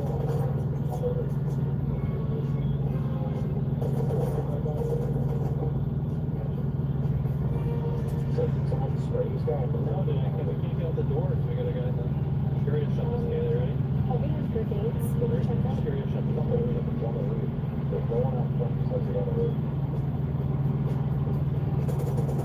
Where's that? I don't grab the line. Go. He's behind the barricade out there. We need to push out. I'm out. There's one above me.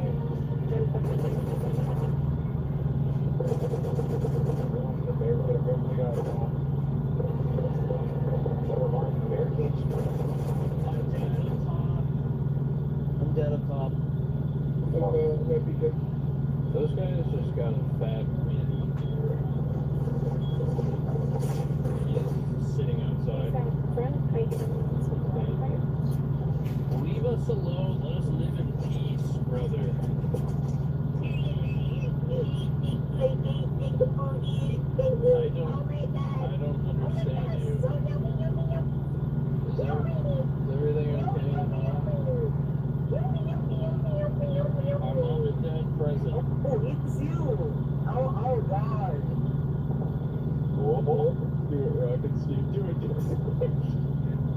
Thank you. Thank you. Yummy, L-I-yummy. Come on, yummy. Yummy, yummy. Yeah, happy, happy, happy. We got the Chinese Zerg on our ass now, gamers. Let's go. Oh, it's fucking good. I like that he started going, happy, happy, happy. I wanna go camp that exit, right? I'm on it right now. Okay, I wanna go sit the exit with Josh because this is gonna be a huge play. Get right under this though. They farmed us. We got our LR. 2 bolts to us. Sad, sad. Thanks, Josh. I'm down. If you could. Alright, you gonna loot that guy? I'll sit here. Try these back. Just start bolt. I'm being bolted now? Yeah. Christ, dude. I'm done. Oh man, where the fuck you moving from? Up in a tower. Fuck off. He up in the tower. I was gonna rush up there and try to just dome him with the pump. Do I try it? Do I try to go up there? Yeah, maybe. It might be no side. We're down.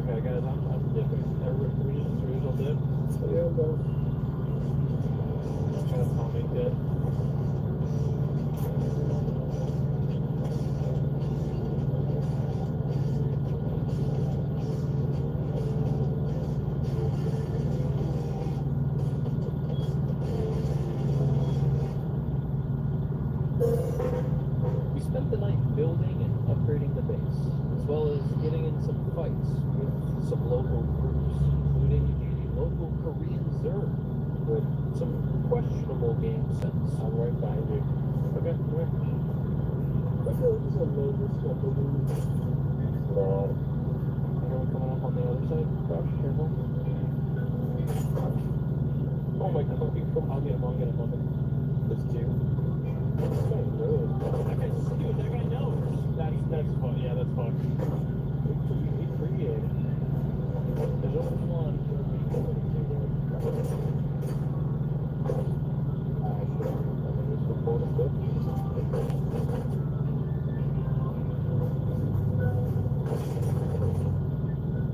That's yeah.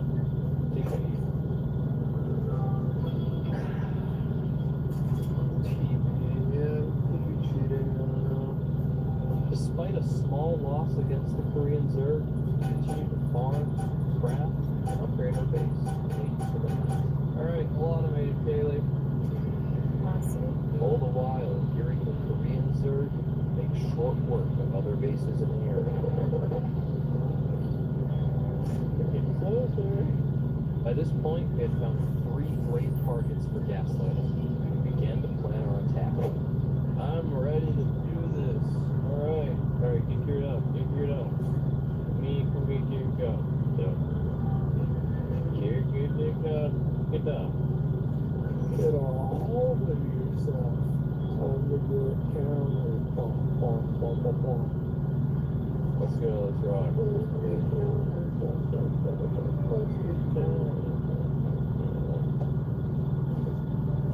Okay, everybody. Be nice and quiet.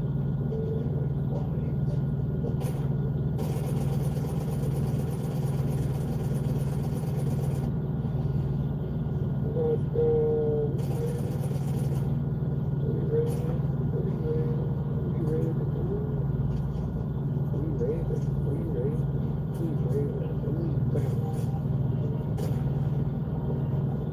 Oh, that was lucky. Is it unlocked?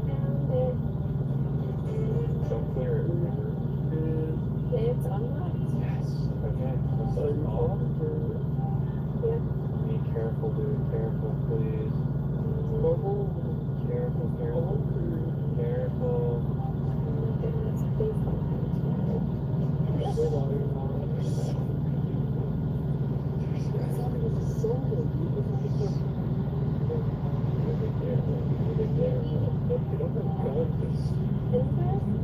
Might be less noticeable.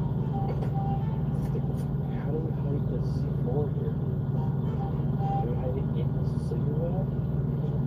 Like right here? Well, they might move back. And they're gonna move that, yeah. Shit. What if we placed it on the very top?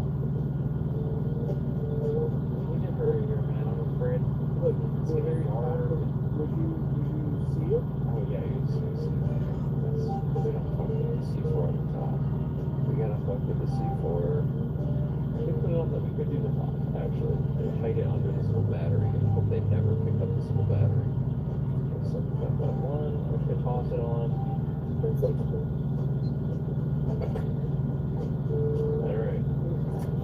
I think it's good. This is the best part, dude. Sneaking around in here. Creeping around. You know what'd be funny? You know one funny thing we can do before we dip? Kaylee, you come here too. I want everybody to say something. I want like a Patrick Bateman-esque like white business card, but with like their boxes. Oh, there's this little.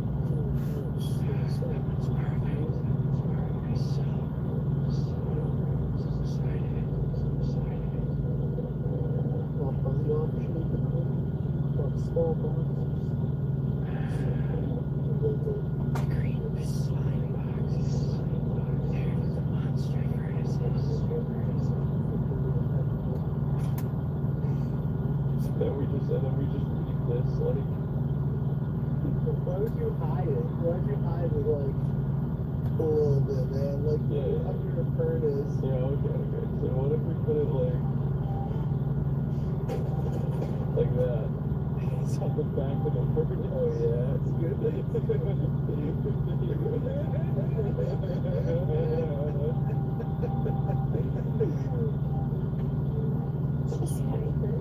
Can't reach the back. Oh yeah, I need you to empty this middle box. You need this for me. We're running out of time here, dude. Do you empty this middle box? Fuck, I think it's good. Hold on. Oh wait a minute, there's another cassette here.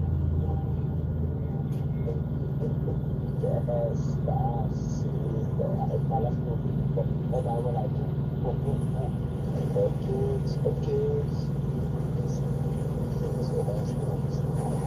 that it? Put me outside?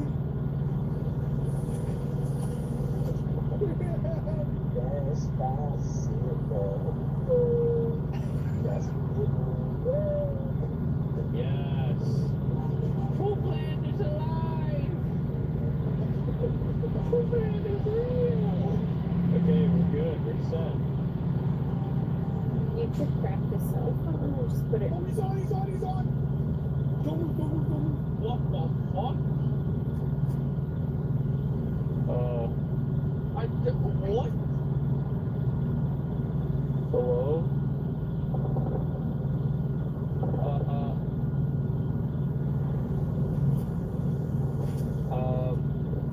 Wait, did you?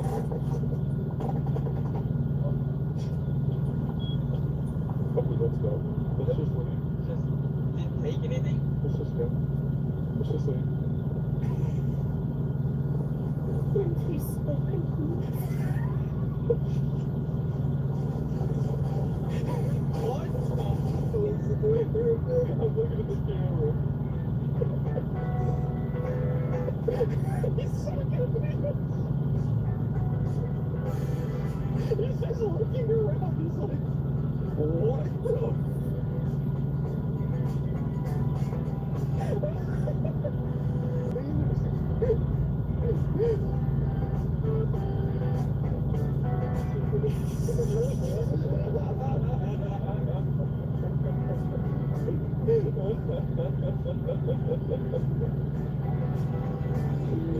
A second away from the ceiling. We threw so bad, but it's just a second, dude. Literally about to seal and leave. What is wrong with us? Oh, second.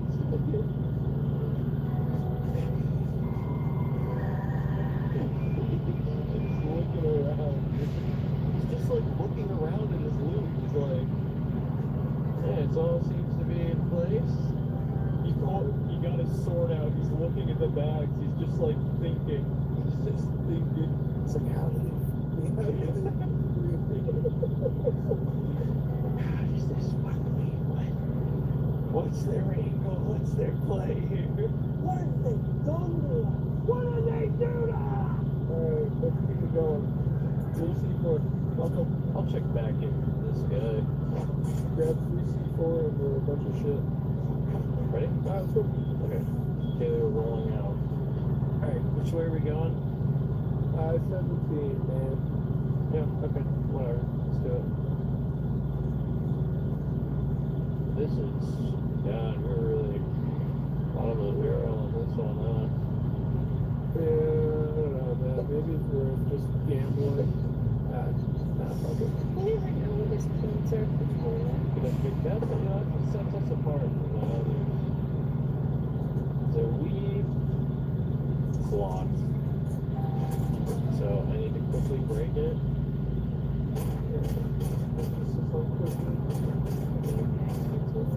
I do. Yep.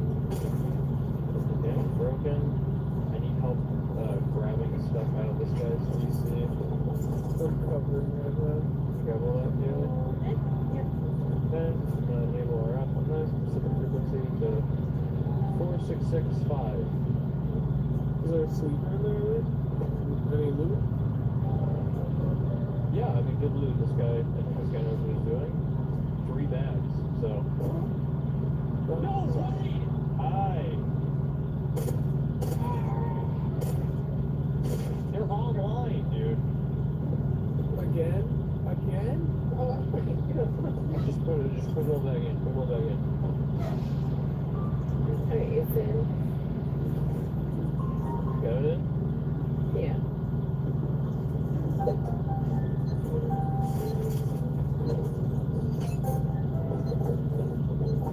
Give all their stuff back.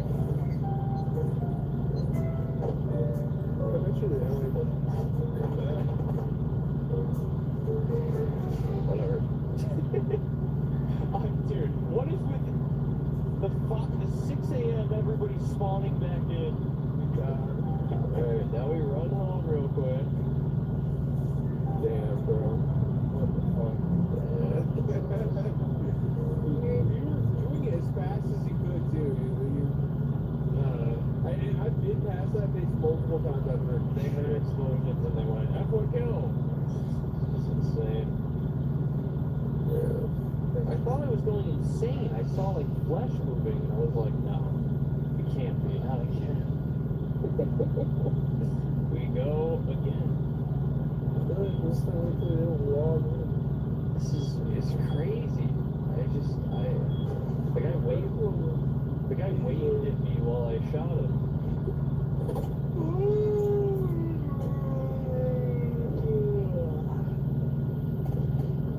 I hope the Koreans are familiar dogs our shit out. Oh, dude, the Koreans are gonna fuck our shit up here in a second. Stop it. That's something you didn't drive. I don't want to fucking drive. I don't want to drive. I've been driving all day. I'm rusted out, man. What? If it doesn't work, I'm out. Fuck. Make it work. Oh, no.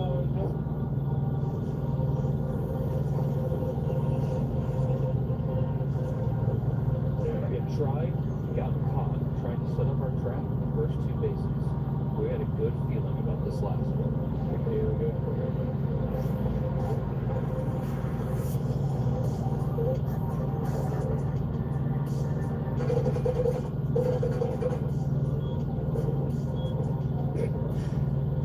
Hey, what do you think? I think, why did they meddle this part? Dude, I think that's the big idea. I think we're going earlier. What do you think? I agree, honestly. Yeah, also work range 8. Oh, yes. TC right here. Here we go. Inshallah. We're gonna need metal, Kaylee. Metal and stone.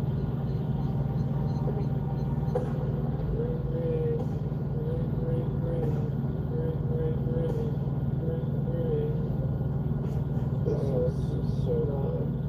It's right here. That's CC. Holy loaded, huh? It's fucked, dude. It's all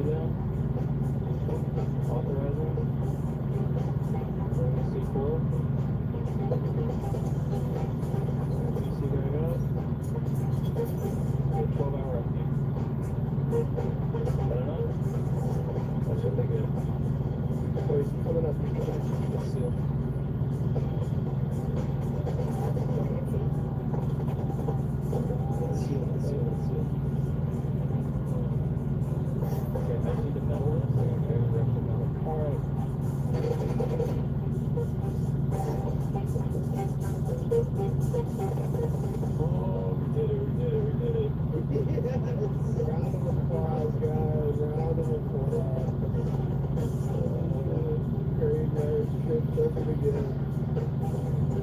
Look, right now, I'm proud of what we've done. I'm not going to be on until probably 2:30 tomorrow.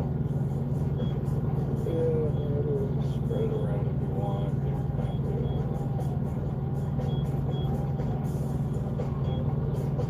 Alright, we did it, guys. I'm so proud of us. I'm so proud of you.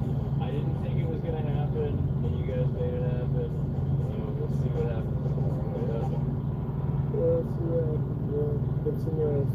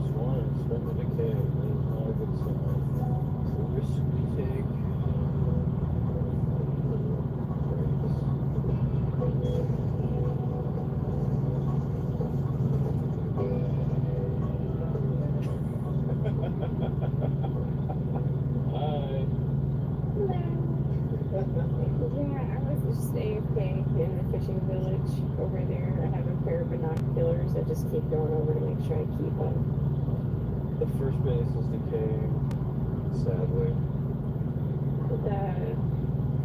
The one on the water. The one on the river. Oh, dang. Well, I mean, it's still kind of early. They might get one. Hey, pretty well done yet. At least. Still have upkeep. 26-hour upkeep. Okay. Building crew. Cool. Yeah. So that's E13. Possibility. Okay. I guess it's just all about waiting for people to get on.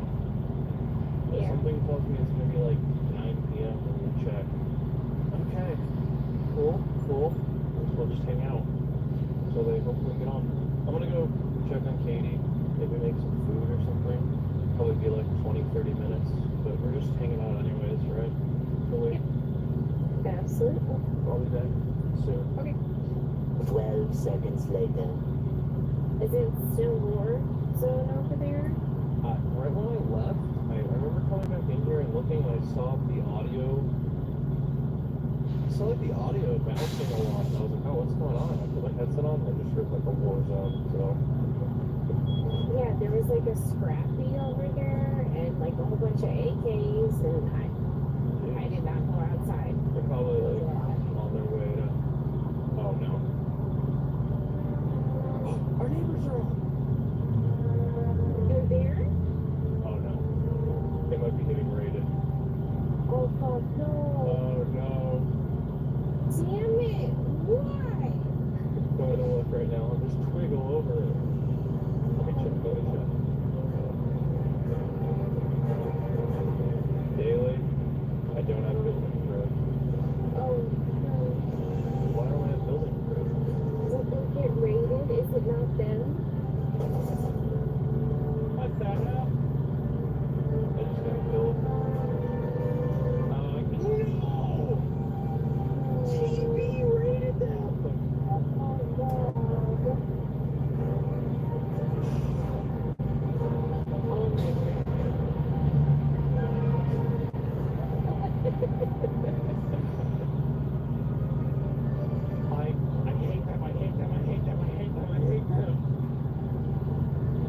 They flew all the fucking way over here.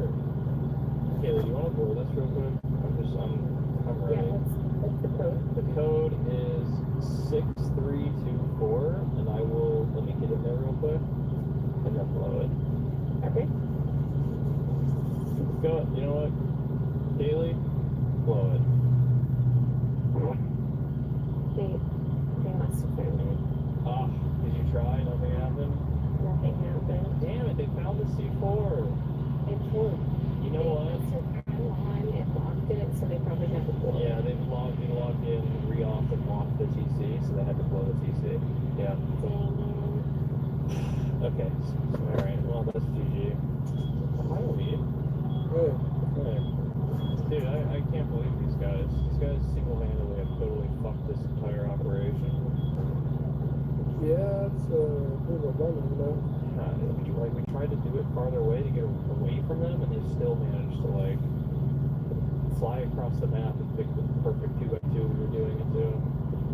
So that base where, like, the guys, two guys spawned in while we were doing it to it, I think when I killed them, they just went, it's over from this, and they just disconnected. Never came back.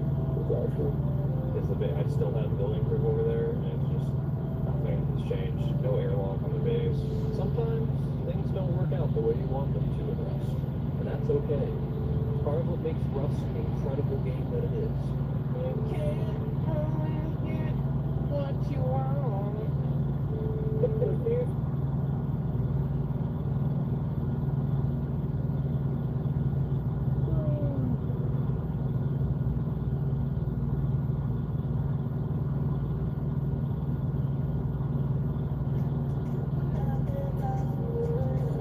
Hey guys, welcome back to my channel. It is your girl, Smith.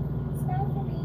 Today I am going to use Midjourney to create a cloud image, and then I'm going to upload it to Redbubble. This is not a tutorial, just showing you guys a way that you can use Midjourney. I'm here on Midjourney, and I am going to go ahead and type in what I want.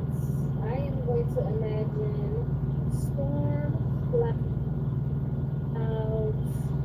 from a plane window over the Atlantic Ocean. We can put in like realistic, you can put in things for 4K visibility, and this does not look good. I am going to probably change out my wording as this goes through and comes up.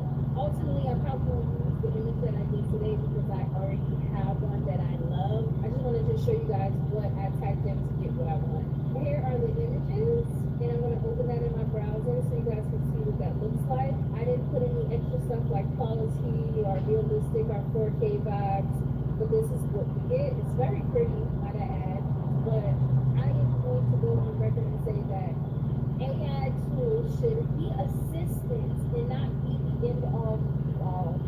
It should be what you can use to help you outsource. Say I needed this image right away.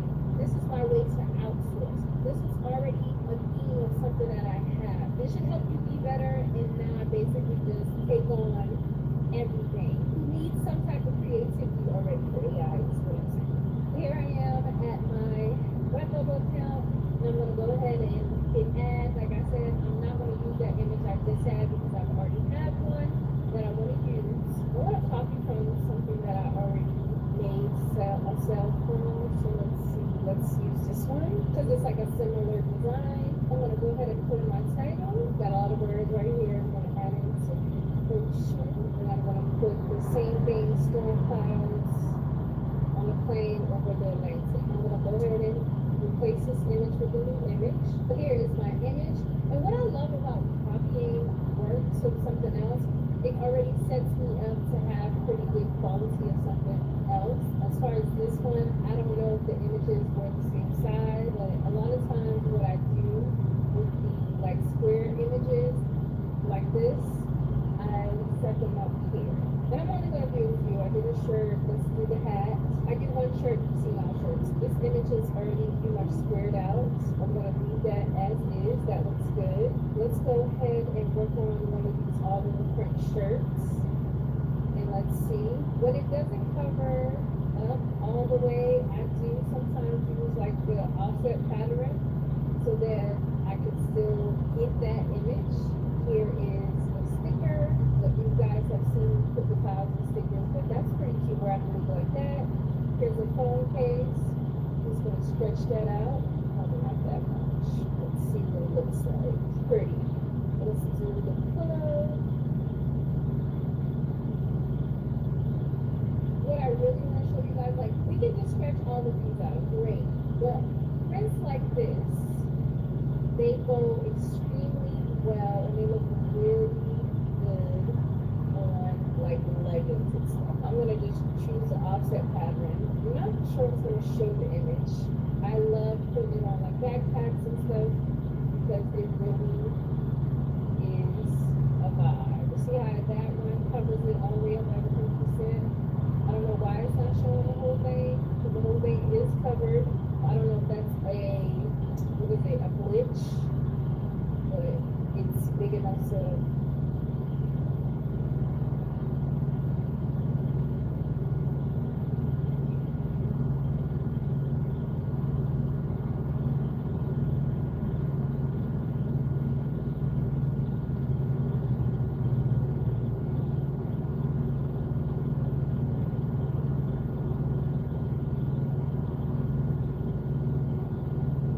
Today, we're talking about this absolutely wild road rage incident that led to a man getting 40 criminal charges, and now there's video. Got conflicting reports about this Dave Chappelle-Israel controversy. You might not be able to get your medication soon because we're seeing mass closures of pharmacies, House Speaker dumpster fire is somehow becoming more dumpster fiery. You got people freaking out about this Taylor Swift-Jackson Holmes situation. We got a new free speech war debate. We're talking about all that and so much more on today's brand new show, the daily dive into the news, all made possible by people guys like you. You buy awesome gear for yourself over at beautifulbatch.com. You got premium shirts, crew necks,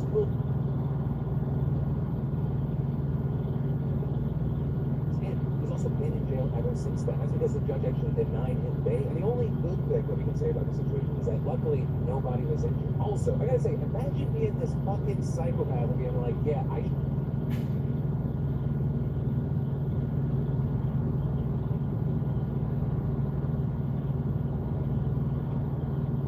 And obviously, the timing of all this is incredibly notable because in addition to this being a generally growing problem, using creators like Sniper posting an extreme story from outside of Jack Scott's house. There for about a week, he did nothing despite the growing backlash. It is at least until Friday when the team's Twitter account announced the monetization of his Emerald channel had been temporarily suspended. YouTube also took the opportunity to kind of talk about both sides, specifically condemning behavior on both sides that they didn't want to see, which did not land well with a lot of people, including myself. I felt like a different, lesser version than, we don't support assaulting people, but also, he called her a diva. And granted, he also provided evidence to try and back up his argument. It was all an effort to make us enforce the rules, so, he was being mean about it. And our parts of more apology, some liked it, others felt like they were ChatGPT, and then also others in the situation took issue with temporary monetization suspension. But their argument being that is not a severe enough consequence to put another user safety at risk, especially as some of the users are trying to get around all.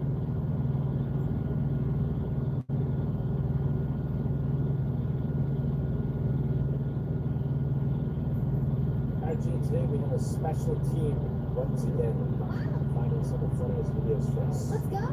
Vote down below who has the funniest compilation for the win of $100. First we have some that I think. How big was that camera? False video we got on? Let's be honest, you only got one girl in this. I need to see this from a different angle to walk through them and how they possibly set up the phone. Same. Oh boy. Hold. Oh. Oh, it's getting old. Oh. What video ended too soon? What's gonna happen? I mean, it started off like, ooh, and then Alright, let's see what Sean's got for us. I might catch another one of they're talking sweet about Chief Keef. What? Sounds like a ratchet girl from the hood. I saw on her legal stream, she has AI of an LA guy. You know what AI stands for? Oh, you mean a basically intelligent, code chat here. I'm so smart, I put the AI in line. Is it robot? Yeah, that's an AI. There is no AI in Prime, and AI stands for artificial intelligence. Artificial intelligence? Huh? Sounds so serious, bro. I prefer my own version. Why is absolutely impressive? That's the Miami way, baby. Why is he so cute? He's supposed to be imitating LA. This is what I said. I put the AI in Prime. Where you going? No.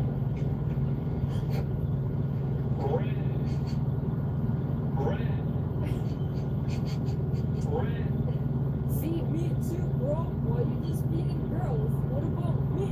Is it games? Is it gross? Question, would you feed your friend? Yeah, whoever wants me to feed them, I will feed them. I don't know if you can see this right now.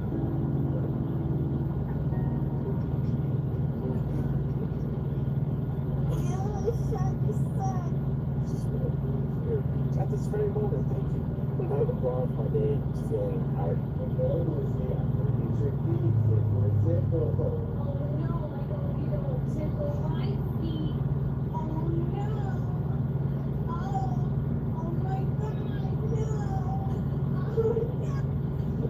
That is so Rebecca. Basically, David's always like, I wish I could dance with Lucy, and everybody's like, I could dance, I modified my body to dance. David, let me suck at the... Sorry. I love her. I love her, but she awful. What is that? What is that? It's a dirty one, right? Hey, Daddy. I didn't want to hear that. You know, this kid is kind of balling. He's got piercings, he's got a chain. Again, at the age of 10. You know, like the gay intonation. Yeah, no. Clarify? Like, you know when people talk about the gay? Like what? Like when someone talks, you just tell that they're gay. Like, for example? You don't have to worry about Tipsy or something. Yeah, that's the tick fish. I was hiking with my girlfriend this weekend, and she said, Tipsy's gonna get on the slip. I don't know. Probably. I better get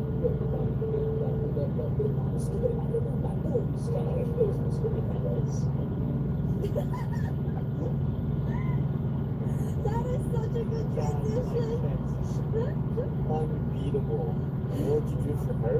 Listen to the local radio DJ, I'd become a fan. I'd start tuning in. More transitions.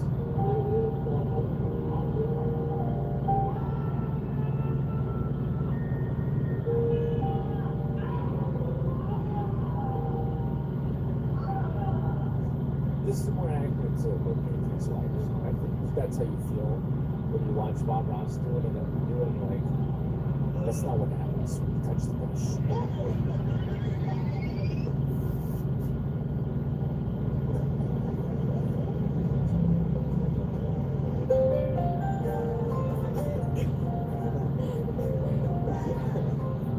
Oh, stop that. That's true. Is that like hot? That's one of those things. If that were the case, dentist visits would be a lot more popular. Because they're literally non-stop, like... That was hard putting hard things in the mouth. Sticking their fingers in your mouth. Hey! That's good. You look like Aaron Shanahan, too. You sexy as hell. What about you?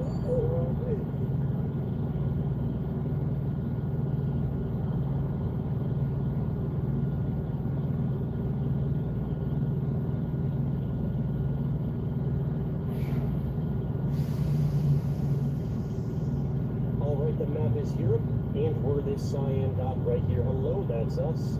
Greetings and hello. Let's see what we do here. Let's see a nice full match. Now there's small points. We are doing actually pretty well over here. There's myself right here. I've got a teammate down there. I've got an enemy over there. It's mostly pretty vacant over here. There's 30 human players in the lobby and a bunch of these little bots. And they'll have the same names. I say it's a lot because people always get confused, but there's an option in the main menu to turn off player names because some people use like pretty offensive names. That's not good for a YouTube video. And censoring them is like a nightmare, so I just turn them off. Bots have an underline underneath their names, and players do not have an underline underneath their names. That's the easy way to tell. Although this other you can tell because the bots is pretty small. Right, we want to attack as much as we can here. Maybe bullet into this. I mean, I have a problem with my spawn here. Sometimes my bots are, I'm surrounded by my own bots, and they're going to take all the land away from me.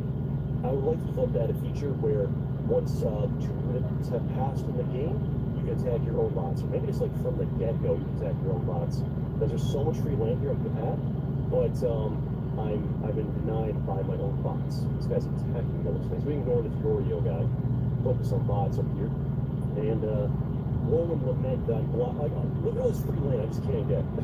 Look at all that free land I cannot get because my bots are in the way. It's tragic. That's emotional devastation. Maybe you guys to work on this guy. So what could have been a good spawn? Come on, Bo, get there faster. Come on, get there, make it, thank you. Buffalo speed land. There's so many things developer could do to RuneScape, but they've effectively abandoned it, which is tragic. But it is, it is. This guy's gonna get a lot of land from taking these out. Maybe chill out for a little bit. And now, I guess we'll save the wait. Tell this guy to defend. Let this guy clear out the bots. Hopefully this guy knows that, like, this guy's doing us a favor. He's going to waste all his troops clearing out these bots. Then when he's done, tell this guy to defend. Wait. Let him clear out the bots first. But he said, unless he clears out these bots, we can get land. If we attack him first now, I need you to go. Once he stops attacking the bots, if he's wising up and not taking the bots, then we gotta go. I think he's realized. Okay, this person's wised up. They've wised up. We gotta go. We gotta go.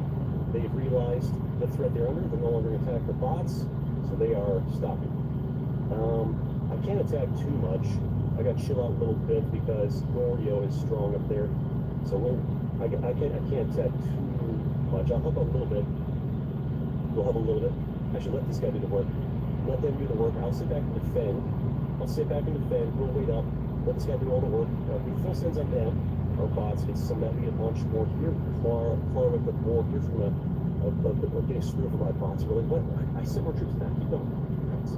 I didn't send enough troops to keep going though. We stayed up here. Oh, here's the problem. You're looking like a titan of a snack over here. Truce to you.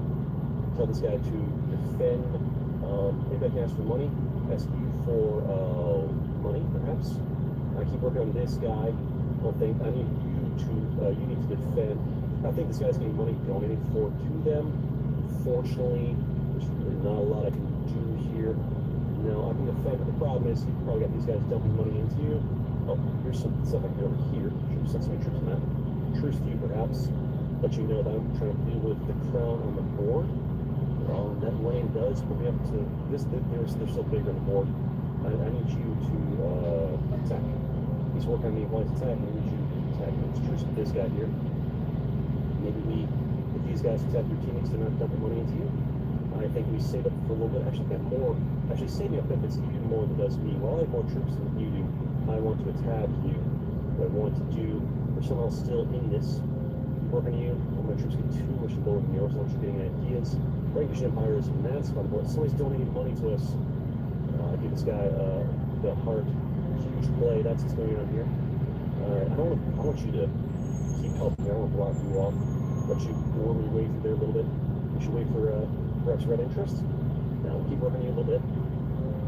This guy's getting strong here, but I'm more concerned with this guy who's looking to do an attack my team.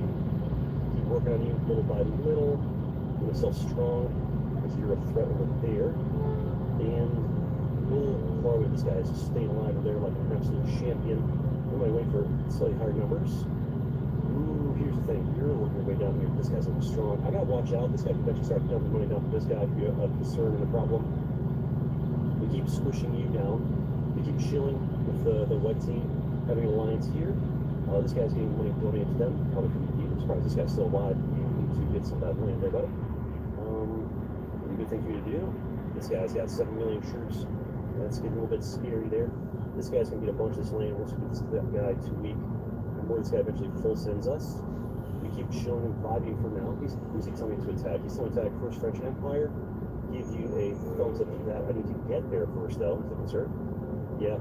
This guy, the black team's still running away with it. This guy's donation up here was huge for us though. Huge value. He's telling me to attack, bro. I'm nowhere near there. I am nowhere near. Like, what do you want me to do? Go through your teammates? I'm still working on his ally who has become a bot here. My teammates helping me out a lot. They just want to stay in the game. This guy's somebody's dumping money down to this bot. Okay, my teammates have been blocked off by me, unfortunate. But eventually they'll start. Oh, they don't. They're doing the troops for us. Huge. That's huge value. Appreciate that. Keep cooking through this.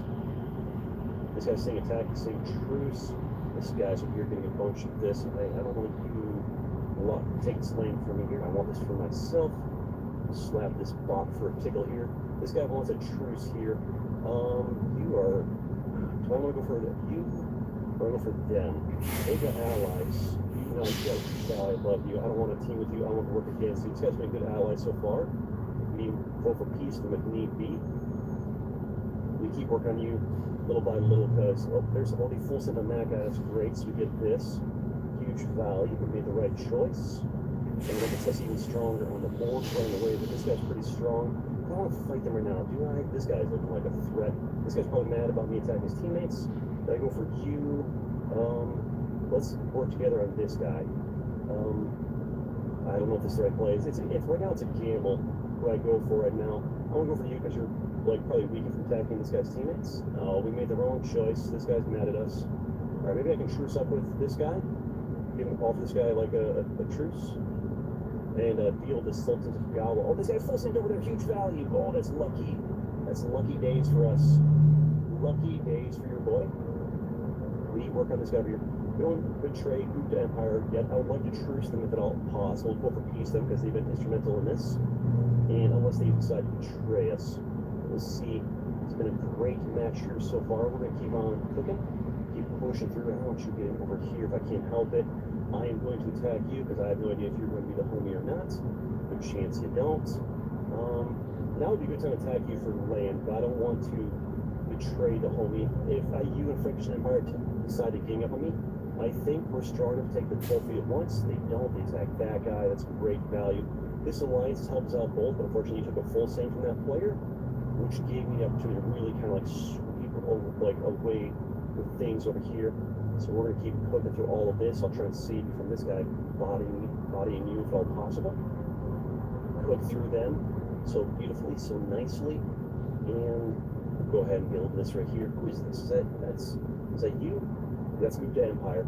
Then we can vote over to here, or we just wait for vote for peace. I think we'll just wait for the vote for peace, maybe fast forward a little bit, and oh, this guy's still here. Hey, you've been great. Appreciate you. Like, y'all have been awesome. We'll vote for peace. Give them the love. Wait for it to show up down here, click the button, and there it is. You'll love to see it. Alright, the map is Caucasia, and we're this yellow dot right here. Hello, that's us. Greetings and hello. Let's see what we can do here. Let's see if we have a nice full match. How's our spawn point? It is spacious and generous. Only 16 humans in the lobby right here. One's right here at the glow around at the start. And a whole lot of little bots here. Playing a little bit late at night, so not too many people online. Also not the most popular map in the game. So we get lots of room to breathe. I like it. I like having not too many people lobby. It makes it fun to get a nice big, like a spacious start type of talk here. But we'll get a free land here, attacking periodically, and then we'll be going to take out the bots. But free land is always best to get first. Once you want to fight a player early, you have a lot of troops over there, sir. Do you have some secret expansion strategy I'm aware of, or is it just because you like grab less land than me? I did see you position yourself to the right there to block my movement. I don't love that. I'm going to focus on the bots near you. We're trying to go up and down. Get the bots while the troops are away as best as possible. And I want to block your movement so you can't really stop me from going where I want to go. Bots and ancient buffer. You have a lot more troops than I do. Something to be aware of. And, you know, kind of concerned about. I can talk. First match of the day, by the way. I don't want you... Yeah, I want to block off your movement away from me as much as I can. Yeah, oh, this is my land over here. Hopefully you get basic expanding up there. Look at this. That's good. Start working down this way as well to get a boss behind me later on. Perhaps I'm saying too many troops. We could do I try to do something sending troops out. We are blocking you guys off very nicely. I don't think these players realize I'm block them off so aggressively. And it's working out wonderfully. Yeah, that's great for us. And before you realize, they'll box behind us later. And there's somebody down here, so we're doing great things. I could slow down the attacking a little bit, because I am a little concerned about you guys around here. Don't you, like, make your way across here? Alright, let's see these back. There's bots are cooperating so beautifully right now. Yeah, this guy's got troops. I will truce you. Yeah, sure. Truce to you for sure. You're looking terrifying. We need to wait a little bit and get some of this spot here. And we're off to a great start. Two players already been pushed out, and they left to give up or something. Off to a really good start right here. Love this for us. So now it's a lot more troops. I need to take these guys out. Probably Spanish Empire. I'll go for you. Okay, you got a lot of troops there. That's good. So I'll truce you. Sure, that's fine. Keep working our way through all of this. Little by little, we make extensive gains. A great beginning. Sean States is also off to a great start, but they're kind of like in the middle of the map, so they're going to probably get gained up on. But they're also doing really well. Oh, this guy's getting pushed out. You know this. That's a good. Did you vote across? That's a good play on your part. Alright, we're doing pretty well here. Oh, did I fight you? No. Kingdom of Laos has 500,000 more troops than we do. Also, it's changing. Why are they not using like player names? There's an option in the main menu. You can turn on to hide player names with bot names. And it might be confusing. The way you tell the difference between the player and bots is the bots will have an underline underneath their names, and the players will not. So that's how you can tell. This guy's low on troops. Somebody said no to both of these. Luke is spamming troops down below. to some of these more troops where they are. I wish I had access to this guy. What if I try to like go over to you? Do I no, I get your troops back. You can't stop. Okay. I gotta keep sitting here because Kingdom of Laos is sitting a lot. Ooh, I see you loading up there, Kingdom of Laos. I see this. You want to go up into the PB over here. This guy let me give a blot. All right, now I definitely want to go over here. Should have sent that earlier. Send it over there, and the boss attacking. That's great. We keep saving up our troops. He's telling me to attack Kingdom of Laos. I've got my own concerns right now, which is to get a big chunk of this spot, because it's going to spend all its troops hitting you, a new crown over there, Trucy, and yeah, let this guy attack Kingdom of Laos. Let you get over there. Guess the boat's not going to be entirely necessary, because we're going to have direct content anyways. Oh, the full send on the bot! They full sent on a bot! That's a riot! They full sent on a bot! That is pure 100% comedy. Pure comedy, sir, that you would full send on a bot. We got 104,000 troops before they did, so we're going faster. Let's get into here, and maybe into here. So I really didn't like that bot. Did not like that bot. Didn't even realize this was a bot. That's funny. Didn't realize this was a bot. That's comedy, sir. Okay, now we are touching more of a lot of players. Okay, we a little bit of a vote for peace scenario here. That sounds great. Let's go for you a little bit. We choose these guys. Somebody's not voting for peace. Somebody large. Probably, perhaps Ava. Maybe we can put up like the news just for like, hey, yo, let's chill. After I get this sweet land over here. Ava, oh, they're struggling to figure out how to pull it across, okay? We'll chill for a bit. Oh, it's got some thumbs down, but whatever. Alright, we vibe. It seems like we might have some vote for peace or around here, but somebody did a thumbs down vote for peace. Somebody here does not want to vote for peace. That's who we're primarily concerned about. Alright, do we attack? You're chilling. Vote for peace? We'll vote for peace. That's Sweet Dubsky. There it is. You'll love to see it. Now, I have plenty more videos you can watch too. See you next time.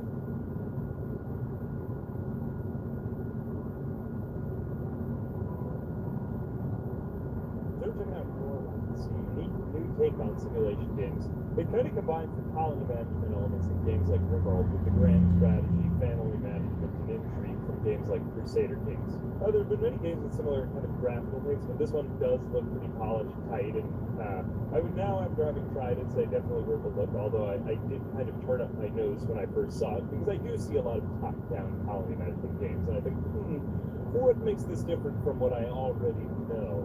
But I do like this game. It scratches an itch that I didn't know existed. Along with that, it has a cool overworld map, which kind of reminds me of Battle Brothers, if you kind of get that vibe from this. But it's also more kind of like Crusader Kings and Rimworld again. But I would say that it does truly combine them in an original way. At least so far as I have experienced them.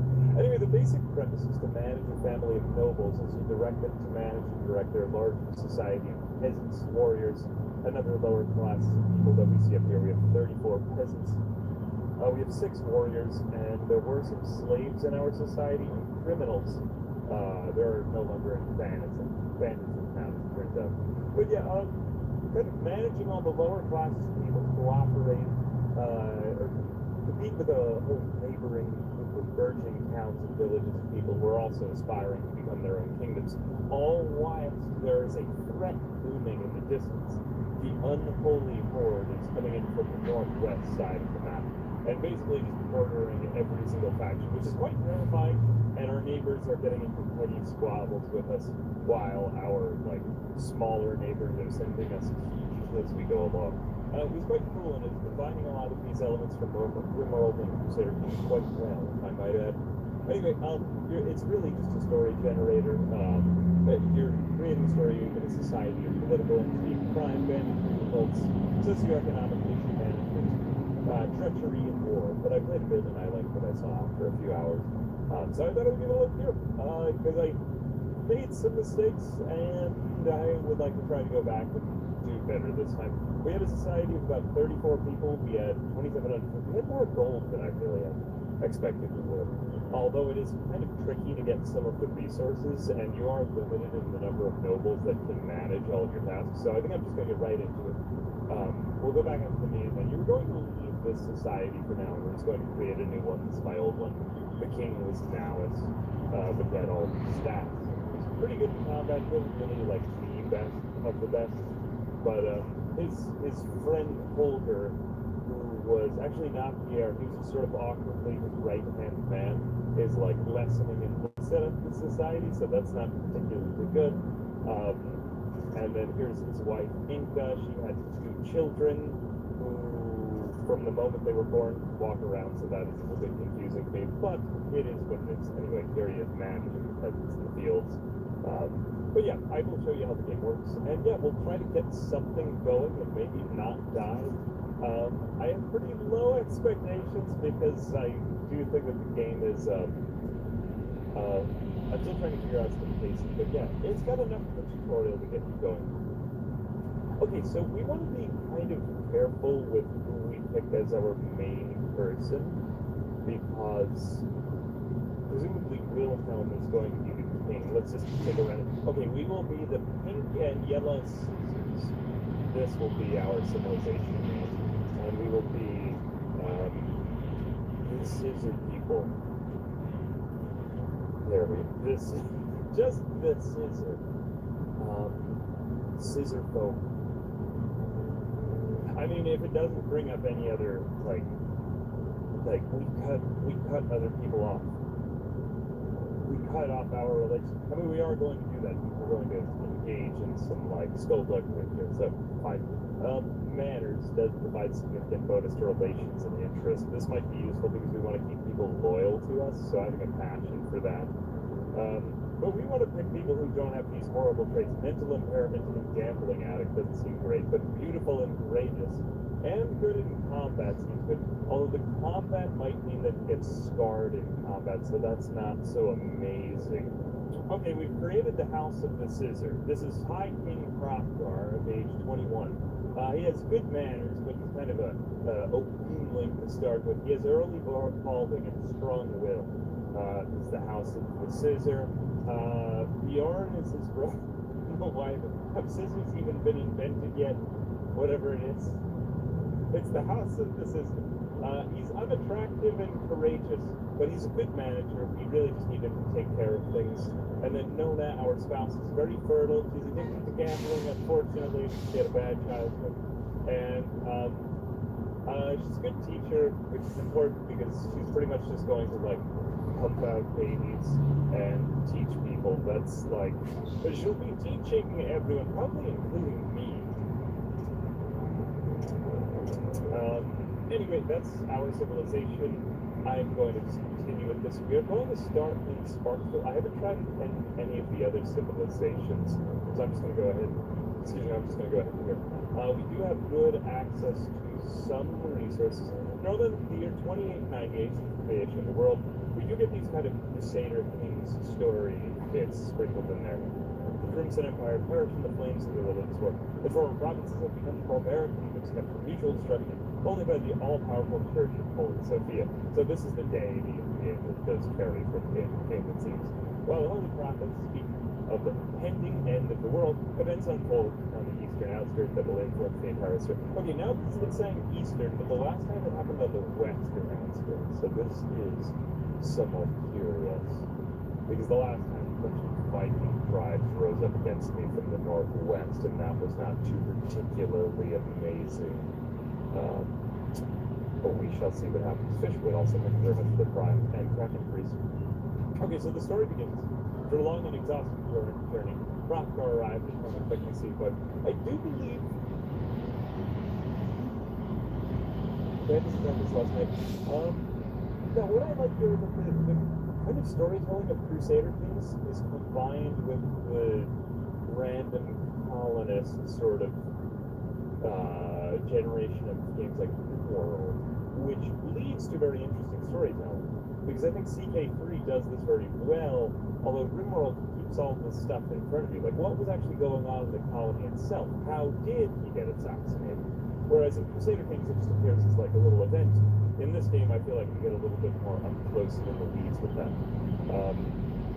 Okay, so this is the same story that I made with the last time. I'm not sure if this is like the same story all the time, or if this just happens to be the one for the demo that we're checking out right here. My demo also lasts a little bit longer. They did send me a key, so the demo would last longer if I were streaming it. I believe it runs out in 15 days if you were checking it out on your own. Anyway, Rothgar is arriving home from a journey, and his wife has been kidnapped. So this was the story I began with the last time, so I think it's rather familiar. Bandits attack us. We tried to defeat ourselves, but there were too many of them. Bandits have kidnapped my wife. Bjorn is reporting this to me. It's my brother. And we do start out with a good amount of gold, so that is nice. We're going to make use of the trader this time. I didn't really enough the last time. Okay, so we can kind of wait on rescuing our wife. Everybody's just kind of frozen here in our town hall with money overhead. I guess it's their daily wages. Or no, that's just their starting gold. What is that anyway? Oh no, that's just their starting gold. Money on my mind.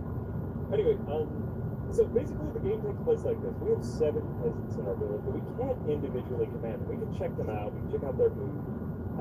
They have all these immoral-like thoughts where it's like, okay, I have enough rest, I need some beer, food, sleep. Real need for piety. Though our rulers have need for sex, so that is also a thing with managing their animal and carnal needs and lusts. That comes into play, but apparently the peasants don't really have that. The peasants arrive as migrants throughout the game. Also full breath, thank you very much for this up. Anyway, so the game takes place like this. We are directly ordering the peasants, but we're ordering our lords and nobles. So Bjorn and Hrothgar can manage our civilization. Nona is trapped out in the world in this bandit camp. It's going to be fairly easy to beat these bandits. We just need to kind of get like a basic posse up. So the first thing I want to do, just because I'm going to free her up, is let's go into our army tab, and we will go recruit some warriors. We don't really want to bring to our peasants, because these are going to be our workers. We don't want them to get all like messed up just to begin with. Let's go ahead and hire some mercenaries so they will arrive in the next couple of days. 3, 4, 5. This worked for me the last time, although now that I'm looking at it, it is rather expensive. Can I make them into an army yet? Let me see if I can bring Bjorn. I might have Hrothgar. Hrothgar's really not a very good military leader. He's really just good at relations with other people. Can I have Bjorn do it? No, whoops. Sorry, I've got to go hire that guy. Cool. No, they are still on it, so we will wait on that. Okay, so we've hired the mercenaries to come a little bit later on. The peasants reproduce like amoebas. Yeah, I guess they're just like, they just bud, and that's how they reproduce. Anyway, the first thing that we probably want to do is, we've got like dwindling resources. Let's just look at our tabs. So we've got, we don't actually have access to rye to begin with. I believe that's something that we need to get at the library. So we are going to want a lumber mill. This is going to be useful. We want to get our wood acquisition early on because we will run out of that. But we have a good amount, 500 to start. We also have a mine, but I might wait a little bit longer on that. Rutabagas are not really much desirable. Older sister. Hrothgar being king in his life with his older sister checks out. I guess we're combining some sort of, like, well, it is naturally edible. But yes. I did not actually know that about the name Nona or Nuna. I guess that's derived from. We get into old leadership and all that, though. That's very nice. I mean, aside from, the potential incest, which, I don't want to get too judgy, but at the same time, it seems like it would be hard to have it work out, Anyway, I don't know if I'm going to die on, I'm not going to try to die on this though, but yeah. That's the way it was back in those days. Let's go ahead and put our library somewhere kind of on the outskirts, because we don't really need to use our library that often. I want to make this look somewhat nice, but I don't want to just get super blocky right away. This is actually exactly the same map that I showed out the last time. To what extent, I do not know the growth of like random types of generation of these sorts of things. I mean, the maps themselves are beautiful. Like, wow. Actually, the trees are also split. That's really pretty. I'm getting like a good kind of slightly more detailed than what you expect from like a RimWorld, but it works, and it is original. I feel like it's new and interesting, and it's a cool take on it. Kind of getting a little bit of a clan folk vibe, which I like that thing a lot. I really like some of the systems that they were implementing from it. Anyway, what I had used, at least for the last time, was if we get ready, again, but we will need a tavern. So basically, our peasants need to drink and eat a lot, or they will be unhappy and starving. So we don't want them to starve to death, obviously. Let's save a little bit of room here for this. And I guess we'll put the tavern, let's say the library to be here. Okay, we can put the library there. That's fine, I guess. It just keeps everything a little bit more broken up. But let's also put in maybe a tavern midst of where we think our peasant living area will be. This is our market, so this is where they're going to shop for food. That was already preset for us. This is our town hall. It's being managed by Rothgar. Now they've also finished off the lumber mill. We're going to need to assign a manager though here. And this is going to how stuff is productive in this game. So we get a production bonus if they're better at managing. That's the reason why I wanted Bjorn, because he's a good manager. He has 13 and he has a passion for it, because it means that he'll get better at it faster. Although they can learn by but yeah, that finger on the top means that it still has yet to be managed, and Bjorn is going to go over there and be like, work, everyone. Although there's no one here, he will manage the place, I guess, set out tasks for them to do. So we are also a vassal, of another place. I'm not quite sure whose vassal we are right now. We could open up our world map. I don't remember exactly where we set it. But we also going to, let's also learn. Ride build the mill, we want to learn with somebody, but we need to build the library first. Okay, finish building the library. Many tasks to complete. We don't really have too many visits right now, but yeah, we're starting to get toward chopping wood. That's good. We went from 500 down to 445. And let's just see how our army is doing. I think we're going to arrive tomorrow. We don't want to pay them too much though. There they go down increase. Okay, so now the library is not increasing. You can see its contents there. So let's go ahead and knowledge. Okay, so we have all this technology to get like written down in books how we're supposed to learn.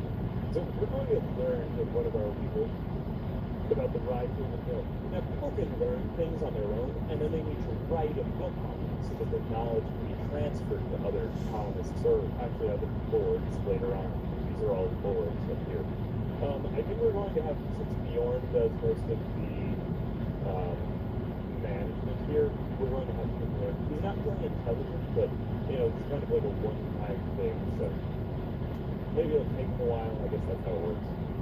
Okay, I'm not look good at this. Let me just check. The factory knowledge. So knowledge acquisition doesn't really take that long, so I guess intelligence is kind of overrated there. There are other things that it's governed up. They don't come to mind right now. I'm trying to remember there was something else that was important though. I forget right now. Anyway, okay, warehouse can be useful for like collecting certain items as they go through. The altar is also going to be important, and since our peasants are also going to be spending a lot of time with this, let's build an altar beneath our tavern so that they can go to the they can get loaded and then pray. I think that sounds great. Maybe here's our dynasty. I haven't really done too much with this yet. I'm just going to leave that one there for now. We'll get more into the actual dynamics once we've managed the society itself.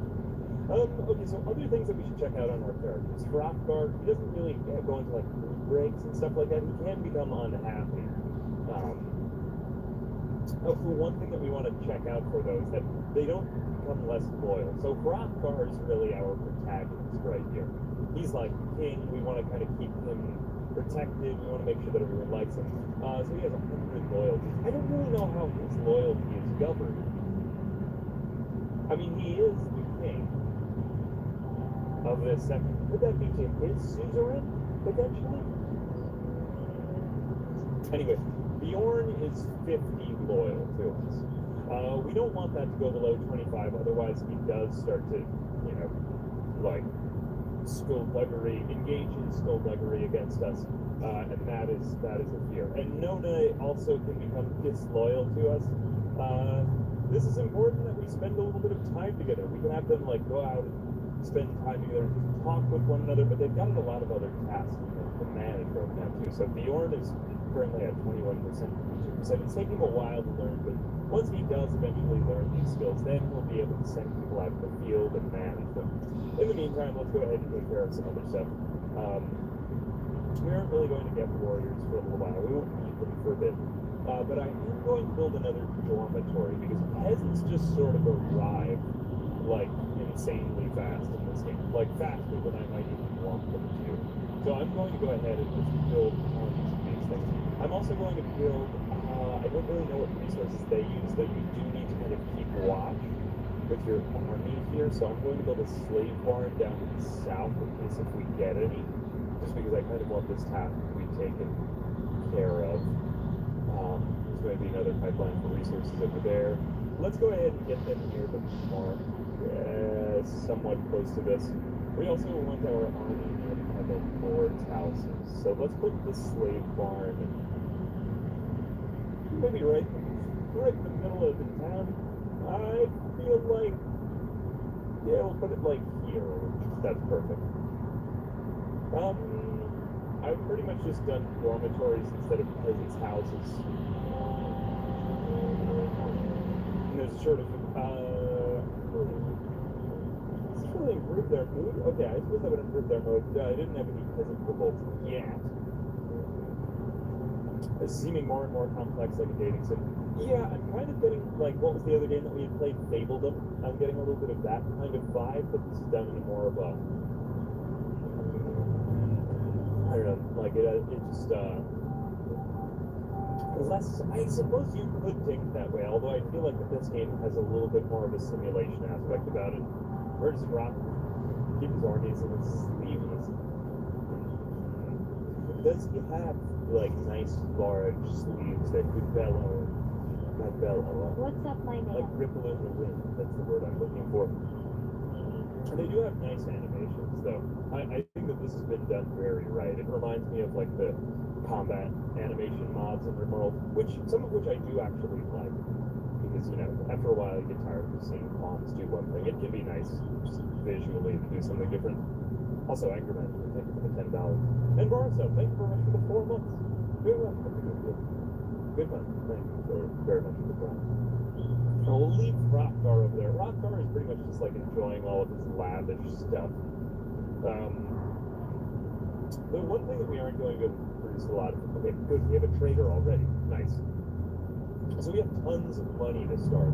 This is one thing I didn't realize the very first time that I played. We're going to have Rockgar trade with him because he's good in commerce. After he sips the rest of his, like, mead or whatever he's drinking. Okay, so we need to handle a lot of disloyalty throughout the game. This is problematic. Oh, we also, can buy books from this section of it. I did not know this, actually. This is amazing. I did not know that I could do that. He doesn't have the book that I want, though, unfortunately. I mean, this is pretty cheap for being able to construct a temple, though. Okay, I will definitely be buying the temple book. What else? Herbalist could be useful. These are just so cheap to get whole new technologies, though. I think I'm just going to engage in buying a lot of these right now. Potentially not the upgrade of iron economic building and upgrading of buildings. I guess wood would be good too. It's probably be pretty cost effective right now, so let's go ahead and engage with this. And then I also want to buy a couple of suits of armor potentially, or even just swords for right now. We also are going to need paper, surprisingly, because it's a little bit tricky to come by since you didn't have that. I think we should get 5 shields for whoever we send to go free my wife, and swords potentially too. Actually, we could mix these up. 3. Probably the swords would be the most useful for keeping our people not hurt. And then rings, we can buy some of those too, because rings are going to be kind of tricky to produce. This guy will come around more though too, so that is something to keep in mind. In that case, we could get rid of some of our terrible items here, so I'm going to get rid of my maces for 5 and some of these spears, just because I don't really feel like we're going to have as much use of those. Rutabagas are a pretty good, like, emergency food.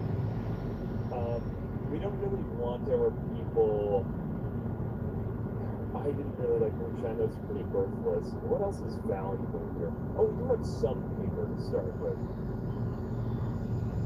I feel like it's a decent place to start.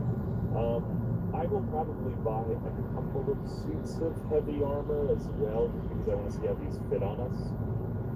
Do I have enough money for that? Not hold that. Favorite difference in my trade skill. Oh, maybe that's the limited number of items that I can actually buy from. Anyway, I'll trade that. That's pretty good to get the rings out of him. I wonder if it's like a content amount that I can get, whatever it is. Okay, I'm willing to trade for that. That's good. I'm going to need these things anyway. Okay, so Rothgard just traded for a lot of stuff that's going to help our civilization advance. The holy books in particular are going to be very useful. But now let's go back to knowledge. So we have all of these new technologies that we just bought from that guy for relatively cheap that we can now learn all of this amazing stuff. What else is there to learn? So while Bjorn is learning that, we could send out the rest of our people to learn more.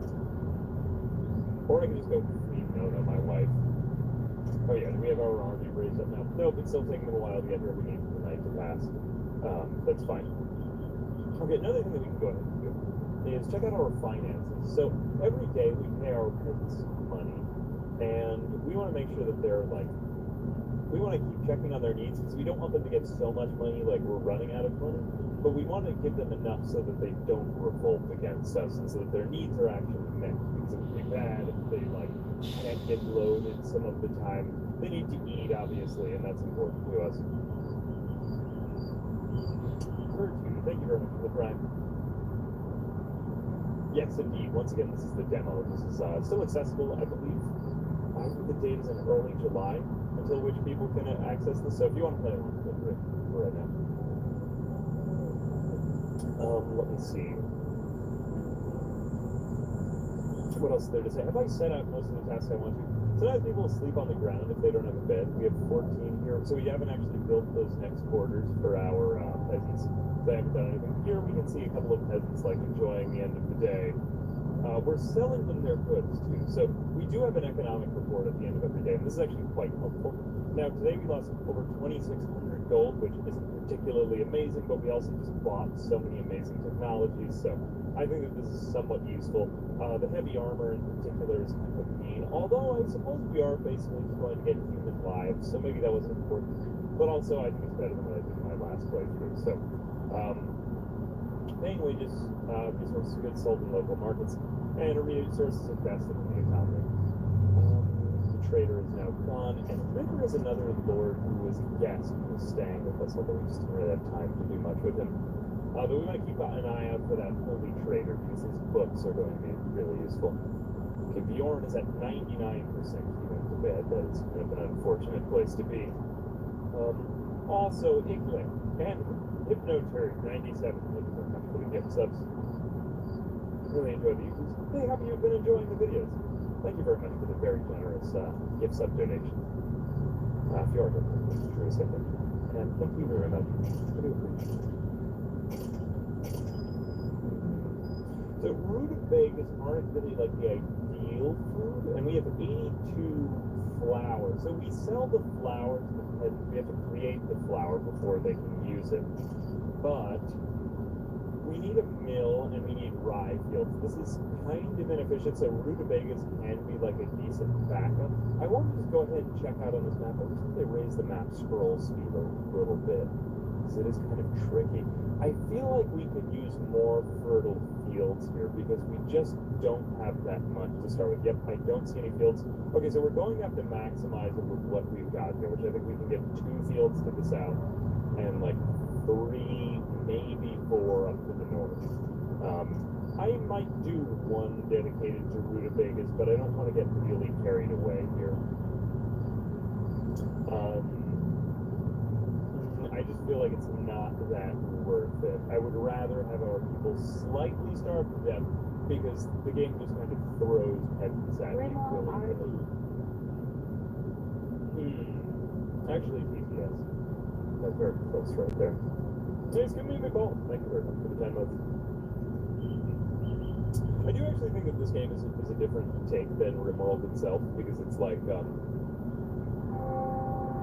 I mean, what with like all of the skullduggery mechanics, actually, which I think I could go a little bit more into right now. So a lot of the menus kind of remind me more of like CK3 with this kind of close-up look at it, because you could tell your characters, oh, like go and have a chat with somebody else, like Hrothgar, let's have him go over to Bjorn, and let's have him reward him actually. So he will give him 5 gold rings. So I can tell you right now that my brother's loyalty is probably going to wane. So I'm just going to go ahead and right now, also known as Might Wane, and I want her to be very fertile with children. So I might, once we hit the army and we rescue her, I might give her a bunch of rings. Like, hey, wife, take all of these rings and like be fruitful and multiply for me so that I have more people to order. And then I'm going to, unfortunately, I realize that it's going to cause me to enter into a spiral where I'll just need more and more rings, and I'll have more people plotting to kill me. But I mean, part of that is just the fun of these games. Like, they're not meant to be played well. You could have your main king be a tyrant and kill everyone around him. But I think I'm going to at least attempt generosity before I start just stealing and engaging in skullduggery everywhere. But that's just me. Okay, Bjorn has now learned the skill, so now he has his portrait up next to the rye field and mill. This is helpful. I guess we have to have someone study this. I don't really know who orders the construction, because they just sort of do the construction themselves. Herbalist is somewhat useful. Hot field and beer is definitely going to be useful. Let's learn that with, we'll have Hrothgar do one of them. Just so that we can get them, I guess. And we'll try to keep a lot of the information with Hrothgar. I mean, we're going to try to keep these characters to begin with, but, you know, especially Hrothgar. The temple might also be useful just for piety, because I noticed this became an issue the last time. Wood, at this point, might also be useful just for saving us some... Oh, he's actually too stupid to learn it. I did not know that. That is amazing. So then can we have Bjorn learn this one? And then can Hrothgar learn this one? No, Hrothgar is also too stupid for this because it's purple, and purple is a very smart color. I did not know that. Okay, that's news to me. Okay, so then we will have Hrothgar learn. I'm gonna switch this up one more time. Hrothgar will learn this because it's slightly more urgent, and Bjorn will learn this because it's also slightly more urgent. Currently, Bjorn is managing the lumber mill, or still paying taxes, although our suzerain can die, at which point we don't really pay him tax anymore. This happened to me the last time, so I'm just going to kind of hope that that happens, and we'll see what happens from there. More peasants are arriving. We're already at 14. 6 are unemployed, so we need to like create more work and jobs for them. I'm going to put a mill over here, because I want this to be somewhat close to the... I guess I want it to be kind of between the market and the fields. We don't want them spending too much time walking between there, so I guess we'll put the mill near the fields, and then we'll put the fields themselves in the fields. Now I want to try to max these out, so I'm going to kind of audition for these constructions. Do I spend the wood immediately, or do I wait a little bit? This one I don't really know yet. That's good. Let's try to get as many of these things in as we can. 80. So I didn't spend it yet, so I guess I can just kind of audition some of these as I want to. Okay, so let's go ahead and build this somewhere else, just because I want that out of the way here. It's really sensitive how much fertility you can get out of this, and if you don't get enough like rye field construction, you are kind of screwed early on. So 91%, 95%. I think I'm going to be able to get in only 3 because they need a little bit of padding around them. Okay, I'll take 95%, 91%. A little bit I wish this were a bit more fluid, but okay, 95%, 95%, and 80%. Can I, let me just see if I can rebuild this one, only because this is a really essential thing to get right. 80%, 80%, 82%, 67%, I guess 80% is about as, I think that's about as optimized as we can get from that. Okay, so I have 3 rye fields. This is actually very important early on because they're just going to need a lot of these people. Let's also slightly We're pretty much breaking even with our gold. Thank you, Chicken. Thank you very much for the prime. And tax evasion game. Hey, how are you doing? Thank you very much for so I do appreciate and all the generosity over there. Okay, Rothgar cheered up Bjorn, right? Oh, because they're both just in the library. Good. Oh, okay, cool. So he's cheering up his brother. It's a good thing to see that these two are. Oh, awesome. Yes, bro hug. We are agnostics. We don't believe that there is a. Actually, we don't know if there's a God. We just conveniently don't know. Flattered. Oh, this is awesome. Bros. Bros learning together. Yeah, bros. I'm also going to go ahead, let's just reward him. I want to make sure that he's totally legal. Thought rewarded, loyalty plus 25. Relationship with the king plus 8. Let's keep them off to a good start. Oh, I'm sad. I got you, bro. Woo! Here, bros. Just don't stop learning, though. You're getting like stupid. No? Okay, maybe they just get along so well because I designed them to get along well. The two bearded blonde bros. Oh, no, he's feeling bad, too. Wow, they are, like, so mild loneliness. Wait, but you just hugged your bro. Oh, he needs sex. Okay. Continue. Alright, well, maybe we could find him, like, a lady or something. Hey, thank you, bro. Hey, I appreciate that aspect. Habsburgs. I haven't heard that name in a while. But thank you for the 10 pounds. You're bitching about tax evasion.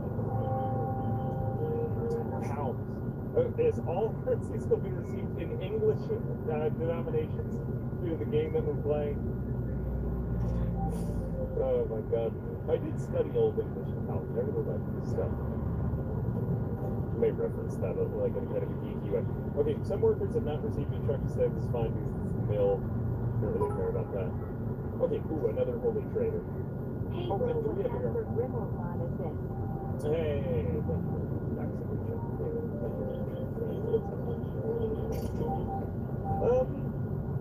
Let me see. Hey, Rimmel.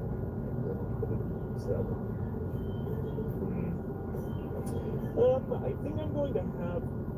I want Hrothgar to remain like unscarred, so I'm going to have him enter. I'm going to have Bjorn in his